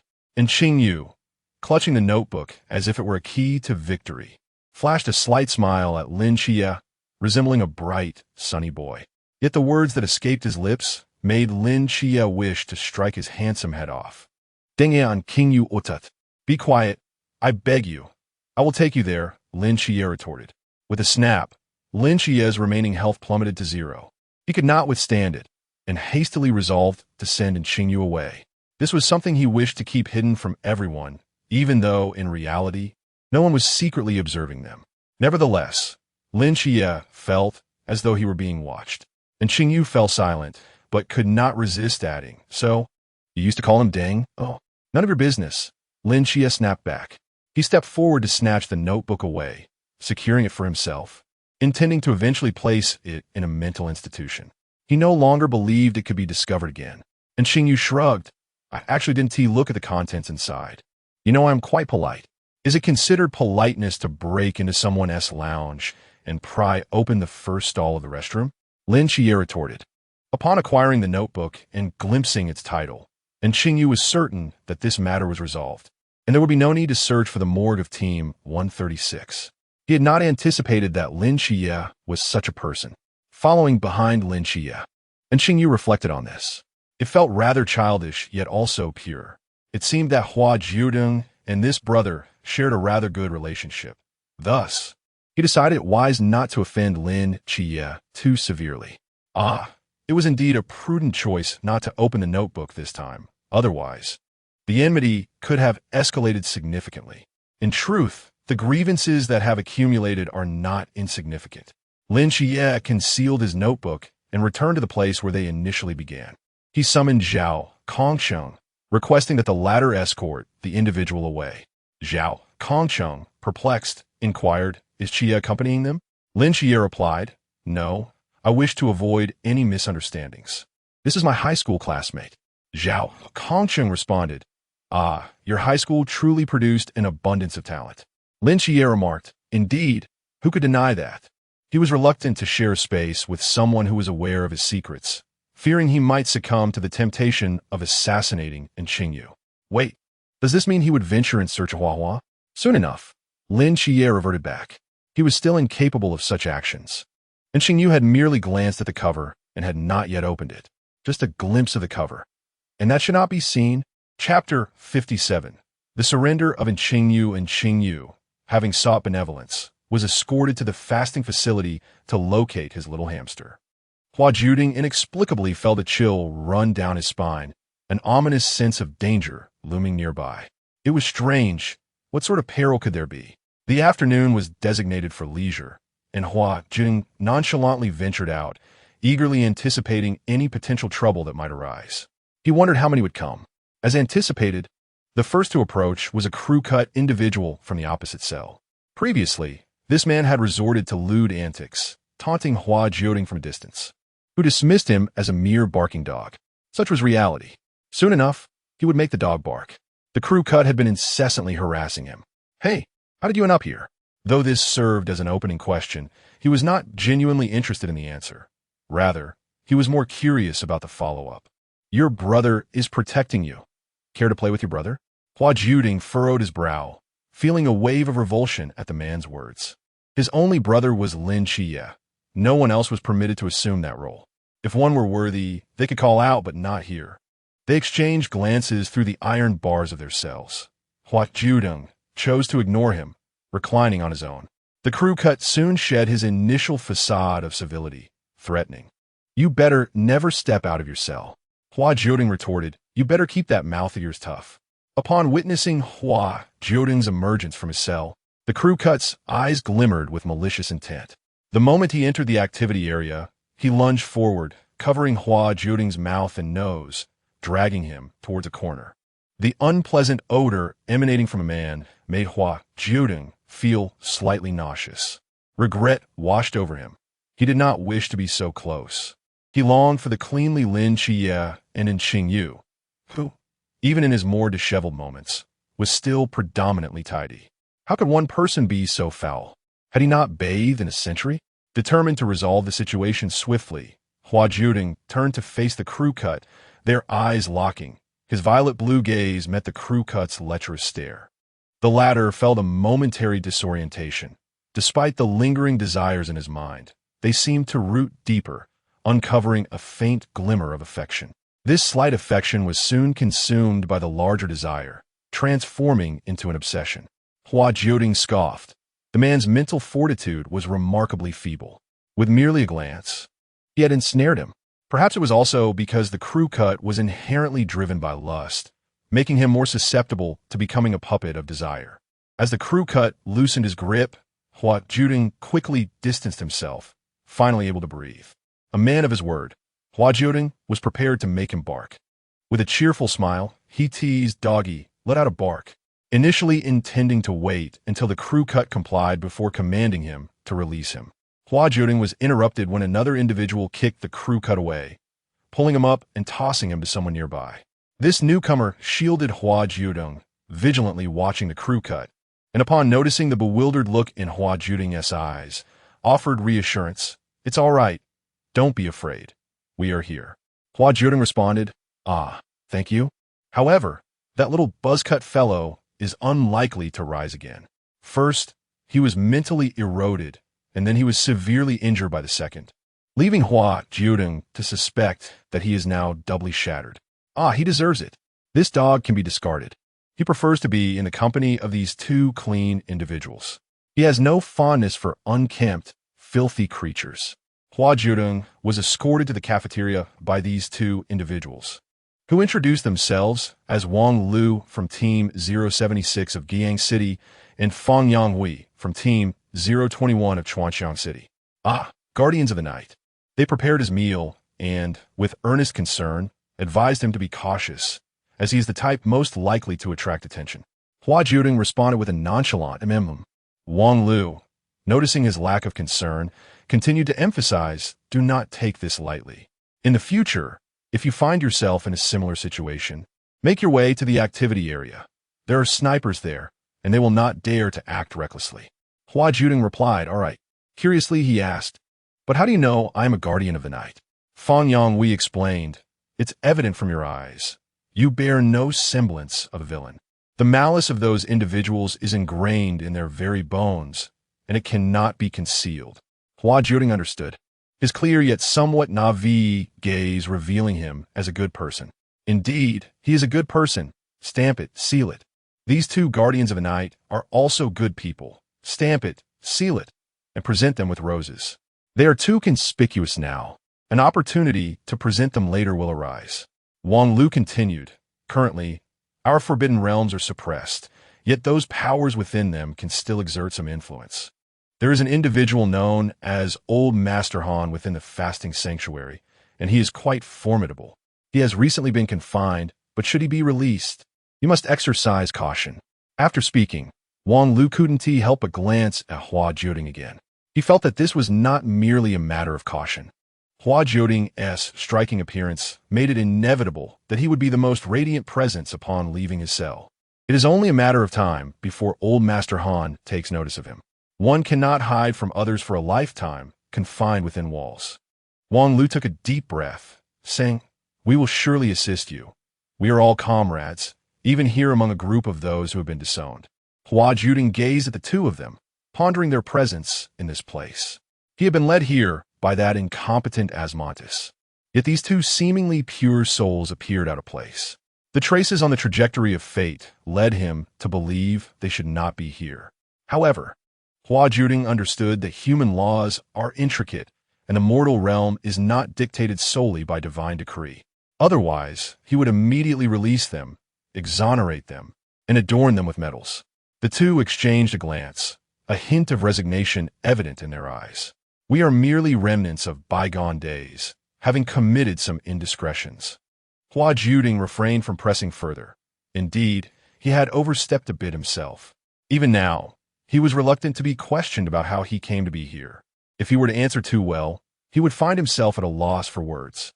Hua Jiudeng could only express his gratitude to his seniors, assuring them that he would take care. He sought an opportunity to assert his dominance. Meanwhile, Xingyu underwent the same arduous journey as Hua Jiudeng. Yet he had preemptively implanted the mysterious thread within himself, ensuring he remained the sole individual in the monastery possessing forbidden substances. Hua Jiudeng was likely evading confrontation. His little hamster was not foolish. If it could not win a battle, surely it could evade capture. However, it was also plausible that it was indeed a fool, a possibility that required consideration. Nonetheless, this situation would undoubtedly be uncomfortable, and Xingyu pondered, contemplating whether there would be any room for maneuver once he entered the prison, allowing Hua Jiudeng to reside there in relative comfort. Chapter 58. A mouse of good family is still a mouse upon entering, and Xingyu found no sign of Hua Jiudeng. It seemed that the day's freedom had come to an end, and any opportunity to venture out would have to wait until tomorrow. Despite Xingyu's efforts, no solution presented itself, leaving him with no choice but to bide his time until the next day. Initially, the two sentinels harbored concerns regarding their soft-spoken companion. Although Hua Jiudeng had claimed to possess his own means, their skepticism lingered. They were yet to witness the true extent of Hua Jiudeng's prowess. Within a single day, he had charmed nearly all the residents of the fasting quarters, utterly defying Qingyu's grim expectations. He didn't even need to fend for himself at mealtime. Wang Lu whispered to Hua Jiudeng, inquiring if his forbidden realm still remained intact. Hua Jiudeng concocted atade, weaving a narrative about a particularly rare forbidden object that had evaded detection. Wang Lu and Fang Yanghui nodded in agreement, accepting his explanation. It was reassuring to know that he had means of self-preservation. Hua Jiudeng nodded, affirming that he possessed not merely self-defense strategies, but methods that could elevate him to a position of authority. Recently, Han Laoda had been confined, oblivious to the fact that a significant portion of his followers had been swayed away. Even if he were to discover this treachery, what could he do? Could he truly challenge the god of desire? On the following day, during the period of free activity, Qingyu again failed to locate Hua Jiudeng. He found himself in the cafeteria, staring blankly at the fish and noodle dish before him, utterly disinterested in eating. Where had the little hamster scurried off to? Did this prison truly possess such vastness? Hua Jiudeng had merely become a shadow lurking in the darkness. In fact, Qingyu had brushed past him once without recognition. The throng of Hua Jiudeng's recent admirers formed an impenetrable barrier, and on his first encounter, Qingyu had only glimpsed a sea of faces, mistaking the gathering for the prison's leader. Surely, Hua Jiudeng hadn't remained hidden for so many days, had he? Yet, he had not spotted anyone in the cafeteria either. When Han Laoda emerged from solitary confinement, it felt as though the very heavens had collapsed. Upon his release, he discovered his subordinates fawning over an exceptionally handsome man, igniting his fury. How dare they betray him in such a manner? Indeed, in Han Laoda's eyes, this sudden display of affection towards another was nothing short of treachery. A path opened amidst the crowd as Han Laoda bellowed, revealing Hua Jiudeng to his view. Hua Jiudeng smiled, an act perceived by Han Laoda as a blatant provocation. Upon first encountering Hua Jiudeng, Han Laoda was momentarily taken aback, marveling at the striking beauty of the man before him. It was no wonder his followers appeared so mesmerized. Unbeknownst to him, these individuals had forgotten their duty to honor their leader. They seemed utterly oblivious to the gravity of their actions. In that moment, it was not only Han Laoda who beheld Hua Jiudeng. Qingyu, having turned back to check for any lingering souls in the cells, also caught sight of him. Qingyu's thoughts spiraled with frustration. It felt as though his once proud intellect had been humiliated, leaving him unable to seize the opportunity. He glanced at Han Laoda's imposing figure, feeling a twinge of anxiety, realizing that Hua Jiudeng barely measured up to the man's fists. Qingyu approached quietly, fully prepared to subdue this person at the slightest hint of aggression, determined to prevent any direct confrontation with Hua Jiudeng. He could not allow this individual to exhibit overt ferocity. After all, a fragile person could not withstand either a blow or intimidation. How could Han Laoda possibly contend with Hua Jiudeng? The latter's mastery over the source had long transcended the likes of Wu Xiaohua, having evolved into something far more advanced. Controlling him would be effortless, ensuring that those with weak mental fortitude and wavering willpower would succumb within 3 steps. The trap of the violet allure was not easily resisted, nor could the seduction of the divine be evaded by mere mortals. Han Laoda, unfortunately, was ensnared. Before Qingyu could act, he witnessed the pitiful figure of Hua Jiudeng, whom he had envisioned needing rescue, addressing Han Laoda, "New puppy, you are number 37. Han Laoda responded with a bark, "Woof," and Qingyu was taken aback. He approached, his first instinct to ascertain how far Hua Jiudeng had let himself go. Oblivious to the impending danger, Hua Jiudeng, with the purple starlight still shimmering in his eyes, regarded Han Laoda's confined space with a hint of disdain. Primarily, he had no desire to engage with him, and thus preferred to forego the encounter altogether. Han Laoda's mind was consumed with thoughts of his affections for Hua Jiudeng, akin to a love-struck individual, utterly indifferent to the disdain his beloved held towards him. He intended to push through the 36 dogs ahead of him, vying for the coveted position of primary backup. When Qingyu stood before Hua Jiudeng, their eyes met, his gaze piercing through to the very soul. Hua Jiudeng, catching a glimpse of Qingyu from the corner of his eye, promptly closed his eyes, adopting a more decorous posture, resembling a well-bred mouse. In that moment, and Qingyu found himself questioning the intelligence of Lin Qiye. He suspected that aside from his demeanor in front of particularly special individuals, Hua Jiudeng might very well embody Asmodeus. Not in the sense of questioning the character of Good Mouse, but rather, it must be Lin Qiye who harbored some deficiencies in his abilities. Hua Jiudeng felt a flicker of panic. He was uncertain whether that fleeting glance had affected in Qingyu, and a twinge of dread began to rise within him. He certainly did not wish for Qingyu to pursue him, barking incessantly, under the influence of the primal essence of desire. Hua Jiudeng would not find any of his actions surprising. For love knows no rationale. Everyone, please exit, Hua Jiudeng commanded his newly acquired 37 dogs. Initially, Han Laodao had intended to confront this rival, brazenly stepping in front of him to reach Hua Jiudeng. However, upon receiving the order, he could only leave dejectedly, casting a fierce glare at his rival before departing. In an instant, the cafeteria fell silent, leaving only Hua Jiudeng and Qingyu. Hua Jiudeng hesitated to open his eyes. Although he had ceased using his power, it required time to dissipate. He sensed an unknown force entwining his hands together. Hua Jiudeng gasped, "What on earth is this?" He realized it was the mysterious threads, and Qingyu had bound him with a lethal weapon. How absurd. Is the intention to commit murder and dispose of the body? Yet, and Qingyu would never resort to such heinous acts, particularly against Hua Jiudeng. Indeed, he had just encountered that enigmatic purple glow, but unlike others, he felt an inexplicable excitement. His curiosity was primarily ignited by a desire to uncover the secrets that Hua Jiudeng concealed, with his carnal instincts intensifying this urge. And Qingyu's hand grazed the smooth expanse of Hua Jiudeng's abdomen, devoid of even the most basic definition of muscles. The mixture of curiosity and mischievous thoughts within Qingyu could no longer be restrained.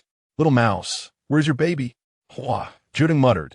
"How infuriating to be so manipulated by a mere human. It's only because you have the favor of Hua. Otherwise, you would merely be the third-rate pup." Chapter 59. I cannot conceive Hua Jiudeng. I have already given birth. He had taken a long time to sneak one back to placate in Qingyu. If only he hadn't forgotten the previous Mephisto at the hospital, it could have been used to appease in Qingyu now. Shun Qingzhu. There's a high imitation here. And Qingyu found it somewhat amusing as he gazed at the stubborn little hamster, feeling affectionate. Under ordinary circumstances, and Qingyu would have let Hua Jiudeng off the hook, as it was unreasonable to constantly bully him. Hua Jiudeng was merely someone who loved to boast. But what difference did it make if he let someone go? However, at this moment, and Qingyu suddenly felt a desire to not let him off the hook and wished to bully him fiercely just once. And Qingyu, where's the little mouse? Hua Jiudeng. He suspected that lust had indeed affected in Qingyu, and he possessed some evidence of it, but in Qingyu would certainly never admit it. "So, do you really want to be a father? I never expected you to be this kind of fish. What is so great about being the father of someone else's child? Do you actually like it?" And Qingyu leaned closer to Hua Jiudeng. "Let me see how you give birth." Hua Jiudeng closed his eyes, feeling somewhat flustered. He had previously stated that in Qingyu was far more perverse than he was. "Baby, do as I say." It was proven that in times of panic, one could do anything. Without a moment's thought, Hua Jiudeng complied with the command. "Baby, just knock him awake with your head." Hua Jiudeng's forehead collided with Qingyu's chin, nearly causing him to bite his own tongue. "Repeat after me, baby. When hamsters run out of food, they will eat their young. If they don't eat them, they 1T raise them, as they are in T your children." Hua Jiudeng recited without hesitation. But once he finished, he sensed trouble brewing, for Qingyu appeared even angrier. "The dog deity actually dared to harm me. How bold!" "And Qingyu, it is my fault for not accompanying you during your pregnancy. Who is the father of the child? Once I find out, I shall assassinate him." Hua Jiudeng. Though he was hesitant, why didn't Qingyu firmly believe he could give birth? He was indeed stubborn. Yet Qingyu seemed to genuinely believe it. And Qingyu applied medicine. Such a father should be discarded in nature, lacking any sense of masculinity. Hua Jiudeng. This statement from the deity surprisingly managed to control Qingyu. And Qingyu's hand remained on Hua Jiudeng's lower abdomen. "I can." "Hua Jiudeng, you cannot." I suspect you are not up to any good. Do not entertain thoughts of dissecting him. And Xingyu felt a sense of regret. Two types of regret, which felt peculiar, yet at this moment, and Xingyu was completely unaware of it. And Xingyu lifted Hua Jiudeng and sighed. Next time, bring someone for me to examine first. I will help you keep watch. Hua Jiudeng. It seemed he genuinely believed it. How strange. Is it not women who give birth in this world? Ah, how progressive the world has become. Hua Jiudeng. All right then. As Gue Si returned to Xingyu's body, a faint red mark appeared on Hua Jiudeng's wrist. Delicate and somewhat peculiar, and Xingyu mused inwardly. He assisted in massaging Hua Jiudeng's wrist. Have you eaten? He inquired. Hua Jiudeng replied candidly, yes. After all, he had 36 obedient little dogs at his disposal. What is the situation with those people? And Xingyu asked. They are merely some kind-hearted individuals eager to assist. Hua Jiudeng responded. And what is wrong with your eyes? And Xingyu pressed. Lately, they have been somewhat difficult to open, Hua Jiudeng admitted. Have you been managing well in life, recently? And Xingyu continued. Yes, after all, there's a group of benevolent souls around, Hua Jiudeng replied. And Xingyu was taken aback. He had unwittingly been swayed by Hua Jiudeng's cleverness. His previous obsessive thoughts, which had driven him to impulsiveness and stubbornness, seemed to dissipate, allowing him to better control his impulses. He refrained from confronting Hua Jiudeng aggressively. Having yet to dine, and Xingyu shared a meal with Hua Jiudeng, who watched as he resolutely picked up fish from the bowl to feed him. At that moment, Hua Jiudeng appeared quite obedient, not picky at all.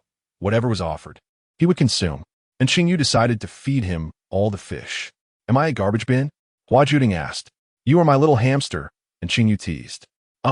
A granary isn't much better than a garbage bin, Hua Jiudeng retorted, his innocence shining through. How did you get in here? Hua Jiudeng questioned. Previously, he had been so overwhelmed that he had forgotten to inquire how Xingyu, who should not have been in this place, had arrived. And Xingyu intended to be forthright with Hua Jiudeng. I surrender myself, he confessed. But didn't you balance your deeds and misdeeds? Hua Jiudeng countered. Wasn't the catastrophe in Sangnan City sufficient for him to atone for his sins? When I resolved to turn myself in, I naturally devised a method, such as threatening Lin Qiye to cooperate.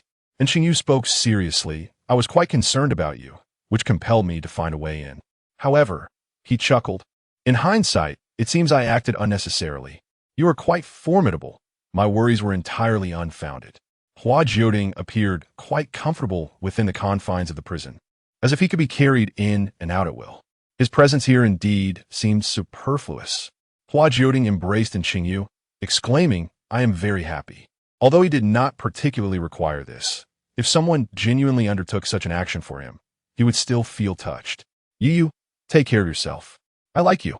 With that, Hua Jiudeng playfully pressed against Xingyu, his cheeks brushing against Xingyu's in an endearing manner, reminiscent of a soft creature. Baby, refrain from excessive displays of affection. Those scoundrels only know how to feign innocence, Hua Jiudeng thought, not recognizing the charm in Xingyu's actions, which bore no semblance to the character of a green tea girl. Perhaps he was overthinking it. Hua Jiudeng was profoundly moved, feeling a twinge of regret for having just teased Xingyu. He seemed genuinely troubled by thoughts of fatherhood, embodying a longing to become a parent.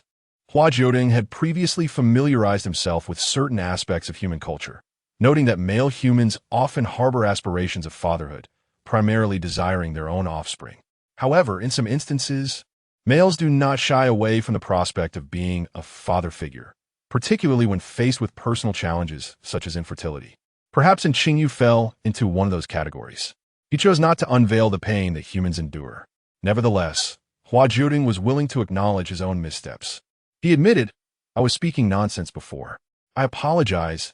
I have never been pregnant, nor do I possess that capability. And Xingyu responded, I do not believe you.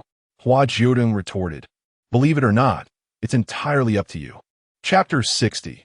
The perfect translation. And Xingyu arrived here to rescue Hua Jiudeng. Although Hua Jiudeng seemed to be living quite well after consulting him, and Xingyu still decided to attempt an escape.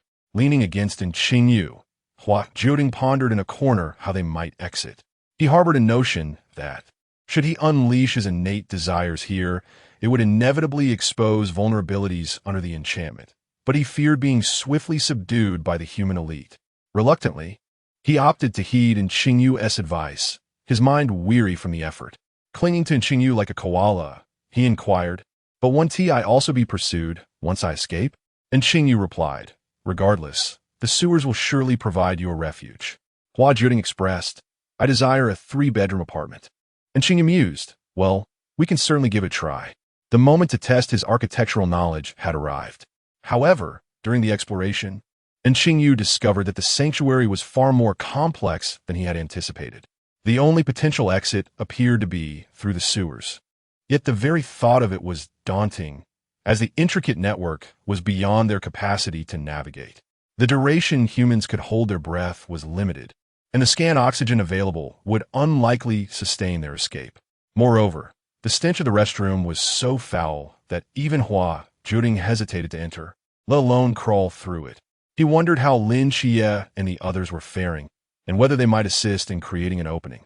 Lin Qiye had been persuaded aboard by the rotund Bai Li, and Chao Yuan had similarly succumbed.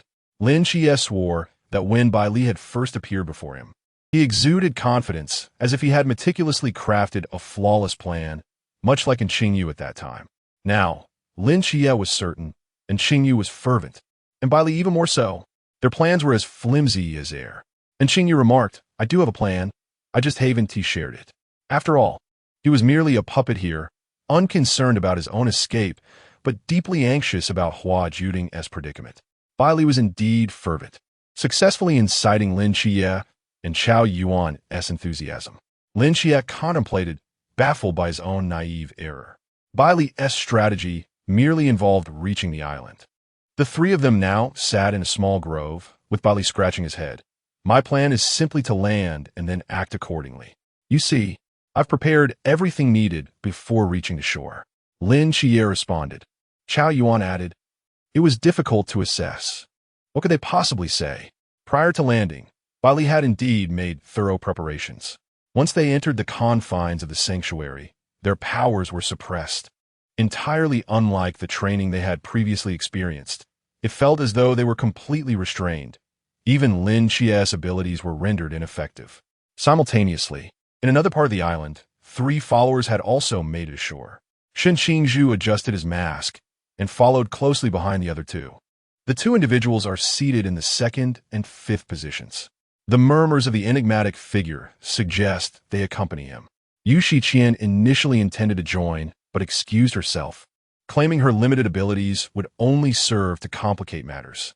Having narrowly avoided a previous encounter, she now rests at the base. Shen Qingzhu remains oblivious to Yu Shiqian's true motivations for joining the followers, just as Yu Shiqian has refrained from probing into his intentions. As for Yu Shiqian, she muses, what purpose could she possibly have? She is simply lethargic. Everyone here is either an ardent devotee of the enigmatic figure, willing to do anything for him, or a nefarious infiltrator with intentions to harm him. Yu Shiqian feels out of place, having been forcibly inducted solely for the sake of survival. As the 3 emerged ashore, they found the area unervingly barren, making them susceptible to detection. Spotting a nearby thicket, they deemed it a suitable locale for further discussion. The individual in the 2nd seat gestured discreetly to the other 2, indicating the thicket. They nodded in agreement and proceeded together. Upon entering, they were greeted by 3 others. The 5th seat and the 2nd seat exchanged glances, while Shen Qingzhu recognized a familiar face among them. Lin Qiye, Pang Pang, and Chao Yuan stood before them, their expressions marked by mutual awkwardness. The silence hung heavily in the air until Pang Pang broke it. "Are you here for a dive as well?" Lin Qiye responded, "Ah?" One must wonder what sort of individual would concoct such an excuse. After all, this was a prohibited sanctuary where the use of forbidden items was not permissible, and the extent of its radiation was evident from their long swim here. It was improbable that any diving facility existed nearby, even if they had taken a wrong turn. Such an absurdity seemed unlikely.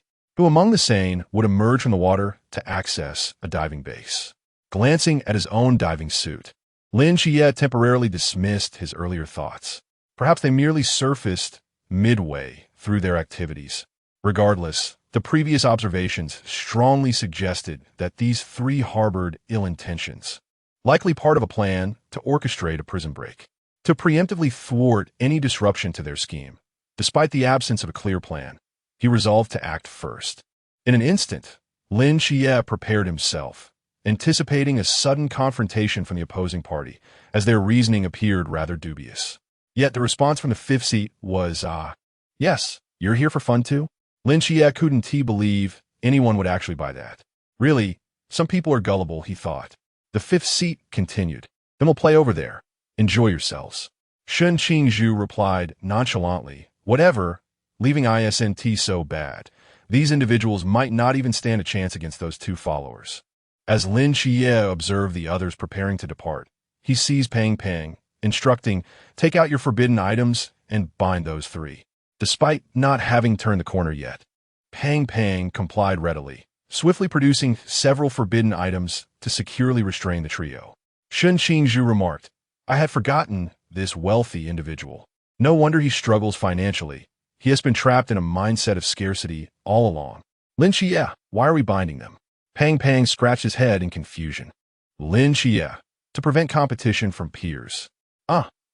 Bailey Pang Pang has realized that they too are here to break into the prison? Lin Qiye, in any case, their intentions are not benign. Very well. Bailey Pang Pang securely bound the several individuals, ensuring there were no issues, and concealed the three within the thicket, allowing them to depart unimpeded.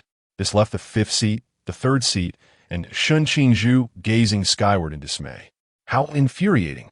The Lord of Mumbles did not mention that this was a monetary scheme before we arrived. The restrictions placed upon the three of them were far less than those on that little fatty. After passionately berating the three, the fifth seat and the second seat inquired, Newcomer, why do you remain silent? Shen Qingzhu. I'm naturally not inclined to speak. Reflecting upon such matters is one thing, but responding is another. Thus, he candidly replied, I simply do not wish to speak. Chapter 61. Pass it on. And Xingyu owes Hua a three-bedroom apartment. Although they had captured three companions, it did not imply that their escape would be devoid of challenges. They had yet to devise a coherent plan. Bailey Pang Pang suggested, shall we surrender? Lin Qiye remained silent. The trio sat in contemplation for a while, unable to conceive an alternative, and ultimately resolved to turn themselves in. Lin Qiye reflected on the irony of their situation. Had he known that surrender would be the final outcome, he could have simply left with Qingyu. That way, he wouldn't have had to swim. Surprisingly, the anticipated bloodshed did not occur. They were escorted to the warden's office. Lin Qiye pondered, could it be that Pong Pong's father wields such influence? When Xie received the call, he was initially taken aback and contemplated issuing a shoot-to-kill order, but then recalled the admonition of his mentor. Today, someone was poised to act. The timing was right, and the numbers aligned. Perhaps he had released too many individuals, thus placing undue pressure on his followers. Indeed, this was a possibility. He decided to discreetly withdraw some individuals before releasing others. Although Xie appeared indifferent in public, once he entered the office with just a few of them, his demeanor shifted entirely. He became exceedingly courteous. At this moment, the acting skills of everyone were on display, particularly Pang Pang's ability to engage in conversation. He effortlessly filled in the gaps of Xieyu's statements, leading them all to feel they had found an ally. Lin Qiye, however, remained skeptical, leaning towards the notion that this was merely the accomplice of a recently captured colleague. Nevertheless, with the colleague already in captivity, it seemed reasonable to borrow the accomplice's assistance. He chose to maintain his silence. While they were in the warden's office, chaos erupted outside. A meteorite struck the penitentiary, forcing all inmates back to their cells. At this juncture, Qingyu and Hua Jiudeng had no choice but to return to their respective quarters. Before parting, Qingyu stated, if anything happens, wait for me to find you. Hua Jiudeng replied, all right, baby. Soon we can escape amidst the chaos. Hua Jiudeng contemplated, but I am still under sentence. The notion seemed quite reasonable. So he decided. After all, Qingyu mentioned building a three-bedroom apartment for baby in the underground waterway. Hua Jiudeng mused. That does make some sense. The chaos arrived swiftly. The suppression of the forbidden realm suddenly dissipated, or rather, it did not completely vanish. The highest levels would still be constrained within the formless. This did not significantly affect Hua Jiudeng, as he was still within the initial realm. As promised, Qingyu came to find Hua Jiudeng. His attacks within the forbidden realm were not particularly strong, but Hua Jiudeng could serve as a formidable cannon. Thus, the two faced minimal danger. Gazing at the high walls of the penitentiary, Hua Jiudeng inquired, "Shall we scale over?" And Qingyu shook his head. "We cannot escape from here." He tossed a small stone to Hua Jiudeng as a distraction. Observing the fate of the tiny stone, Hua Jiudeng opted to seek a different path. No wonder so many people are gathered at the main entrance. He had thought it was his own cleverness that led him to discover the method of scaling walls. However, witnessing the multitude of malevolent superpowered individuals preparing to escape, the ordinary guards were gradually losing their resolve. Hua Jiudeng turned to Qingyu and inquired, "Shall we lend a hand? Assisting in guarding the entrance could balance our merits and faults, thus absolving us from further imprisonment." "Excellent," she replied. "We must not allow this rabble to escape and endanger society." And Qingyu added, "I will follow your lead. However, the crowd is overwhelming. Do you have any strategies?" His keen eyesight caught sight of two night watchmen emerging from the crowd, Fang Yangwei and Wang Lu, the very guards who had previously sheltered Hua Jiudeng. Clearly, relying on just the two of them would not suffice against such a throng. Hua Jiudeng replied, "Indeed, I still have 37 dogs at my disposal. Let us not forget, those who had fallen under Hua Jiudeng's powerful psychological suggestion found it exceedingly difficult to resist any of his commands. After all, he had seized control at their most vulnerable moment, during which their collective powers were suppressed. On ordinary occasions, he might not have been so formidable. Previously, when Wang had merely embraced him, he had quickly recovered and pursued him relentlessly. Hua Jiudeng, guiding his pack of dogs, merely implanted a suggestion, conveying that only within the confines of the monastery could they find the ecstasy they sought, and anyone who dared to leave this land would be deemed their enemy. The chaos of the battlefield intensified, and Qingyu's enigmatic threads pierced the approaching individuals as she glanced at Hua Jiudeng, exclaiming, "You seem quite impressive." "I think," Hua Jiudeng interjected, pushing her aside. "No, you do not think. Must you constantly fixate on dissection? Is there nothing else in this world that can captivate your interest?" Hua Jiudeng felt this was intolerable, absolutely unacceptable. He needed to inspire in Qingyu with loftier aspirations rather than allowing her to dwell on dissection. Meanwhile, Lin Qiye and his companions sensed something amiss. Initially intending to avoid Xiaoyu and make their escape, they unexpectedly encountered Dr. Li. Dr. Li appeared momentarily stunned upon seeing the three. "Qiao Yuan, what are you doing here?" Lin Qiye recognized this doctor. He was the same one who had previously attended to him during his follow-up consultation. It seemed Dr. Li was no ordinary individual. Observing the direction from which they emerged, Dr. Li's demeanor shifted to one of vigilance. "Are you accomplices? If so, that could pose some complications. However, this is quite different from Xiaoyu. These individuals are all superpowered beings from the sea realm, yet Lin Qiye likely did not belong to that category. He had observed him prior. Could it be that something had changed recently? The trio shook their heads fervently, desperately asserting their innocence, though it seemed they had none. They had indeed come with malicious intent, their objective being a prison break. Dr. Li queried, "Then what brings you here?" The three hesitated to respond, but their reticence only aroused Dr. Li's suspicion. Lin Qiye, noticing the subtle darkness in Dr. Li's expression, understood that they needed to formulate a plausible excuse. Thus, he closed his eyes and boldly declared, "Dr. Li, we are here to visit family." "Dr. Li, whom are we investigating?" "Lin Qiye, you know Hua Jiudeng as well." "Dr. Li." "Ah, indeed I do, but I doubt I wish to encounter him again in this lifetime. Others may have encountered issues due to the forbidden ruins or external circumstances. Yet Hua Jiudeng seems genuinely troubled, perhaps even mentally unstable."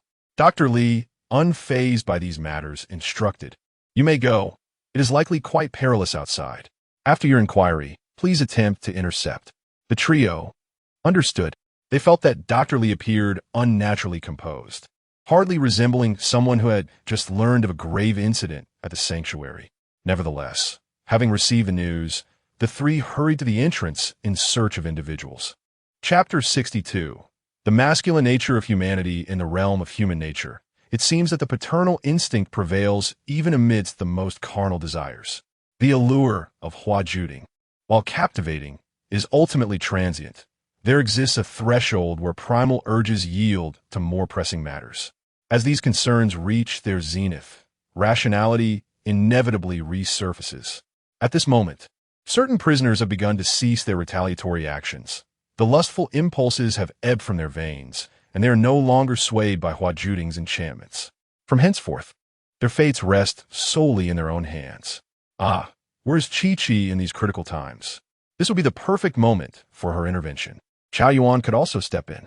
However, having already taken the reins, Hua Jiudeng is determined to pursue this path relentlessly, as if engaging in a mere brawl, feigning ignorance of his own combat prowess. Though he may be languid, he is nonetheless burdened with numerous perilous constraints. What a Chuanjing realm! Even a few high-risk barriers could stir chaos in this place. Shadows flicker around Hua Jiudeng as he brandishes a blade, dashing into the fray like a specter. Yang Jin also manipulates the enigmatic threads to join the skirmish. In this moment, he recalls Lin Qiye, whose mindset aligns seamlessly with that of Hua Jiudeng. Qiye, a formidable fighter. The object of their thoughts, Qiye, is en route, soon to arrive at the battleground. Yet, it is not Lin Qiye who first reaches the scene, but the already unsheathed Qiao Yuan. Cloaked in darkness, he laughs maniacally. Though his features remain obscured, those familiar with him recognize the voice. Upon hearing Qiao Yuan's laughter, Hua Jiudeng has already ascended into the air.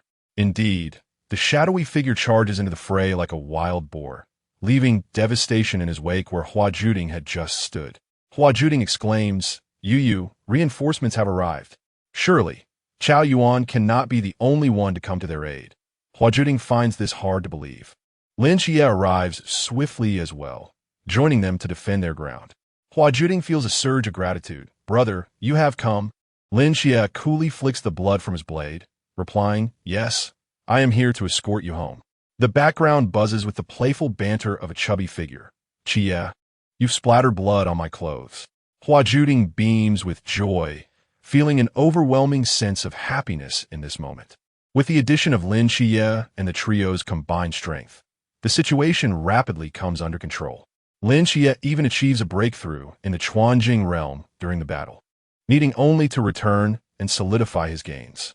However, their most pressing concern now is to escape before the master returns. They must vacate this island immediately, for otherwise, none shall make their escape.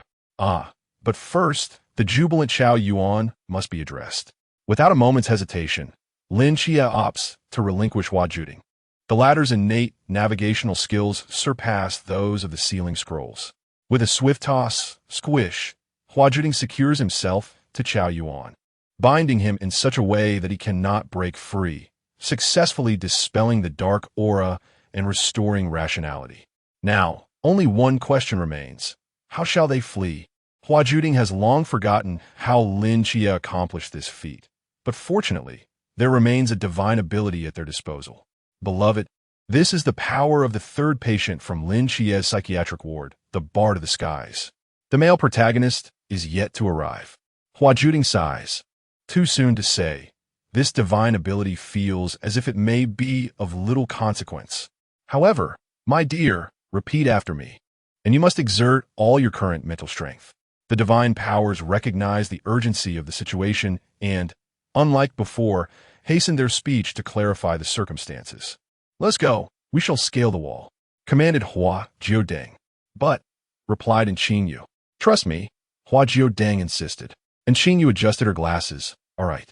Without further hesitation, they followed Hua Jiudeng in a leap. The thunder chariot rumbles. Electric fire crackles.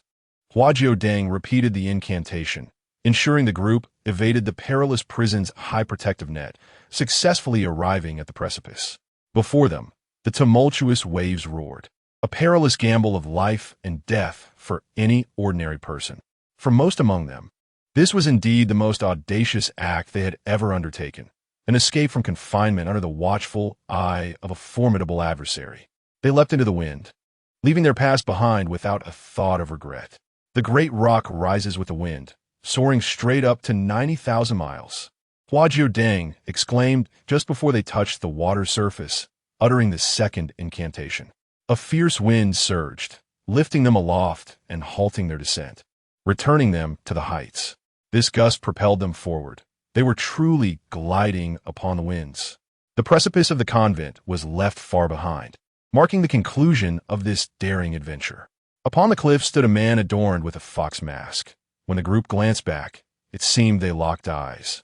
At this moment, Shen Qingzhu had respectfully bid farewell to his senior, revealing no intention to conceal his presence as he watched his former comrades depart.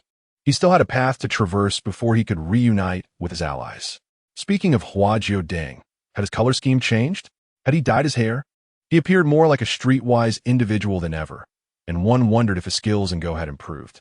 Next time, he would relish in defeating this novice again, finding amusement in the disbelief on his face. It was simply too easy to bully Hua Jiudeng into revealing Lin Qiye's blind box, who, despite being quite adept at Go, was still a novice in other respects. And there was that child, still uncertain whether he was genuine or not. It mattered little. This child could fend for himself, occasionally showing up for meals. One could consider it a daughter's way of honoring her father through cooking. At that moment, he felt an inexplicable urge to smoke as he realized he truly missed them, just a bit. Shen Qingzhu gazed into the distance, watching until he unexpectedly met the gaze of the group. Hua Jiudeng blinked, as if seeing right through him, and the chubby one even gave him the finger. How annoying. His melancholy dissipated, and as for his teammates, let them think of whomever they wished, but he would certainly exclude the rotund one. Shen Qingzhu found it both amusing and exasperating, ultimately turning away. His mission remained unfinished. It was best not to indulge himself too much. Everyone has witnessed the fox mask perched upon the cliff. Hua Jiudeng immediately recognized that it was Shen Qingzhu, not only due to a lingering memory from the original work, but also because of the similarity in their destinies. However, Hua Jiudeng found himself somewhat perplexed. He sensed that there might be a malfunction in his divine perception. After all, why did he see Shen Qingzhu with a child? Wait, whose child is it? In the original narrative, did he have a child? Did he even have a girlfriend? This so-called child appeared somewhat elusive. Oh, Hua Jiudeng understood. This was a child he had unofficially acknowledged, not truly his, yet Shen Qingzhu seemingly believed wholeheartedly in this reality. A complex expression crossed Hua Jiudeng's face, accompanied by a hint of pride.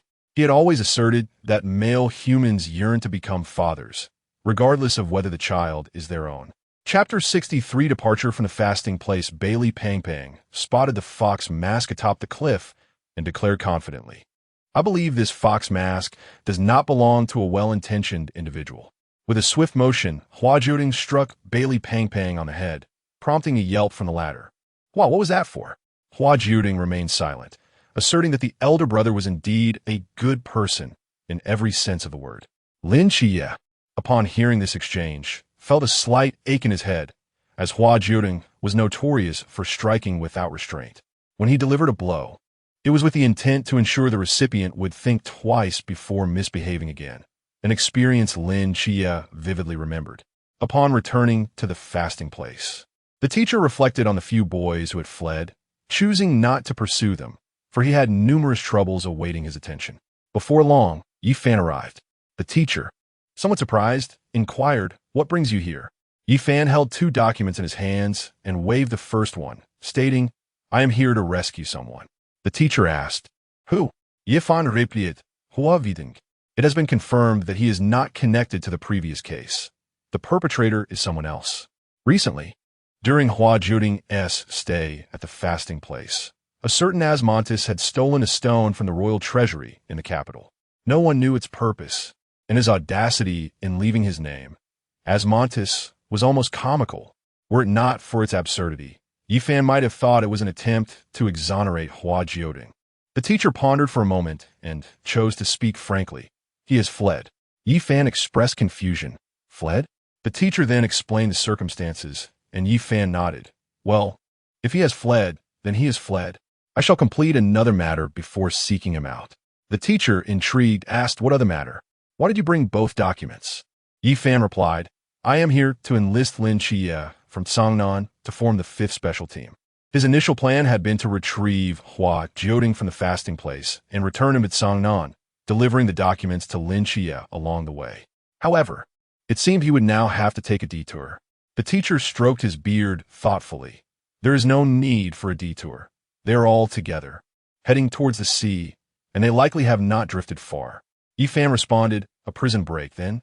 It is of no concern as long as that rigid group remains oblivious. After all, the documents are now in my possession. Meanwhile, the group was adrift at sea, with only roasted fish for sustenance. Hua Jiudeng had the ability to cook, and Bailey Pang Pang could also ignite a fire for grilling. Together, they prepared the fish swiftly, though lacking seasonings rendered the meal rather unpalatable. Anqing hesitated for a long while, contemplating offering some fish to Hua Jiudeng. However, understanding the dire situation, that this was their only food before reaching shore, he knew he must endure. With a sense of melancholy, he took a bite of the roasted fish. Indeed, it was tasteless. Even Hua Jiudeng's efforts could not alter the unfortunate reality of its flavor. As the few individuals had not sailed for long, they soon spotted a silhouette approaching across the ocean. It was indeed a figure clad in a red cloak, armed with a dagger, a quintessential attire of the night watch. However, caution remained paramount. If he was not a member of the night watch, they ought to be wary. If he was, their vessel concealed 2 dangerous superhumans. It seemed that encounters with others seldom bode well. The newcomer introduced himself as Commander Yi Fan of the Night Watch, with Chao Yuan as witness. Yet, this revelation did little to alleviate their suspicions. Lin Qiye positioned Hua Jiudeng behind him, inquiring, Commander Yi, are you here to apprehend us? Is it truly necessary to use such resources for these 2 fugitives? The last ones we encountered were living freely outside. Yi Fan smiled gently. Actually, that is not the case. Hua Jiudeng has been exonerated. May I suggest we sit down and discuss this? The group, though skeptical, felt they had no choice but to allow Yi Fan to take a seat. The plump Chao Yuan even offered an unexpectedly available roasted fish. Yi Fan produced an elaborate headpiece, presenting it to Hua Jiudeng. I apologize for the earlier misunderstanding. You bear a striking resemblance to Asmodeus. You may wear this to signify your identity. Only those adorned with this emblem are recognized as members of the Night Watch, and any misdeeds of Asmodeus will not reflect upon you. Hua Jiudeng accepted it, all right. Upon donning the ornate hairpin, intricate yet surprisingly lightweight, he admired his reflection in the water. Pleased with the appearance, Lin Qiye exhaled in relief at this development. This was the first matter addressed. Yi Fan continued, the second reason for my visit is to seek you out, Lin Qiye. Hua Jiudeng stepped back slightly to observe Lin Qiye, who had yet to arrange his hair, and Xingyu deftly removed the pin and began to style it for him. With expertise, she ensured that the pin would remain secure, even during the most vigorous movements. Hua Jiudeng had the ability to change colors, yet no one had requested this of him, so he opted to conserve his energy and refrain from doing so. Lin Qiye turned his gaze to Yi Fan, uncertain of what this could entail. Yi Fan stated, I would like to invite you to become the captain of a special task force. Kugin Gai. Bai Li, the rotund one, was caught off guard by the roasted fish, and even in Xingyu lost focus, inadvertently tugging at a lock of Hua Jiudeng's hair. Hua Jiudeng grumbled, how infuriating. It's only been a moment since I praised you. You. And Xingyu apologized profusely as she quickly finished styling Hua Jiudeng's hair. She too was somewhat taken aback. Lin Qiye replied, but I am still quite weak. Yi Fan reassured him, I do not intend for you to replace any current team leaders. Rather, I hope you can establish a new, special task force. The special team is not primarily focused on strength, but rather on potential. You possess considerable potential, Lin Qiye. I firmly believe that, as the captain, you can lead this team to great distances. So, are you willing to take on the role of captain for the 5th Special Team as reserve unit? Lin Qiye. That's quite a lengthy title. Lin Qiye, a reserve unit? Yi Fan nodded. Precisely. It is a special team not officially recognized by the Watchers. existing only in name. While you may not appear in official records, you are still required to fulfill your duties. When a region encounters mysteries that the local team cannot manage, it will be your responsibility to assist them in resolving these issues. Hua Jiudeng. It sounds rather dubious. Were it not for the palpable strength of humanity at present, he would surely suspect it to be a scam, akin to securing a public service position without attaining formal employment status. Chapter 64. Here, the most suitable choice is Rolex. Others inquired about various matters, gradually coming to comprehend the true trials and responsibilities of this unique preparatory special team.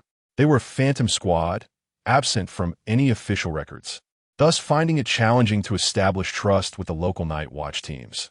They were compelled to confront myriad situations independently. Upon resolving an incident, they could leave their mark to signal to the night watch that the matter was accomplished by them. Before officially becoming the 5th Special Squad, they existed solely as a ghostly entity within high-level documents. As for the functions of the 5th Special Squad, these would not be disclosed to them until they were formally recognized as a special team. To officially become the 5th Special Squad, several conditions must be fulfilled. Firstly, the team must comprise no fewer than 6 members and no more than 9. Secondly, the squad leader, Lin Qiye, must reach the pinnacle of the sea realm, and all other members must also cross the threshold of this realm. Thirdly, the squad must possess experience in defeating a multitude of formidable enemies. Fourthly, they must achieve significant merit, earning a collective commendation of at least a stellar rank, which must be attributed to the team as a whole. Hence, the accolade Lin Qiye acquired during the training camp does not count. Should Lin Qiye choose to assume the role of captain, he would possess absolute authority in selecting team members, including the right to recruit individuals who are not part of the Night Watch. Nevertheless, what truly moved Lin Qiye was Yi Fan's assertion that the responsibilities of the 5th Special Squad were intertwined with the mysteries beyond the fog. Beyond the fog lay the foreign deities that had previously set their sights on Cangnan. Had it not been for a miraculous occurrence, Cangnan would have been obliterated. He cast a glance at Hua Jiudeng. Although lacking concrete evidence, he harbored a lingering suspicion that this matter was somehow connected to Hua Jiudeng. Furthermore, the mysteries beyond the fog might conceal the truth regarding Hua Jiudeng's captivity. He could not forget the chilling sounds that emanated from the microphone during the training climb, the very fears that haunted Hua Jiudeng, accompanied by the uncontrollable retching. These accounts required meticulous reckoning. Lin Qiye finally declared, "Very well, I am willing to assume the position of captain of the 5th Special Squad Preparatory Team." Yi Fan smiled. "In that case, I shall hand over these documents to you. The first mission will be dispatched to this phone. Rest assured, it shall not be overly challenging." With the arrangements made, he prepared to take his leave. "Wait," Lin Qiye called out to Yi Fan, mustering the audacity to ask, "Could you take us back to land?" Yi Fan's smile suggested he might concede to the request, but in the very next moment he replied, "That is the problem you must resolve." It was anticipated that it would not be this simple. The thought of drifting on the water for several more days was somewhat arduous, particularly when facing such insipid fish. I just remembered," Hua Jiudeng exclaimed. Lin Qiye sat up and looked at Hua Jiudeng. "What is it?" Hua Jiudeng replied, "Hold on a moment," until Lin Qiye indicated he would disclose the psychiatric hospital's details. Hua Jiudeng would refrain from revealing anything unilaterally. From the perspective of the crowd, Hua Jiudeng seemed to have vanished for a period, only to return triumphantly bearing a dragon. In reality, Hua Jiudeng had been fervently knocking at the door of a mental health facility until Li Yifei arrived to open it for him. Without hesitation, Hua Jiudeng dashed inside, scooped up the little black dragon, and made his escape. Holding up Mephisto, he exclaimed, "Look, we have a dragon." Mephisto, taken aback, initially thought that Hua Jiudeng had finally remembered him, only to realize that the latter had merely recalled he possessed a mode of transportation. "Let us ride the dragon back," Hua Jiudeng declared. The others glanced at the small boat and the dragon, and Qing Yu voiced her concern. "Isn't this dragon a bit too small? It resembles a weaned hatchling." "Not at all, darling. It will grow larger," Hua Jiudeng reassured. Lin Qiye and Qing Yu fell into a contemplative silence. Indeed, it was merely a little hatchling. Mephisto observed the group with a hint of disdain, but ultimately succumbed to Hua Jiudeng's eager gaze, transforming into a magnificent dragon. With one wing lowered, it provided a more accessible means for the others to ascend. As for Hua Jiudeng, the dragon could conveniently use its tail to offer him a lift. Perched atop the dragon's back, Hua Jiudeng waved to the others, beckoning them to hurry up. Lin Qiye thought to himself, in moments like this, it becomes evident that in this world, superficial appearances hold undeniable weight. Even a dragon recognized the merit of treating the most aesthetically pleasing with special regard. Previously, their journey by boat was expected to stretch over 2 or 3 days. Yet now, riding the dragon, they arrived in just over 2 hours. It was indeed remarkably swift. Once they dismounted, everyone except Hua Jiudeng felt a touch of nausea. While one might commend the dragon for its skill, noting that it had caused the others to be unceremoniously tossed about, it could not be overlooked that Hua Jiudeng remained unaffected. This dragon evidently possessed a cunning intellect. Due to the rapid return journey and the somewhat jarring means of travel, the group decided to indulge in a hotel stay, courtesy of the generous Hua Jiudeng, who arranged individual rooms without concern for the several thousand or tens of thousands of coins spent. Lin Qiye had initially intended to admonish Hua Jiudeng for his reckless wandering, hoping to instill in him a sense of caution. However, Hua Jiudeng preemptively ushered in Qingyu into his room. Lin Qiye pondered, what could this mean? Yet, Hua Jiudeng had no malicious intent. He merely wished for Qingyu to assist him in examining the item previously given to him by Asmodeus, which still embedded in his thigh, was causing discomfort. He thought it best to have Qingyu remove it, while also determining its purpose. After sharing his thoughts, Qingyu fell silent for a moment before stating, "On your thigh, you say," Hua Jiudeng responded. "I'm not sure what you're implying." Regardless of Qingyu's thoughts, he efficiently entered a state of experimentation, deftly removing the object. After meticulous examination, Qingyu concluded that it was designed to mask one's presence. Ah, it masks one's presence. Hua Jiudeng suddenly realized, understanding that this meant he would no longer need to suppress his power to prevent his aura from leaking. Perhaps he could reattach it for me. Qingyu smiled gently, suggesting, "I shall fashion you a small ornament." Hua Jiudeng replied, "That sounds delightful." He exited Hua Jiudeng's room, but did not return to his own immediately. Instead, he sought out the other 3 companions. Those ornaments were rather ostentatious. He decided to rummage through Bailey Pong Pong's pockets to see if he could unearth some suitable treasures.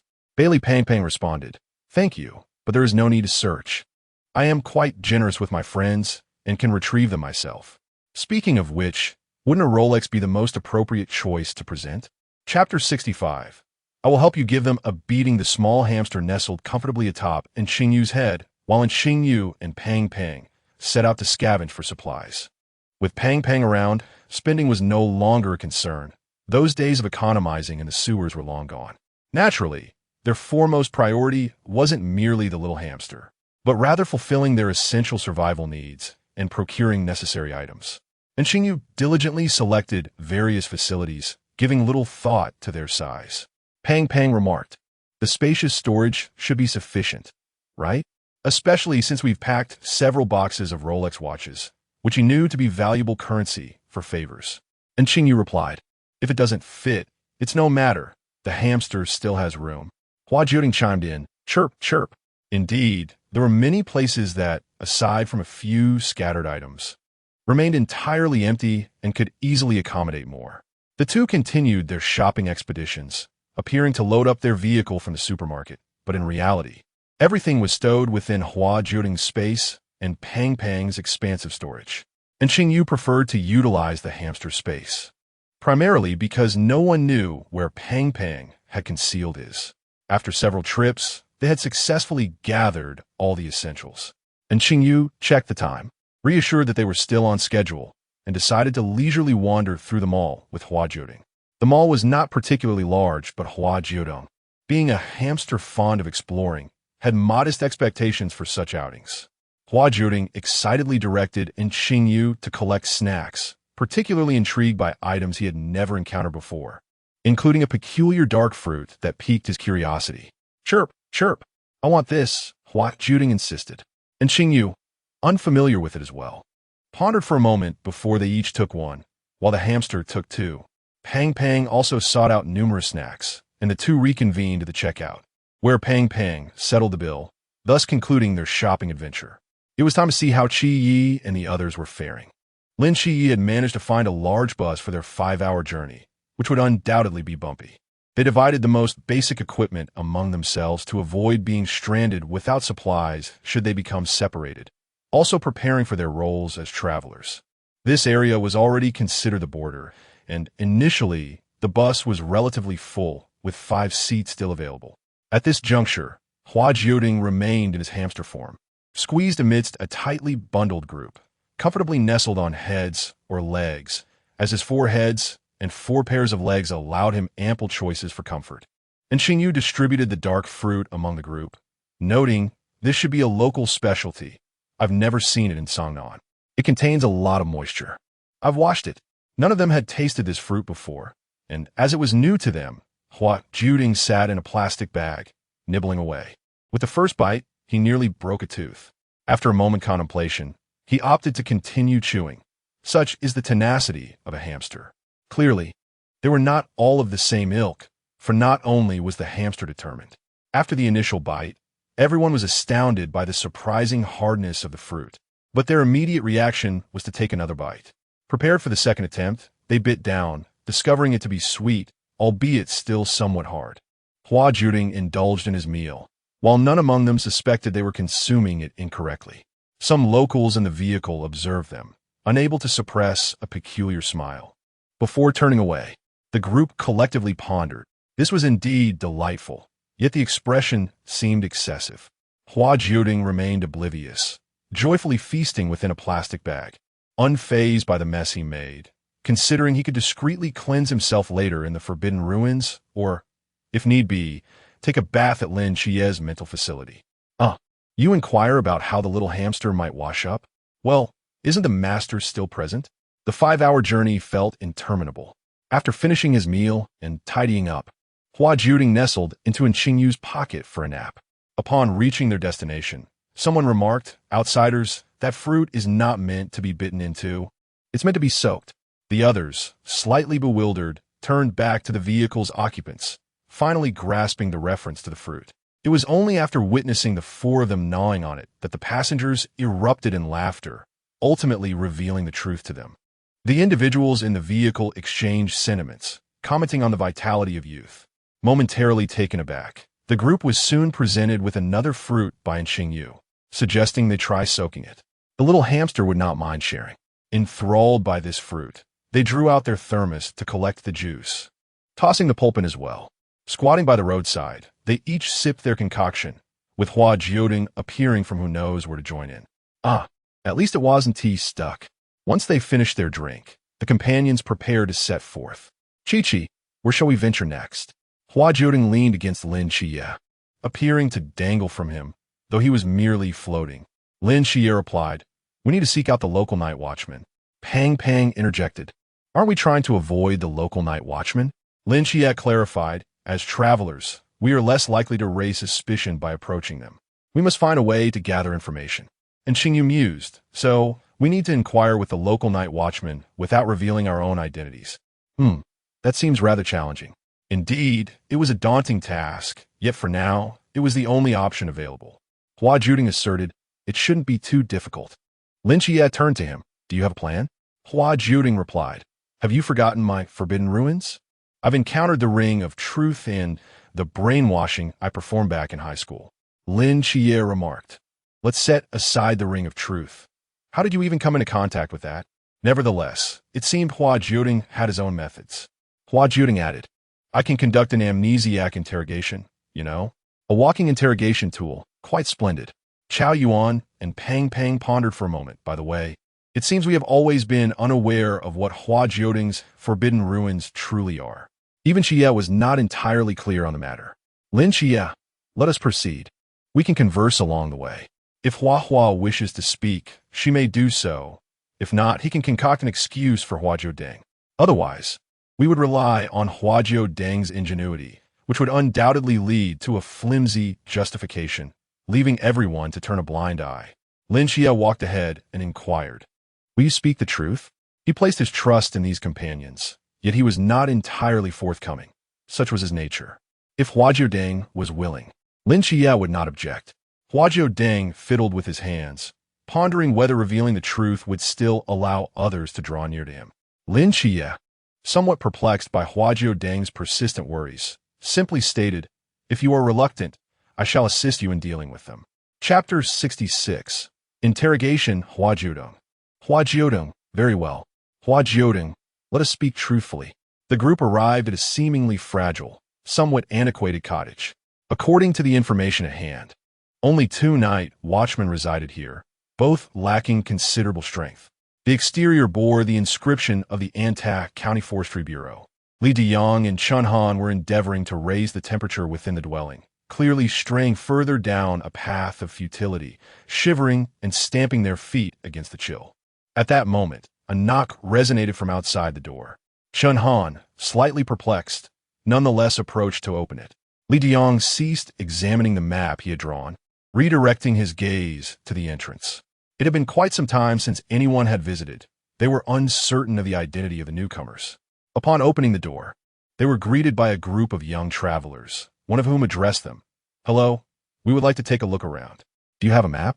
This was merely a gentle opening line, as the real reliance would soon fall upon Hua Jiudeng. Observing from aside, Hua Jiudeng whispered, "Chi, I sense that middle-aged man poses a problem. Success is not guaranteed. At present, the deities of the Chuanjing remained in their prime, and it was uncertain whether they could intimidate the still amnesiac deity of the Daxia. They should be evenly matched now. Perhaps success was still within reach." Lin Qiye felt a momentary surge of anxiety, but quickly relaxed, realizing it was inconsequential. Other plans were at hand, should this one falter. Hua Jiudeng made another attempt. Clutching a plump Rolex, he stepped forward to grasp Li Diyang's hand. "Greetings, we are here for tourism. Might you share any important details with us?" He maintained his grip on Li Diyang's hand, his gaze fixed upon him, confirming that he could still exert influence over the Daxia deity. Indeed, previously, Erlang Shun had also found himself at a loss against him. Consequently, Hua Jiudeng exchanged a knowing glance with Lin Qiye, while Chao Yuan and the rotund companion, in a manner reminiscent of ruffians, swiftly led Chun Han away. Thus, with Hua Jiudeng embodying the human form of the Ring of Truth, Lin Qiye was able to clarify all his inquiries, after which Hua Jiudeng proceeded to subtly influence the two. Splendid. The group promptly made their escape. The 2-night watchmen would scarcely recall the visitors to this cottage, at most, retaining a vague impression of a band of travelers who had come and gone. Once distanced, Lin Qiye remarked, "I never imagined our inaugural mission would resemble that of brigands." And Qingyu replied, "As long as we accomplish the task, that is what matters." The rotund companion chimed in, "I told you the Rolex would prove useful." Chao Yuan commented, "I believe the one with the least involvement here is indeed the Rolex." Hua Jiudeng retorted, "Clearly, it was my contribution that proved valuable. Why is no one praising me?" The 4 exchanged glances and launched into an exaggerated, theatrical round of compliments directed at Hua Jiudeng, continuing until he transformed back into a diminutive hamster and leaped into Qingyu's pocket. "Wretched humans," he thought. "Even deities lack your audacity. The sound of your flattery could surely trigger an avalanche." Lin Qiye observed the little hamster nestled in Qingyu's pocket, attempting to extract him. Unbeknownst to him, the enchanting figure of the 9 lanterns was fond of hanging around him, while the little hamster took a liking to seeking out Qingyu, although he had yet to touch it. Lin Qiye pondered for a moment before swiftly darting away. Qingyu, lacking Lin Qiye's agility, failed to evade him, and the little hamster nestled in his pocket was snatched away. Qingyu's gaze towards Lin Qiye bore a hint of reproach and resignation. "Qiye, is this really necessary?" Lin Qiye replied, "Let me just hold it. It's rather chilly." Qingyu retorted, "Do you truly believe that? It's cold indeed. Let us go, we must set off." The group traversed the forest like ordinary people, where speed was not of the essence. They needed to conserve their energy to guard against the unknown mysteries that could emerge from anywhere. When they entered the woods, the sun had already begun to set, leaving only silhouettes, and after some time, night had fully descended. At this juncture, there was no need for rigorous training. They were not here to conquer the mountain, but to uncover its secrets. They had scrutinized the map repeatedly, and Fatty had even taken photographs, though regrettably, his clever snapshots would ultimately go unused, as Yang Jin had her own thoughts. Rather than delving deeper into the forest, they sought a suitable spot to camp. Lin Qiye discovered a spacious area, ensured it was devoid of danger, and beckoned the others to set up camp there. At this moment, Fatty's well-prepared space proved invaluable. He promptly produced several tents, ignited a campfire, and unveiled the dinner he had meticulously prepared. These tents were not only expensive, but also remarkably comfortable. Fatty astonishingly produced a mattress, blankets, and pillows, truly an overabundance of amenities. As it was still too early for slumber, Lin Qiye suggested a storytelling session. A storytelling session? The Nine Lanterns inquired with keen interest. After contemplating, Lin Qiye nodded. We could also consolidate the information we have gathered thus far. Fatty then brought out a hot pot stand and pot, while the residual heat allowed for some skewers to be grilled. Lin Qiye's lips twitched slightly. I hadn't anticipated your thoroughness. Fatty waved his hand dismissively. There's more. There is plenty in Hua's space. Very well, Lin Qiye replied. The group gathered around the hot pot, and unbeknownst to them, a dragon had appeared around the neck of the Nine Lanterns as a scarf. Lin Qiye remarked, not far ahead lies the abandoned forest farm, a site of mysterious occurrences. So far, no unusual energies have been sensed. We shall explore it further tomorrow. Yang Jin added, I have heard some folklore. I wonder if it might be relevant here. Fatty interjected, you should have told us earlier, Hua. The sesame paste is delicious. Don't just eat the vegetables without dipping them. The Nine Lanterns responded, all right, let me give it a try. With her thoughts organized, Yang Jin began to narrate her story, and the atmosphere truly felt like a storytelling session. The tale revolved around the realm of death within the forest.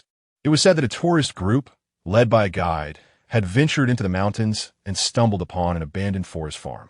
Among the group, someone adamantly claimed to have seen a moving paper figure, whom we shall refer to as Old Wang. However, none believed it.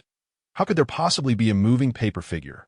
Yet, days passed, and Old Wang remained with the tour group, growing increasingly taciturn, until one day, the members of the tour finally beheld a moving paper figure, lurking behind the trees and observing them. It was unmistakably slender, resembling the most ordinary of paper dolls. The most terrifying aspect was not merely that this paper figure could move, but rather, it bore an uncanny resemblance to Old Wang's face. Yet, Old Wang was still among the tour group. The question arose, could Old Wang truly be a paper figure? Chapter 67. The Paper Man's Possession in this tale. The focus gravitates towards the concept of the paper man's possession, wherein the soul of the paper figure inhabits Old Wang's body, transforming him into the paper man. Hua Jiudeng interjects, can I seize the body of the paper man? Strictly speaking, he currently possesses no physical form. Lin Qiye responds, do not be too eager, Hua. Would you truly wish to become a two-dimensional being? Even your unparalleled beauty would falter in a profile view.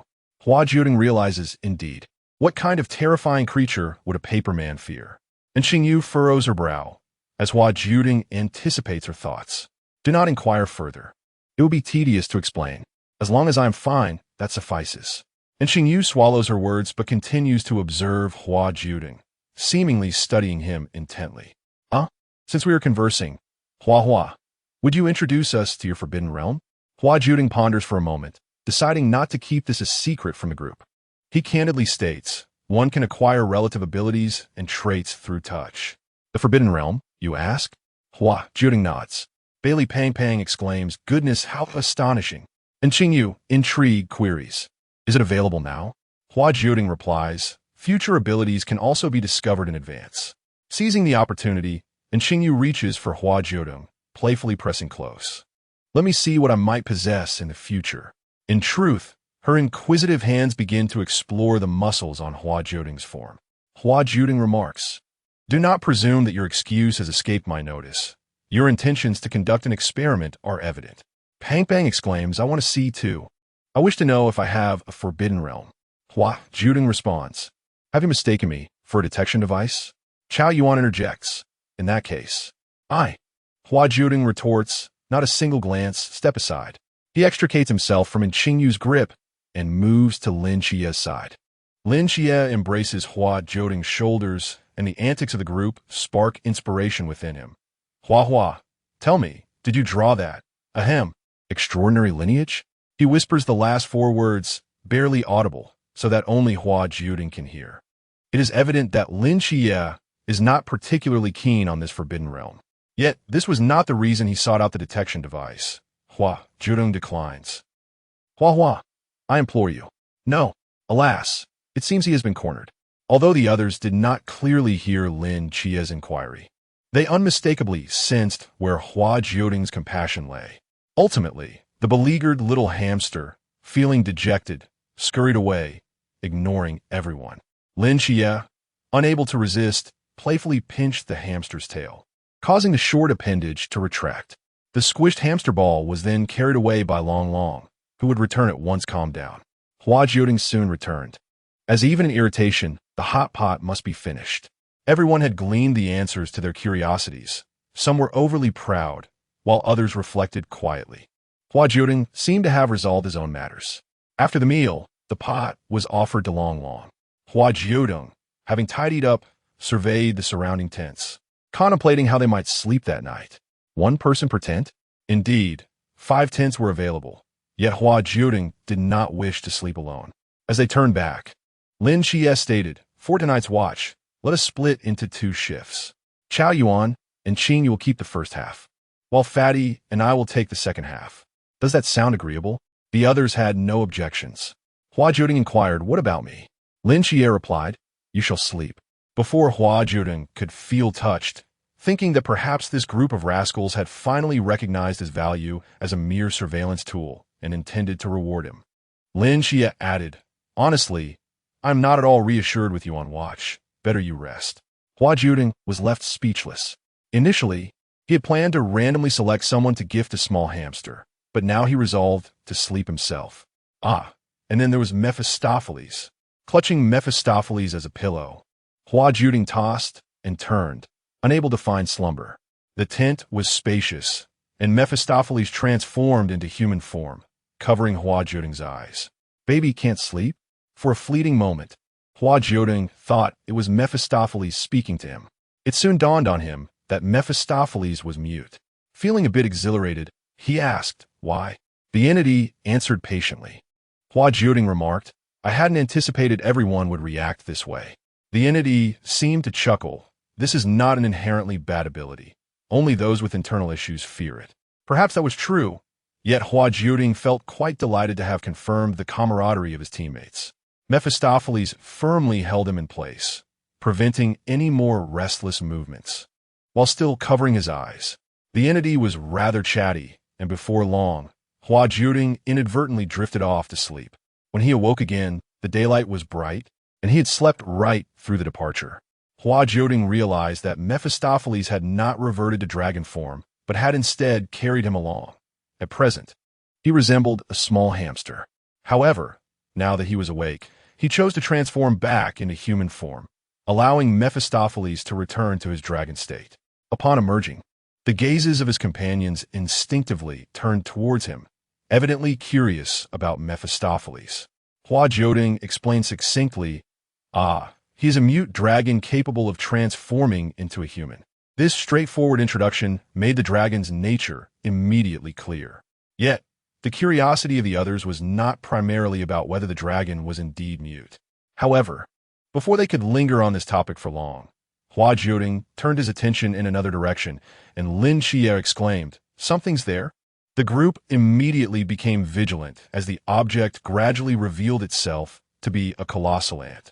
Magnified countless times, the ant was undeniably terrifying, with enormous mandibles, excessively long antennae, and legs that appeared both grotesque and fearsome. This ant was not particularly formidable, and the group managed to dispatch it with relative ease. And Qingyu took the carcass to dissect, while the others observed and discussed with Hua Jiudeng. This creature seemed to possess only the strength of Chuan, as noted in the previous reports from the Night Watchman, although I suspect there are many more. Ants are social creatures after all. If there were thousands of monsters of this caliber, even we would find it quite challenging to withstand. And Xingyu suggested, thus, we should seek the Ant Queen. Without her, these ants pose no real threat. Lin Qiye looked at him. Are you all right? Hua Jiudeng cast a glance at the corpse and could not help but admire in Xingyu's remarkable skills. The deceased's visage appeared remarkably serene and beautiful, a testament to a physician capable of instilling peace in the final moments of life. And Xingyu nodded gently, inquiring if a corpse was needed. Lin Qiye affirmed, proceeding to tidy up the remains. By the way, regarding the queen ant, Bailey Pang Pang turned his gaze toward Hua Jiudeng, sensing that Hua was quite fitting for the role. Hua Jiudeng responded with a hint of disbelief, asserting that he bore no resemblance to the queen ant, who was rather unsightly. How could they be compared? He was male, and he hoped certain members could acknowledge this fact. Lin Qiye looked up and remarked, that seems to hold some truth. Can you take on the role, Ding? Hua Jiudeng replied, only if the anthill lacked a queen. How infuriating. Chapter 68. The terrifying paper man, the imposing figure of the man, was no longer sustainable. He could only resort to the queen ant as a mere facade. After the group dispatched the ant, they prepared to investigate the nearby abandoned forest. Strangely, as soon as they stepped into the woodland, a dense mist began to rise, enveloping the entire area. Although it was daylight, the surroundings grew dim, as if they had unwittingly wandered into an unknown realm. The group immediately adopted a cautious stance, their hands resting on their weapons, ever prepared for confrontation. Hua Jiudeng sensed an unusual aura, which he could only attribute to a repulsion towards foreign deities. This place seemed to reject him as an outsider, suggesting the presence of the great Xia's divine essence, perhaps even that of a divine kingdom. Fengdu? Was it mentioned in the novel? However, after circling the forest, they encountered nothing at all, and Lin Qiye perceived no signs. Turning his head, he noticed Hua Jiudeng seemingly fixated on a particular direction, his expression remarkably calm, though Lin Qiye wondered what had captured his attention. Following Hua Jiudeng's gaze, Lin Qiye was suddenly startled and instinctively pulled Hua Jiudeng back a few steps. There, unmistakably, stood a paper man. Not to mention, had he forgotten to instruct Hua Jiudeng on the nature of danger? Hua Jiudeng reassured him, it's nothing to worry about, Chi-Chi. This paper man poses no threat. It merely seeks to frighten. Lin Qiye chose to ignore Hua Jiudeng's words, remaining vigilant as he watched the paper man. Yet in a fleeting moment, the figure vanished from his sight. Gone? With the disappearance of the paper man, the mist gradually dissipated, sunlight streaming through the gaps, illuminating the surroundings once again. No one could ascertain the intentions of the paper man, as it appeared to merely announce its existence with ostentation. The group decided to stay a while longer, occasionally venturing into the forest to test the waters, yet the mist never reappeared. Lin Qiye furrowed his brow, realizing they had squandered an entire day near the woodland without any discoveries. If no revelations emerged by nightfall, they would depart. Fortunately, the camp remained intact, with the enticing aroma of hot pot and pizza wafting through the air. Pang Pang inquired, Qiye, would you like something to drink? Lin Qiye responded, chocolate, I suppose. Hua Jiudeng chimed in, I want chocolate too. This reality diverged somewhat from his envisioned wilderness survival, yet it was not without its merits. After Lin Qiye finished his meal, he sat aside, observing Hua Jiudeng refill his cup, contemplating whether this fellow even needed to use the restroom, as he had never witnessed it. Lin Qiye turned his gaze towards the shadowy forest, where a pair of eyes gazed back at their lively gathering. A child seemingly slung across its back. An ant. He could handle it himself. Anqingyu also noticed, biting into a beef ball. Qiye, let's leave one alive. We can use it to locate the queen ant. Lin Qiye agreed. His Starry Night Dancer would prove useful. While they continued to enjoy the hot pot, they had already subdued the ant, and the young girl had been rescued. The little girl now appeared merely to have fainted, still drawing breath. At this moment, Anqingyu ceased her meal and joined Lin Qiye in placing the ants into a box. She deftly performed a minor procedure on the ants, rendering them more docile, preparing to take them away shortly. What to do about the little girl? Lin Qiye pondered. It seemed they would have to take her along as well. They could not afford to waste any more time. The area of the mysterious assault had expanded, and they must not linger. They would find a safer location later, where he could arrange for someone to care for her. The plump one expressed his confusion. Find someone? Lin Qiye replied, I have a plan. Hua Jiudeng lifted Mephistopheles. He can look after her. Although Mephistopheles was being hoisted, it was evident he was reluctant to part from Hua Jiudeng. His tail still entwined around her garment, unwilling to let go. Lin Qiye found the dragon increasingly irksome, contemplating whether to leave it behind. Perhaps it would be best to have it stay and care for the girl. This dragon certainly seemed quite capable. As night fell, the mist rose once more. The plump one, and Qingyu, and Mephistopheles remained to guard the camp, while the little girl was left there as well. The others cautiously ventured back into the fog. The forest, now shrouded in darkness, felt even more eerie than during the day. Human fear often stems from imagination. In this obscured visibility, they could not shake the notion that monsters lurked, watching them with ravenous intent. And there were the concealed paper figures, in the darkness, their black eyes gazing, thirsting for the flesh of the living. Ha ha ha! It seemed the wind carried laughter through the treetops, or perhaps it was someone chuckling in the shadows.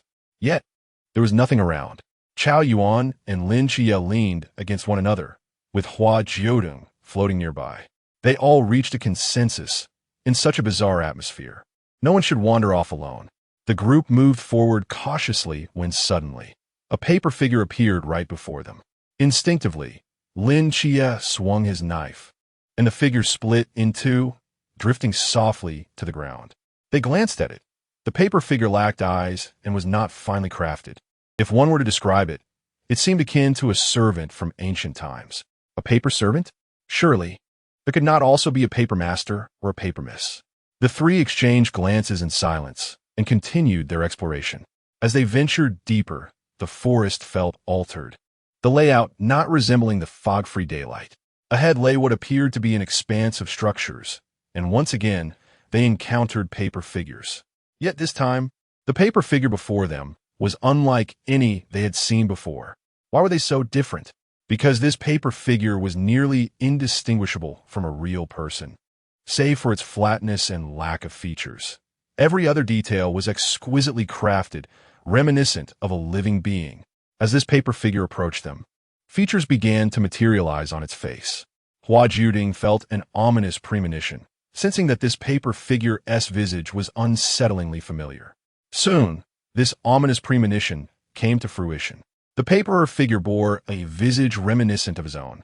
Yet, it cannot be said to be an exact replica. The countenance of a deity is not so easily duplicated. With a beguiling smile, the enchanting Hua Jiudeng approached, her fingers adorned with long crimson nails, her eye sockets resembling voids, devoid of any pupils. Hua Jiudeng remarked, well, he has come to realize that this miniature realm lacks any other faces. His own visage can be recycled ad infinitum. Male, female, slightly grotesque, or fearsome. All identical. Infuriating. If this continues, he shall have to start collecting royalties. Oh no, it's time to commence. This paper figure shall be the first subject. Chapter 69. The Wild Hot Pot. Although the royalties could not be collected, the paper figure could be the first to approach him. The paper figure could only float, reminiscent of a dilapidated television set. Perhaps it was an issue of magnetic fields. In any case, before several individuals, it resembled a flickering old TV screen filled with static. The paper figure drew closer as the snowflakes descended, only to remain stationary when they vanished. With a few swift movements, the paper figure's target became clear. It found Hua Jiudeng. The crimson nails nearly grazed Hua Jiudeng's cheek, but a layer of golden light manifested before him, repelling the advance. The paper figure made no effort to force contact, sighing theatrically, "Your face is truly exquisite. If only I possessed such a visage, you would meet a far worse fate." Hua Jiudeng replied, his expression devoid of emotion yet stern, his dark, obsidian eyes fixed upon the paper figure, which in turn gazed back at him. Hua Jiudeng discerned the paper figure's past and present, letting out a sigh. "Why don't you leave on your own?" The paper figure was relentless, unwilling to relinquish its hard-won prey. "No, I desire your face, your skin. It is too beautiful, too beautiful." The paper figure appeared to spiral into madness, its voice trembling and crackling as it distortedly collided with the golden light before Hua Jiudeng, gazing at him with an almost desperate longing. Hua Jiudeng, having reached his limit, transformed his gaze. His eyes morphed into a shade of violet, emanating a gentle luminescence. With a mere flicker of his eyes upon the paper figure, that violet light descended upon the frenzied entity. Upon contact, it ignited as if engulfed in flames, scorching the paper figure's form.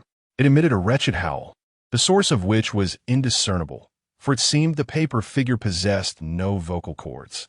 The three onlookers observed as the paper figure writhed on the ground, and after a strenuous effort to extinguish the flames, it vanished without a trace, no longer daring to covet any skin or beautiful face.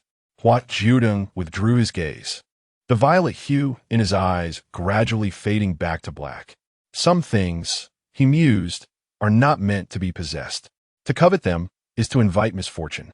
The paper figure, scorched by Hua Jiudeng, bore a faint mark, which Hua Jiudeng intended to follow to pilfer from the paper figure's origin. One paper figure, being two-dimensional, could be combined with several others to create a three-dimensional entity. Lin Qiye and Chao Yuan, still processing the events, were taken aback as the paper figure vanished. Lin Qiye looked at Hua Jiudeng in astonishment. What was that just now? That flame seemed to sear the very soul of the paper figure. Yet it bore no warmth upon contact. Hua Jiudeng replied, perhaps it is some form of malevolent energy, the lustful fire of the god of desire. Where there is desire, it can incinerate all. It is a divine judgment upon humanity. He had recently made this discovery primarily within the confines of the fasting sanctuary. The sanctuary had imparted much knowledge to him. As the mist dispersed once more, they walked through the forest for quite a while without the fog rising again. Perhaps the blow from Hua Jiudeng had rendered it too fearful to reappear. The trio departed from the forest farm, and outside, the little girl had awakened. Pang Pang offered her a morsel of food and had even fashioned a cloak for her. It seemed inappropriate for the three robust men to huddle closely together for sleep. And given the current circumstances were not dire, it sufficed to pitch the tent in the center and maintain a vigilant watch.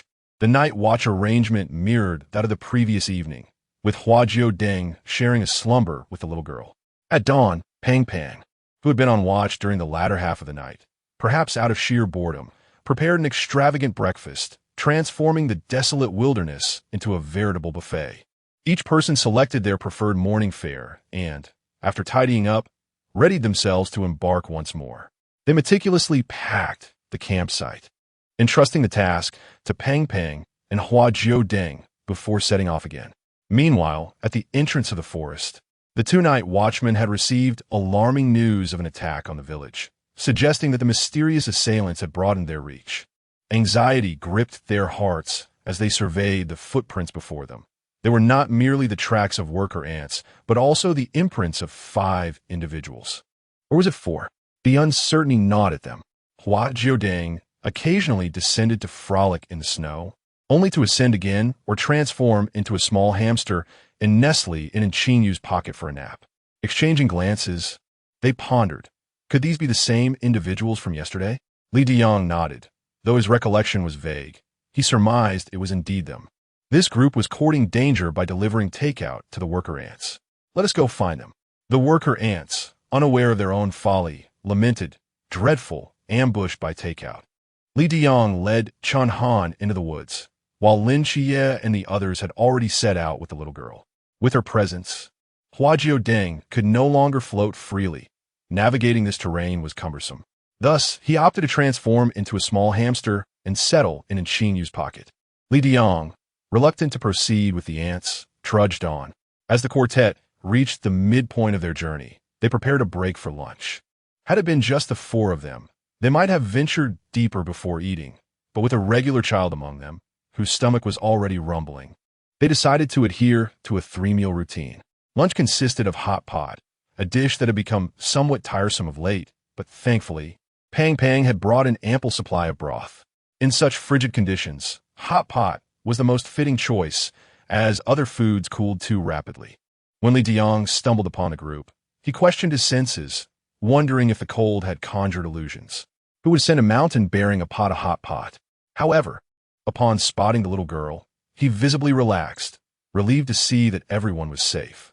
Li Diyang inquired, "What brings you here?" Lin Qiye, acknowledging Li Diyang's presence, replied with unfeigned honesty, "We're here for a little adventure, also capturing some footage. We're gathering material for a documentary." Li Diyang asked, "What about your equipment?" Li Pang, setting down his backpack, began to pull out various pieces of photography gear, tripods, cameras, and even a ring light for illumination. Li Diyang responded, "I'll reluctantly accept that." He then gestured to the little girl. "And what of this child?"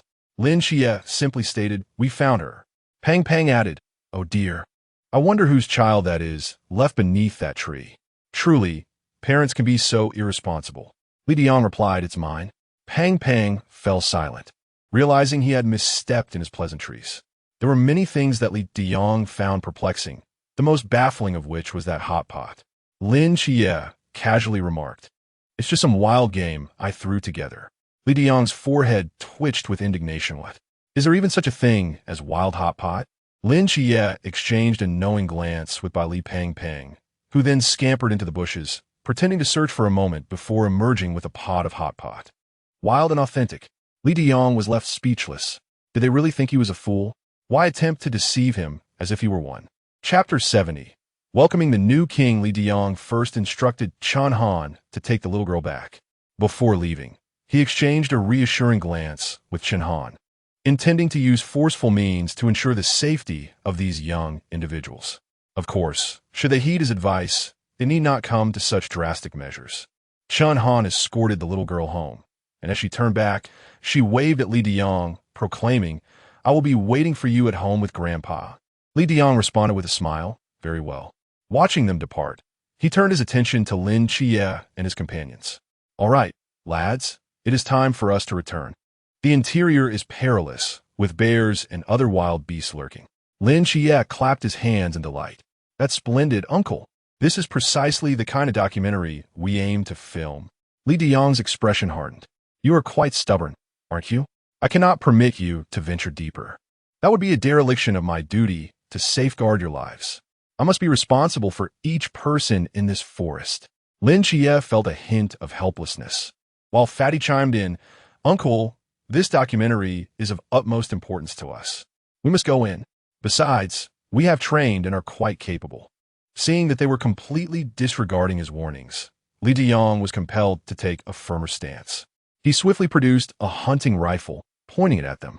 "Return at once. Otherwise, I shall have to resort to extreme measures." He referenced a certain country's police who resorted to drastic actions to prevent youth suicides. "Must it come to this, uncle?" Lin Qiye replied, feeling reluctant to confront the local guardians. Li Diyang insisted, "You must return." With a resigned sigh, Lin Qiye prepared to take a firmer approach, for it was now a matter of who would yield first. He swiftly positioned himself before Li Diyang, easily seizing the rifle from him, leaving Li Diyang bewildered. With a swift motion, Lin Qiye spun the rifle around, returning it to Li Diyang's hands. "Uncle, we have trained for this." Li Diyang, skeptical, pointed to Fatty. "What about him?" Lin Qiye glanced over. "The foolish son of a landlord, a necessary investment, insists on accompanying us." Fatty interjected, "I possess considerable skills as well." Ignoring Fatty's boast, Lin Qiye continued his introductions. He pointed to Chao Yuan, bodyguard. Then to Qingyu, doctor, we rely on him for treatment in case of emergencies. To ensure their team appeared well equipped, Lin Qiye retrieved the fluffy hamster from his pocket, declaring, "Our mascot, a good luck charm for our journey." Lin Qiye asserted that they formed a well-prepared team with nothing to worry about. Hua Jiudeng was carefully placed back in Lin Qiye's pocket, despite Qingyu's failed attempt to intercept.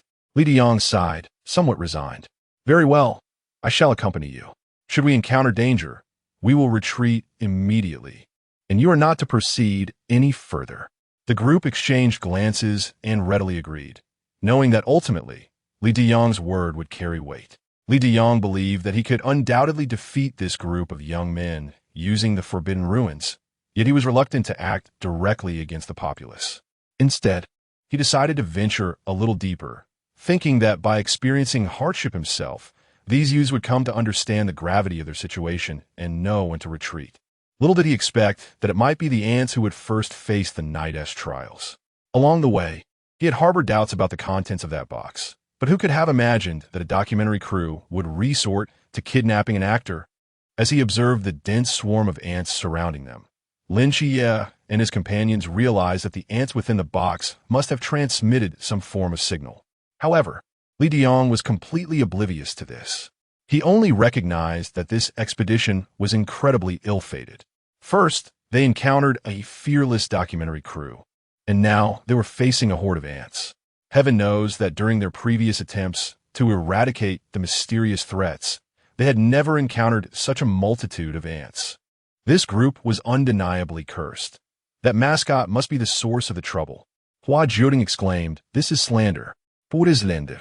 With a sense of resignation, Li Diang addressed Lin Qiye and the others. "I will delay them for a bit. You all run as far as you can. Perhaps now you understand the folly of recklessness." Before he could finish, and Xingyu patted him on the shoulder, saying, "Uncle, step back." Li Diang was momentarily bewildered, so much so that he failed to react immediately, obediently taking a few steps back under Xingyu's urging. Then realization struck him. Wait a minute. Li Diang was dumbfounded. Although the swarm of ants was formidable, he felt that he might need to exert every ounce of strength to ensure the survival of these young individuals. Suddenly, he saw the young man pull out a hamster. What can a mere mascot accomplish? The little hamster, seemingly just roused from slumber, quickly transformed before Li Diang's eyes into a handsome, slender youth. Li Diang's jaw nearly dropped in disbelief. Was this truly a person? Was this the Forbidden Ruins? These individuals were no ordinary folk. What could their purpose be? In an instant, myriad thoughts flooded his mind, but he fixated on the most pressing question. Were these people truly benevolent? If not, the surrounding towns would undoubtedly be in jeopardy. And Xingyu discerned Li Diang's concerns and offered reassurance. We are not villains. We are a specialized team. As for our identities, it may sound harsh, but out here, one must define oneself. Hua Jiudeng was conducting an experiment, while Xingyu was dissecting. He had been attempting to merge the fish species abilities he acquired from Xingyu with the aura of these ants, barely grasping the method to become a queen ant. And Xingyu had chuckled at the time, remarking, "Indeed, it can reproduce. The combination of two into one could certainly be deemed a form of reproduction," which incited Hua Jiudeng to bite off a tuft of Xingyu's hair in frustration. In any case, the present moment was an experiment. In the absence of the ant queen, he sought to ascertain whether he could corner and control this swarm of worker ants for his own purposes. Should that fail, he would resort to annihilating them. Around the 9-flower lantern, a gentle radiance envelopes the surroundings. For a moment, the once restless swarm of ants fell into a hushed stillness, their antennae communicating in silent inquiry. This is the pivotal step. The outcome hinges upon this very moment. The brilliance surrounding the 9-flower lantern intensified. In a corner of the ear, Stud appeared to have faintly fractured. He was on the brink of reaching the sea realm. Is this the sensation of human cultivation? For the first time, 9-flower lantern experienced a hint of novelty. The ants' communication, though silent, was palpably evident.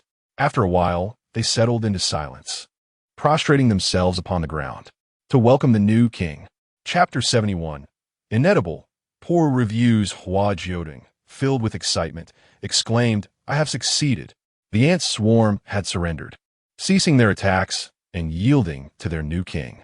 Hua Jiudeng confirmed that even if these ants returned to their colony, they would no longer be influenced by the true ant queen. These ants had completely transformed into his subordinates. Flower power. Lin Qiye applauded Hua Jiudeng, stating that the ants in the box could now be disposed of, as they had shown no obedience within their confines. And Xingyu stepped forward to carry the box, determined to ensure that the ants met their end appropriately. Li Diang stood in audace, observing Hua Jiudeng. Isn't the purpose of such a creature to serve as a beloved mascot? Who would nurture a peak-level mascot from the Chuan realm? He began to believe that these individuals were indeed the 5th special team. Otherwise, it would be inconceivable for them to accomplish such absurd feats. Hua Jiudeng commanded the ants to return to their anthill and resume their previous activities, leaving one to guide them. Lin Qiye approached Li Diyang and asked, "Uncle, are you reassured now?" Li Diyang replied, "I am now somewhat concerned about Lin." He rubbed his face and added, "No, you lack documentation. I still feel uneasy. I will accompany you on the journey ahead." Lin Qiye had no objections. If Li Diyang wished to follow, so be it. Their next task was to eliminate the anthill, which would signify the completion of their mission. Following the solitary ant, the group successfully located the anthill. The ant seamlessly integrated into the procession, while Lin Qiye observed the lengthy line of ants from a distance. After some contemplation, he decided to transform into an ant to blend in, with Hua Jiudeng joining him. Both possessed shape-shifting magic, and as the new ant queen, Hua Jiudeng could create greater chaos. The two large ants silently merged into the throng, but as they advanced, they sensed something awry. Ahead lay the ant queen, yet each ant carried offerings, while they bore nothing. After a moment of thought, Lin Qiye produced an item. Upon seeing this, Hua Jiudeng realized he need not devise a plan. However, in the spirit of camaraderie, he hoisted Mephisto onto his back. Mephisto, feeling despondent, thought to himself. Soon, it was Lin Qiye's turn in the procession. The ant queen consumed all the previous offerings, and this time was no exception. Yet, something peculiar occurred. The creature on this ant was alive and gazed at them in confusion. Intriguing, it was consumed. The ant queen swallowed the mummy, Moo, that Lin Qiye carried, while Hua Jiudeng slowly advanced, unaware of when Moo would unleash his power.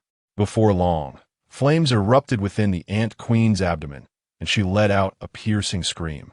Realizing the imminent danger, she finally stood and fled. Remarkably, Moo had not destroyed her. Despite her abdomen being nearly shattered, she somehow survived, showcasing the resilience characteristic of the mysterious beings from the sea realm. Lin Qiye pursued without hesitation, with Hua Jiudeng clinging to Mephisto's claw. Aware of his intentions, Mephisto quickly followed suit. As Lin Qiye chased after them, he attempted remote attacks, but his skills were inadequate. As long as he remained outside the detection range of the mortal realm, he could not land a hit. Frustrated, he accelerated his pursuit. The ant moved with remarkable speed. Eventually, the ant queen darted into a hole, and Lin Qiye leaped in after her, only to find the ant queen disappearing into an unfathomable abyss. He halted, uncertain of what lay beneath, as the environment around him shifted into something peculiar, revealing an ancient bronze door behind him. Gazing at the door, which seemed out of place in the ant nest, he pondered what might be inside. This fleeting moment of contemplation caused Lin Qiye to completely lose track of the ant queen. Standing by the abyss, he began to assess whether he possessed any abilities that could be of use in this situation. However, the bronze door did not afford him much time for deliberation, as a paper figure materialized before him. Unlike the paper figures he had encountered previously, this one bore a face of its own.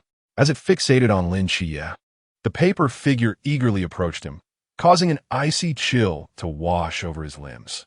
These paper figures were siphoning his vitality. Realizing this, Lin Qiye swiftly employed the divine might of the seraph to fend off the paper figure, yet the effect was short-lived. After a brief respite from the onslaught of the paper figures, they re-emerged, seemingly indestructible. As time passed, Lin Qiye noticed that the features of the paper figures increasingly resembled his own, and with each similarity, his body grew colder and stiffer. These figures were attempting to seize his life force. Moreover, their strength was formidable. Lin Qiye understood that had he not been an agent of the divine, armed with the seraph's might, he might have perished at their first encounter. He glanced back at the abyss and then at the paper figures before him. Taking a deep breath, Lin Qiye turned and leaped into the depths. After all, he had no chance of survival on the ground. It would be better to seek a glimmer of hope in the abyss. Just as Lin Qiye jumped, Hua Jiudeng arrived at the cave, primarily hindered by a slow Mephisto, while Lin Qiye had been too swift. Hua Jiudeng also jumped down, turning to the little black dragon. "Can you sense where Qiye is?" The little black dragon replied, "I'm a dragon, not a dog." Hua Jiudeng felt disappointed, yet judging by the bloodstains, Lin Qiye must have jumped down to pursue the ant queen. He looked at the imposing door and, with a mix of politeness and impulsiveness, knocked on it. "Knock, knock. Open sesame." Nothing happened. Instead, the paper figures appeared en masse, ready to indiscriminately drain the vitality from all present. The paper figures surged towards Hua Jiudeng, who stood bewildered. What is this? Why are they so eager this time? The enthusiastic paper figures danced and pranced around Hua Jiudeng, but after a long while, they had consumed nothing at all. Certainly, there is little to be gained. Although Hua Jiudeng now appears indistinguishable from a living being, in truth, he does not qualify as one. He is merely a spirit, possessing a corporeal form conjured from a potion, devoid of vitality. Even if we were to entertain the notion that the true Hua Jiudeng stands here, the one with a tangible body, these paper figures would still be unable to siphon away his essence. While he may not seem particularly formidable, he is, to some extent, a deity. A mere assemblage of paper figures cannot hope to disturb a divine presence. Hua Jiudeng observed as the troupe of paper figures enacted a performance before him, only to depart afterward. Hua Jiudeng pondered, was the performance commendable? Should I offer applause? The paper figures retorted, what ill fortune! Unpalatable! A dismal review. Chapter 72. The era has long changed. The paper figures decided that upon their return, they would place this individual on their blacklist. Do not consume. It reeks of paper. Unpalatable, indeed. Merely a deceptive facade, with only the face worthy of admiration. Unbeknownst to Hua Jiudeng, he had already been added to the paper people's blacklist. Contemplating the abyss and the door that reluctantly opened before him, he resolutely grasped the little black dragon and leaped into the chasm. Previously, this abyss appeared unfathomably deep, enveloped in utter darkness. However, as he descended, a glimmer of light gradually emerged. In an instant, it felt as if the world had turned upside down, and he found himself upon the soil of another realm. Hua Jiudeng recognized this place at once, Fengdu. It was not the residue of divine presence that revealed its identity, but rather the stone tablet before him, inscribed with the words Fengdu City. Before him stood a grand door. This time, Hua Jiudeng merely touched it before he could knock. The door slowly swung open, as if beckoning him inside. Hua Jiudeng, easily lured, stepped forward without hesitation. Once he entered, the door gently closed behind him, leaving no path for retreat. Yet, Hua Jiudeng had no intention of turning back. Driven by curiosity, he ventured into this divine land of the Great Xia. Upon entering, Hua Jiudeng soon realized that this divine realm was not entirely intact. If it had once functioned as a vast and intricate machine, it now could only manage the most rudimentary tasks, unable to rectify certain persistent glitches. For instance, the myriad souls surrounding him, long deprived of liberation, were on the brink of collapse. They did not wish to become malevolent spirits, yet they found themselves unable to leave Fengdu. Hua Jiudeng felt powerless. The Great Xia had its own laws, and even if he were to take a step back, he was not a deity of reincarnation. He pressed further inward, hoping to locate Lin Qiye. He pondered whether Lin Qiye would be affected. After all, a living person in the realm of the deceased could encounter unforeseen tribulations. Not far ahead, he spotted a magnificent palace, though the grand characters on its plaque had nearly faded away, leaving him unable to discern its name. The courtyard walls were not very high, and the door could be easily pushed open. Who would scale a wall when a door is available? Hua Jiudeng certainly would not. He glided through the entrance, feeling quite at home as he ventured into the inner chambers. Now, he could clearly see the furnishings. The main hall was square-shaped, with a redwood table at its center, adorned with various tokens, and a wooden nameplate inscribed with Judge of Fengdu City. This struck him as peculiar. In the absence of Lin Qiye and the others, Hua Jiudeng was willing to engage his intellect. He knew far more than most. The deities of the Great Xia were undergoing cycles of reincarnation, and it was likely that even the judge was no exception. Thus, whether the being seated here was the true judge or an impostor remained uncertain. He had just stepped into the center of the hall when a cacophony of voices erupted around him.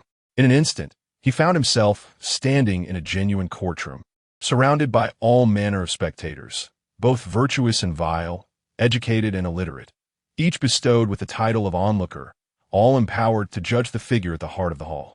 Behind a mahogany table materialized a familiar silhouette, the paper figure he had encountered at the lumberyard just yesterday. Now, this paper figure was again devoid of facial features. Yet it had adorned itself with rouge, exuding an eerie oddity. Was this figure guilty? It perched upon the judge's seat, its form twisted and contorted, despite lacking discernible features. Its palpable malice was unmistakable. Yes, yes. The spectators cheered, oblivious to the nature of the accusations against him, their thrill at participating in the judgment swelling their egos. As the crowd's fervor crescendoed, countless chains ensnared Hua Jiudeng, seemingly intent on binding him securely. Yet, within the confines of those chains, Hua Jiudeng discerned their true nature. Like paper tigers, they appeared formidable and terrifying, yet could be easily cast aside. He gazed at the paper figure behind the mahogany table, perplexed by its immersion in this spectacle. Stepping forward, he found himself completely liberated from the chains. What was his crime? The paper figure could not fathom this outcome. It was as if this individual remained untouched by its influence, indifferent to the murmurs of the crowd. It was inconceivable to it. Hua Jiudeng remarked, "You cannot reincarnate, but must you torment yourself so? If only this obsession were relinquished." The paper figure could vanish in an instant, returning to the ether, no longer bound to this place. The spirits it had ensnared could also be freed. Otherwise, they would remain here as numb spectators. The paper figure, however, was evidently unwilling to concede. It sought other living souls who wandered into this realm to bully. Hua Jiudeng perceived the essence of this paper figure. It was not a conventional spirit, but rather a manifestation of malevolence. A collective resentment born from countless individuals who had suffered injustice. What precisely fueled this anger, Hua Jiudeng could not articulate, but its unwillingness to depart from the courtroom suggested a belief in the inequity of judgment. Thus, it occupied the judge's seat, wielding its subjective will to pass judgment upon others. What fairness could it claim? Its perceived vengeance was merely a transposition from victim to perpetrator. Unable to reason with it, and unwilling to dissipate, Hua Jiudeng resolved to disperse this paper figure himself. He would not allow its chaos to persist. Had it not been stated that eliminating harmful mysteries was the duty of the special team? As a member of this team, he was obliged to fulfill this responsibility. Hua Jiudeng raised his hand, and a torrent of celestial wrath descended, accompanied by the malevolence from Chao Yuan, igniting the surface of the paper figure in flames. Sensing imminent danger, the paper figure immediately sought to flee. However, this time, Hua Jiudeng was thoroughly prepared, having established a barrier that tightly enclosed the space. As the paper figure soared into the air, it was met with a barrage that left it with numerous bruises. Enraged, the paper figure exclaimed, "You defy the norms of propriety, engaging with multiple men." Hua Jiudeng retorted, "I am a man, even if I were a woman. As long as one does not transgress moral boundaries, one is free to indulge as they please. Engaging 10 male models is entirely permissible, provided one can afford it." The paper figure scoffed, "You lack conservatism. Your attire is detrimental to societal morals." After a moment's contemplation, Hua Jiudeng lifted his shirt, revealing a slender, well-defined physique. "This is how I dress. What can you do about it?" "You." Hua Jiudeng dismissed the antiquated and judgmental rhetoric that echoed from centuries past, recognizing it as nothing more than the remnants of an era that sought to wound him, now twisted into a rationale for attacking others. Times have changed, little wretch. Chapter 73. The little dragon dog, as the saying goes. Those who evoke pity often harbor their own faults. And Hua Jiudeng has witnessed this truth embodied in the paper figure before him. Yet, he finds himself somewhat intoxicated by the experience, feeling a sense of powerlessness for the first time as he encounters the limitations of spiritual energy, which leaves him somewhat disoriented. Alas, humanity bears a heavy burden. Indeed, Lin Qiye is a most unfortunate soul. While Hua Jiudeng merely contends with a minor adversary, Lin Qiye confronts a formidable antagonist. Perhaps it is the protagonist's halo. The protagonist is inherently destined for tribulations. In the end, Hua Jiudeng successfully persuades Mephistopheles, a process that aligns perfectly with the persona of the god of lust. Ultimately, the dragon fails to withstand the pressure and transforms into a little dragon dog, assisting Hua Jiudeng in locating Lin Qiye. Hua Jiudeng, fine Chi-Chi, you can do that, can't you? The little dragon dog, devoid of enthusiasm, nods in resignation. Hua Jiudeng, then I leave it in your capable paws. Such is the nature of the dragon, useful as a companion when needed. Currently, Lin Qiye finds himself trapped within a room. The door is easily opened, yet exiting proves to be a challenge. Fortunately, the walls are present, and with his commendable leaping ability, Lin Qiye adeptly vaults over them. Climbing walls is his specialty. Upon entering another room and opening the door, Lin Qiye stands in the center, contemplating the unlatched door before him. He decides to summon Spider and Li Fei. While a Zhu could manage alone, there is an unsettling aura surrounding Spider, prompting Lin Qiye to seek a more reliable companion. Li Fei, the only trustworthy ally within the hospital. A Zhu will handle combat, while Li Fei ensures reliability. This division of roles is quite reasonable. Their purpose is to guard the door, preventing it from closing, while Lin Qiye activates a flashlight and steps into the Grand Hall. As he ventures deeper, he perceives that the hall exceeds his initial expectations in size, prompting thoughts of spatial folding, an intriguing subject for Qingyu to study. Lin Qiye, however, feels no inclination towards such matters, attributing it simply to mysterious forces. He continues to explore the hall, where fragmented murals begin to emerge. A pink figure materializes in the artwork, initially curled up in a corner adorned with stars. Upon spotting a crack, the pink figure leaps through it into a new realm, appearing bewildered and out of place among the other little figures. Soon, the pink figure encounters something strange and terrifying, leading it to engage with the surrounding figures. Eventually, the pink figure manages to attach itself to one of them, causing Lin Qiye to furrow his brows as he observes the unfolding events.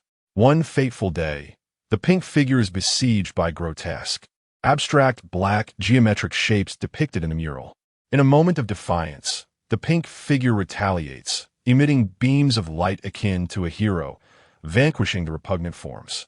The final scene reveals the pink figure triumphantly standing atop the defeated black shapes, exuding an air of celebration and joy. Lin Qiye rubbed his forehead, feeling an inexplicable sense of familiarity with the murals. If it weren't for the absence of Hua Jiudeng, he would almost believe these were painted by him. But wait, just because he couldn't see Hua Jiudeng, did that truly mean he wasn't here? He thought Hua Jiudeng was unfamiliar with Malin. Could it be that he genuinely did not recognize him? Could it be that these murals were indeed the work of Hua Jiudeng? The narrative seemed to align perfectly with Hua Jiudeng's perception of himself, unbeknownst to Hua Jiudeng, who was blissfully unaware of his impending blame. Lin Qiye examined the brushwork of the murals. Meanwhile, Hua Jiudeng was still on his way, guided by the little dragon dog, far from the murals. It was evident that these paintings were not his handiwork. Hua Jiudeng was not an artist. Lin Qiye took out his phone, intending to capture a few pictures to later inquire whether Hua Jiudeng was responsible for them. However, before he could focus the lens, a series of strange, colossal sounds emanated from the depths of the hall. Turning his gaze, he noticed flickering lights in the distance, suggesting a confrontation was unfolding ahead. To his astonishment, there were indeed others present. Was it Hua Jiudeng, the artist, caught red-handed while painting a sequel to his murals? Lin Qiye hurried towards the source and soon spotted a figure with silver hair, facing off against a bronze-clad guardian wielding a heavy sword. It truly was Hua Jiudeng. Without hesitation, Lin Qiye drew his own blade, ready to leap into the fray and assist this audacious brother who dared to deface the sacred site. However, he suddenly paused, realizing that the figure before him was not Hua Jiudeng, but Asmodeus. Asmodeus was far superior to the mediocre Hua Jiudeng. Even without Lin Qiye's intervention, he could swiftly conclude the battle. With a hand like a blade, Asmodeus effortlessly shattered the bronze guardian's heavy sword, and in the next instant, he delivered a decisive kick, obliterating the guardian's head. Asmodeus landed gracefully and turned to Lin Qiye, greeting him with a casual, "Ah, it's you." Surveying the surroundings, Asmodeus' mental energy swept across the area, revealing his confusion. "Where is Hua Jiudeng?" Lin Qiye, on guard, responded, "What do you want? Are you trying to pin this on him?"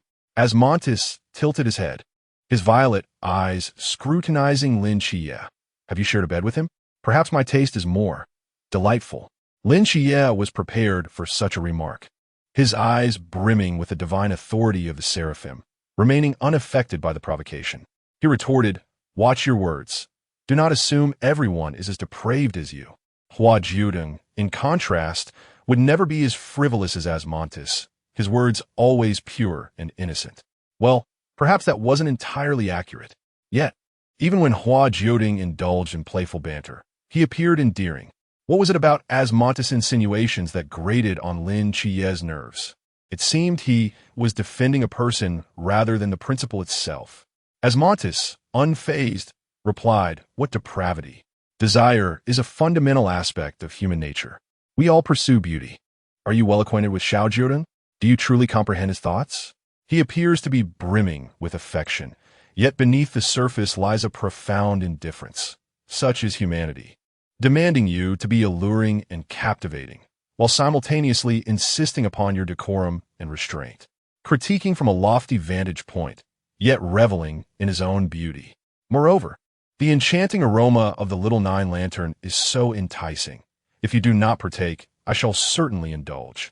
Asmodeus has no intention of remaining entangled with this human. Well then, since you are here, the little 9-lantern is likely not far away. I shall seek him out. Farewell," human, with a playful kiss thrown towards Lin Qiye. Asmodeus appeared both frivolous and charming before vanishing with remarkable grace. Chapter 74. The Bronze Guardian. Only Lin Qiye remained standing in the grand hall, yearning to articulate his thoughts, yet failing to arrange his words before Asmodeus departed.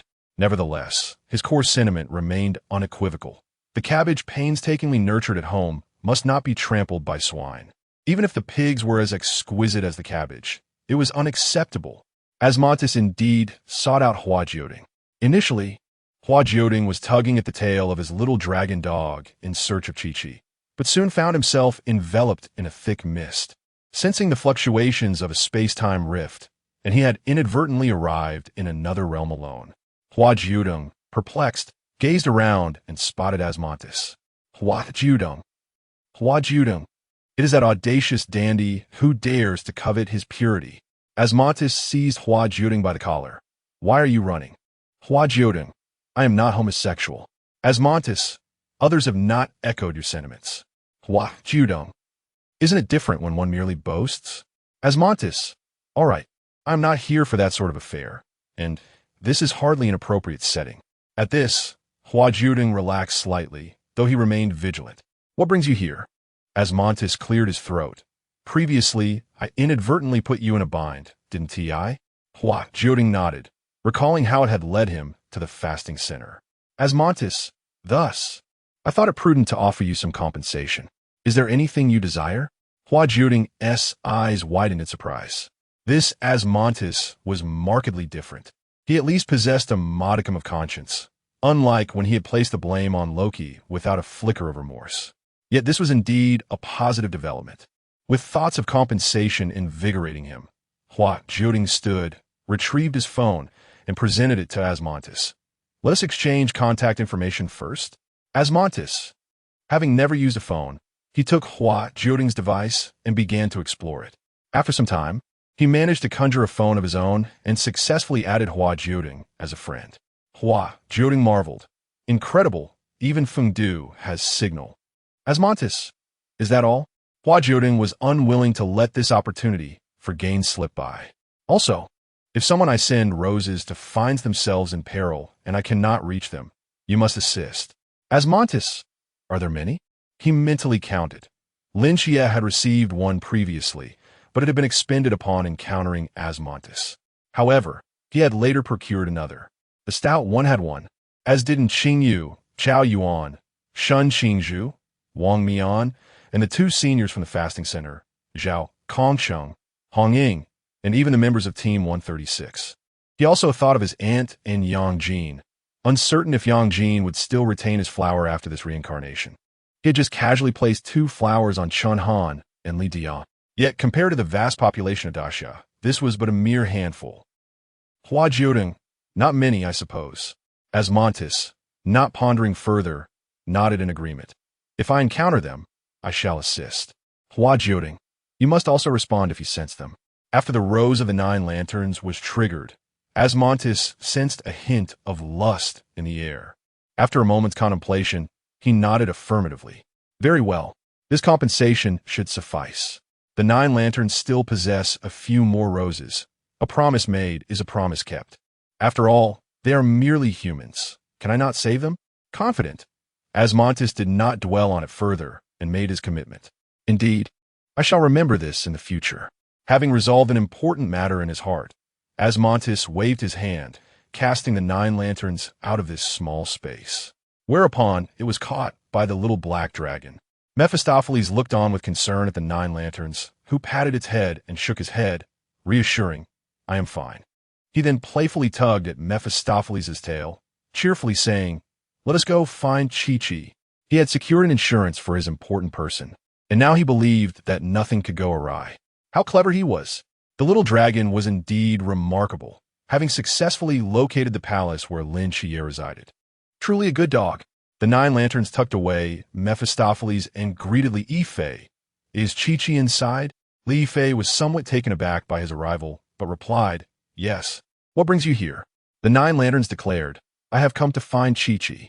Without waiting for further response from Li Qiye, he swiftly flew inside. Li Qiye scratched his head, thinking it inconsequential. After all, the 9 lanterns were far more formidable than he. In he goes. There should be no issues, he mused. Upon entering, the 9 lanterns beheld the simple murals adorning the walls, regarding them with skepticism. There was an uncanny consensus between him and Lin Qiye, each harboring doubts about the other. Moreover, the 9 lanterns had additional reasons for suspicion, particularly since Lin Qiye had arrived first, making his doubts quite reasonable. Why is Qiye scribbling everywhere? He continued to float deeper, sensing that there lay a long path ahead, uncertain of what Lin Qiye was engaged in. Meanwhile, Lin Qiye had nearly reached the end of the hall, flanked by rows of bronze sentinels that stood guard, their menacing gazes fixed upon any intruder, as if poised to obliterate any thief daring enough to intrude. Did Asmodeus not wish to barge in just moments ago? Testing the waters, Lin Qiye took a cautious step forward, prompting the bronze sentinels to spring into action. Their heavy swords came crashing down upon the ground. Lin Qiye swiftly retreated, evading the onslaught. Noticing that he had not pursued further, the bronze sentinels returned to their original positions. Lin Qiye observed that the sentinels were still perfectly aligned, leading him to ponder if they could restore themselves, even if shattered. After all, Asmodeus had dispatched one, yet none were missing here. How can one possibly get through? At the beginning of his entrapment, Lin Qiye inadvertently granted the 9 lanterns the opportunity to catch up. However, upon arriving before Lin Qiye, the 9 lanterns paid him no mind, entirely fixated on the coffin before him, feeling an unsettling familiarity. It was akin to the sensation he experienced in the abyss. Within it lay his divine soul, the essence of his lust. Even Hua Jiudeng could sense that this was his best opportunity to restore his body. He could utilize a fragment of the reincarnation laws inherent in the Daxia Fengdu, perfectly blending with his soul to reshape his corporeal form. After forming a pact with Mephisto, he would return to this new vessel. Lin Qiye observed Hua Jiudeng, who was transfixed by the sight before him, seemingly on the verge of drifting forward. Instinctively, he felt compelled to halt Hua Jiudeng. Even if he wished to advance, it would be wiser to sit down together and ponder a solution rather than recklessly charge ahead. The bronze guardian within had already demonstrated its formidable strength at the sea realm with a single strike. And where did Hua Jiudeng currently stand? Chapter 75. A superficial world, it is uncertain whether the actions taken at that moment triggered some mechanism within Hua Jiudeng, but he suddenly soared into the air. Lin Qiye barely managed to grasp the corner of his garment, nearly being pulled along with him. He steadied himself, bracing for the imminent confrontation with a legion of bronze guardians. However, to his astonishment, the guardians chose not to attack. What? He tentatively extended a foot, and the bronze guardian responded without hesitation, striking with a blade that nearly crushed his foot. Fortunately, Lin Qiye reacted swiftly and withdrew his foot just in time. He gazed at Hua Jiudeng, lost in confusion, glancing back and forth between the guardians and Hua Jiudeng. What is it? Do you all find this face appealing? Has the world become so superficial, so obsessed with appearances? He struggled to comprehend. The notion left him disconcerted. In truth, Lin Qiye's assumption was misplaced. The world was not as superficially judgmental as he believed. The guardians were simply aware of the true nature of what they were tasked to protect, and thus allowed their master to pass unhindered. Hua Jiudeng swiftly flew to the side of the coffin, beholding the pink crystal within, his soul. In a fleeting moment, Lin Qiye witnessed a flash of light, and Hua Jiudeng vanished from sight. At that point, Lin Qiye could no longer concern himself with the guardians. Hua Jiudeng had disappeared, and the danger remained unknown. Even the mysteries of the sea could not deter him. He was determined to ascertain the condition of his brother. As Lin Qiye charged forward, the abyssal divine ruins unfurled, shielding him from a portion of the guardian's onslaught. Upon reaching the coffin, he wasted no time in attempting to open it. Yet, he was caught off guard by an attack from behind and had to pivot to defend himself. All the guardians had been activated, and Lin Qiye found himself momentarily overwhelmed. He recognized that his best course of action was to retreat from the room, as this might prompt the guardians to relent. However, he needed to extricate Hua Jiudeng, who knew where this coffin had devoured his companion. A resounding thud echoed as a heavy object struck the ground, seemingly emanating from the coffin, accompanied by a sharp clap. The bronze guardians came to an abrupt halt. Lin Qiye sensed a shift and turned to see Hua Jiudeng perched at the edge of the coffin, his beautiful phoenix eyes fixed upon him. Chi. At that moment, he had merged his body and soul, even shattering the seal left by the foul deity. He had regained his full mental prowess. Hua Jiudeng touched his ear, one side bare while the other bore the gift from Qingyu. What a relief! That treasure concealed his presence. While it may not hold much significance for others, it was immensely beneficial for Hua Jiudeng.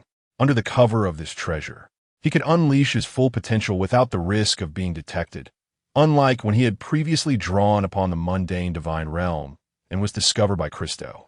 How infuriating! Lin Qiye exhaled deeply, stepping forward to lift Hua Jiudeng.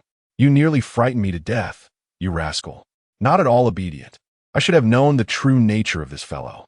Hua Jiudeng chuckled, appearing entirely unconcerned, and said, Rest assured, Chi, I possess a resilient constitution. The two exchanged knowing smiles, but Lin Qiye remained vigilant, casting wary glances at the motionless bronze sentinels surrounding them. A glimmer of cunning flashed in Hua Jiudeng's eyes as he reached out to lightly touch one of the guardians, which stirred momentarily before once again freezing in place. It seems we are safe now. Let us hasten our departure, Lin Qiye remarked. What is going on? Can you control them? Hua Jiudeng raised an eyebrow. To some extent, yes, though I can only exert a simple influence. Lin Qiye did not press further. Their immediate priority was to leave this place, uncertain of what actions the guardians might take. Upon reaching the entrance, Li Yifei remained in place, watching the two emerge, visibly relieved. His task had concluded, and he could return to the hospital to continue playing cards with his grandmother. Not bad at all, he mused. Zhu, trembling with anticipation, was eager to return to her comfort zone, her entire demeanor appearing more relaxed. Lin Qiye instructed the two to head back, while he continued onward with Hua Jiudeng. I wonder how Pang is faring, Lin Qiye remarked. He should be fine, Hua Jiudeng replied. Pang has many protective charms. Gao Juan Intavet, Shaw. Am I to be nameless then? Li Diyang added, I too lack a name. It wasn't that they had been forgotten. Rather, Lin Qiye was inexplicably uneasy about Pang. Look at Qingyu. He hasn't even been mentioned, he noted. That's because Qingyu is reliable. At that moment, the dependable Qingyu, the unpredictable Pang, and the nameless duo arrived before the bronze gate that Lin Qiye had previously traversed. And Qingyu observed the bloodstains before them and remarked, Qiye must have pursued the Ant Queen into here. What about Hua? Pang inquired. And Qingyu speculated. He likely followed as well. Upon seeing the blood, he would suspect that Qiye had descended. Since Hua can fly, he must have gone to investigate. Pang gazed at the imposing gate, puzzled. Why aren't they using the door? And Qingyu scrutinized the gate, a glint of insight illuminating his eyes as he quickly analyzed its structure. His conclusion was peculiar yet sufficient for him to form a judgment. This did not resemble a door crafted by human hands. Pang Pang, perplexed, asked, "What do you mean?" And Xingyu adjusted his glasses and stated, "This should be a product of the mysterious, or perhaps the divine. Such craftsmanship exceeds the capabilities of human civilization. It must stem from a power we have yet to comprehend." The group stepped closer to the gate, each eager to inspect it more closely. Just then, the gate began to creak open. They exchanged bewildered glances, confusion evident among them. Who opened it? No one did. Did someone knock? Who would knock on such an eerie door? Should we enter through the door, or go that way instead? At this, a profound silence enveloped the group. It is known that Lin Qiye employs the method of jumping from heights, yet none among them possess the ability to fly. Even if Pang Pang has some means at his disposal, carrying 3 individuals would undoubtedly result in an overload. Shall we simply use the door? Pang Pang suggested. The others nodded in agreement, acknowledging this more prudent route. Li Diang gazed at the imposing door before him, his eyes clouded with confusion. He pressed his hand against his chest, sensing a truth pulsating within him, as if it were on the verge of revelation. Bang Bang, Gao Yuan, and Xingyu had already ventured far ahead, while Li Diang trailed behind at a leisurely pace. What could it be? Had he forgotten something? He delved into his past memories, only to realize that they were indeed unusually coherent, devoid of any gaps, leaving him unaware of what might be amiss. Chapter 76. Such matters must rely on oneself. The first 3 individuals were oblivious to the unfolding scenario behind them as they stepped through the grand entrance. As they ventured deeper, an unsettling heaviness enveloped them, particularly affecting the rotund by Li Pang Pang, who felt an extraordinary weight bearing down upon him. Having spent a few years as a disciple in the Buddhist realm, Chao Yuan possessed some understanding of the situation. He performed a series of gestures while reciting an incomprehensible verse, which ultimately alleviated by Li Pang Pang's burdensome sensation. Chao Yuan's expression turned grave. This must be a ghost city. When they encounter the living, they tend to latch onto them. By Li Pang Pang, bewildered, inquired, "Ghosts? Do they truly exist?" Chao Yuan affirmed, "Indeed, they exist, though we are unable to perceive them." As he continued to speak, Pang Pang retrieved a pair of glasses, donned them, and exclaimed in perfect enunciation, "What the hell?" Chao Yuan turned to him, questioning, "What is it?" Pang Pang replied, "Ghosts. They are everywhere." He removed the glasses, and Xingyu, standing nearby, casually took them and placed them over her own spectacles. "Wow," Xingyu confirmed, "there are indeed numerous ghosts." She even observed a subtle detail. Chao Yuan has the most on him. Chao Yuan speculated, "They must all wish for my assistance in their liberation." Pang Pang urged, "Then why not assist them?" Chao Yuan countered, "That is unfeasible. My own malevolent aura is already overwhelming. If I were to aid all of them, the karmic burdens would likely lead to my untimely demise." And Xingyu noted, "We cannot attack these spirits." Chao Yuan struggled to move forward, asserting, "Only my malevolent aura can harm them, but I cannot maintain my rationality. Regardless, let us not linger in discussion. We must flee." With that, Chao Yuan took off, prompting the others to follow suit. And Xingyu, still wearing the glasses, began directing everyone towards areas less populated by spirits. In this urgent moment, they could do nothing but rush forward, following in Xingyu's commands with reckless abandon. Particularly for Chao Yuan, who had become the most coveted target. A throng of ghosts yearned to engulf him. And Xingyu queried, "Why did you act earlier?" Chao Yuan, his face a portrait of despair, lamented, "I did not anticipate this. I never imagined there would be so many spirits. Did we inadvertently disturb their nest?" The group could only sprint ahead, fear instilling a sense of urgency that deterred any thoughts of pausing. Just then, calamity struck anew as a colossal ant emerged before them. With a horde of spirits closing in behind and the ant queen glaring hungrily ahead, it seemed their fate was sealed. Chao Yuan gripped his weapon, poised to draw it at a moment's notice. Pang Pang cried out in alarm, "No, Qiye and Hua Hua are not here. No one can restrain you." At that moment, the ant queen emitted a perplexed sound. "What do you want from me?" It was only then that they realized the ant queen appeared to be at her last breath. Just moments ago, Lin Qiye's blade had plunged mercilessly into her form. leaving her barely able to stand as she collapsed heavily onto the ground. Hua Jiudeng floated at a distance, greeting Pang Pang. "Hi. You've all come in as well. What a lively scene." He gazed at the specters trailing behind several individuals, drifting towards Chao Yuan, extending his hand. As a brilliant purple radiance erupted violently, enveloping all the spirits within its embrace. And Qingyu, adorned with spectacles, initially perceived this as an assault that would send the souls into disarray, her visage contorted with sheer terror and struggle. Yet, in a fleeting moment, the spirits fell silent.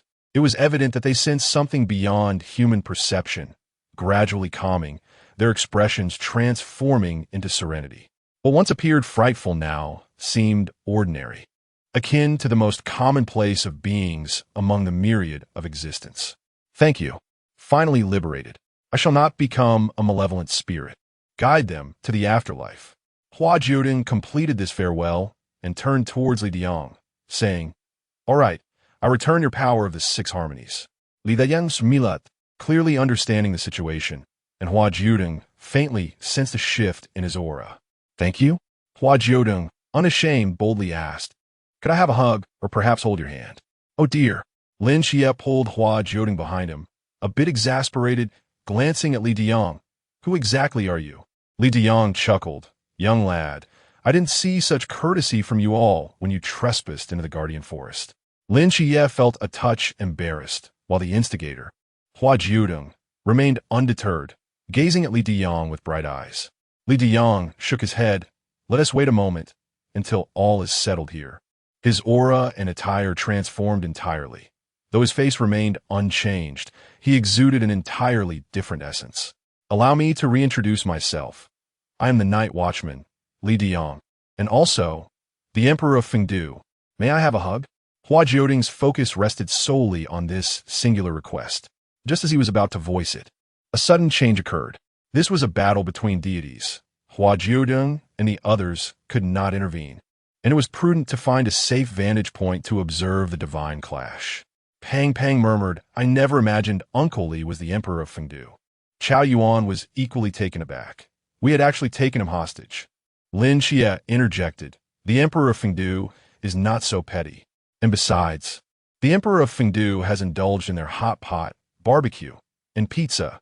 What a brief hostage situation. They had even acted grandly before him. Fortunately, at that moment, Li Diang had no other memories, thus alleviating the awkwardness for the group. Hua Jiudeng watched the battle unfold not far away, while Qingyu observed alongside him, inquiring, "Who do you think will prevail?" "It will undoubtedly be the Emperor of Fengdu," Hua Jiudeng asserted. And Qingyu remarked, "But it seems the Emperor has not fully regained his strength." Hua Jiudeng nodded in agreement with the scholar's assertion, yet he possessed his own judgment, for he had truly engaged with the principles of the Great Xia. But this is Fengdu, this is the Great Xia. And Qingyu did not fully comprehend this at the moment, but soon he witnessed the Emperor of Fengdu produce a luminous orb, filled with the principles of the Great Xia's 6 harmonies. As Yang Jin gazed upon the scene, a glimmer of longing flickered in her eyes as she murmured, "I yearn to delve into this. How wondrous, how magnificent is such power." Hua Jiudeng, ever eager to indulge Yang Jin, conjured a diminutive law for her amusement, with the stipulation that would dissipate upon exiting the confines of the room. Thus, the exertion was minimal and would not draw undue attention. Perfectly suited for Yang Jin's exploration. She accepted the delicate law, her gaze sparkling with intrigue. Mouse is truly remarkable. Hua Jiudeng beamed with pride. Indeed, Mouse is exceptional. In a burst of joy, he conjured another. Transforming into a small hamster perched atop Enkinjiu's head, he readied himself to leap onto the crown of Emperor Fengdu. Such matters of intimacy ultimately rely on one's own initiative. Chapter 77. Brother, Fatty is not my biological sibling. The rudimentary principles devised by Hua Jiudeng are simplistic, yet for Qingyu, who is encountering these principles for the first time, they provide ample material for contemplation. Even after the Emperor of Fengdu had expelled the foreign deities, a diminutive principle bubble remained that had yet to be fully comprehended. However, upon the opening of the room, this bubble dissipated. And Qingyu murmured, "Hua Hua." Hua Jiudeng, nestled atop his head, stirred restlessly. And Qingyu grasped the little hamster, declaring, "If you grant me another opportunity, I shall toss you atop the emperor's head." After a brief moment of contemplation, Hua Jiudeng deemed it a fair exchange and readily acquiesced. All right, with their fingers intertwined, and Qingyu and the little hamster sealed their agreement. Lin Qiye, oblivious to this exchange, missed a potential opportunity to intervene. Yet, it was merely a chance. Ultimately, success in thwarting Hua Jiudeng's intentions was not guaranteed. The true aspirations of Hua Jiudeng were few that Lin Qiye could thwart, such as the lament of a brother. The group settled outside, and Li Dayong reappeared before them with a newfound demeanor. And Qingyu kept his promise, launching the little hamster. Hua Jiudeng successfully established his footing atop the emperor of Fengdu's head, leaving Lin Qiye speechless as he approached, attempting to dislodge Hua Jiudeng. Though he felt such an action would be impolite, he could only stand aside, cleaning up after his brother. "Emperor, he did not mean it." Li Dayong chuckled. "It's all right. Let be." Hua Jiudeng proudly flicked his tail, grinning. Lin Qiye thought, "This must be a provocation." "It absolutely is."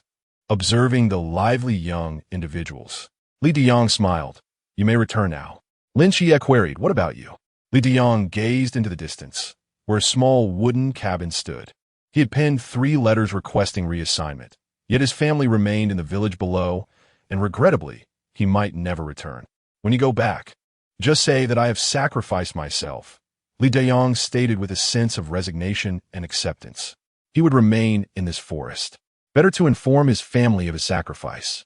Despite attempts to dissuade him, Lin Qiye and the others could not convince Li Dayong, and they ultimately chose to depart. Before leaving, Hua Jiudeng presented Li Dayong with a rose. Hua Jiudeng's gift, Examontis protection charm. Transforming back into his human form, Hua Jiudeng looked at Li Dayong. "Aren't you going to bid farewell? Humans tend to care about such matters. You can continue as a night watchman when free, and return to your role as emperor when needed." The emperor of Fengdu smiled gently. "Things are not as simple as you perceive. Return now.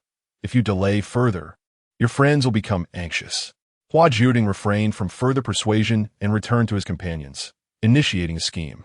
"What if we say he has been promoted?" That could work. But did not Li Shu mention he would not return? Surely he must return. We should at least leave him an avenue, stating he has sacrificed himself, lest he regret it later with no means of recourse. Indeed, a few companions reached a consensus, each unwilling to heed Uncle Li's final wishes. Though a sense of regret lingers, it is undoubtedly preferable to sacrifice. Ultimately, they managed to placate the young girl and the elderly man, yet Chun Han disowned the truth. It appears that the transfer report will not be written. The growth of humanity often transpires in an instant, not through the mere transmission of power, but rather through the weight of responsibility seemingly resting upon one's shoulders.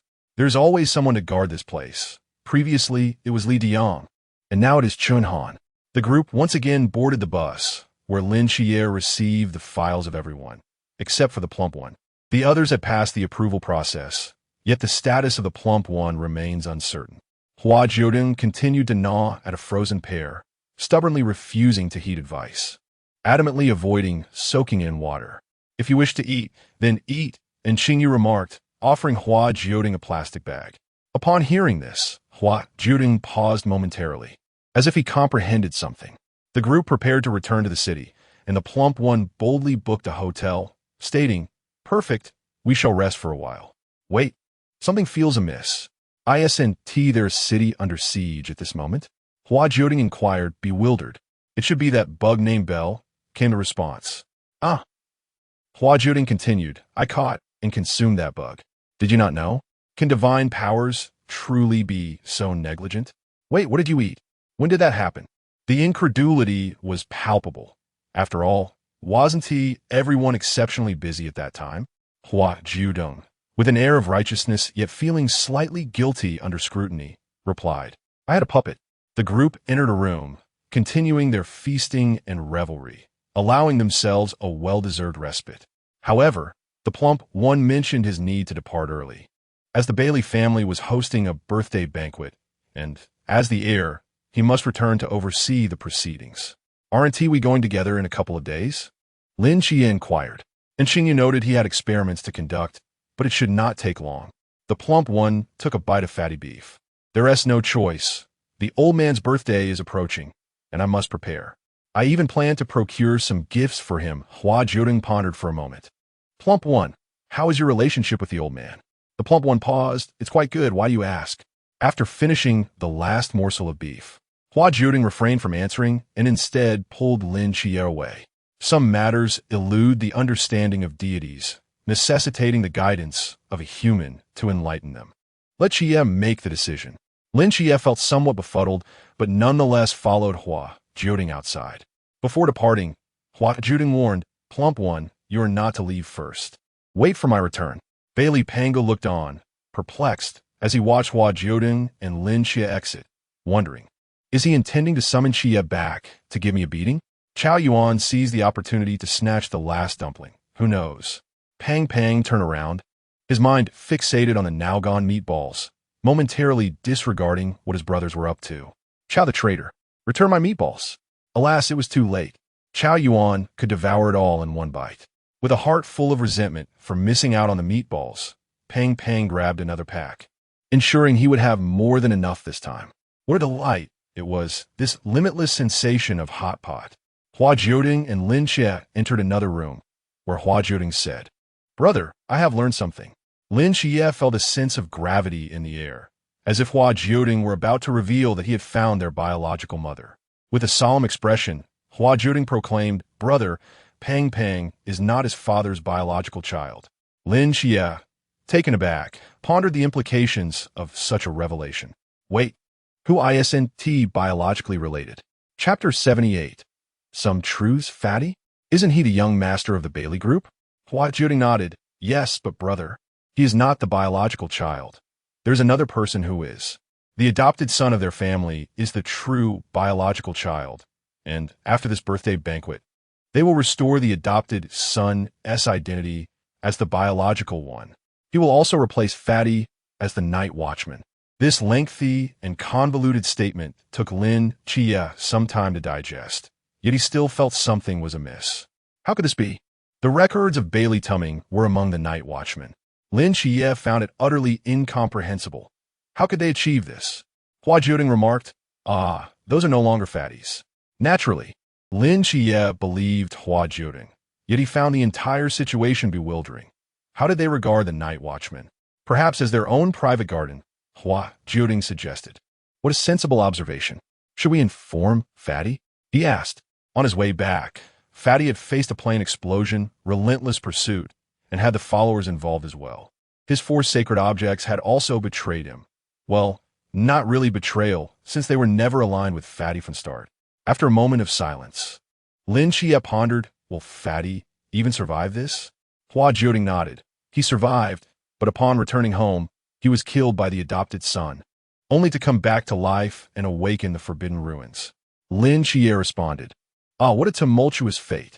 Hua Jiudeng, restless, suggested, should we storm the Bailey residence and eliminate that adopted son and the wicked father? Lin Qiye contemplated for a moment, reasoning that it was unlikely, without evidence. It would be difficult for them to prove their claims. Hua Jiudeng grew despondent. So, should we just wait for Fatty to die once? Lin Qiye ruffled Hua Jiudeng's hair, reassuring him, it's all right, we can observe their actions until the end. Lin Qiye grasped Hua Jiudeng's arm. Let us head back and inform Fatty first. He surely needs to know, especially since he has been eagerly seeking gifts for his father's birthday, wishing for the family's safety. Although it may be rather cruel, Lin Qiye decided to wait until everyone had joyfully finished the hot pot, and Xingyu was still in his laboratory, and Chao Yuan had returned to his room, leaving only Hua Jiudeng and Lin Qiye together. Hua Jiudeng wanted to flee, but Lin Qiye held him back. Everyone knew these discussions were delicate. Lin Qiye would never allow Hua Jiudeng to escape. Fatty assumed the two were there to bid him farewell privately or had something to discuss. Cheerfully raising his drink in a toast, and even produced the invitation to the Bailey birthday banquet, presenting it to Lin Qiye. Make sure you all come. Lin Qiye accepted the invitation, his expression grave. Bailey Tumming, before you return, there are certain matters I must convey to you. Upon hearing Lin Qiye's serious tone, Bailey Fatty's playful demeanor faded. Qiye, what's wrong? Lin Qiye felt that the words he was about to utter were rather harsh. With Hua Jiudeng leaning in beside him, watching intently. With no other choice, Lin Qiye steeled himself to proceed. Pang Pang, I understand that what I am about to say may be difficult for you to accept, yet I feel compelled to share it. He conveyed all the information he had acquired from Hua Jiudeng to Pang Pang, who fell into a profound silence. Is this truly real? Pang Pang's voice quivered. If this were indeed the case, the blow to him would be considerable. His esteemed father, his beloved family. He had genuinely been a child of an ordinary household. It felt as though his worldview had collapsed in an instant. Lin Qiye remarked, so far, I believe it to be true. As for its veracity, it can be easily tested. We merely need to observe whether the helicopter that comes to fetch him has been tampered with. Pang Pang found this hard to accept. Qiye, if all of this is true, what could possibly be the reason? Lin Qiye struggled to articulate his thoughts. He was not from a wealthy family, merely a modest one. Even though his aunt was not his biological mother, their household remained joyful and content, albeit lacking in abundant wealth. A wealthy family often grapples with its own intrigues. Pang Pang was neither the first nor would he be the last. A substantial family fortune can indeed bring its own burdens. After a moment of emotional turmoil, Pang Pang stood resolutely once more. I still wish to investigate. What if there are deeper truths concealed within? What deeper truths could there be? Yet, Pang Pang was unwilling to accept any outcome without thoroughly pursuing the matter. Hua Jiudeng quietly interjected, we shall accompany you. Pan Pan replied, no. The mastermind is targeting me.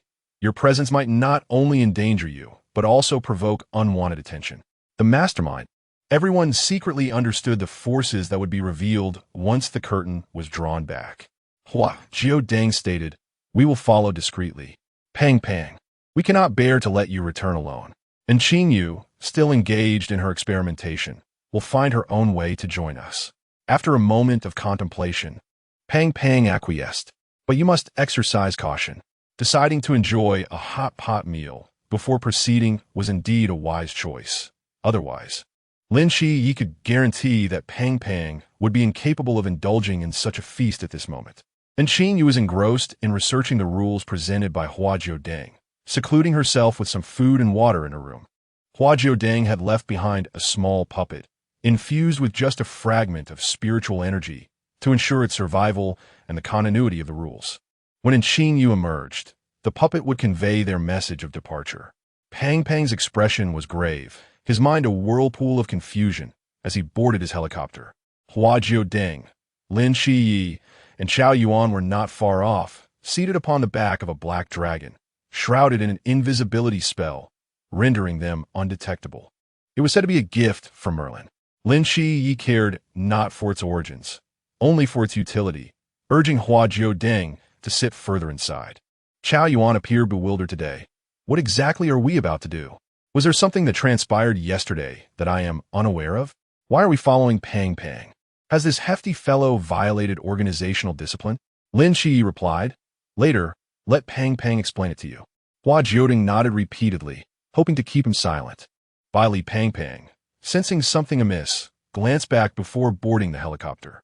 Once aboard, a wave of trepidation washed over him as his instincts, honed by countless experiences of evasion, triggered an alarm, revealing the helicopter's peculiarities.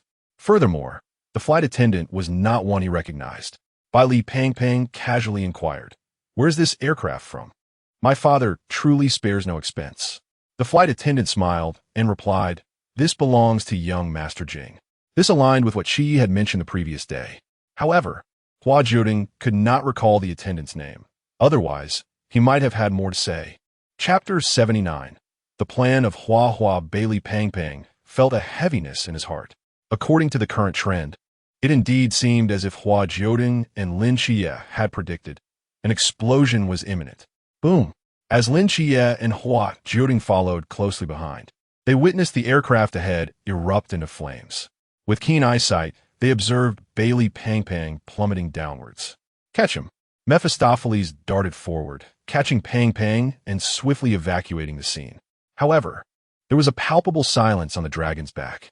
Bailey Pang Pang now believed about 80% of what he had been told. Perched atop the dragon, his eyes glistened with unshed tears. I still can't quite believe my father would do something like this. Hua Jiudeng pondered for a moment and devised a plan. Gather around. Let's proceed this way. Both Lin Qiye and Pang Pang raised their heads to look at Hua Jiudeng, agreeing to the proposed strategy. Shall we act on it then? Chao Yuan, increasingly bewildered, inquired, what exactly has transpired? His confusion deepened, leaving him in a state of perplexity. Pang Pang, weary of reiterating, entrusted the explanation to Lin Qiye and withdrew into his own thoughts. Lin Qiye took on this heavy responsibility, recounting the events once more to Chao Yuan. Chao Yuan soon settled beside Pang Pang, offering silent companionship and a reassuring pat on his shoulder. Neither spoke. They appeared so sorrowful that they could have shared smoke. Yet the public setting forbade such indulgence, compelling them to gaze into the distance instead. Pang Pang mused, it can't be like this. My parents must still have some affection for me, right? No, they do not, Hua Jiudeng bluntly replied. Lin Qiye swiftly silenced him, exclaiming, you little rascal. Must you always run your mouth at such a time? Was the truth really necessary now? The group landed in Guangzhou and Shenzhen, preparing to execute their plan by splitting into two teams. Lin Qiye and Chao Yuan would wait for Qingyu to rendezvous with them before entering through the main entrance. Hua Jiudeng, on the other hand, accompanied Pang Pang, who now resembled a small hamster being taken home by Bailey Pang Pang. They would encounter some pursuers, yet ultimately, they faced no real danger. Although Lin Qiye felt a twinge of concern for the duo, he had faith in Hua Jiudeng's prowess. Hua Jiudeng was also aware of their pursuers' circumstances, so there should be no issues. Indeed, there were none. Even without Hua Jiudeng, Pang Pang was capable of handling himself. Upon locating the night watchman of Guangzhou and Shenzhen, he successfully reached his home under their protection. Upon entering, Bailey Pang Pang felt a sense of clarity. He could see the astonishment in many eyes regarding the news of his harrowing chase, yet his father remained silent. It was to be expected. He had faced various dangers since childhood, while that adopted son enjoyed the comforts of home, savored his mother's cooking, and basked in his father's encouragement, all while mocking him from the shadows with a tinge of jealousy. Returning to his room, Bailey Pang Pang could no longer contain his tears. A man seldom sheds tears, but when sorrow strikes, it is unavoidable. Hua Jiudeng crawled over to comfort Pang Pang quietly, offering silent solace. Fatty diligently prepared for his birthday banquet, as he had vowed to trust his father one last time. On the day of the celebration, clad in a suit and with gifts nestled within his bag, he descended the stairs. His mother gently prepared breakfast for him, and everything seemed utterly normal. Who could fathom the turbulent undercurrents beneath the surface? After savoring his meal, Fatty returned to his room for a brief moment of organization before setting off for the banquet. However, before he could arrive, Bai Li Jing summoned him to the study. Fatty had an inkling that the ultimate truth was about to reveal itself. Indeed, Bai Li Jing laid bare the shocking reality. The truth struck Fatty's heart like a hammer. When he threw a punch in defiance, Bai Li Jing effortlessly intercepted it with a forbidden artifact, even managing to land a blow that he could not evade. This was intentional. He sought to gauge his father's response. Weak and bloodied, Fatty lay on the floor as the head of the Bai Li family entered, frowning at the scene before him. Clean this up quickly. The guests are nearly assembled. A profound sense of despair washed over him. With the head of the Bai Li family departing, Bai Li Jing had no intention of prolonging the matter, aiming to end the life of this impostor with a swift strike. Hua enough. Yet at that moment, Fatty reached out and grasped Bai Li Jing's blade, displaying a strength that belied his earlier condition. Looking up with a smile, he met Bai Li Jing's gaze. His eyes suddenly transformed to a deep purple, piercing into Bai Li Jing's soul. You'll heed my words, will you not? Bai Li Jing found himself momentarily entranced, his grip on the knife faltering, allowing Hua Jiudeng to seize it effortlessly. Without hesitation, Hua Jiudeng delivered a decisive blow, severing Bai Li Jing's head and eliminating the scoundrel. In the shadows, the true Fatty emerged, having been concealed by Hua Jiudeng's hidden magic. He had witnessed everything. Hua Jiudeng approached the glass, inspecting his reflection, where a scar had formed but was gradually healing, likely to restore itself soon. How infuriating! How dare he mar my face? Hua Jiudeng nodded in agreement. Indeed, this individual is utterly despicable. Fatty expressed concern for Hua Jiudeng. These matters are my own. Will they affect everyone? Not all. Hua Jiudeng reassured him. Fatty hesitated. The Watchers cannot attack others without cause. If Bai Li Jing is discovered, it will be said that I was the one who killed him. I cannot let my brothers be implicated. Hua Jiudeng patted Fatty on the head as one would a pet. You foolish child. Fatty, confused, looked up at Hua Jiudeng, who had reverted to his original form. Hua Jiudeng tossed a hairpin to Fatty, saying, What Asmodeus has done has nothing to do with our 5th Special Team's reserves. If one intends to capture him, let it be done. Asmodeus has committed countless misdeeds. Adding one more will not matter. No one can pin the blame on him, so it must be returned to him. Take the hairpin back. If anything unexpected arises, there is a small puppet within Qingyu. Just quietly hand it to him. Hua Jiudeng whispered, cautioning against being discovered, although the monastery is pleasant. I have no desire to return. Bang. All right, he truly is a bit foolish. Hua Jiudeng scrutinized Bai Li Jing closely, and now he bore a resemblance to Bai Li Jing himself, pointing at the glass and exclaiming, How unsightly. Indeed, it is the most unattractive visage that Hua Jiudeng has ever donned. Knock, knock. A sound of knocking echoed from outside. It was the head of the Bai Li family, displaying a hint of impatience. Have you not resolved this yet? Hua Jiudeng, feeling somewhat guilty, nudged Bai Li Jing's head, sending it under the desk, and spoke in Bai Li Jing's voice. All right, I will tidy up and be right there. Head of the Bai Li family. Very well. I shall proceed to preside over matters. Do hurry and come out. Understood. Chapter 80. A glimpse of flowers. Hua Jiudeng pondered for a moment, tidying up the corpse. Sensing that Lin Qiye had a keen interest in it, he intended to bring it back for Chi-Chi. Lin Qiye. Such filial piety. He's dead. Hua Jiudeng held the dagger in his hand. Shall I give you a stab? Bali Pang Bang, why? What did he do wrong to deserve that? Hua Jiudeng. It seems I could help you awaken the forbidden void. Why not give it a try? Bai Li Bang Ban. Would trying lead to death? Hua Jiudeng. No, I could bring you back to life. Ultimately, they proceeded with the attempt, achieving partial success. Hua Jiudeng planned to perform ahead, while Pang Pang remained behind.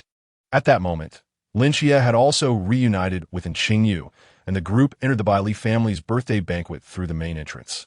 They wondered how Pang Pang and the others were faring, and if their plan was progressing smoothly. And Qingyu cradled a small white hamster in her hands, which was currently nibbling on fruit. Lin Qiye's eyes flickered. It can't be frozen pears again, can it? And Qingyu smiled. What do you think? Lin Qiye. I think it is. How long could one frozen pear entertain? As the banquet commenced, the head of the Bai Li family delivered an extensive introduction. Next, I would like to introduce my son, Bai Li Tuming. A figure emerged slowly from behind, both unfamiliar yet strangely recognizable. Unfamiliar because none of them had seen this person before, presumably the so-called young Master Jing. Recognizable because Lin Qiye's mother had an eye for flowers, and this was none other than Hua Jiudeng. The Hua Jiudeng version of Bai Li Jing appeared remarkably refined, displaying none of his usual eccentricities or madness. He gracefully stepped to the front, grasping the microphone. Greetings everyone, I am Bai Li Tuming. Of course, just this morning I was still Bai Li Jing, having just dispatched a pitiful substitute. Through him, I can now navigate both identities quite well. I have a witness. Lin Qiye and the others rose in unison. He is indeed not the real Bai Li Tuming. This scheme, of course, stemmed from my scoundrel father. Buzz. As anticipated, the head of the Bai Li family intervened to halt this farce. With an item capable of pausing time in his possession, he glared at Bai Li Jing, demanding, what are you saying? Hua Jiudeng blinked innocently, yet given the limitations of his visage, it appeared somewhat jarring. I am merely speaking the truth. The head of the Bai Li family roared. You are not Bai Li Jing? Where is Bai Li Jing? Seeing his desperate yearning to find his son, Hua Jiudeng, without a moment's hesitation, answered, he is dead. The head of the Bai Li family. This man was inherently feudal, obsessively concerned with the legacy of his bloodline. He could never accept the possibility of the Bai Li lineage ending with him. Initially intending to recruit this newly formed small team, The head of the Bai Li family now sought only to eliminate them. He had underestimated this group of youths, which had led to the disruption of his plans. In an instant, the ordinary people present were whisked away, their memories tidied up using certain forbidden objects related to memory. "Captain Lin, you have truly delivered me a grand gift," remarked the head of the Bai family with a sullen expression. Hua Jiudeng was discontent, realizing that the situation had not been entirely resolved. "What, Captain Lin? It was I, Asmodeus, who disrupted your plans." Lin Qiye remained silent. Hua is quite formidable. Wielding that pot lid, Hua Jiudeng transformed back to his original form, his white hair cascading down as he removed his signature hairpin. "Ah, Hua Jiudeng? No, I am Asmodeus." The head of the Bai family momentarily froze, then retorted, "I care not who you are. Killing my son demands a price." Meanwhile, the night watchers sensed something amiss, as someone was approaching. Unfortunately, the battle had already reached a critical point. Even if Hua Jiudeng claimed not to know Lin Qiye as the captain, he still needed to seek justice for Fatty. He had not forgotten that without Hua Jiudeng, Fatty's fate would have been death here. Although he would be revived later, the vendetta must still be avenged. Bai Fatty was still recovering, leaving only a few of them to confront the Bai family. Nonetheless, it was not overly difficult. Hua Jiudeng now possessed a dragon, and his mental prowess was exceptionally high. He alone could decimate the entire Bai family. But he chose to refrain from annihilating them in one strike, as Lin Qiye still needed to vent his fury. On the opposite floor of the Bai family's banquet, Sun Qingzhu and the ninth seat were observing the unfolding conflict. "Ah, this spectacle is quite entertaining, though our mission remains unfulfilled. The Bai Tumming has been eliminated by others." "How weak, how infuriating," lamented the ninth seat. Sun Qingzhu replied calmly, "Isn't Bai Xian also on the list?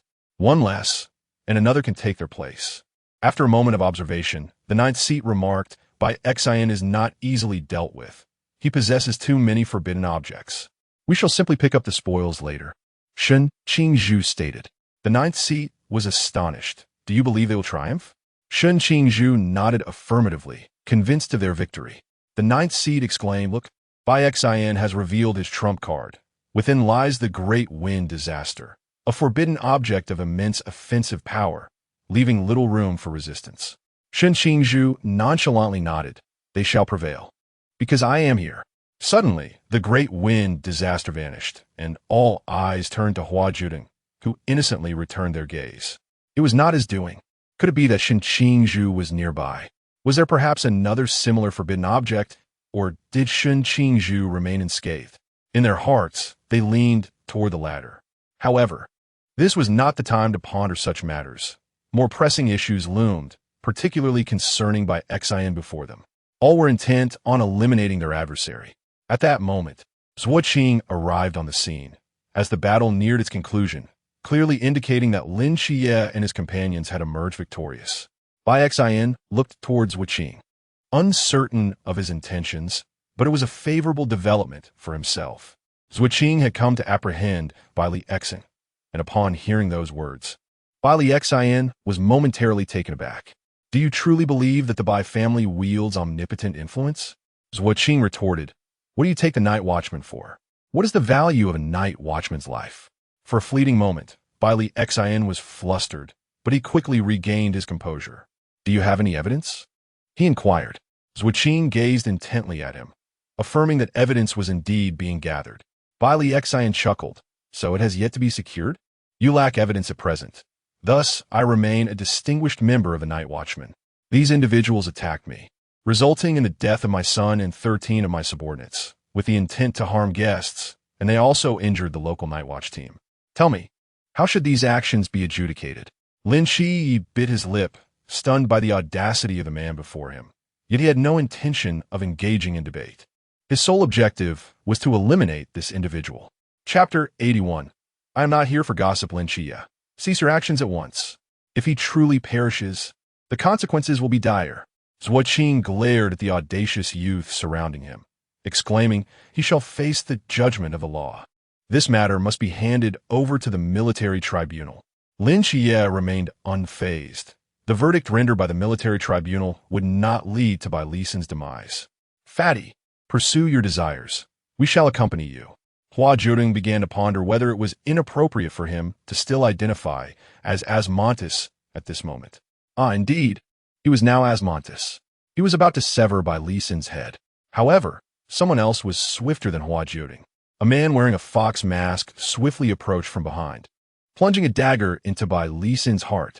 Hua Jiudeng recognized him as Shun Qingzhu, the rose still adorning him. Zhuo Qing, taken aback by the sudden turn of events, instinctively sought to pursue the two suspected followers, but Hua Jiudeng stood in his way. Zhuo Qing, what melodious name. Why not engage with them instead of fleeing? Lin Qiye thought to himself, this is quite embarrassing. It feels like a revelation of one's true nature. Zhuo Qing, not easily swayed by Hua Jiudeng's provocations, possessed his own convictions and formidable strength. Regaining his composure swiftly, he brandished his blade with ferocity. Hua Jiudeng had no intention of lingering. He was not there to eliminate Zhuo Qing, but merely to create a little mischief, hoping to dissuade him from pursuing the brother. He leaped backward, just in time to plunge into a spatial rift, vanishing before the onlookers while casting a flirtatious glance behind him. Lin Qiye pondered, the lack of discipline is evident. Zhuo Qing recalled that Commander Yi had previously given Hua Jiudeng a hairpin, which should have indicated he was Asmodeus. Suddenly realizing this, they had only considered that Asmodeus could not impersonate Hua Jiudeng, neglecting the possibility that Hua Jiudeng could impersonate Asmodeus. Fatty had already handed the hairpin to Qingyu, who then passed it to the little hamster. They sensed the atmosphere was awry, and if Zhuo Qing realized the truth, they would be in dire straits. Fortunately, the transfer had been completed in advance. What of Hua Jiudeng? Zhuo Qing questioned, increasingly suspecting that Asmodeus was merely a guise for Hua Jiudeng. Is it as simple as removing a hairpin to shift the blame? And Qingyu presented the little hamster, who stood up and waved at Zhuo Qing, appearing quite sentient, indeed resembling a transformed human. Yet Zhuo Qing remained skeptical, resolute, and unyielding, eager to ascertain the existence of the hairpin. The little hamster obediently transformed back into Hua Jiudeng. The hairpin nestled securely within his hair. As the little hamster morphed mid-air into a human, and Qingyu instinctively reached out to catch him, but it was unnecessary. Hua Jiudeng floated gracefully. Upon seeing him, Zhuo Qing exhaled in relief, genuinely convinced the earlier chaos had been orchestrated by a mysterious force. Nevertheless, even if these individuals were considered as subordinates, such indulgence could not be permitted. The commotion they had stirred was undeniable and warranted punishment. You need not undertake any tasks for the time being. I shall inform you when there are updates. A few individuals are to descend, and for now, that is all we can do. The Bailey group has now been directly inherited by the corpulent Bailey, who has chosen to entrust it to the Night Watchers. Moreover, his records have been thoroughly updated. He shall no longer be known as Bailey Tumming, but rather as Bailey Pang Pang. The few of them might as well consider this a vacation, which, upon reflection, does not seem too bad. It is merely uncertain when Hua will return in her true form. Although the puppet appears to be functioning without any issues, Hua Jiudeng's true form is currently pursuing Shun Qingzhu, or rather, it is not so much a pursuit as it is an attempt to activate the tattoos on Shun Qingzhu's body, forging some connection. He feigned passing by, flamboyantly tossing aside Bailey Jing's head, startling both the ninth seat and Shun Qingzhu, while Hua Jiudeng seized the opportunity to feel his abdominal muscles. No, rather, to impart a modicum of energy. Naturally, Shun Qingzhu recognized Hua Jiudeng, but having been disconnected from the Night Watchers for an extended period, he remained unaware of the existence of the dualities within the world of Hua. Although puzzled by Hua Jiudeng's seemingly erratic behavior, he refrained from questioning it. It was evident that Hua Jiudeng did not intend to pause for a casual chat, nor to inquire why he had joined the Night Watchers. Hello there. You are quite handsome. May I touch your abs? This head can be considered yours. Though uncertain whether their bounty was based on heads, he was confident that heads would not be an issue.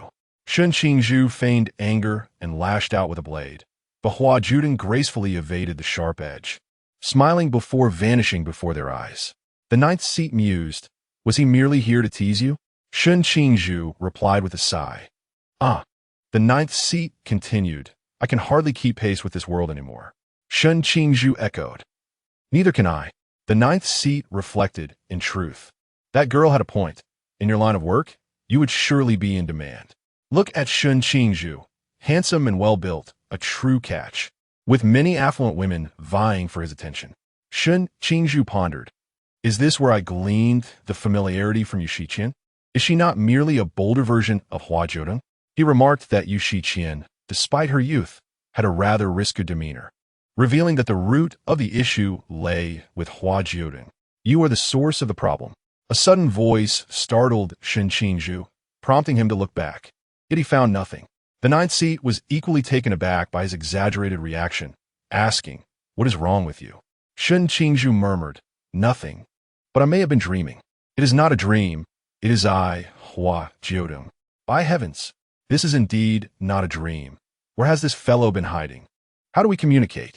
You think it, and I can't hear you, Hua Jiudeng replied. Isn't that rather alarming? What if you think of something undesirable?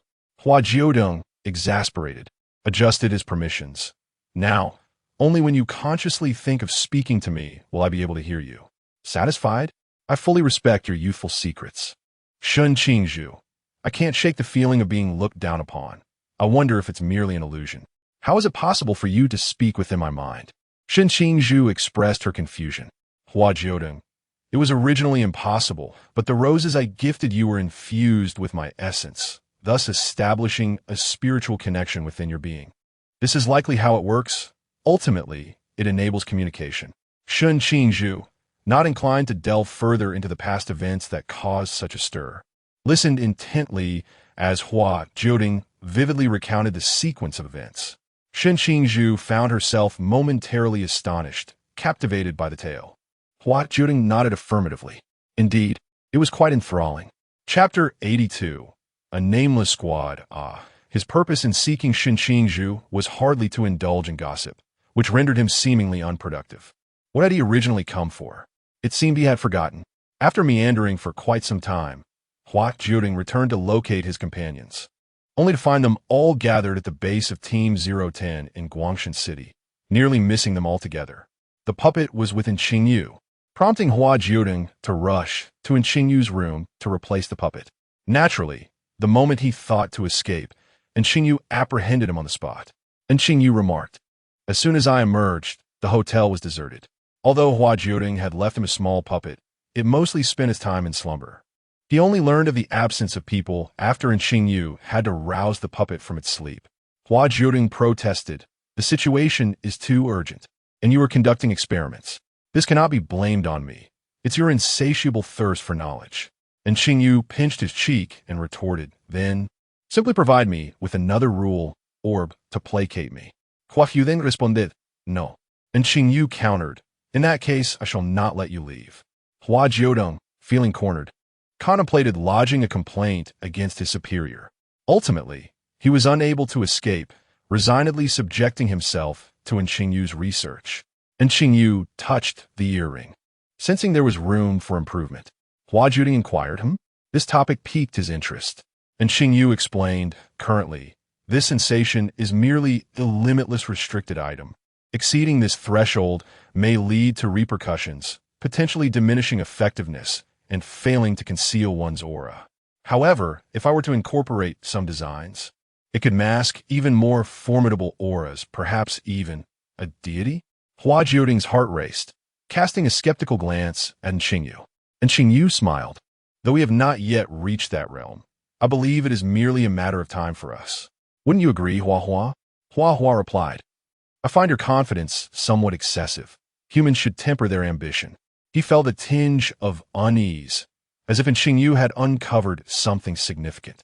He gently pushed Qingyu away, unwilling to continue the conversation. Unaware of having touched a nerve, Qingyu continued to ramble about his modification plans, insisting that Hua Hua must submit to research for any alterations to occur. Hua Jiudeng interjected, I refuse to be subjugated. Displeased, he shoved Qingyu aside and decided to seek out Qi instead, as there was only a chance of angering Qi. With a sense of determination, Hua Jiudeng made his choice. Seeing that permission was unattainable and Hua Jiudeng was intent on fleeing, Qingyu ultimately relented. I shall modify you. You will become a hamster to accompany me. Hua Jiudeng replied, all right then. A few days later, in Guangzhou and Shenzhen, Lin Qiye, the captain of the 5th Special Teams Reserve Unit, along with team members Hua Jiudeng and Xingyu, Chao Yuan, and Zhuqing, stood solemnly at the entrance of a villa. Lin Qiye spoke with gravity. Now, on behalf of the night watch's upper echelons, I hereby announce the verdict regarding this incident. Before him, Lin Qiye and the others stood upright, awaiting the judgment. As for Hua Jiudeng, he appeared as a little hamster, soundly asleep and in Xingyu's pocket, resembling a creature that had labored for 3 days in experiments rather than in Xingyu who had conducted them. Fatty, not hearing his name, cautiously raised his hand and inquired, "What about me?" Stand properly, Zhuqing reprimanded. He articulated the verdict for Bailey Xin and Team 010, both receiving life imprisonment at the abstinence facility. However, since Bailey Xin had already passed away, his sentence was rendered void. The vice-captain of Team 010, Miao Su, who had not participated in the actions, was appointed as the new captain and immediately began preparations to rebuild Team 010. Upon concluding, Zhuqing lifted his gaze to Fatty Bailey, seeking the victim's opinion, inquiring if there were any grievances. "I am no longer Bailey Tumming." Fatty Bailey shook his head, considering this the sole correction he desired. He was quite satisfied with the other judgments. Bailey Xin was the one he loathed most, and with his demise, the punishments for the remaining individuals were sufficiently severe, leaving no grounds for dissent. Zhuqing nodded. Having addressed the victim, he naturally proceeded to announce the verdict for the few individuals present. Next, I will continue with the judgment for the 5th Special Teams Reserve Unit. The atmosphere grew tense. Even Hua Jiudeng poked his head out from the pocket. The initial part of the announcement involved recounting their numerous infractions, leaving them scratching their heads in confusion. Particularly after the emergence of Dan, they had undeniably caused significant negative repercussions. However, out of humanitarian concern, they could barely be classified as acting in self-defense. Of course, Asmodeus' actions were not included, as he was merely toying with others. Thus, the punishment was merely a temporary suspension of the 5th Special Team's qualification, revocation of all mission activities, and the cancellation of the captain's rights.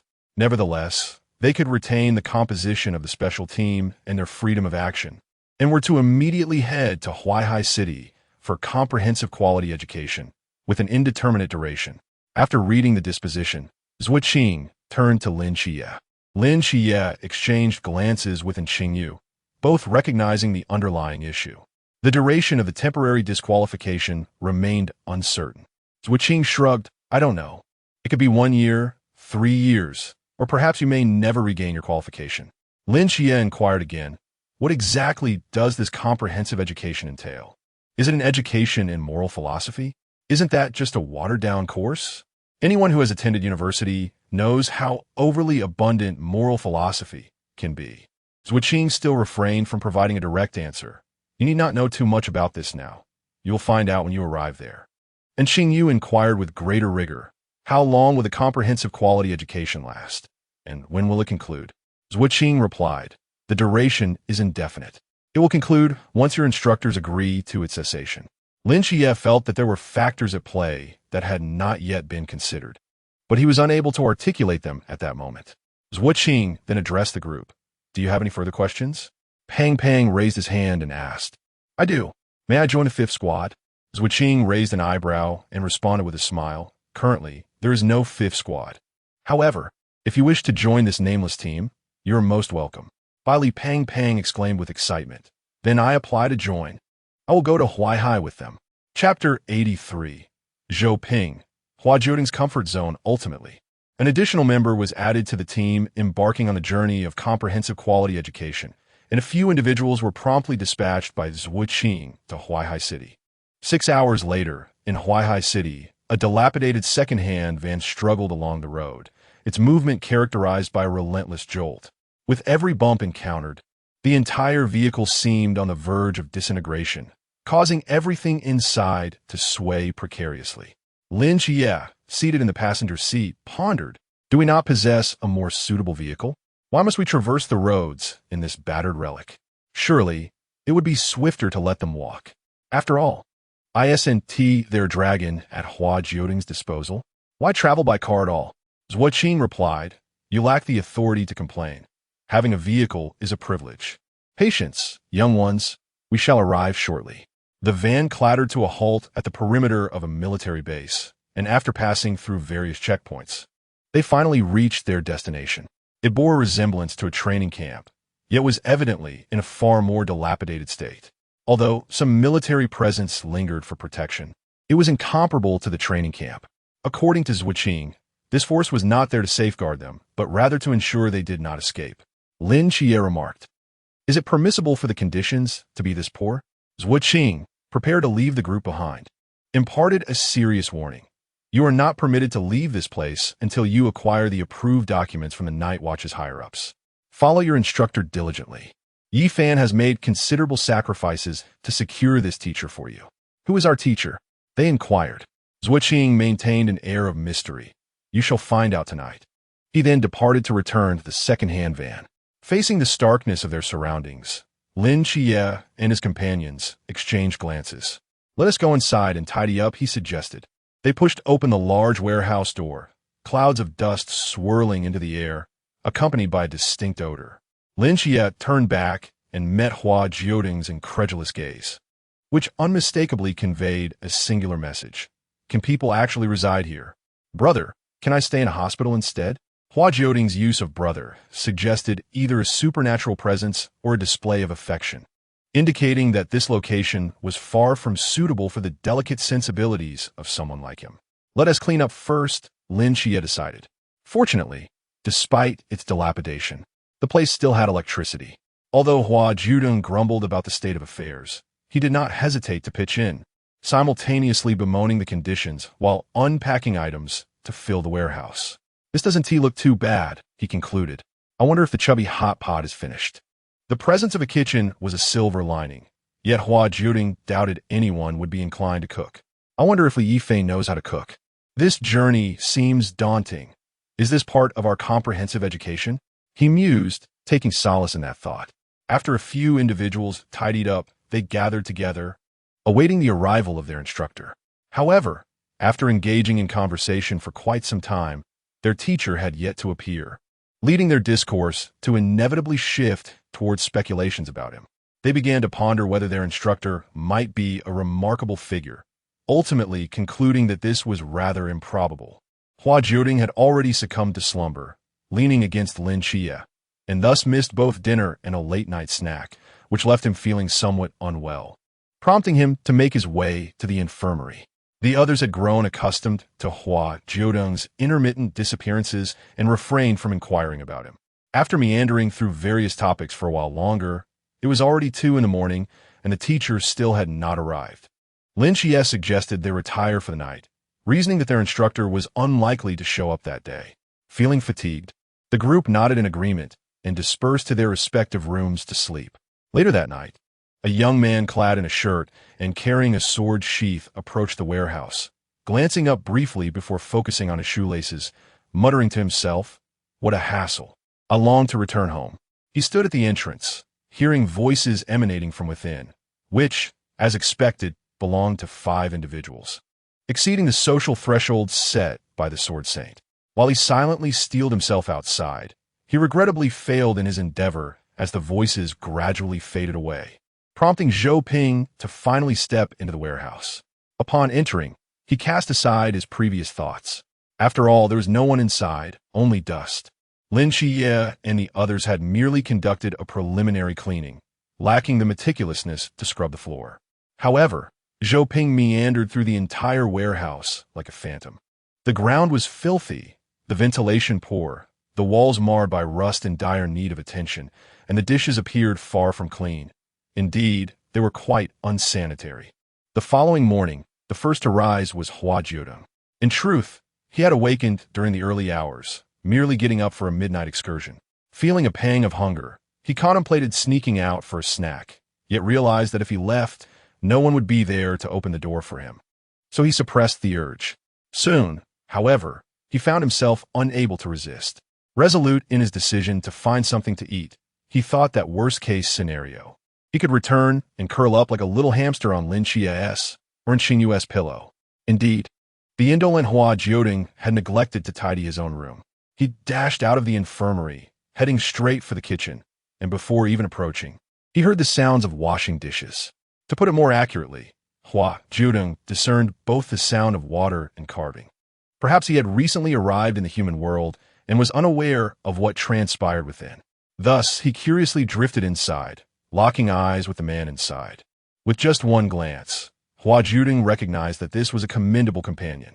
Zhou Ping, taken aback by the unexpected presence in the dead of night while he was washing dishes, paused with a half-carved plate in hand and, after a moment of silence, greeted. Hello. Hua Jiudeng is quite different from Zhou Ping.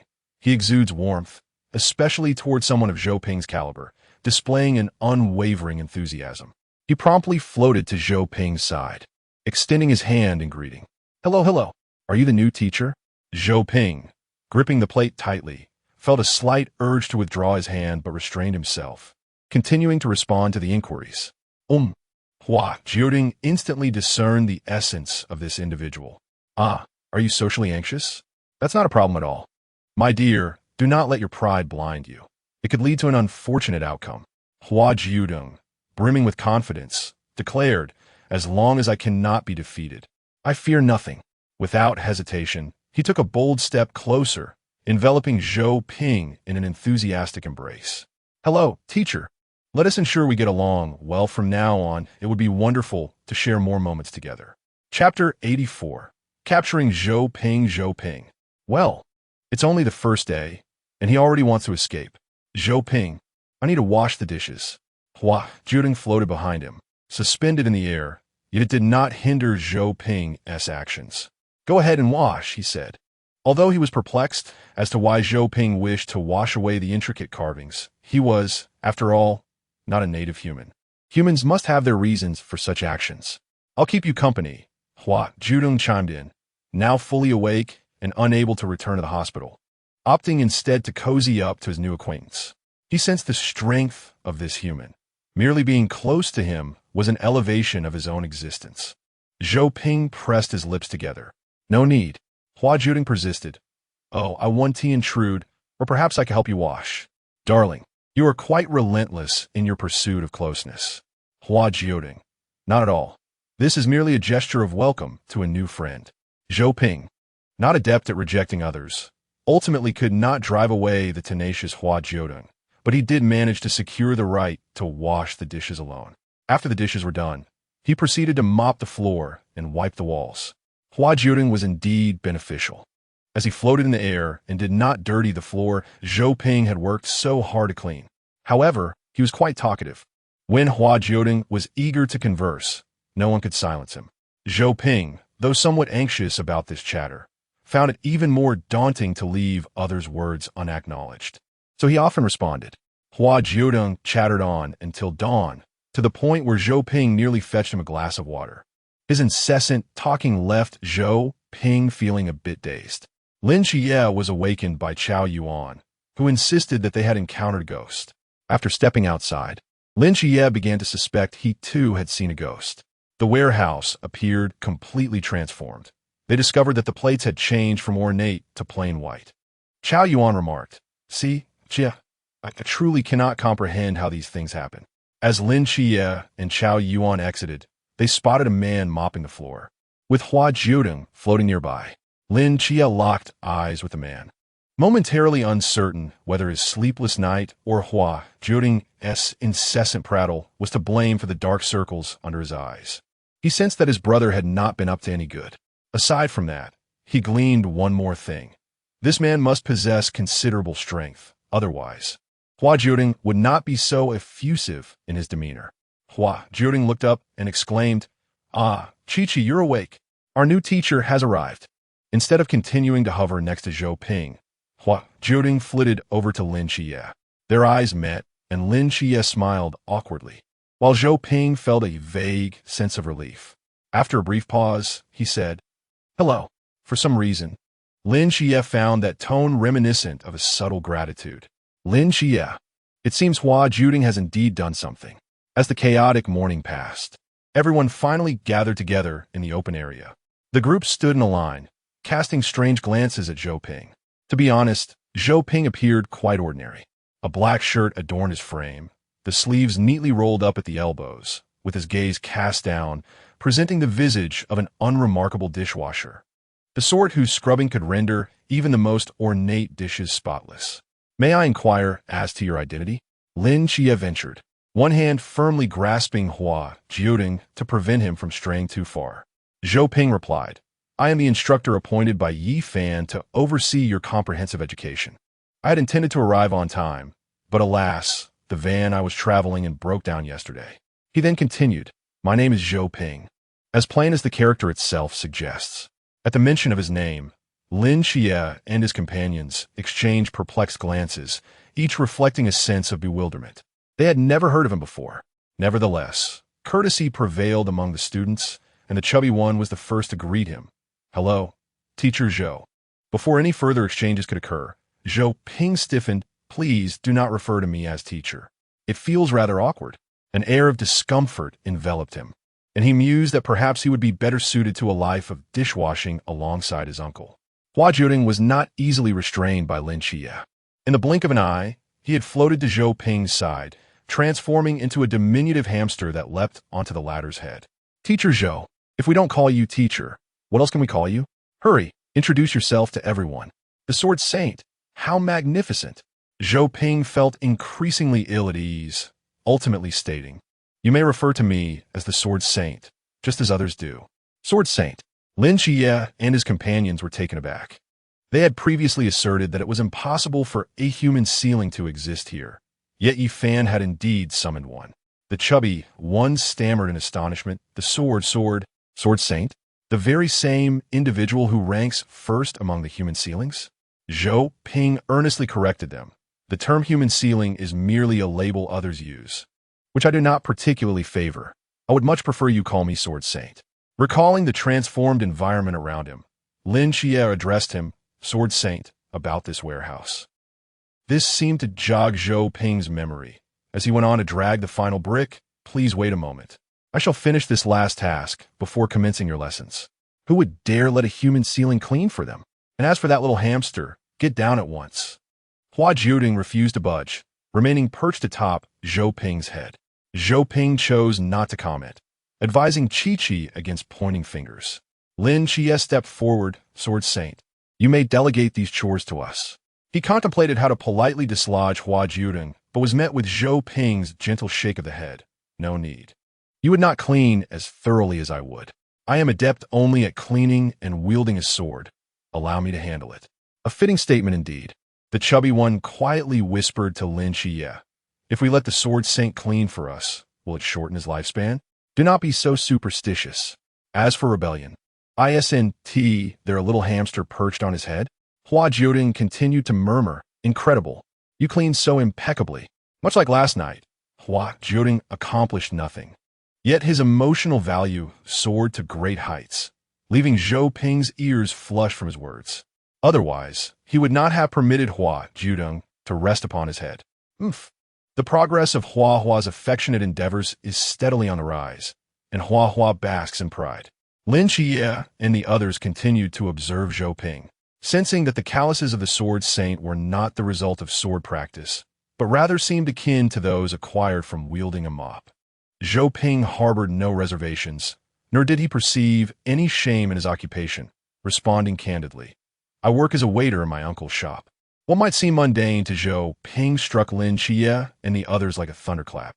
Chapter 85 of the legend of Zhen Huan Hua Jiudeng looked at the ineptitude of the humans with a sense of pride, pointing and commenting without a hint of surprise. "I already knew this," he thought to himself, bemused that they could still exhibit such arrogance. Unfazed by their behavior, Hua Jiudeng continued his chatter with Zhou Ping. Lin Qiye, unable to confront the Sword Saint directly, resorted to menacing glances, only to be disregarded by Hua Jiudeng without a second thought. Zhou Ping diligently finished sweeping the last section of the floor, transforming the warehouse into a pristine state. Upon completing his tasks, he returned all the tools to their rightful places, rolled down his sleeves, and approached the group, announcing, "Today, I shall be your instructor." The others felt a surge of excitement. After all, the man before them was a paragon of humanity, the Sword Saint. who had been summoned at great expense by Commander Yi. Though, in retrospect, the cost might not have been as substantial as it seemed, the opportunity remained invaluable. They were eager to discover what lessons the Sword Saint would impart. Zhou Ping gestured to a stack of boxes nearby. "These are the materials I have brought for you." Lin Qiye and his companions exchanged glances, then approached to lift the boxes, marveling at the Sword Saint's thoughtfulness in providing instructional materials. However, they were left wondering what these materials could possibly be. Were they swords? Unlikely. The boxes were square and not particularly long, suggesting they contained something beyond their imagination. With eager anticipation, they opened the boxes. "The sword of the third young master?" One of them exclaimed. "Is this a sword manual?" The plump one began to peruse it, his expression growing increasingly perplexed. He then picked up another book. "The Moon Knife of the Horizon? This must be a knife manual." The next one read, "The Smiling, Proud Wanderer? Does it teach us to conquer all with momentum?" Lin Qiye also retrieved a volume. "The 8 Parts of the Heavenly Dragon?" There was no doubt about this one. It was an exceedingly familiar title. Was it not a martial arts novel? The transformation of martial arts secrets into novels shattered their expectations like a dream's broken filter. Hua Jiudeng, having placed himself atop one of the boxes, looked down at the title beneath his feet. "The Legend of Zhen Huan?" he queried, perplexed. Zhou Ping, quick-witted, swiftly snatched the book away, causing Hua Jiudeng to nearly topple backward, only to be steadied by Xingyu. Zhou Ping's cheeks flushed as he cast his gaze downward, seemingly embarrassed. "This isn't just a misplaced personal interest," he stammered. For the moment, Lin Qiye and the others chose not to dwell on the Sword Saint's private proclivities, instead grappling with confusion. "Sword Saint, what are these for? Are these really our materials?" If high school teachers found out, they would surely contend with Zhou Ping. "Aren't these just novels?" Chao Yuan frowned, incredulous. "How can these serve as teaching materials?" Zhou Ping nodded affirmatively. "Indeed, these are your materials. Your training task today is to read these books. Yi Fan asked me to teach you, yet after much contemplation, I find that this is all I can impart." Lin Qiye and the others were perplexed, for thus far their understanding of the Sword Saint was limited. They merely knew that Zhou Ping was the Sword Saint, even unaware of his forbidden realm. Sensing their confusion, Zhou Ping elucidated, "My forbidden realm, in truth, I do not fully comprehend. Yi Fan and the others named my forbidden realm and even organized its hierarchy. But I had little interest in it, hence I never sought to understand." Lin Qiye inquired, "Then, esteemed Sword Saint, what is the source of your power?" Zhou Ping gazed at him and replied, "It is derived from books. My swordsmanship is learned from the pages of literature. While reading, I envision myself as the protagonist within those stories, growing alongside them, sharing their joys and sorrows, becoming a hero. Thus, I have acquired my sword from the pages of books." The immediate reaction from everyone was one of disbelief. How could it be? How could someone learn a power comparable to a forbidden realm from mere books? If this were a unique forbidden realm, how could they possibly learn such a skill? Without access to this forbidden realm, they could not attain this ability, even if Zhou Ping were to teach them. Zhou Ping shook his head. "This is not a forbidden realm.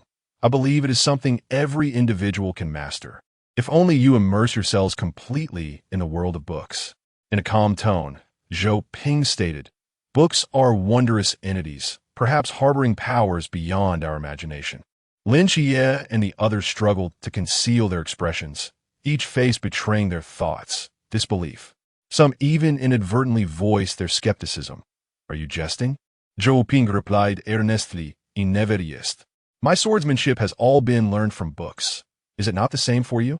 His eyes were clear and filled with genuine curiosity, as if he truly believed that acquiring strength from novels was a natural occurrence. Lin Qiye took a moment, finally regaining control of his speech. "Not quite. At least he learned alongside the esteemed elder." Zhou Ping turned to the others, who all shook their heads. However, Hua Jiudeng, the little hamster, raised a paw. "I do." Hua Jiudeng genuinely believed in this notion, for he too had arrived in this small world by opening a book. Books undoubtedly possess energies beyond human comprehension, capable of traversing time and space. Even bringing him into this vibrant world from the glass room, he could not escape. A book may indeed contain an entire world within its pages. His power was derived from the small world within that book, so claiming to have gained strength from it is not unfounded. Zhou Ping's eyes sparkled with the joy of finding a kindred spirit. Yet, upon considering the chatter of his fellow kindred, poof, the spark of joy extinguished. He did not despise those who were talkative, for Hua Jiudeng's words were never discomforting. He simply lacks the ability to interact with others, particularly with such exuberant and extroverted individuals. Zhou Ping remarked to the others, "Perhaps you could give it a try." Lin Qiye and the others exchanged glances, and in a moment of resignation, one of them picked up a novel and settled into a chair, immersing themselves in its pages. Hua Jiudeng scampered onto Zhou Ping's head, saying, "I can join you in reading that." At that moment, Zhou Ping's reflexes were swift, and he pinched the little hamster's mouth shut, refusing to hear the words "empresses in the palace." One wonders what insights the sword Saint has gleaned from empresses in the palace. At this instant, a singular skill emerged unbidden in everyone's minds. Chapter 86. Humans are not the playthings of e-people. Surely it cannot be a mere slap? This sentiment seems to permeate the entirety of the text. Zhou Ping took the little hamster. "Leaving you all here to watch, I shall go inside." Lin Qiye and the others watched as Zhou Ping departed with the hamster, noticing he had not taken a single book.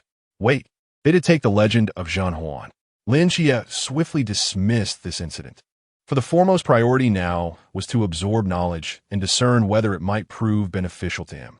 Lin Qiye chose the legend of Zhan Huan not solely because he had already perused the other volumes, but also because, should these tomes indeed impart any utility, it would be more fitting for him in terms of swordsmanship. When this thought occurred to him, Lin Qiye could not help but feel he must be losing his mind. The crux of the matter was Zhou Ping's assertion, delivered with such conviction, as though it were common knowledge. Thus, it seemed Lin Qiye was the one who ought to be deemed abnormal for being unable to derive strength from the written word. Hua Jiudeng also appeared to genuinely believe in the veracity of this notion, which only deepened Lin Qiye's conviction that he was the true anomaly among them. Observing his equally perplexed companions, Lin Qiye exhaled a sigh of relief and solidified his resolve. The real abnormality resided with Hua Jiudeng. Zhou Ping and Hua Jiudeng delved into the legend of Zhan Huan together.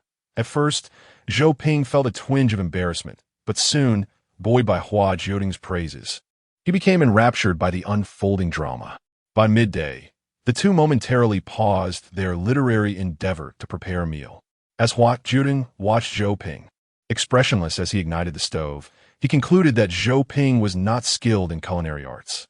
Sure enough, boom, an explosion resounded, and a burnt aroma wafted throughout the warehouse. Observing Zhou Ping's discomfort, Hua Jiudeng began to engage in a bit of self-deprecation. Indeed, aside from cleaning and swordplay, I possess no other talents. Transforming back into his human form, Hua Jiudeng stood beside Zhou Ping. "Step aside, allow me." With swift efficiency, he cleared the pot, while Zhou Ping observed his motions, attempting to glean some knowledge, as Hua Jiudeng appeared quite adept. Upon hearing the first explosion, Lin Qiye felt an ominous premonition. He set aside his book and made his way towards the kitchen. Before he could reach it, another resounding boom. Lin Qiye thought, "I cannot afford to delay any longer." He hastened to the kitchen, only to find Zhou Ping emerging with a small black hamster perched atop his head. Lin Qiye beheld the flames licking the pot and rushed to extinguish the fire, addressing Zhou Ping. "Senior Swordmaster, allow me to handle this." He contemplated placing a sign at the kitchen entrance that read, "No cooking for the Swordmaster. Hua prohibited beyond this point." As Lin Qiye began to tidy the kitchen, a thought struck him, and he inquired, "By the way, Senior Swordmaster, do you know what has become of our previous bowls?" Zhou Ping, puzzled, responded, "Bowls?" Lin Qiye nodded, recalling that their ornate dishes had been reduced to plain white ones. "Yes, the decorative bowls we had. Now we are left with only white plates." Zhou Ping understood and nodded. "It's just these. The previous ones were soiled, but I have cleaned them thoroughly."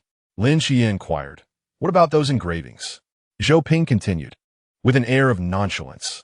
"Indeed, I couldn't clean them properly with a cloth, so I resorted to using sword energy to cleanse them." After a moment of contemplation, He decided to implicate his peer. Hua Jiudeng was present at that time as well. Lin Qiye's lips twitched. Very well. For a moment, he was uncertain whether to admire the Sword Saint's adept control over sword energy, which allowed for dishwashing without damaging the plates, or to criticize the Sword Saint's stubbornness. Suspecting that he had initially washed the white plates and now felt compelled to restore them to their pristine state. Moreover, it was bewildering that Hua Jiudeng, his accomplice, had such a dire lack of common sense. Surely he did not believe that plates were washed in such a manner. Zhou Ping calmly exited, closing the kitchen door behind him, and squatted down. How embarrassing. I just want to go home. He muttered to himself, lost in reflection, completely oblivious to the trinket he had brought out with him. Hua Jiudeng remained as still as a statue atop Zhou Ping's head. Even if he was unfamiliar with human behavior, he understood that should Zhou Ping discover him at this moment, he might very well flee in a panic. However, he would inevitably be found out. Even in silence, his weight was an undeniable presence. Hua Jiudeng dare not move, as Zhou Ping's social anxiety seemed to have drained him of all energy and social prowess. It was perplexing to see someone of Zhou Ping's stature appear somewhat introverted, even bordering on self-doubt. What could possibly cause the world's number one to feel such insecurity? Surely it couldn't be the doing of that third uncle? After squatting for an extended period, Zhou Ping stood up once more, and in doing so, realized something was amiss. His entire body had tensed. Hua Jiudeng nestled in his hair, offered a shy smile. Hi. In truth, he had heard nothing and was uncertain whether Zhou Ping believed him. Zhou Ping did not believe. In an instant, he vanished from sight, but Hua Jiudeng's tiny claws gripped Zhou Ping's hair tightly, preventing him from being shaken off. Hua Jiudeng remarked, Actually, you are quite remarkable. Zhou Ping halted, crouching back into a corner. Not at all. I can only wield a sword and wash dishes. This time, I even removed the engravings from the plates. Seeing him stop, Hua Jiudeng shook his head atop Zhou Ping's head. No. You must consider that I alone can transform engraved plates into plain ones. No one else can achieve this. I am the world's number one. Zhou Ping pondered. The world's number one? Hua Jiudeng continued to gesture emphatically. Yes, you are indeed the world's number one. This is a fact. Zhou Ping questioned. I am the world's number one? Hua Jiudeng persisted, fanning the flames of encouragement. Yes, do not doubt it. Speak it with conviction. This is the truth. No one surpasses your prowess. In a surge of fervor, Zhou Ping stood tall and declared, I am the world's number one. Immediately after, he squatted down again, covering his face in shame. How embarrassing. Hua Jiudeng patted Zhou Ping's head, sensing the warmth radiating from him. It seemed there was still much to cultivate for the future. Engaging in pre-match banter could enhance the thrill of eventual victory. Indeed, Hua Jiudeng relished the opportunity to assert his prowess before a battle. Coincidentally, Zhou Ping is instructing Qiye, assisting him in overcoming his desensitization. The social anxiety remedy from the Flower Card Society is well known to those who have experienced its effects. Should Lin Qiye witness this scene, he would undoubtedly have a serious discussion with Hua Jiudeng in private. The Sword Saint, a rather taciturn individual averse to social interactions, and Hua, who indeed embodies the essence of social anxiety, present a unique conundrum. However, the individual is not a mere plaything for those of your ilk. Please refrain from dragging the Sword Saint into peculiar endeavors. What if he were to flee? Commander, you would certainly assign them the task of washing dishes. They might find themselves scrubbing away until the Sword Saint comes to his senses and returns. Chapter 87. Practical exercises in conclusion. The Sword Saint did not flee. They evaded the fate of being discarded, even though the others remained unaware. The lunch prepared by Lin Qiye was delectable, at least surpassing the expectations of the Sword Saint and Hua. During the meal, Lin Qiye voiced his concerns. Senior, I feel as though I have not derived any strength from his experience. Zhou Ping, a responsible mentor, inquired earnestly, How can this be? Have you fully embraced the role of the protagonist? Lin Qiye replied, Are you suggesting immersion? I have indeed immersed myself. Zhou Ping continued, Yet that is insufficient. You must wholly embody the protagonist, experiencing his sorrows, resolutions, and righteous indignation. Each of them had experienced varying degrees of immersion, yet none had discovered the so-called strength. Chao Yuan, perplexed, asked, Sword Saint, could this be due to the peculiarities of your forbidden realm? Although Hua Jiudeng claimed he could also do it, was his forbidden realm not unique as well? Zhou Ping shook his head. What is a forbidden realm should not serve as a measure of strength. When I read, I aspired to become a hero of their caliber.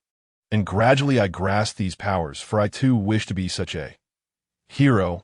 A hero, you say? Fatty interjected. You are already the Sword Saint. What more do you wish to become? A sword immortal? Upon hearing this, Zhou Ping pondered seriously. A sword immortal, you say? His eyes gradually brightened. I quite like that title. Sword Saint, what shall we do this afternoon? Asked Lin Qiye. Shall we continue reading novels? Zhou Ping shook his head. No.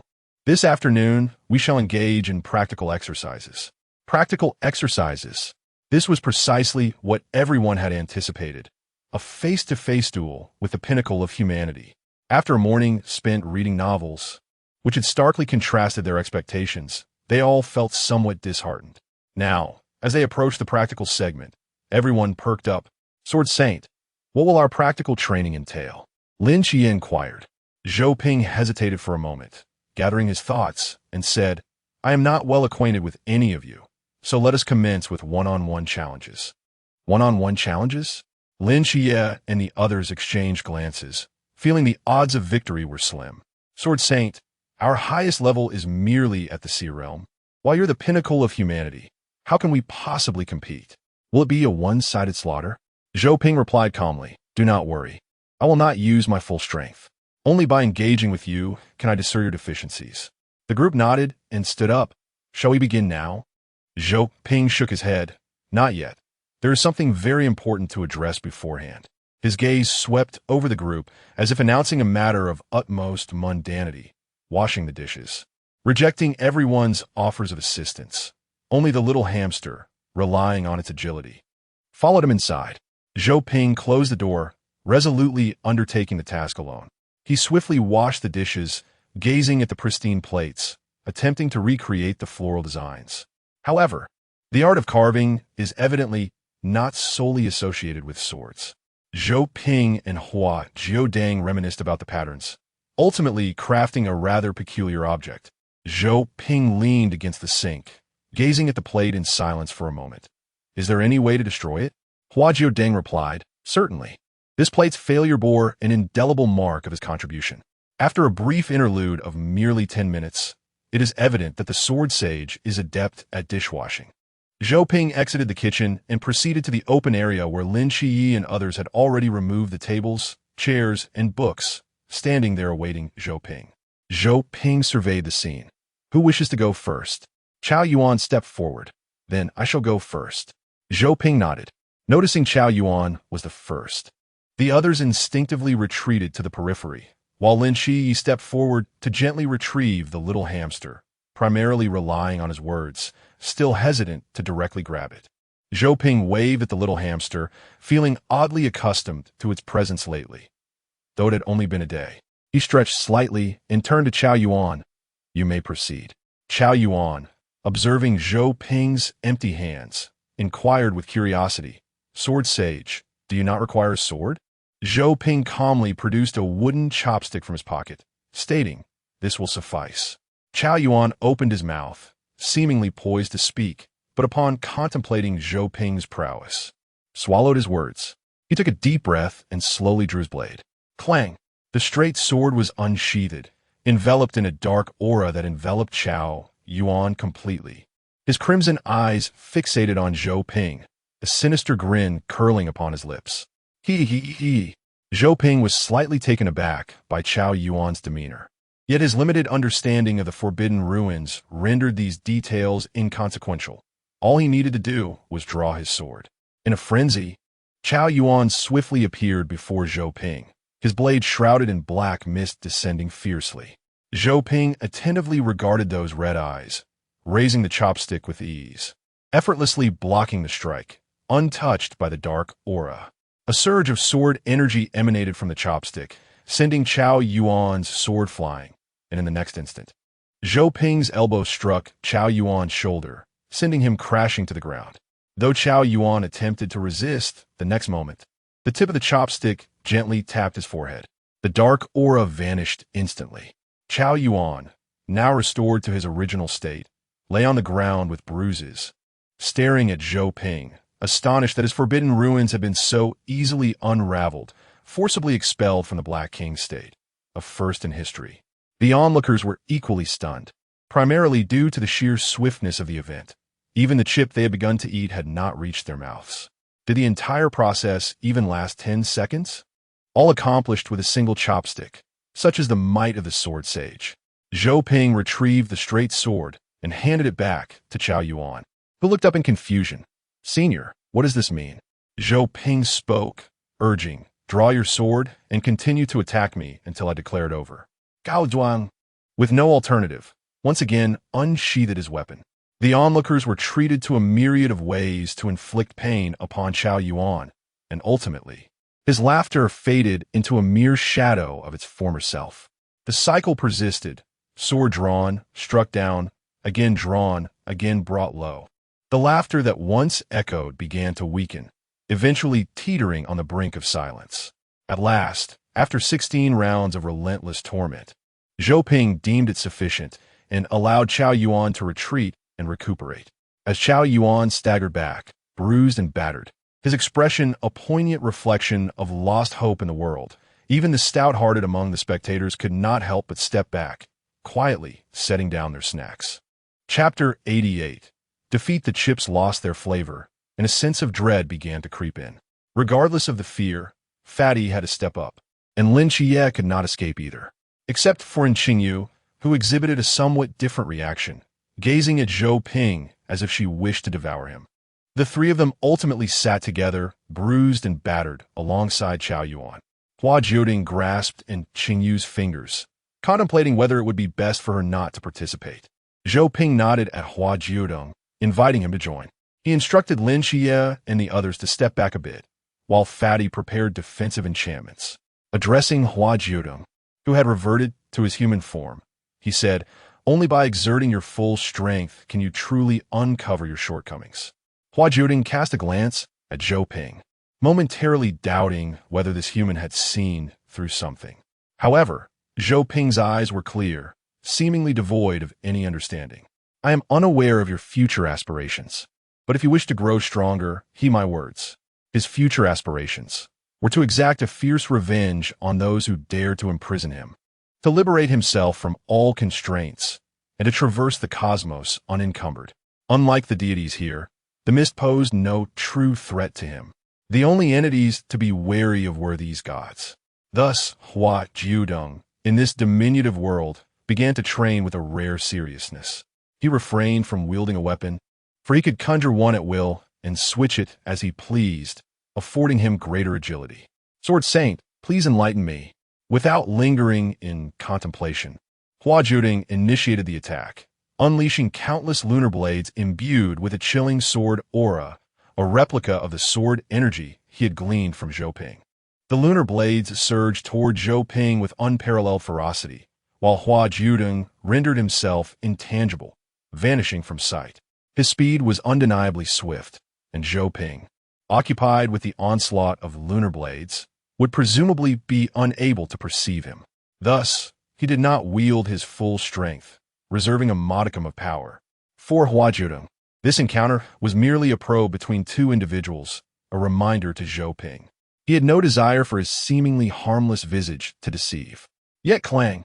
A pair of chopsticks deftly intercepted his blade, the sword energy dispersing as Zhou Ping remarked, "You may unleash your full power." Hua Jiudeng raised an eyebrow and vanished once more into the air. What transpired next was a dizzying spectacle. Their figures became nearly untraceable, accompanied solely by the clattering sounds of their clashes.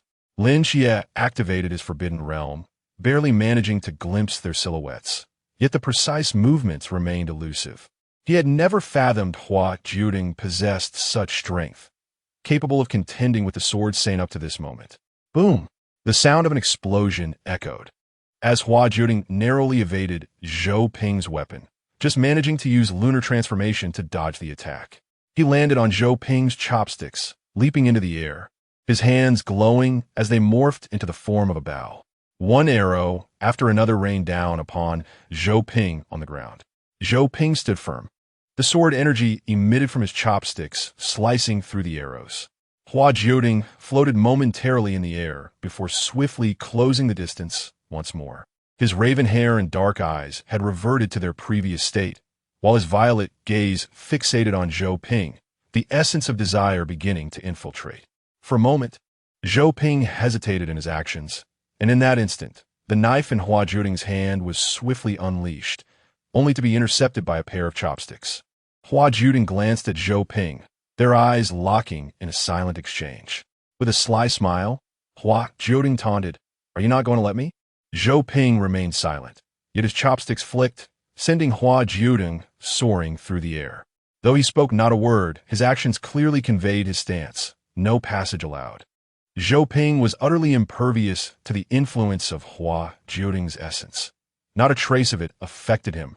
Hua Jiudeng felt a twinge of surprise. Instinctively, he sought to summon the forbidden ruins, yet he found himself at a loss for a suitable response in this scenario. Suddenly, Zhou Ping appeared before him, chopsticks aimed directly at his brow. Defeat dawned upon Hua Jiudeng. A realization struck him. Zhou Ping was slightly out of breath. This contest had proven far from effortless. He had indeed exerted himself to the fullest.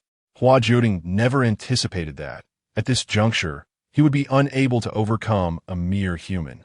Nor did he foresee a day when his essence would falter. Did Zhou Ping truly harbor no desire within? After all, he had once schemed to become a sword immortal. Though Hua Jiudeng had never voiced it, deities often carried a certain pride. He drew power from these humans, but had never considered himself weaker than them. Regardless, he was a deity, inherently formidable and gifted. To be vanquished by a human felt like a distant dream of returning to vanquish those deities. How infuriating! Hua Jiudeng was in a state of melancholy. Zhou Ping, having single-handedly defeated an entire team, chose not to linger on words, but instructed them to return and rest. Hua Jiudeng, the sole unscathed member, had to rely on Lin Qiye to carry him back. Nevertheless, he cast a healing buff upon everyone, facilitating their recovery. Zhou Ping observed this scene, contemplatively pondering a newfound, exploitable training technique. Later that afternoon, the Sword Saint sequestered himself in his chamber, neglecting dinner altogether. Meanwhile, another soul was engulfed in gloom. Hua Jiudeng had shed his usual vivacity, languishing atop Qingyu's head, refusing to eat even when Lin Qiye offered him sustenance. Hua Jiudeng now found himself in a state of confusion. Having traversed numerous trials alongside Lin Qiye and the others, he had most often navigated through challenges with ease, save for the slight inconvenience posed by Asmodeus. Yet even in the sanctum, he remained formidable, easily identifying 37 little dogs. The human experience of joy and sorrow played out before him, merely a spectacle for the divine observer. Had Hua Jiudeng chosen to intervene, all their prior encounters would not have counted as trials. He alone could have resolved them.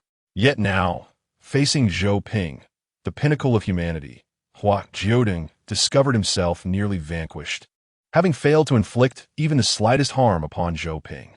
And what of the deity?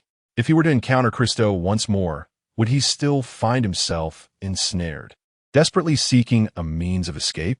In what ways could he further elevate himself? Despite possessing an ample supply of forbidden realms, formidable mental fortitude, and combat skills, he remains unable to contend against Zhou Ping's effortless prowess. Hua Jiudeng's mood has sunk to such depths that it hardly casts a shadow over the spirits of his companions. What thoughts occupy Hua Jiudeng's mind remains a mystery, and Lin Qiye's attempts at consolation fall short. Ultimately, he even failed to capture the little hamster, and Qingyu's words were lost on him. Thus, Hua Jiudeng chose to seek solace in sleep at Qingyu's side. Chapter 89. Loki, Lin Qiye. So what was actually said? Qingyu took Hua Jiudeng to conduct experiments, as Hua Jiudeng's primary purpose was to inspect the progress of Qingyu's research. He wanted to see how Qingyu was faring in his studies. Qingyu was not merely examining corpses. He had also been investigating methods to restrict the adornments on Hua Jiudeng's limbs. Today, Hua Jiudeng accompanied Qiye to test the results. Hua Jiudeng perched upon Qiye's experimental table, observing as Qiye fitted shoes onto him. Qiye secured the shoes on both sides, and then instructed him to rise and take a few steps. Hua Jiudeng stood up and hopped a couple of times. They felt remarkably comfortable, even more so than those provided by team leadership before. Moreover, he could sense that these shoes were considerably more resilient. There were also matching gloves. Considering Hua Jiudeng's vanity, Qiye had crafted some delicate embellishments, which were surprisingly lightweight yet remarkably durable. Hua Jiudeng flexed his wrist, finding no issue with the gloves. He even conjured flames from his hands, and the gloves remained unscathed. Hua Jiudeng felt confident that he could engage Zhou Ping in combat again tomorrow. Victory was assured. You are quite impressive. However, regardless of this, he still felt compelled to express some emotional value to Qiye, though his mood was not particularly bright today, and he could only manage a single utterance. Qiye, seated beside Hua Jiudeng, asked, "What troubles you today?" Their group had been battered, sporting bruises, and while there was initial frustration, seeing Hua Jiudeng now, they seemed on the brink of despair. It was unclear why Hua Jiudeng was feeling so downcast. Fiddling with his fingertips, Hua Jiudeng lamented, "I am so weak." Qiye reassured him, "You are already quite strong." Hua Jiudeng replied, "I can't even defeat Zhou Ping." The phrase "even Zhou Ping" carried weight. Zhou Ping was indeed formidable, a true swordsman among humans. Had it not been for Hua Jiudeng's lofty aspirations, Zhou Ping would not have trailed behind him. Qiye countered, "We cannot best him either. You are capable of trading blows with him, far surpassing us." Shintong chimed in, "Baby, you are incredibly strong. None of these men can compare to you." Hua Jiudeng remained silent, ignoring everyone. He was merely a bit anxious. After encountering Christo in Songnan, Hua Jiudeng realized his movements had been exposed. Though unaware of what transpired on Christo's end, he had been feeling a persistent sense of unease. He did not wish to return to the flower house. Not at all. "Baby, you understand everything when speaking with Zhou Ping. Why do you falter when it comes to yourself?" Hua Jiudeng paid no heed. He disregarded Shentong and transformed into a little hamster, snuggling into Qiye's pajamas to sleep. Perhaps after one night, he would emerge immensely powerful. As for what transpired with Christo, Yu Shiqian held the primary voice, with Loki following closely. While feigning interest in Christo, Yu Shiqian continued to lounge idly. Christo presently had no effective means to deal with his proxy, but tormenting Asmodeus' new paramour posed no challenge whatsoever. Loki has recently found many of his plans thwarted by this deranged deity. Whenever his doppelgangers venture out, they are relentlessly pursued by Christo once discovered. Loki is at his wit's end and has finally managed to contact Christo. In a moment of exasperation, he implores, "What do you truly desire?" To which Christo candidly replies, "To end your life." Loki is utterly perplexed, unable to comprehend the rationale behind such animosity. "Why? We have no grievances, no vendetta. I do not even know you, nor do I belong to any pantheon." If it were the Norse deities seeking retribution, he could somewhat fathom it, considering his notorious reputation for mischief in their mythology. However, this Christo, who knows to which divine lineage he belongs? Loki has never even heard of him before. The only name he recognizes, Asmodeus, is associated with the Solomon pantheon, yet it bears no relevance to him. Christo asserts, "You have wronged my Asmodeus." Loki retorts, "Ah, we are back to this circular argument. I see we are about to engage in a futile debate. Why do you believe I have harmed him?" Loki inquires. Christo responds, "Asmodeus has informed me of her transgressions." Loki offers his perspective. Is it not possible that he was mistaken? That seems the most probable scenario, for who would foresee an unknown deity placing blame upon me? Indeed, Loki never anticipated such a turn of events. Christo furrows his brow. Asmodeus does not lie. His reasoning follows. You are the god of deception. You must be filled with falsehoods, having misled my Asmodeus and failing to acknowledge your misdeeds. Loki feels an unprecedented disdain for his own divine nature. In despair, he contemplates engaging in battle once more. He even considers relinquishing his title to that Asmodeus, who seems far more adept at deceit. Alas, it is not an option. After a confrontation between Christo and Loki, he returns to consult his agent, Yu Shiqian. Observing his demeanor, she inquires softly, "Have you committed murder?" Christo shakes his head. "No, I merely clashed with an outer god." "Do you have any news?" Yu Shiqian responds, "I have indeed heard that Asmodeus appeared at the celebration of the Bai family, but he vanished shortly thereafter. It is rumored he has ventured to the Xing'an Mountains, after which he left no trace." Christo is eager to investigate, but Yu Shiqian halts him. He turns, "What is it?" Yu Shiqian cautions, "My lord, do not indiscriminately slay the innocent. I have learned that Asmodeus is not an evil god. He abhors bloodshed. Should you take too many lives, Asmodeus may not look favorably upon you." Christo frowns. "He would disapprove of my slaying?"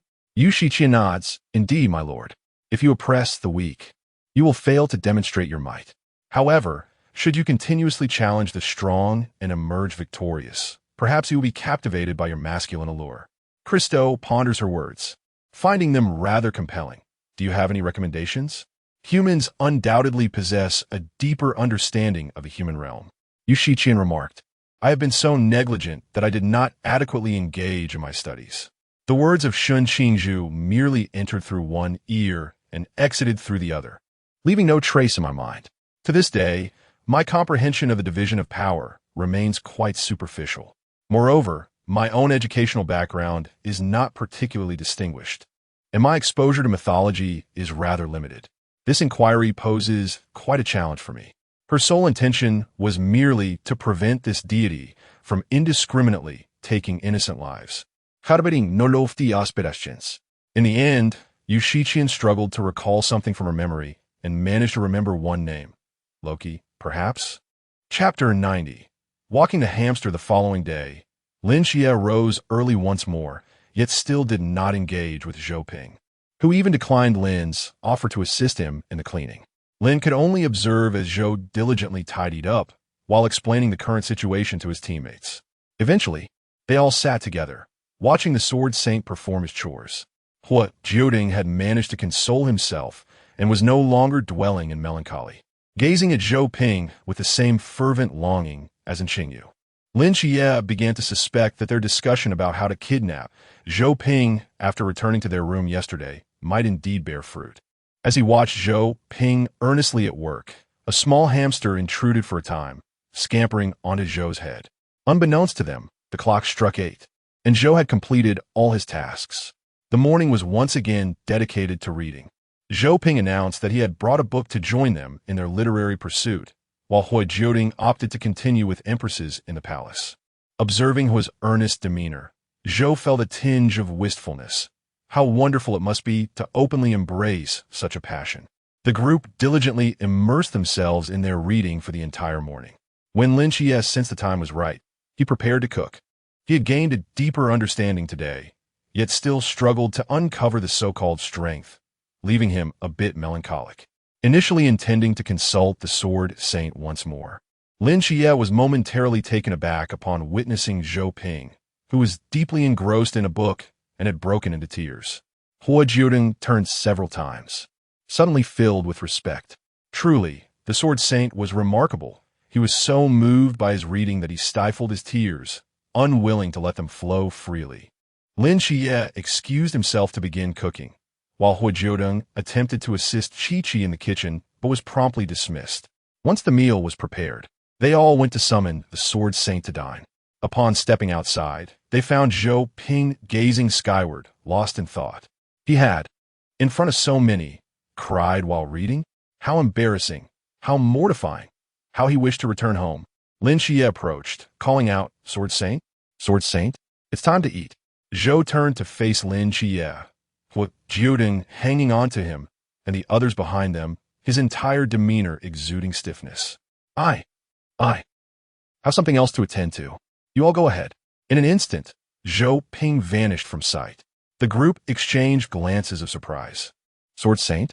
Without hesitation, Hua Jiudeng pursued him, while Lin Qiye failed to restrain him, exclaiming, "Hey Jiudeng, perhaps we should follow them." Pang suggested, "Lin Qiye, do you want to see what they are up to?" Lin Qiye hesitated. "Is that really appropriate?" Pang replied, "I'm mainly worried about what Hua might do to the Sword Saint." Lin Qiye interjected, "Please don't say that. It sounds frightening and quite perverse. He chose to discreetly glance for a moment, ensuring Hua Jiudeng did not do anything to Zhou Ping, before retracting his gaze. After his brief observation, Lin Qiye wore a peculiar expression, prompting Pang Pang to curiously inquire, "What happened?" "Lin Qiye, it seems that the Sword Saint is hastily packing up, preparing to flee." "Pang Pang, huh? Where's Hua?" Lin Qiye gritted his teeth. "It's hiding in my pocket. It feels like it wants to run away with the Sword Saint." At the warehouse entrance, Zhou Ping, with his belongings packed and a little mouse tucked in his pocket, never anticipated that his teaching journey would culminate in such a situation. No, he should admit he had envisioned this. He had thought about fleeing, but he never expected to take a student along with him. "Zhou Ping, why not stay behind?" "Hua Jiudeng, if all the educators are leaving, what purpose would I serve by staying?" He was resolute, feeling an instinctive pull towards the Sword Saint, believing that proximity to such greatness might foster his own growth. He was determined to cling to the Sword Saint. "Zhou Ping, very well." He approached the door, where the guard was momentarily taken aback and raised a hand to stop him. "Your Excellency, the Sword Saint." In an instant, Zhou Ping vanished, appearing 100 meters away. The guard was utterly powerless to intervene. He swiftly took out his phone to call for reinforcements. Previously, Zhuqing had mentioned that the guard were not only there to watch over them, but also to keep an eye on the Sword Saint and report to Commander Yi. The moment Zhou Ping disappeared, the guard called Commander Yi, who promptly connected to Zhou Ping. Still washing dishes, he cautioned, "Don't cause any trouble." After taking a few steps, Zhou Ping's phone rang, causing him a halt. Hua Jiudeng, perched atop the phone, was jolted and, feeling discomfort, decided to present the phone to Zhou Ping. Taking a deep breath, Zhou Ping answered. Yi Fan's voice resonated. "Zhou Ping, we had an agreement. I would wash the dishes while you taught them." "Zhou Ping, I'm not suited to be a teacher. Perhaps you should find someone else." His previous humiliation of weeping over a book in front of everyone was merely the last straw. With prior embarrassments like the discovery of Zhen Huanzhuan and the missing ornate white dish, being around others meant his social demise would never cease. He no longer wished to teach. He longed to return home. Unaware of Zhou Ping's true experiences, Yi Fan earnestly advised, "Zhou Ping, one cannot live in solitude forever. Social interaction is essential." This time, he hoped not only for Zhou Ping to instruct them, but also to encourage him to engage socially, as it might serve as a breakthrough for him. "Please give another try, Zhou Ping." Hua Jiudeng climbed onto Zhou Ping's shoulder, nuzzling him, suggesting that he could assist Zhou Ping and ensure he breaks free from his social anxiety. If Lin Qiye were present, he would undoubtedly quip that would likely exacerbate Zhou Ping's social fears. Perhaps the Sword Saint's only vulnerability would become a loquacious little mouse. Want to defeat the Sword Saint? Recommend a mouse. Zhou Ping ultimately fell into a contemplative silence, wrestling with his decision, and resolved to quietly return. Pretending as if nothing had transpired today, Hua Jiudeng vowed to remain silent. However, upon returning to the warehouse entrance, Zhou Ping found himself stunned once more, yearning to turn and flee, only to be tugged back by the little mouse. Although Lin Qiye and the others exhibited peculiar expressions, they refrained from voicing their thoughts. Instead, they turned to return and remarked, "Senior Sword Saint, it is time for dinner. I have modified my culinary techniques this time. Do come and sample it." In the end, Zhou Ping chose to defend himself at the dining table, saying, I merely took the hamster for a stroll." Hua Jiudeng interjected, "Oh no, this predicament is directed at me." Nevertheless, recalling the promise made to the Senior Sword Saint, Hua Jiudeng conceded, "Indeed, the Senior Sword Saint merely accompanied me for a walk." "What? Are you not aware that little hamsters require their exercise?" Everyone seems so inattentive. Chapter 91. Just a fashion faux pas. Who's awkward will be exposed after finishing their meal. The group prepared for the afternoon training session. Initially, they anticipated another round of punishment, but Zhou Ping presented an array of textbooks instead. He distributed them one by one, revealing that these were handwritten martial arts manuals specifically crafted for each individual. "I have devised a training plan tailored to each of you based on your practical performance yesterday," Zhou Ping explained as he handed out the materials. The training will be divided into 3 parts. The first part focuses on mental training, which everyone will participate in collectively. The second part consists of distinct training methods tailored to your individual characteristics and yesterday's performance. After the third part, you'll discover that in due time. Each member now held their respective second part of the training plan, along with an analysis from the previous day. Hua Jiudeng carefully scrutinized his document and noted that Zhou Ping had indeed highlighted several issues. His techniques were not yet proficient, lacking fluidity and appearing quite rigid. After a second attempt, he might be able to execute them. All the techniques felt like castles in the air. Though he possessed them, they did not feel like his own and required further practice. Unlike Lin Qiye and the others, Hua Jiudeng's abilities did not stem from innate prowess and mental strength. Rather, he acquired his techniques from observing others, having never truly practiced them himself. After all, he believed he had mastered them and felt no need for further training. He glanced at his training plan, momentarily taken aback. Using the same approach as Qiye, but the duel? Zhou Ping nodded, stating matter-of-factly, "I've noticed that your skills and martial techniques closely resemble Lin Qiye's. Essentially, whatever Lin Qiye possesses, you do as well. Therefore, in each round, you may only utilize one weapon and one forbidden space, with no alterations permitted mid-battle. Understood, just like a fashion faux pas, the weaker one will inevitably feel embarrassed." Hua Jiudeng acknowledged, noting his tendency to cling to Qiye, which resulted in him acquiring a slight edge in her skills. He cast a contemplative glance at Lin Qiye, pondering how his mental strength had evolved. He felt capable of overwhelming Qiye. Regardless of proficiency, the disparity in mental strength was insurmountable, akin to an unbridgeable chasm. At that moment, Zhou Ping leisurely added, "Hua Jiudeng's realm cannot surpass that of Lin Qiye." Hua Jiudeng responded with a frustrated sigh. "How infuriating. I can no longer bully Qiye with confidence." Chao Yuan and Pang Pang engaged in a game of tic-tac-toe under Chao Yuan's Black King state. While Qingyu appeared quite pleased with this training method. "You may commence your training now," Zhou Ping concluded before stepping outside. Lin Qiye turned to Hua Jiudeng, bemused that even the Sword Saint had acknowledged their need to begin. Pang Pang suggested, "Let's train separately to avoid interfering with each other." Having witnessed Hua Jiudeng's capabilities yesterday, he worried that the training grounds might not suffice for his antics. Hua Jiudeng and Lin Qiye nodded in agreement. "Then let us proceed outdoors." Once outside, the two deliberated. What shall we begin with? He could vaguely sense Zhou Ping's intention, which seemed to be a desire to enhance their proficiency in skill mastery. Hua Jiudeng suggested, "Shall we use guns?" Lin Qiye replied, "Is Hua Jiudeng looking for trouble? After all, he is no longer just a novice restricted to a 10-meter range. His shooting accuracy should be decent." "Perhaps?" Lin Qiye playfully ruffled Hua Jiudeng's hair, saying, "Let us switch to something else. Guns are rather difficult to handle." Ultimately, the two decided to forego the forbidden techniques and simply engage in a contest of blade skills. During training, Hua Jiudeng's swordsmanship had far surpassed Lin Qiye's. He was capable of nearly perfectly replicating Captain Shen's techniques, and at this moment, he felt confident he would not lose. They exchanged glances and began to spar in the open space. 10 minutes later, Hua Jiudeng, ungraciously, transformed into a small hamster, nibbling on Lin Qiye's hair. Lin Qiye caught the little creature, admonishing Hua, "This is unacceptable. One must possess the spirit to accept defeat." Hua Jiudeng was perplexed. If it were merely a contest of swordplay, how could he possibly be outmatched by Lin Qiye? After setting the little hamster aside, Hua Jiudeng appeared somewhat dazed. While Lin Qiye sat down to analyze their recent skirmish, Hua Jiudeng listened intently, pondering over the insights shared.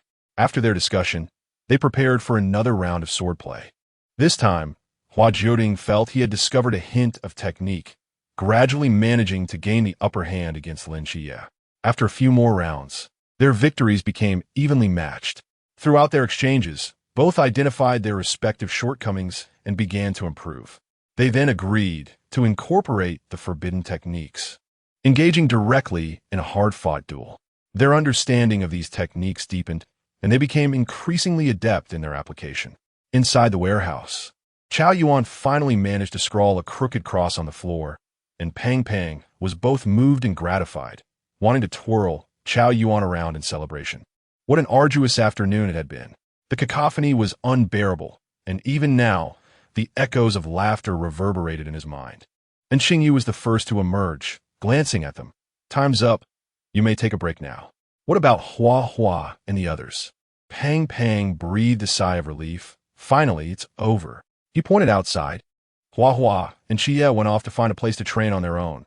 "Let's go find them." Chao Yuan observed the crooked cross on the ground, occupying 4 squares, which was clearly a foul play. Yet, considering his previous attempts, this cross was indeed a monumental improvement. Unable to resist, he took out his phone to capture a photo of the cross, a significant milestone worth commemorating. After taking the picture, he stood up. "Let us go." And Xingyu nodded, and the 3 of them stepped outside together.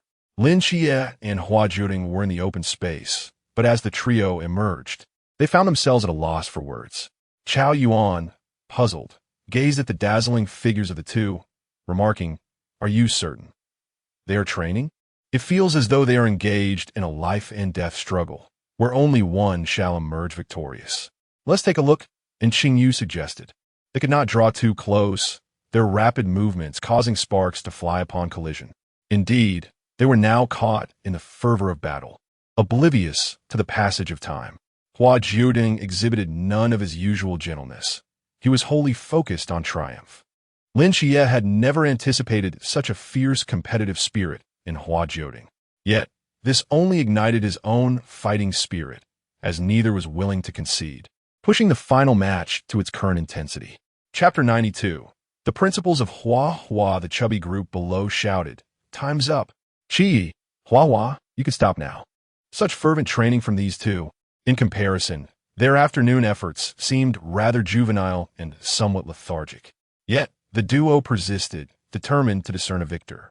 In their final clash, Hua Jiudeng deliberately made a feint, catching Lin Qiye off guard, who stumbled back a step. Seizing the opportunity, Hua Jiudeng lunged forward and toppled Lin Qiye, the blade narrowly grazing his cheek before embedding itself in the ground.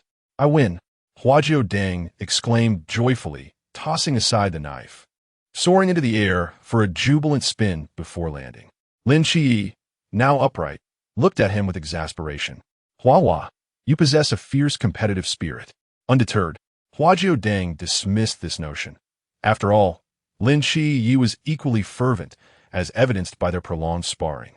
Grasping a stray stick, Hua Jiudeng inscribed on the ground the date, 20XX year XX month XX day. Hua Jiudeng triumphs. V. Lin Qiye retorted, "Just wait. Tomorrow I'll make you cry." Hua Jiudeng turned and made a playful face before bouncing off to dinner. After their meal, with no further training scheduled for the evening, Lin Qiye seized the opportunity to visit the mental hospital. He had recently broken through a barrier, but had not yet returned to welcome new patients. Now seemed the perfect time to greet them. In the 3rd ward, he encountered Bragi from Norse mythology, the god of poetry, though it remained unclear what ailment afflicted him. Lin Qiye attempted to engage him in conversation, which flowed effortlessly. He did not resemble a typical mental patient at all. But one should not judge too quickly. Merlin had similarly seemed quite sane upon their first meeting. Sensing the atmosphere of the mental hospital, Hua Jiudeng decided to join. Knocking on the door until Li Yifei opened it for him, he proceeded inside, intent on finding his master. Chi was likely occupied with important matters, so Hua Jiudeng refrained from intruding. Merlin sat in the small garden, sipping tea, while beside him stood Hong Yan, the dragon slain by Lin Qiye during their training. Hua Jiudeng had once attempted to bewitch this dragon, though the memory was fading. Upon closer inspection, he was struck by the realization this dragon was female. Alas, Hua's principles had been compromised. How vexing. Choosing to selectively forget this revelation, Hua Jiudeng seized his master's tea to drink. Merlin, somewhat resigned, found the two had little to occupy their time, so they engaged in conversation. Hua Jiudeng expressed concern for another dragon he had encountered previously. "Master, when you departed, did you know how Nicholas was faring?" The details of Merlin's exit from that world were unclear to Hua Jiudeng, and Merlin himself could not elucidate. So the topic was gracefully shifted. "Who is Nicholas?" Merlin inquired after a moment's reflection. Hua Jiudeng elaborated on this, and that, ultimately defining, Nicholas is a fire dragon. After this explanation, Merlin fell silent. Hua Jiudeng keenly sensed an unusual tension in the atmosphere and added, "To be honest, I am not well acquainted with him. I am merely a tad curious." Merlin gritted his teeth in frustration, exclaiming, "That dragon devoured all my magic crystals. Not a single one was left for me. How infuriating! This dragon has caused me distress from that moment until now." Hua Jiudeng responded, "However, Mephistopheles knows him. I can have Mephistopheles confront Nicholas. Let's avenge our teacher. Did he not previously say that he could only act once the teacher had departed? How could he dare to seize them directly? Let the little black dragon deal with Nicholas." After voicing this, Merlin's anger seemed to dissipate. Perhaps the peak of his fury was confined to that singular moment, and now he felt somewhat better. Moreover, Hua Jiudeng mentioned that he was not particularly familiar with the fire dragon, and he had said so before revealing the dragon's misdeeds, which likely meant he truly was not well acquainted. Hua Jiudeng felt a twinge of guilt, sensing that he bore some responsibility in this matter. Upon seeing Lin Qiye enter, he decided to take the opportunity to slip away. "Chi-Chi, you're here." "Ah, woman." Hua Jiudeng had intended to approach Lin Qiye, but noticed that she was accompanied by another person, presumably Chi-Chi's new patient. However, upon a closer glance, he was startled. Why is it a woman? He recalled that he needed to mentally prepare himself before meeting females, and today, encountering a higher-than-usual ratio of women was overwhelming for him. Lin Qiye glanced back and remarked, "This is Blocky. He is male. What is wrong with you, Hua? This seems rather impolite." Hua Jiudeng retorted, "Clearly, there is a woman." He looked at Blocky, utterly convinced that although he appeared to be a man, in essence, he was perhaps a blend of both. Blocky was quite enthusiastic. "It is a pleasure to meet everyone. Allow me to compose a poem for you all." Hua Jiudeng felt an ominous premonition. Blocky cleared his throat, cradling an instrument, and unhesitatingly began to showcase his talent. Just with the first note, Hua Jiudeng realized that his foreboding had indeed been realized. "How unpleasant," he whispered to Lin Qiye. "Does this sound pleasing to you? Have I become disconnected from humanity's aesthetic?" Casting a glance at his master, Merlin, who appeared equally at a loss for words, he felt reassured that at least their tastes had not diverged from that of the divine. Lin Qiye, equally speechless, quietly replied, "It is not pleasing." Upon hearing this, Hua Jiudeng confirmed that they were all in agreement and decisively snapped his fingers, clearing a space around Blocky. "It is utterly dreadful. I shall appreciate it in solitude." Blocky, having been silenced, looked at the others with a sense of wounded innocence, appearing truly pitiful. Yet, if he wished to elicit sympathy, the ears of the others were equally unfortunate, so they had to exercise some discretion. Blocky fell silent, allowing the group to coexist amicably. Hua Jiudeng led Lin Qiye to an isolated place, where he conveyed the revelations he had sensed for Blocky. Lin Qiye pondered over this information, and that evening, he discerned something amiss about Blocky. He ventured directly to investigate, confirming that Brocky's current state was that of a dual-soul entity, with his wife, Eden, residing within him. Eden implored Lin Qiye to keep this matter a secret from Blocky, and after a moment of contemplation, he acquiesced in this seemingly trivial occurrence. Lin Qiye observed a slight increase in Brocky's progress, enabling him to harness his abilities. Lin Qiye stepped forward to extract his own spinning wheel, and the description of the Forbidden Realm grew increasingly silent as he gazed upon it. Chapter 93. Extraordinary Fertility. This introduction feels remarkably familiar. Did Hua Jiudeng not utilize this Forbidden Realm before? Suddenly, a thought struck him, and he set out to find Hua Jiudeng. Previously, when he first learned about Hua Jiudeng's Forbidden Realm, he hadn't contemplated much, but this time the spinning wheel served as a reminder. He hurried to locate Hua Jiudeng and whispered, Hua, tell me honestly, have you acquired extraordinary fertility for me?" The last time he had inquired, Hua had refrained from answering. Hua Jiudeng replied. The last four words were mumbled by Lin Qiye, and Hua Jiudeng nearly failed to catch them, perplexed as to why his brother would suddenly broach such a topic after all this time. Lin Qiye felt a pang of anxiety, urging, "You must speak the truth, Hua." Hua Jiudeng, suddenly struck by a mischievous thought, decided to tease Lin Qiye, elongating his response. "Let me think." He drew it out far too much, causing Lin Qiye's heart to race. He was tempted to grasp Hua Jiudeng and hasten him to utter the final few words. Ideally, it would be just 2 words. No, simple and clean, reassuring. Hua Jiudeng eventually stated, "Indeed, there is none." A few words? For words. Was that a confirmation or denial? Lin Qiye's mind swirled momentarily before he gradually comprehended Hua Jiudeng's statement. Indeed, there was none. Excellent. He felt a wave of relief wash over him. Hua Jiudeng glanced at Master Malin in the distance, noting his somewhat unfortunate hair situation. However, such matters need not be disclosed to Qiye at this moment. Lin Qiye patted his chest, exhaling a sigh of relief, and remarked, "That is good. That is good." A slight smile crept onto Hua Jiudeng's lips as he found Lin Qiye's reaction amusing and wished to continue teasing him. Just then, Master Malin approached curiously, his lips twitching. Sensing something amiss, "What are you two whispering about? Something mysterious, I presume?" As Lin Qiye opened his mouth to respond, Hua Jiudeng interjected, "Nothing, just some trivial matters." Indeed, it pertained to your hair, which hardly constituted a major issue. Hua Jiudeng could later seek an opportunity to provide Master with a remedy for his receding hairline. Malin raised an eyebrow, clearly skeptical, yet he refrained from further inquiry. It was essential to grant his disciples some private space. He had always found it difficult to manage this little apprentice. Hua Jiudeng chuckled, pulling Lin Qiye back to rest, for they had other training tasks awaiting them the following day. The next morning, as they rose, they found Zhou Ping waxing. Lin Qiye, curious, inquired, "Sword Saint, what are you doing?" Zhou Ping succinctly responded, "As always, preventing you from getting injured." Lin Qiye felt even more perplexed. Once everyone had gathered, Zhou Ping began to elucidate. "I have never been a strong proponent of mental training. It often leads to hasty growth. Mental prowess cannot be cultivated overnight. However, Yi Fan desires you to break through the sea realm in the shortest time possible, so this is the only way forward. My sword aura shall assist you in refining your mental fortitude, enabling a swift enhancement of your own spiritual strength.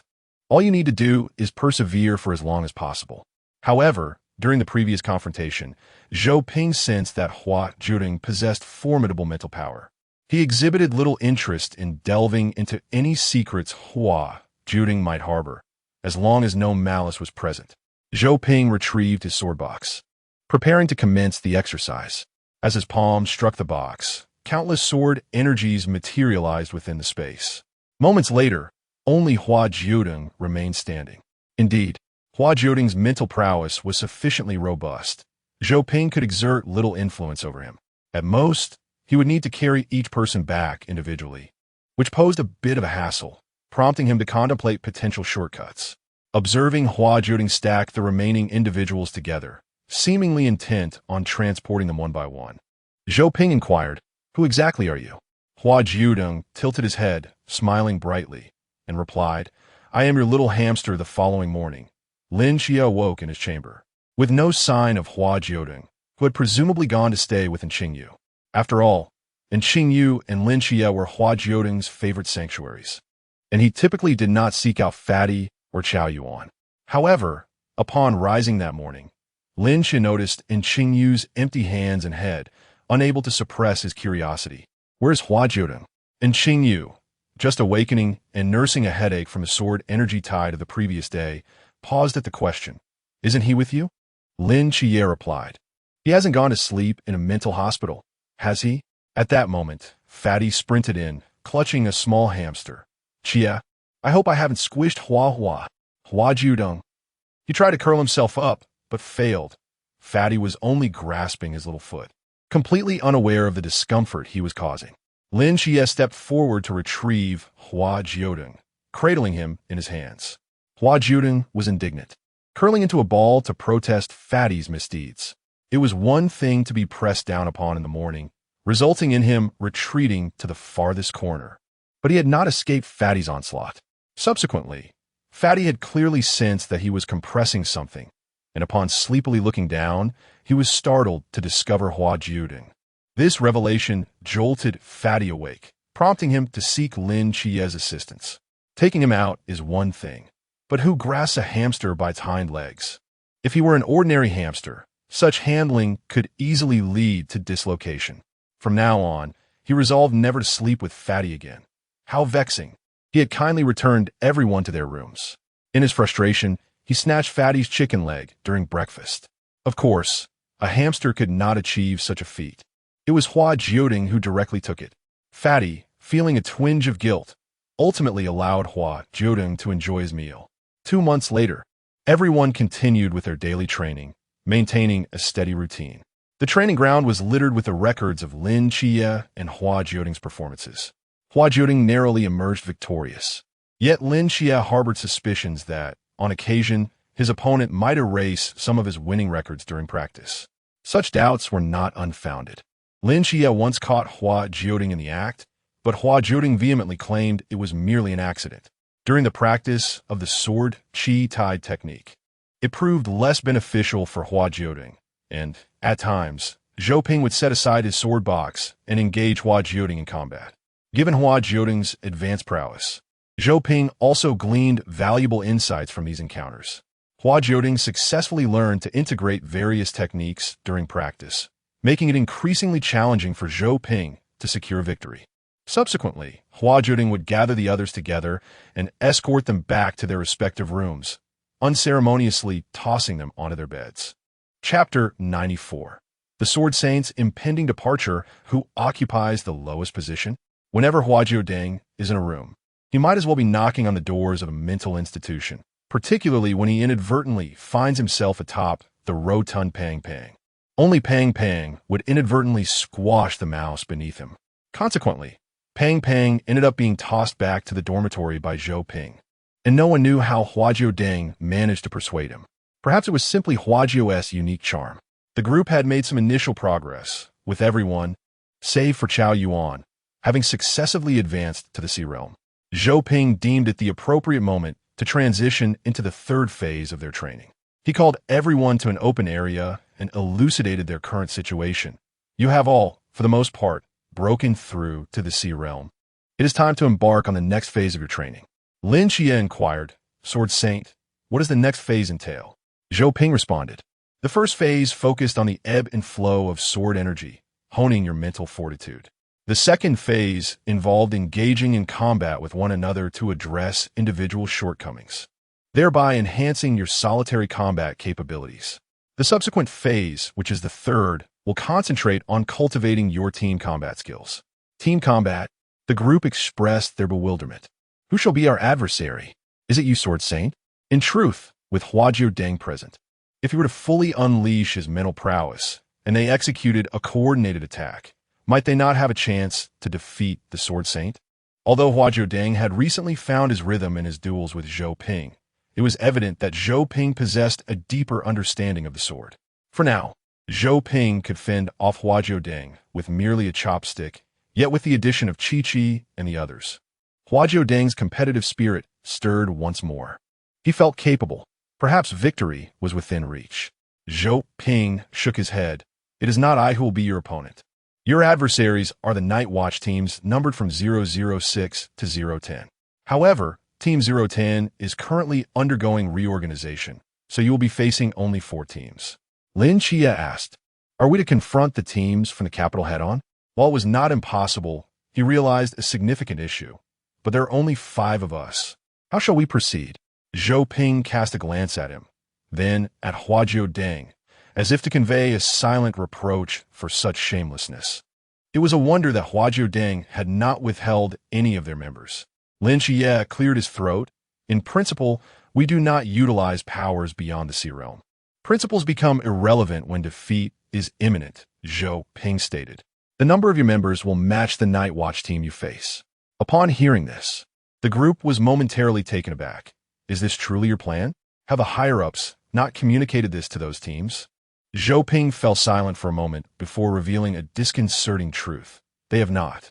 Lin Qiye suddenly contemplated a rather ominous possibility. Could it be that the higher-ups have not informed those teams and expect us to challenge them directly? Indeed, the air descended into silence. Are we truly to confront someone without their knowledge? What distinguishes this from the actions of a robber? The only difference is that we do not engage in theft, and Xingyu remarked languidly. However, it is not as barbaric as it seems. Zhou Ping hesitantly spoke. Yi Fan's intention is for me to approach these night watch squads, to convey our purpose, engage in amicable discourse, and finalize the details of our confrontation. That is somewhat reassuring. Everyone exhaled in relief. As long as the sword saint revealed his identity, they would surely acquiesce. Yet, Zhou Ping's next statement struck like a hammer. Yi Fan does not permit me to disclose my identity. What a cunning commander Yi Fan is. His aim is not only to hone Lin Qiye and the other skills, but also to cultivate the socially anxious sword saint ability to interact, while simultaneously assessing the night watch's preparedness. Truly a multifaceted strategy. Lin Qiye and the others exchanged glances, deducing the core principle. They could only rely on recklessness.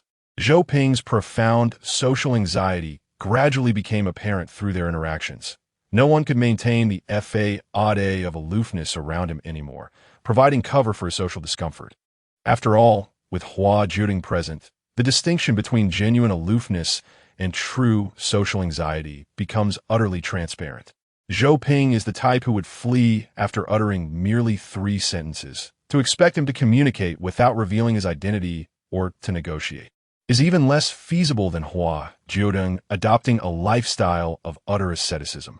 The only reason the other party does not expel them is likely due to their service-oriented profession. After 2 months of acquaintance, Lin Qiye and the others found that Zhou Ping would at most refrain from running away. Otherwise, he seldom engaged with any of them. Even regarding their training plans, he preferred to write them down rather than speak. After each class, Zhou Ping would immediately retreat to his room, shutting the door behind him, never initiating any conversation. They were a loss as to how to further interact with the Sword Saint. Their daily exchanges revolved solely around meals. Except for Hua Jiudeng, who Lin Qiye had observed on several occasions lounging on Zhou Ping's head as they returned to their quarters. Who knew why Hua could mingle with anyone so effortlessly? Zhou Ping seemed to have realized something, standing there in a daze, like a statue. Sword Saint? Sword Saint. Lin Qiye called out several times before rousing Zhou Ping from his stupor. Do we need to prepare anything? And when shall we depart? Oh, just prepare as you see fit. We shall set off tomorrow morning. Zhou Ping turned and hurried towards his room. I still have some matters to attend to. You all take care of things. Upon reaching his door, Zhou Ping hastily shut it, ensuring no small hamster had snuck in with him. Bang! The others. Hua Jiudeng. That gesture of rummaging through his pockets was a blow to him. After Zhou Ping's departure, only the 5 remained standing in place. And Hua Jiudeng spoke softly. He definitely intends to flee. Why else would he rummage through his pockets? I sense that the most formidable challenge in this 3rd phase does not lie in vanquishing these small squads, but rather in facilitating communication between the esteemed Sword Saint and them, Chao Yuan remarked. The portly figure added gravely, that is not the crux of the matter. I believe the greatest difficulty resides in how we can prevent him from surreptitiously absconding during this process. Hua Jiudeng interjected, I do not perceive that as an issue. The others responded in unison. Do you believe the Sword Saint can endure? Hua Jiudeng replied, not quite. What I deem most crucial is whether we can prevent the Sword Saint from fleeing. I have a feeling he has already packed his belongings and is poised to depart at any moment. Chapter 95. The interception of the Sword Saint's plan. The crowd fell silent, contemplating the uncertain future. It was indeed true that those matters were to unfold later. Whether they could depart that very day with all 6 members remained questionable. The Sword Saint was determined to flee, and no one could hinder him. If they could not restrain the Sword Saint, education would be postponed indefinitely. Lin Qiye turned to Hua Jiudeng and spoke earnestly. Hua, stay close to the Sword Saint and be ready to relay any information.